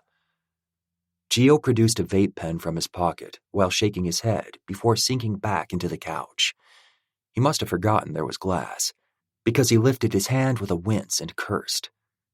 This isn't our problem. We don't need this motorcycle club bullshit in our way. It's easier with them gone. And while I love your angel wings, Daddy-O, we're not doing that shit again. We made triple what you did on these routes. Juan's jaw was tense, his eyes deadly as he glared at his son. King seemed to return the sentiment with the way he stared at his brother. I expected Kyle to speak up, but it was Juan who quickly stepped in front of the boys. He flexed his fingers, and then he smacked Gio's face, so the vape pen flew from his mouth. Kyle's phone was out, and he tossed it over to Juan, who caught it without even looking. I couldn't see what was on the screen, but as Juan pushed it in front of his son's faces, it had both boys going ghostly pale. Not your problem? He shoved the phone closer. He's circling our property as we speak. How long before he goes traipsing through the woods, until he gets closer to our home? Do you know who else is home right now? Gio looked away, but Kyle lunged forward and grabbed his jaw until his eyes were back on the screen. Presley is home. Your mother is home. Your sister, your grandmother, and we are here. So tell me if you think it's a problem or not. Kingston muttered a curse while pulling out his phone. Gio glared at the screen before shaking his head. We'll agree to the terms. His club is safe, Kingston said, glancing at his device and then at me. Kyle stayed where he was. Get it all in writing. Call everyone off who's currently out. No one goes after him or his men. We're allies from here on out. He'll respect the route, but no harm will come to them. Fine. Gio sourly agreed while pushing away from the couch and pulling on his jacket. We'd left shortly after that, Thistle and I following their car at a speed that had us arriving in half the time. The sound of a snapping branch brought me back to the moment. Thistle was next to me, but he froze when the branch snapped. It was early morning after we rode through the night from New York to North Carolina. We had no idea if we'd make it in time, but I hoped Juan alerted whoever needed to be notified so that everyone remained safe. But my stomach churned. Something was off. Thistle felt it too. I could tell from how he gripped his gun and kept his eyes on the dense tree line. Then we heard it. A loud crack from a gun. It was far enough away that I knew it wasn't anywhere in our immediate vicinity. Still, I slowed my steps, searching around. The trees were thin enough that I could easily see several yards away. Kingston, Gio, Juan, and Kyle were in the forest with us, all approaching from a different angle, because, based on their intel, my father, fucker that he was, had entered through some forest that connected to their property. Another shot rang out, echoing from the north. We started toward it, only to hear another shot ring out, then another, all from what sounded like a rifle of some kind. "Do you hear dogs barking?" Thistle glanced over, looking nervous. Shit. Dogs wouldn't know if we were friend or foe.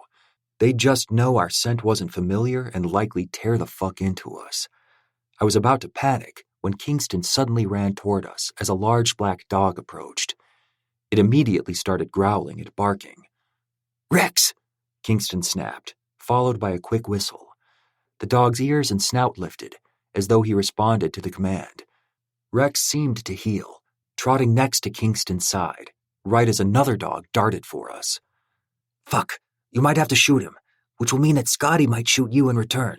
I'll do what I can, but if the dog seems like he'll attack, then you need to shoot." I didn't want to shoot a dog.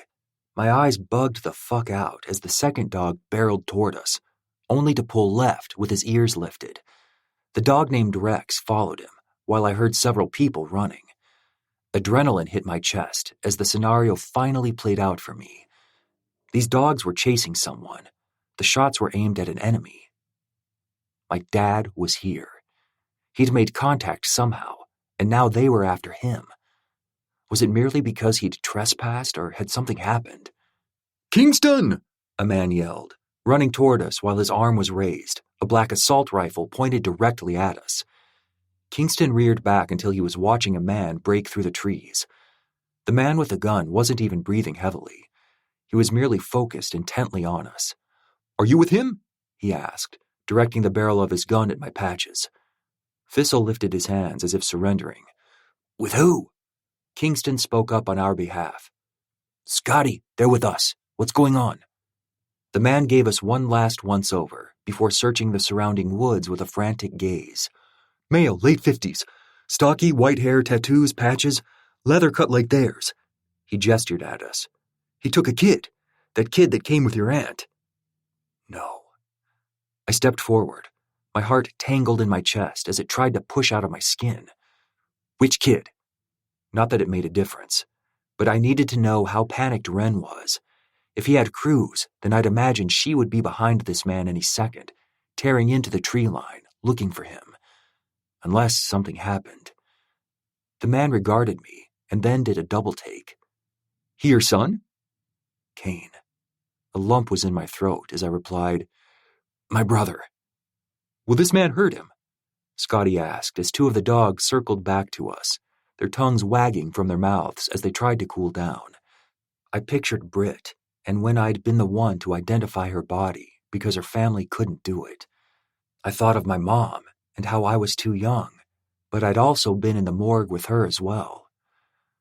"Yes, he'll hurt him." Scotty lifted his gun and spit something to the side. "He has exactly 4 minutes on us. We need to spread out and find him." Kingston fell into step next to him as we turned and started moving, my mind feeling like it was outside my body. "Who else is out here with us?" Scotty fell into a light jog, answering the twin. "Your mother. Your sister and Carter are in the Jeep, trailing up the far side of the tree line." Where was Ren and Cruz? Kingston must have someone else he was concerned with too, because he fell into a run next to Scotty. I hadn't even realized I was jogging to keep up with them. "Where is—" Scotty turned, snapping at him. "She's guarding the woman and her son in the house." Relief found a tiny place in my sternum. She was safe, which meant all I had to do was focus on Kane. We ran in a singular direction as the dogs led us until we came to a clearing in the trees, and there was nothing but a blonde-haired woman wearing a faded blue dress, the hem muddied and torn. She clung to Juan as he hugged her, and then Kyle was on his phone, pacing around while a gun dangled from his hand. "What happened?" I pushed forward.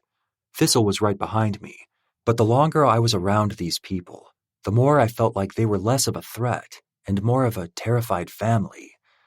I'd brought the devil to their door, but perhaps this wasn't their first time dealing with one. The woman was breathing hard, but faced me with a grim expression. "We lost his trail." Juan pulled the woman back into his chest. "What do you mean? Wasn't he headed straight through the tree line?" I glanced at Kyle, who was talking to someone. Scotty's jaw flexed while he scanned the surrounding area. "Directly through. His men were taken out. It was just him and the kid. He couldn't have gone far."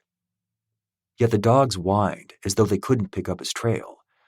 My stomach spasmed with fear as the thought of losing my brother hit me in full force. What if I found his body in the woods? What if Saul wanted to send a message to me, sick fuck that he was, and decided to use a 5-year-old little boy to do it? I had to think. Pulling up my phone, I slid through my contacts, discerning our timeline. He had men with him they said had been taken out. I could ask Thistle to call Ruth and see if she could pull up satellite images, but we were on Juan's property, and Kyle's. However the fuck that worked. It didn't seem like they'd ever allow themselves to be put in a position to be hacked into. Kyle was suddenly yelling at someone through his phone. I heard bits and pieces before he lowered his arm, glancing over at me. But it was Scotty who spoke up after checking his cell. "She left the boy with his grandmother in a panic room." Kyle and Scotty locked eyes. Kingston searched both their faces, and all it did was remind me his twin still hadn't resurfaced. "I thought Presley was watching them." Scotty spoke up again. "Presley took the woman. Wren. Her name is Wren." I cut in, because calling her something as generic as a woman was making me insane. "Presley took Wren. They left 5 minutes ago." Fuck. "Which direction did they go in?" That came from Kingston, even though I was thinking it. Scotty slid his gun onto his back with a thick strap showing over his chest. "They went through the tunnels." 26. Wren. "You look like you left your heart out there." Presley's words were still echoing around my head after we'd walked to the panic room. We'd found my mom and told her she needed to come in with us, but at Presley's words, I had searched her face and found a small smile tugging at the side of her mouth, as if she understood me. "Taylor is out there, so I'm going back because there is no scenario in which I'd ever let something happen to her." Presley lifted her shoulder. She seemed so young, as if she should dart around the corner and grab her book bag to head off to college, yet she seemed infinitely more mature than me in how she held herself, and how confident she was with her abilities. I knew what she was offering me, and my heart leapt at the chance. I'd die to keep Cruz safe, but I had already pulled Kane into my heart in a way that made it to where I couldn't leave him out there. I knew people were out helping, but I had to help as well. I promised Archer that I would take care of Kane. He worked so hard to protect him. There was no way I could just sit in a panic room while I worried about his fate. So I walked into the room with my mother and Cruz and saw they had snacks, carpeted flooring, a couch, a large screen television. They'd be perfectly fine. "Stay here with Grandma. I'm going to find Kane." I pressed a kiss to his forehead, then felt his little arms come around me. "I love you, Mommy." My eyes burned as I hugged him back and made eye contact with my mother. She pulled something out of a large bag.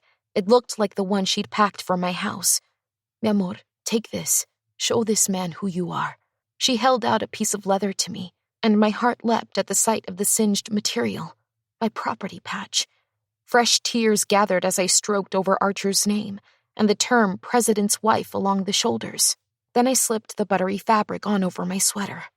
Presley appeared again, this time holding out a pair of sturdy boots. "These might do you a bit better than just your socks." I laughed, swiping at my eyes, and followed her out. Water dripping down the concrete wall near my left side brought me back to the present. Perhaps this was a crazy idea. I wasn't trained like she was. I had some muscle memory with the use of a knife, way back when Manny used to have me practice, but I hadn't done that in almost 20 years. I hadn't even asked why we slipped through a hatch that opened, or why we scaled down a ladder and began walking down this concrete tunnel that seemed to run under the property. For whatever reason, I trusted Presley, perhaps because she didn't hesitate to start shooting the men near my son, or the fact that she hugged me when we met. I didn't know, but I felt safe with her. He had to assume we'd have dogs. Any property like ours would. There are too many security checkpoints he made his way through. He had to have had an insider help him get past the exterior walls. They're supposed to light anyone up like a Christmas tree if they so much as pass through the first layer of trees. Obviously, that didn't happen, which means he had help. If they helped with the barrier, then they told him to bring something that would throw off the scent of the dogs or go as far as to tell him about the tunnels. Presley talked quietly and smoothly. I had so many questions, but I was trying to keep pace with her, and we were moving fast, so I kept my thoughts to myself. We turned a corner, but not until Presley had scanned it, lifting her gun, like I'd seen on the cop shows. She had perfect posture, as if she'd trained for this 1,000 times. She must have seen me watching because she gave me a quick smile. I didn't have the typical upbringing that other girls had, not even like Alex or Carter. I was different, always have been. Just took me a while to embrace it. We stepped around another corner. A long corridor greeted us, and nothing but silence. I whispered in return, "Why was your upbringing different? Weren't they all raised together?" Presley walked a few steps and then replied, "My dad. It's hard to explain, but he and Mom never had a boy. They just had me. I liked the training, though. My Uncle Scotty did most of it. He used to work for some of the most gruesome mob bosses alive. Took my dad with him when he was little. Was essentially a second father to my dad. When my dad was old enough, the two of them turned against a pretty big player, and then just kept taking from everyone else on the board. He changed things in a significant way, so much so that we've never really walked away from it. The entire operation. It's not really El Peligro anymore. Juan handed that over to my dad years ago and came under the umbrella of his family. He allowed Juan to operate El Peligro as a charity for those who needed it, but my dad is the one who runs it." Her information swirled in my head, confusing me, but also helped connect a few dots. But I thought Kingston and Gio were the new leaders. Presley let out a small scoff. "They're trying to protect me." "From what?" We rounded another corner and suddenly a loud gunshot rang out, echoing all around us. Presley pulled me back just in time for the bullet to land in the wall across from us. We waited for more shots, but none came. Presley crept around the corner to be sure no one was there, and once it was clear, she waved me over. She smiled at me from over her shoulder. No one else sees it as their attempt at protection, but no one else knows them like I do. Another shout rang out down the corridor, which had Presley freezing, then picking up the pace again. "Come on, I think we're close." The tunnels poured into a large garage that held several tactical vehicles and a wall full of weapons. An additional room with tactical gear was next to a platform. Presley ran for the platform, aiming for the door at the top. I followed her, trying to process who we might find on the other side. Was I really going to do this and possibly get myself killed? Where was Archer? Had my nephews killed him? Had my brother helped? I hoped beyond hope that he was safe and on his way to me, that he'd show up and take us home, that we could put all this behind us like a bad dream, that I could forget this insanely dangerous life that my brother led with these friends of his. This was madness, and I wanted as far away from it as possible. I pushed my eyes closed and kept moving, knowing deep down I had to do this for him. I had to get Kane to safety and trust that Juan would be sure he and Cruz were kept safe. Although if they were left in his charge, I had to wonder how the two of them would end up if his sons, King and Gio, were anything to go by. Presley was at the door but paused momentarily and looked back at me. "Get your gun out. Keep it aimed at the ground. Keep your eyes open. I don't want you to get shot. In fact, maybe you should stay here." I pushed closer. "No, I'm going." It wasn't a gun that I pulled. It was 2 knives that I had found amidst the myriad of weapons that Presley had offered me. She glanced down and smiled. "Just like Juan. He trained me to use them too, but I'm better with a gun. How many of those do you have on you?" My fingers shook as I gripped the blade, ignoring how long it had been since I'd thrown one. The memory of a black handle sinking directly into a target flashed back. Once upon a time, I was a really good aim. "I have 4. Presley gave me a brisk nod. "Good. Remember to aim for the neck, or the hand if they're shooting, but the neck would be better. I took out his men. I don't think he has more, but he could. We might be walking into a really dangerous situation. He'll use Kane against us. Try to use him as a shield," I explained, still trying to remember how I used to grasp the handle and what my father used to say when he'd correct me. Hold it like this, Henrietta. Loose her here, then flick your wrist. Then let's make it so he can't. The little guy is how old? Presley began adjusting her rifle scope. It was a newer model of what, I had no clue, but it was sleek in design with slate-black knobs and grooves. He's 5. My mouth was dry as I tried to swallow. Every part of me was screaming for me to run, to turn around and leave, just like I had when I was 16. This wasn't the life I wanted, but Archer had said danger would be a part of his life. He'll be short enough, Presley commented before she pulled on the door and graying skies greeted us as we exited the tunnel. Dense trees were all around us, along with dirt mixed with gravel under our feet. Below us there was a deep boot imprint of someone much larger than either of us. Presley started moving, gun raised, following the prints in the mud. Rounding an outcrop of trees, my eyes widened as I saw Saul standing in place, facing an all-terrain vehicle. The back passenger door was open, but Kane was still in his arms, one of his meaty hands over Kane's little mouth.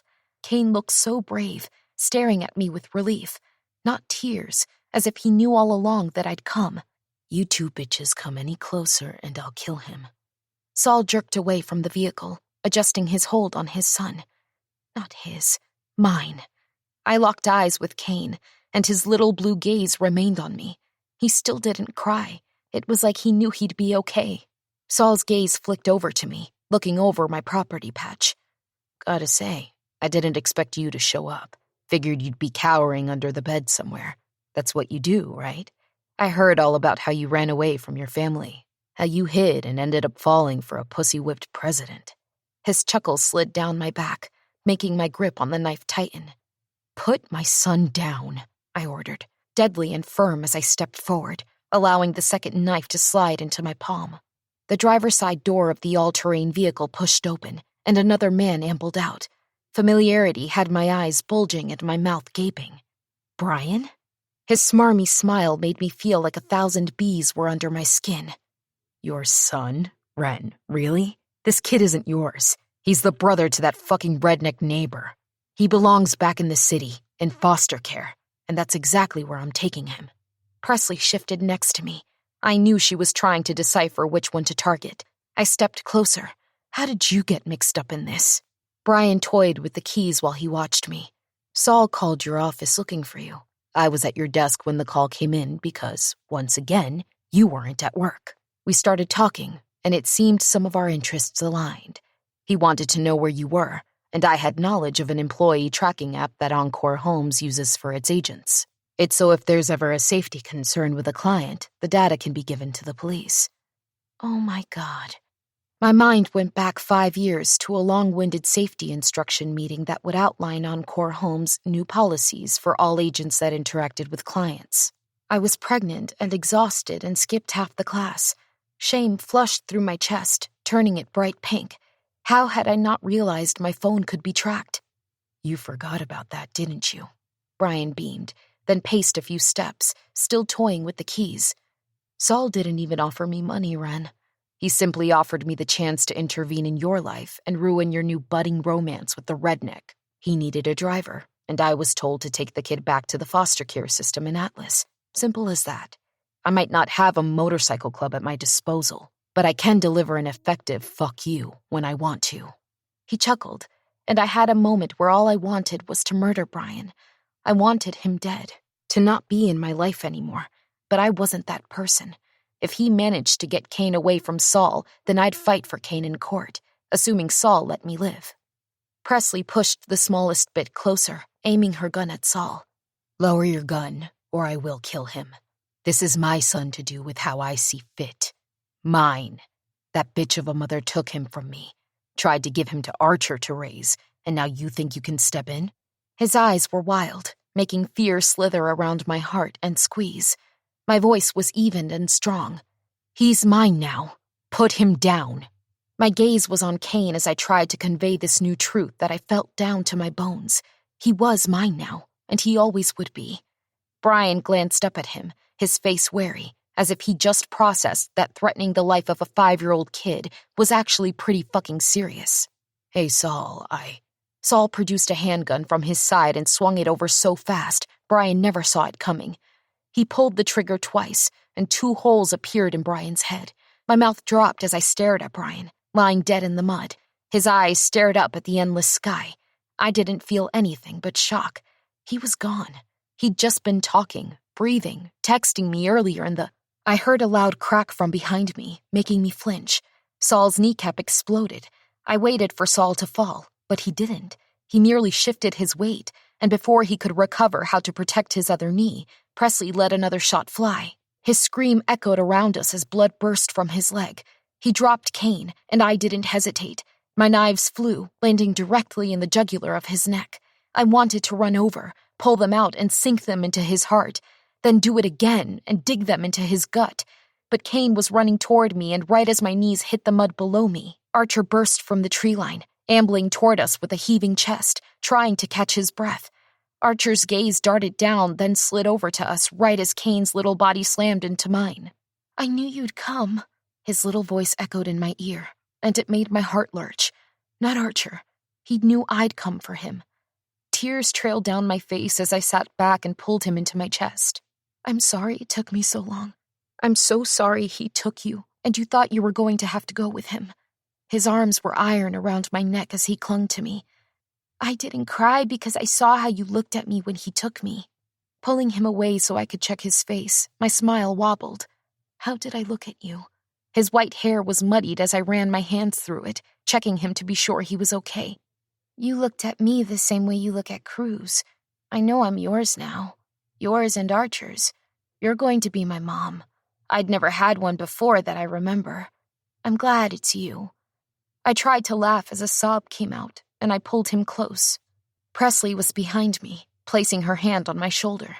Then one of the twins burst through the tree line just as frantic as Archer had. Gio. His eyes were wild as he searched the area, and then frenzied as they landed on Presley. He stumbled over, dropping his gun.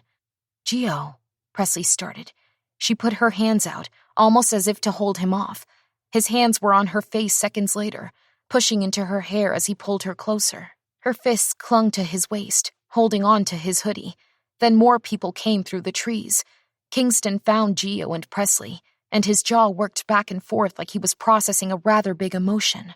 Presley looked up, and as soon as she saw Kingston, she pushed Gio away. Pain radiated on her face, as if she'd just been reminded of something she lost.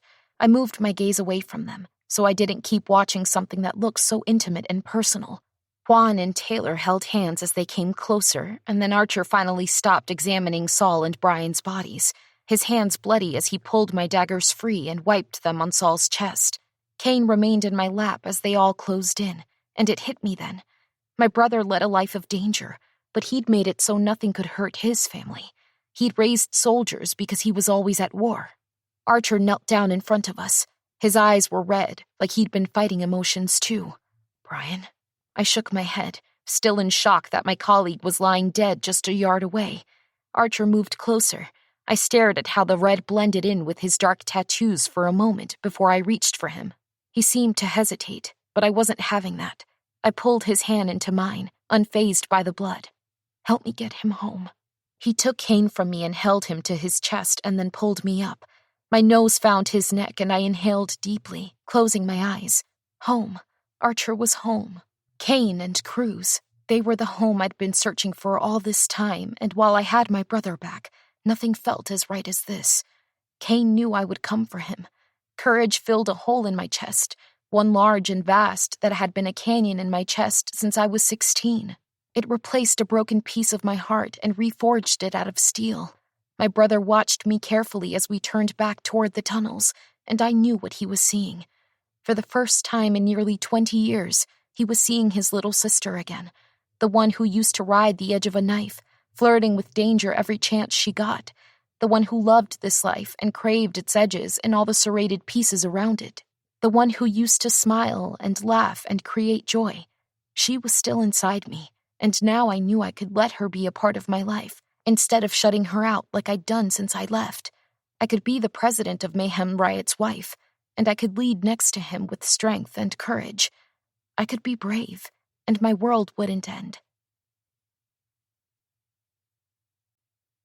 27. Archer. Ren's fingers were in my hair as I woke up. She stroked gently along the nape of my neck and over my ears.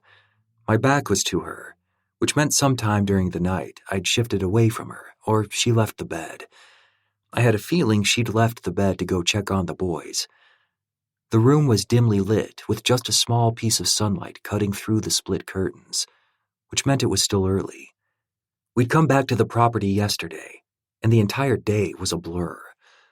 Kyle and Juan disappeared, along with Kingston and Gio. I was so exhausted that all I focused on was Ren guiding me to a room, where I showered and promptly fell asleep. I tried to focus on how Ren's fingers gently scraped against my scalp and how good it felt, watching the wall on the other side of the room. My mind tossed up the image of her throwing those daggers and how she'd claimed my brother. I swear my heart grew in size after seeing how protective she was over him. I had no idea why she did it, but on my way through the trees, I could hear them talking. I hadn't reached them, but their voices carried, especially hers. Put my son down. Those were the words she'd used. She'd called Kane hers, and then when he was free, it wasn't me he'd run to. It was her. You're awake. Her soft voice carried over from her side of the bed. I smiled, then turned over on my back.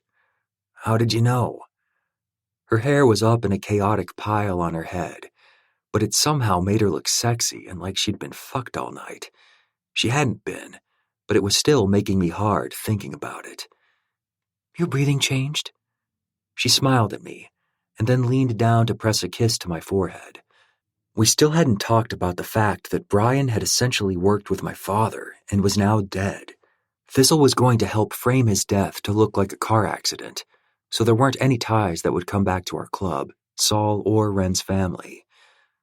I pulled Ren until she was lying down next to me. I'd like to hear your breathing change.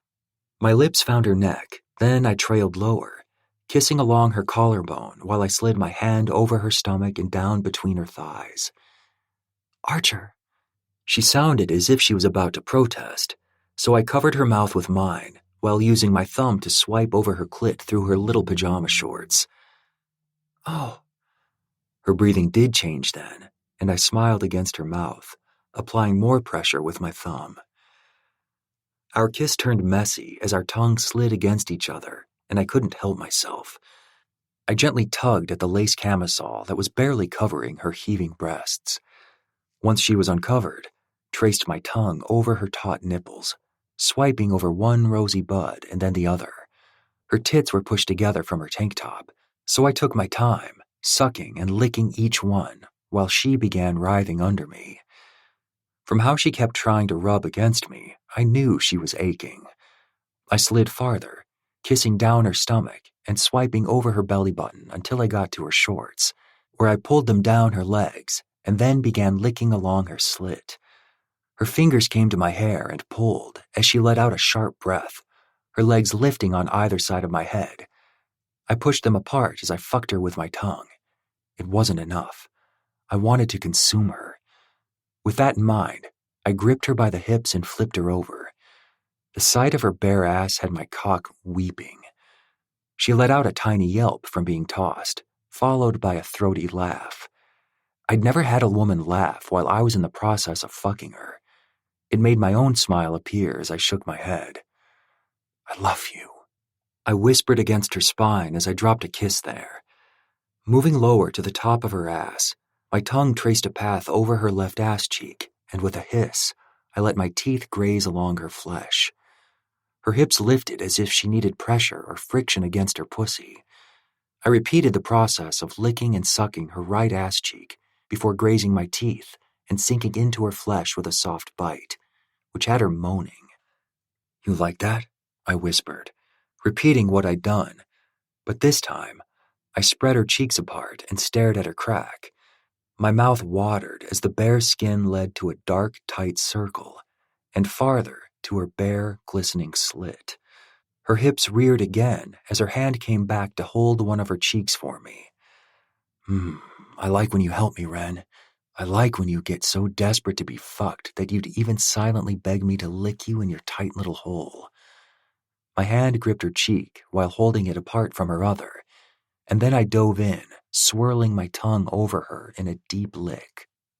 Her words were muffled as she shoved her face into the pillow. I liked that. Way too fucking much.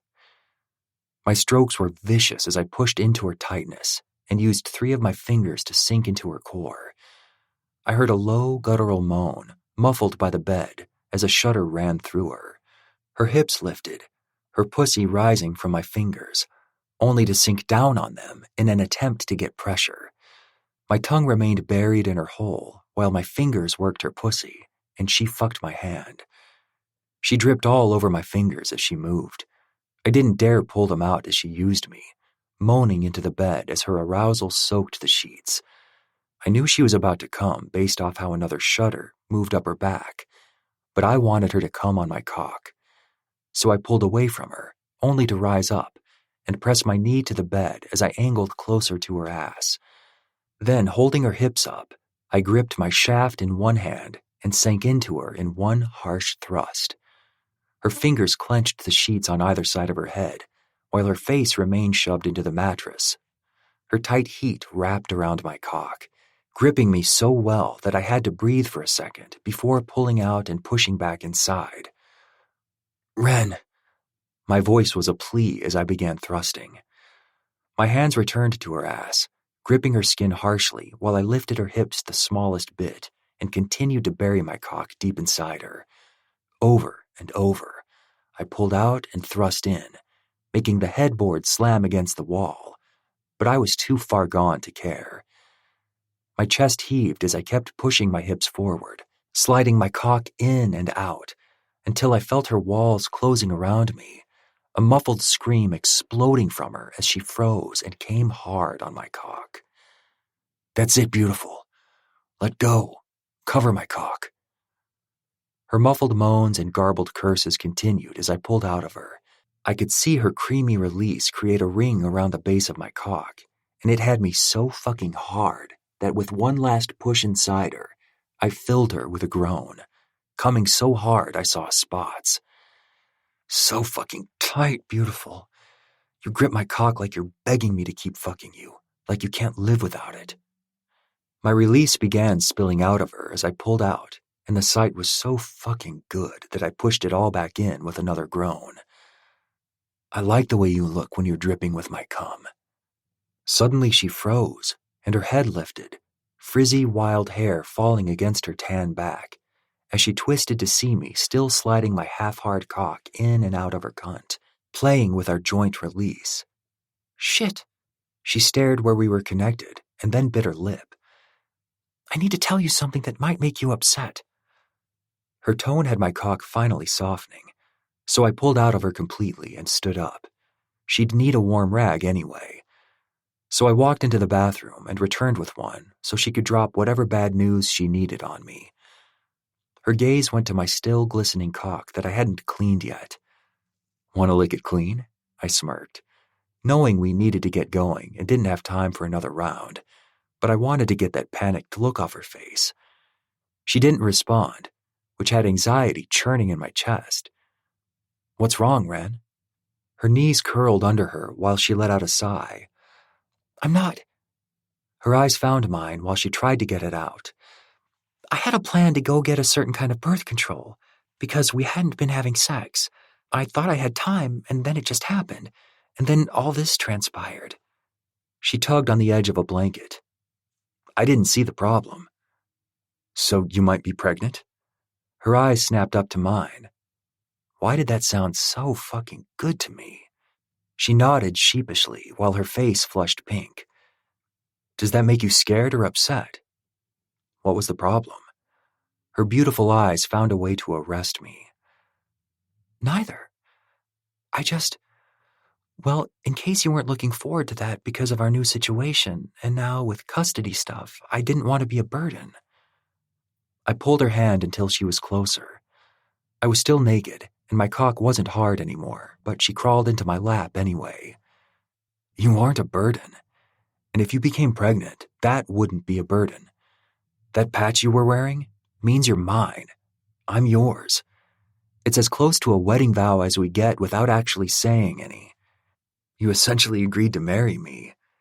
I smiled at her, lopsided and happy. She smiled back. You never asked. And I never will, because it's a done deal. The sky is blue. Your eyes are the kind of gold that makes me wonder if you're even real, and you'll marry me someday. Facts are facts, Ren. No need to mix up words. She rocked into me the smallest bit. So, if I'm pregnant right now? Shit. The idea of her round belly had me fighting another erection. Her pussy rubbed against me as I squeezed her ass. If you're pregnant right now, then in 9 months we're gonna have a beautiful kid. I pictured one with her hair, her eyes, her smile. A little baby girl. Fuck. Now I sort of want to get you pregnant on purpose, I joked, laughing into her shoulder. Her cunt was wet again as it slid against my shaft. Yeah? I gripped her ribs while I rubbed my now hard length against her slit. She hadn't used the warm rag yet, so her pussy still had my release coating her slit. Her mouth parted as I lifted her and adjusted her over my erection. She went slowly as her breathing regulated and she adjusted to me filling her up.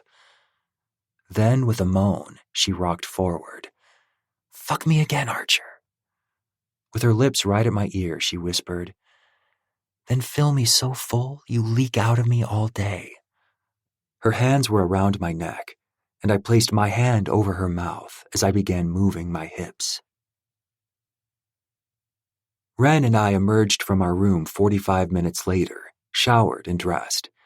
The boys' room was empty, so I assumed Anna had come to get them.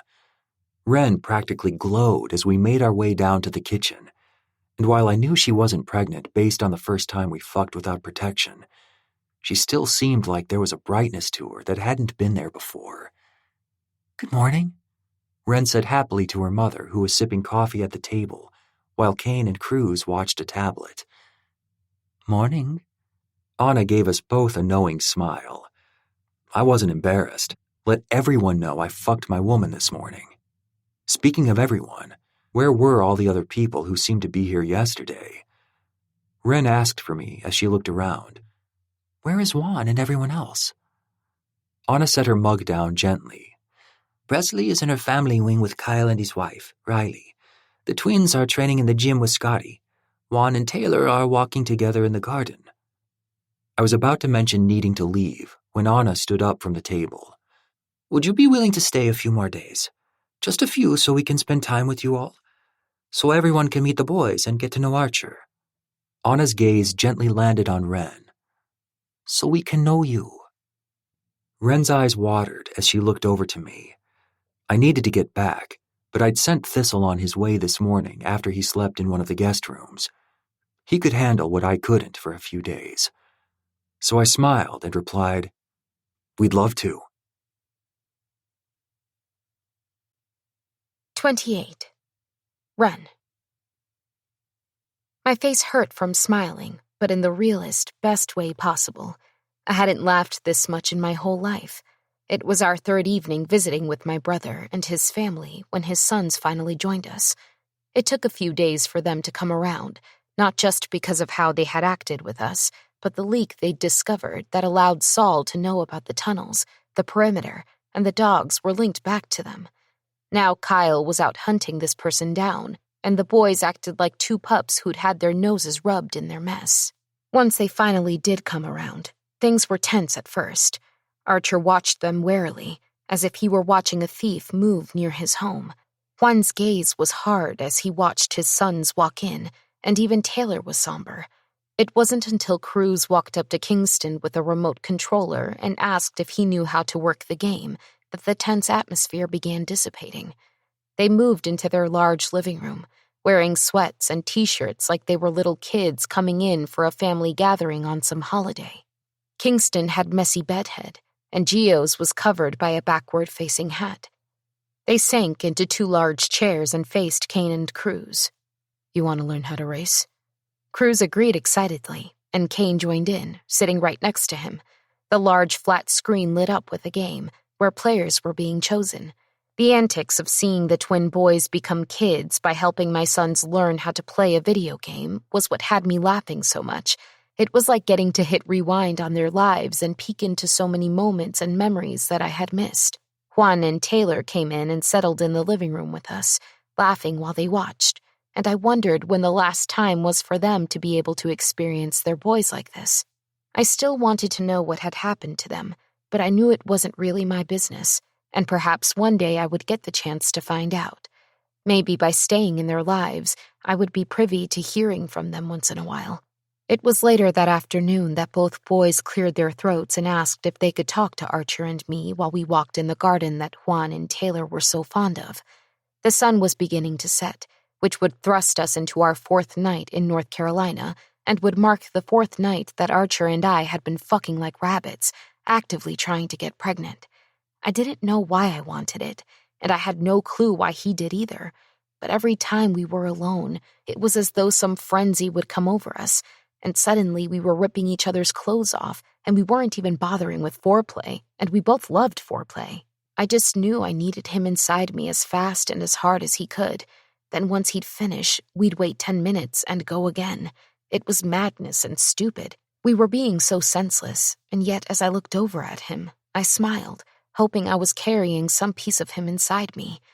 Kingston cleared his throat, then tucked his hands deep into his pockets. We wanted to apologize for our behavior. Gio rubbed the back of his neck and kept his gaze downcast. We know we've been taking things too far lately, and we feel guilty about how we handled things with you. We hope you can forgive us and let us show you what family means. We honor a code, and it's never been a blurred line for us, so we're ashamed that you felt afraid of us, or even like you had to protect your kid because of us. Kingston added softly, Our dad used to tell us stories about you, when you were young and what it was like to have a sibling to care for and protect. He always got sad when he talked about you, and how he lost you for so long because he didn't protect you in the ways that mattered. He would tell us that how we spoke to each other mattered as much as how we acted with one another. That made a swarm of warmth hit my chest as I pictured Juan talking to much younger versions of these two boys while he remembered me. It might not mean much, but we wanted to be sure you understood how sorry we were, Gio said sweetly. Then the two shuffled their feet adorably as if they were waiting for me to forgive them. It was Archer who placed his hand on their shoulders. I know better than anyone how difficult it can be to lead and have to be ruthless while also being wise. On my end, I forgive you for what you thought needed to be done. I'm not perfect and have had my moments of being harsh when needed, of following law and rules even at the expense of my own humanity. I didn't want to think of that, of the way he'd said the mayhem would be part of our lives no matter what, because that was a part of him. It means a lot that you apologized, Archer finished, then removed his hands. I stepped forward and pulled them both into a hug. I have my own reasons to be sorry, and most of that revolves around being gone. So if you can forgive me for missing your entire lives, then I will forgive you for burning my patch and scaring my son. They both chuckled against my neck and squeezed me. We want to see you more, Tia, Gio said, giving me a boyish smile. I nodded, smiling at them both while we made our way back to the house. Juan and Taylor had planned a big feast because they wanted us to meet the rest of their chosen family, the friends who shared other wings of the house, even if it was seasonally. Centered in the middle of the house, where a connecting hall with marble floors and tall ceilings sat, there were dozens of chairs spread out on either side of the long table. I was introduced to a man named Decker, his wife Mallory, and their daughter Carter, who I had sort of met when she pulled up in the Jeep. Then came Scotty by himself in the middle, but 2 of the 4 dogs were lying near his feet. Next to him was Kyle, Presley, and then a woman who looked almost identical to Presley, her mother Riley. On the other side was my mother, Juan, Taylor, Alex, the boys, and the 4 extra spots for my family. There was more laughter, and I noticed both Alex and Carter glanced at each other quite a bit as if they were keeping a lot of thoughts and opinions to themselves. King and Gio kept their gazes on their plates unless Presley spoke up, in which case they both looked up like lost puppies, clinging to every word she said. It was such an interesting dynamic to watch and experience. Archer's hand found mine as everyone talked and brought us into something that seemed so delicate and intimate. They had all been together for so long, it seemed as though they were blood-related. But then King and Gio would look at Presley, and I'd realize how untrue that was.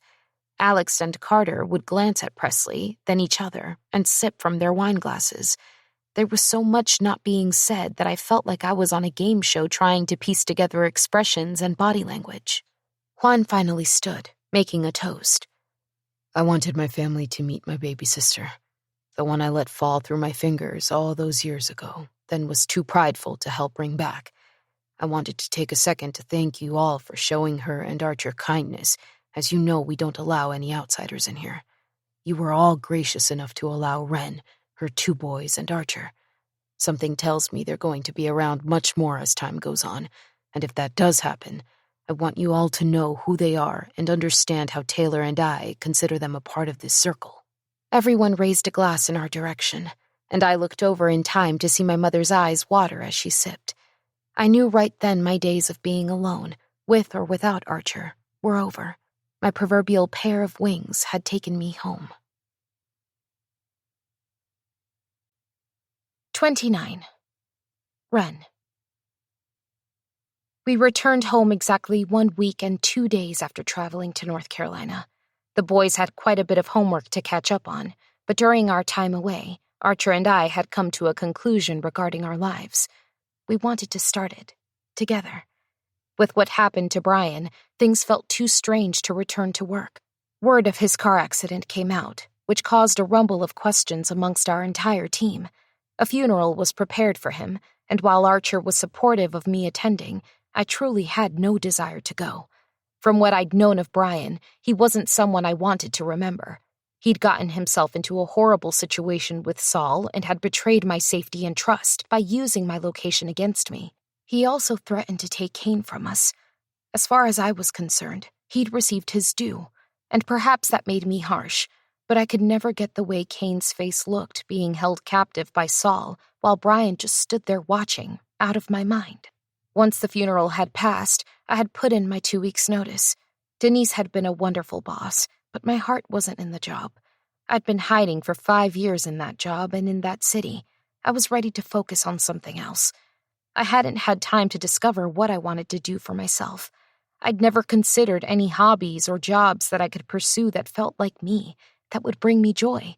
I moved out of my house and packed all of my and Cruz's things into Archer's home. We lived with him while he finalized the last step of becoming Kane's guardian.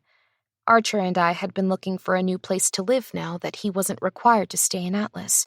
We were taking our time, finding a place that had property, where we could homeschool the boys, while having the freedom to go see my family and allow them to visit us. I was heading out of the gas station with my coffee and bagel when I saw Lydia pull up.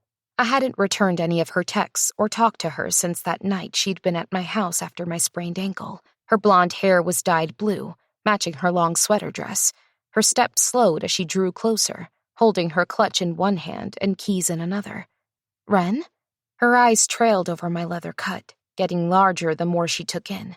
Throughout the months, I'd gone to visit Mayhem Riot with Archer. I'd gotten to know his men, and in turn, their women. I had new patches on the front of my cut that Thistle had given me. I had one from a woman named Ruth I'd met that was more like an honorary member, but was by far my favorite of all the women I'd met. My leather cut had become like a second skin, but Lydia's expression only truly manifested into shock when she realized my stomach was slightly bigger than the last time she saw me. It was nearly Christmas, and my shirt had a mini motorcycle with the words, "Baby Mayhem is on the way," printed across the front. Lydia's mouth dropped open. "I was wondering what happened to you." She hadn't tried texting more than the one time, but it was fine. We weren't really friends. I knew she had looked through my phone for Archer's number when she was over that night, which was probably the only reason she even helped me. The sliding door from the gas station opened up behind me, and suddenly Archer was putting his arms across my shoulders, pulling me into his side. I knocked her up. Excuse us, Lindsay. We're going to be late for a party. Can't keep Ren's mom waiting. Archer kissed the side of my head as I took a bite of my bagel, smiling as Lydia gaped at us. "You know her name isn't Lindsay." Archer opened the door for me, holding my hand as I slid inside the car. His smile was bright as he looked down at me. You know I don't give a flying fuck, beautiful. He shut the door, and another smile stretched along my face. I'd been doing that a lot lately. Your mother is going to love my gift, Archer said happily as we pulled out of the lot. My mom was home with the boys, decorating for our last Christmas in Atlas. We were scheduled to move into a farmhouse, closer to the city, in January. Mom came here to see us, but Juan, Taylor, and his kids would be coming as well. I was nervous, but excited. What did you get her? Archer smiled over at me, a smug expression on his face. Pearl earrings. 30. Archer. I was nervous as the gifts began dwindling down.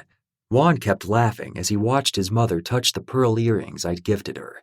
She'd wince every few minutes or so, then loudly declare how much she loved the earrings. I noticed Juan's wife hiding her face in her husband's shoulder, her body shaking with laughter each time Anna would make one of her loud declarations. I tried to let the comedy of it calm me down, but Kane and Cruz were out of gifts, which meant it was time for Ren and me to give them their last presents. "Excuse me, everyone. There's something we need to do that we'd like to have your attention," I declared shakily. Kane and Cruz were both playing with toys. Ren came up, stroked one hand over her small bump, and squeezed my hand with the other. "Boys, there's something we need to give you." They both looked up, and Ren walked toward Kane, handing him a small paper. He gently unfolded it, but he couldn't read yet, so he just looked up at her with a big smile on his face. "Is it a ticket?" Ren knelt in front of him, taking the paper. "It's a promise, baby. It says that I adopted you, and so did Archer. It says that you belong to us now, forever and ever, no matter what. I'm your mom now." Kane's blue eyes watered as he swung his gaze over to me. "You'll be my dad?" "Yeah, buddy." My voice cracked as I knelt in front of Cruz and handed him an identical paper. His eyes lit up as he took it from me. "I got one too?" We'd had to reach out to Ren's ex, Matt, to get his signature, which he took nearly 2 months to get back to us about. I wanted to talk to him, man to man. I even had a contact on the inside try and set something up, but before I could, he'd sent the papers back. His signature, waiving all his rights, was included with a small note for Cruz that Matt had asked Ren to deliver to Cruz on his 16th birthday. "Yeah, bud, you're mine too, forever." He didn't even open it. He just threw his arms around my neck and hugged me. "We're a family now?" Kane asked, joining our hug. Ren replied, pushing Kane's hair back. "We've been a family this whole time, but these papers just make it official. A judge signed off, saying no one can ever take you away from us." Kane's face fell the slightest bit as he looked down. "But what if something happens to you, like it did to my first mom?" Ren's lip wobbled at his phrase of first mom. Kingston stepped up, gently interjecting with his hand on Kane's shoulder. "If something happens to either of your parents, you'll have us, little man. You inherited all of us. We're your family now."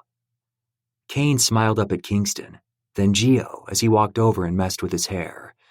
Ren rubbed a hand down her belly again and cleared her throat. "You two will be the best big brothers to your little sister. Just wait." She pulled Kane and Cruz into one more hug before Anna walked back into the room. "I really do love these earrings. If they get misplaced, I'd be heartbroken. Please, everyone make sure you keep your eyes open in case they slip out." Ren laughed into Cruz's hair as Juan slapped my shoulder. "Best Christmas ever." Epilogue. Ren. 2 years later. Montana was beautiful, but it was also full of mosquitoes. "Mommy is ill," Hannah, our 2-year-old, whined while rubbing off the lotion I'd put on her arm. Archer chuckled and gently took her arm in his. "It's ill?" Her chubby cheeks were wet from something and glistened in the firelight as she tipped her head back. "It's sticky ill." Maybe that wasn't lotion after all. Maybe it was marshmallow remains from the s'mores we'd made. Kane and Cruz both had a better handle on their graham crackers and marshmallows. I smiled as Kane leaned back and handed me one he'd made for me. Aquí tienes, mamá. I took the treat and thanked Kane. Archer's pride could be seen through his smile as the boys became more comfortable with speaking Spanish. I had even started saying it more, as their homeschool lessons picked up, and both Archer and I shared teaching our sons. We moved to a farmhouse, much closer to the city, but still on the outskirts enough that we had privacy. It allowed us to be closer to the club and gave us more room for when my family came to visit. We'd started traveling more, once Hannah turned 1. We incorporated each trip into the kids' lessons, while getting to fulfill our postcard challenge. "What's after Montana?"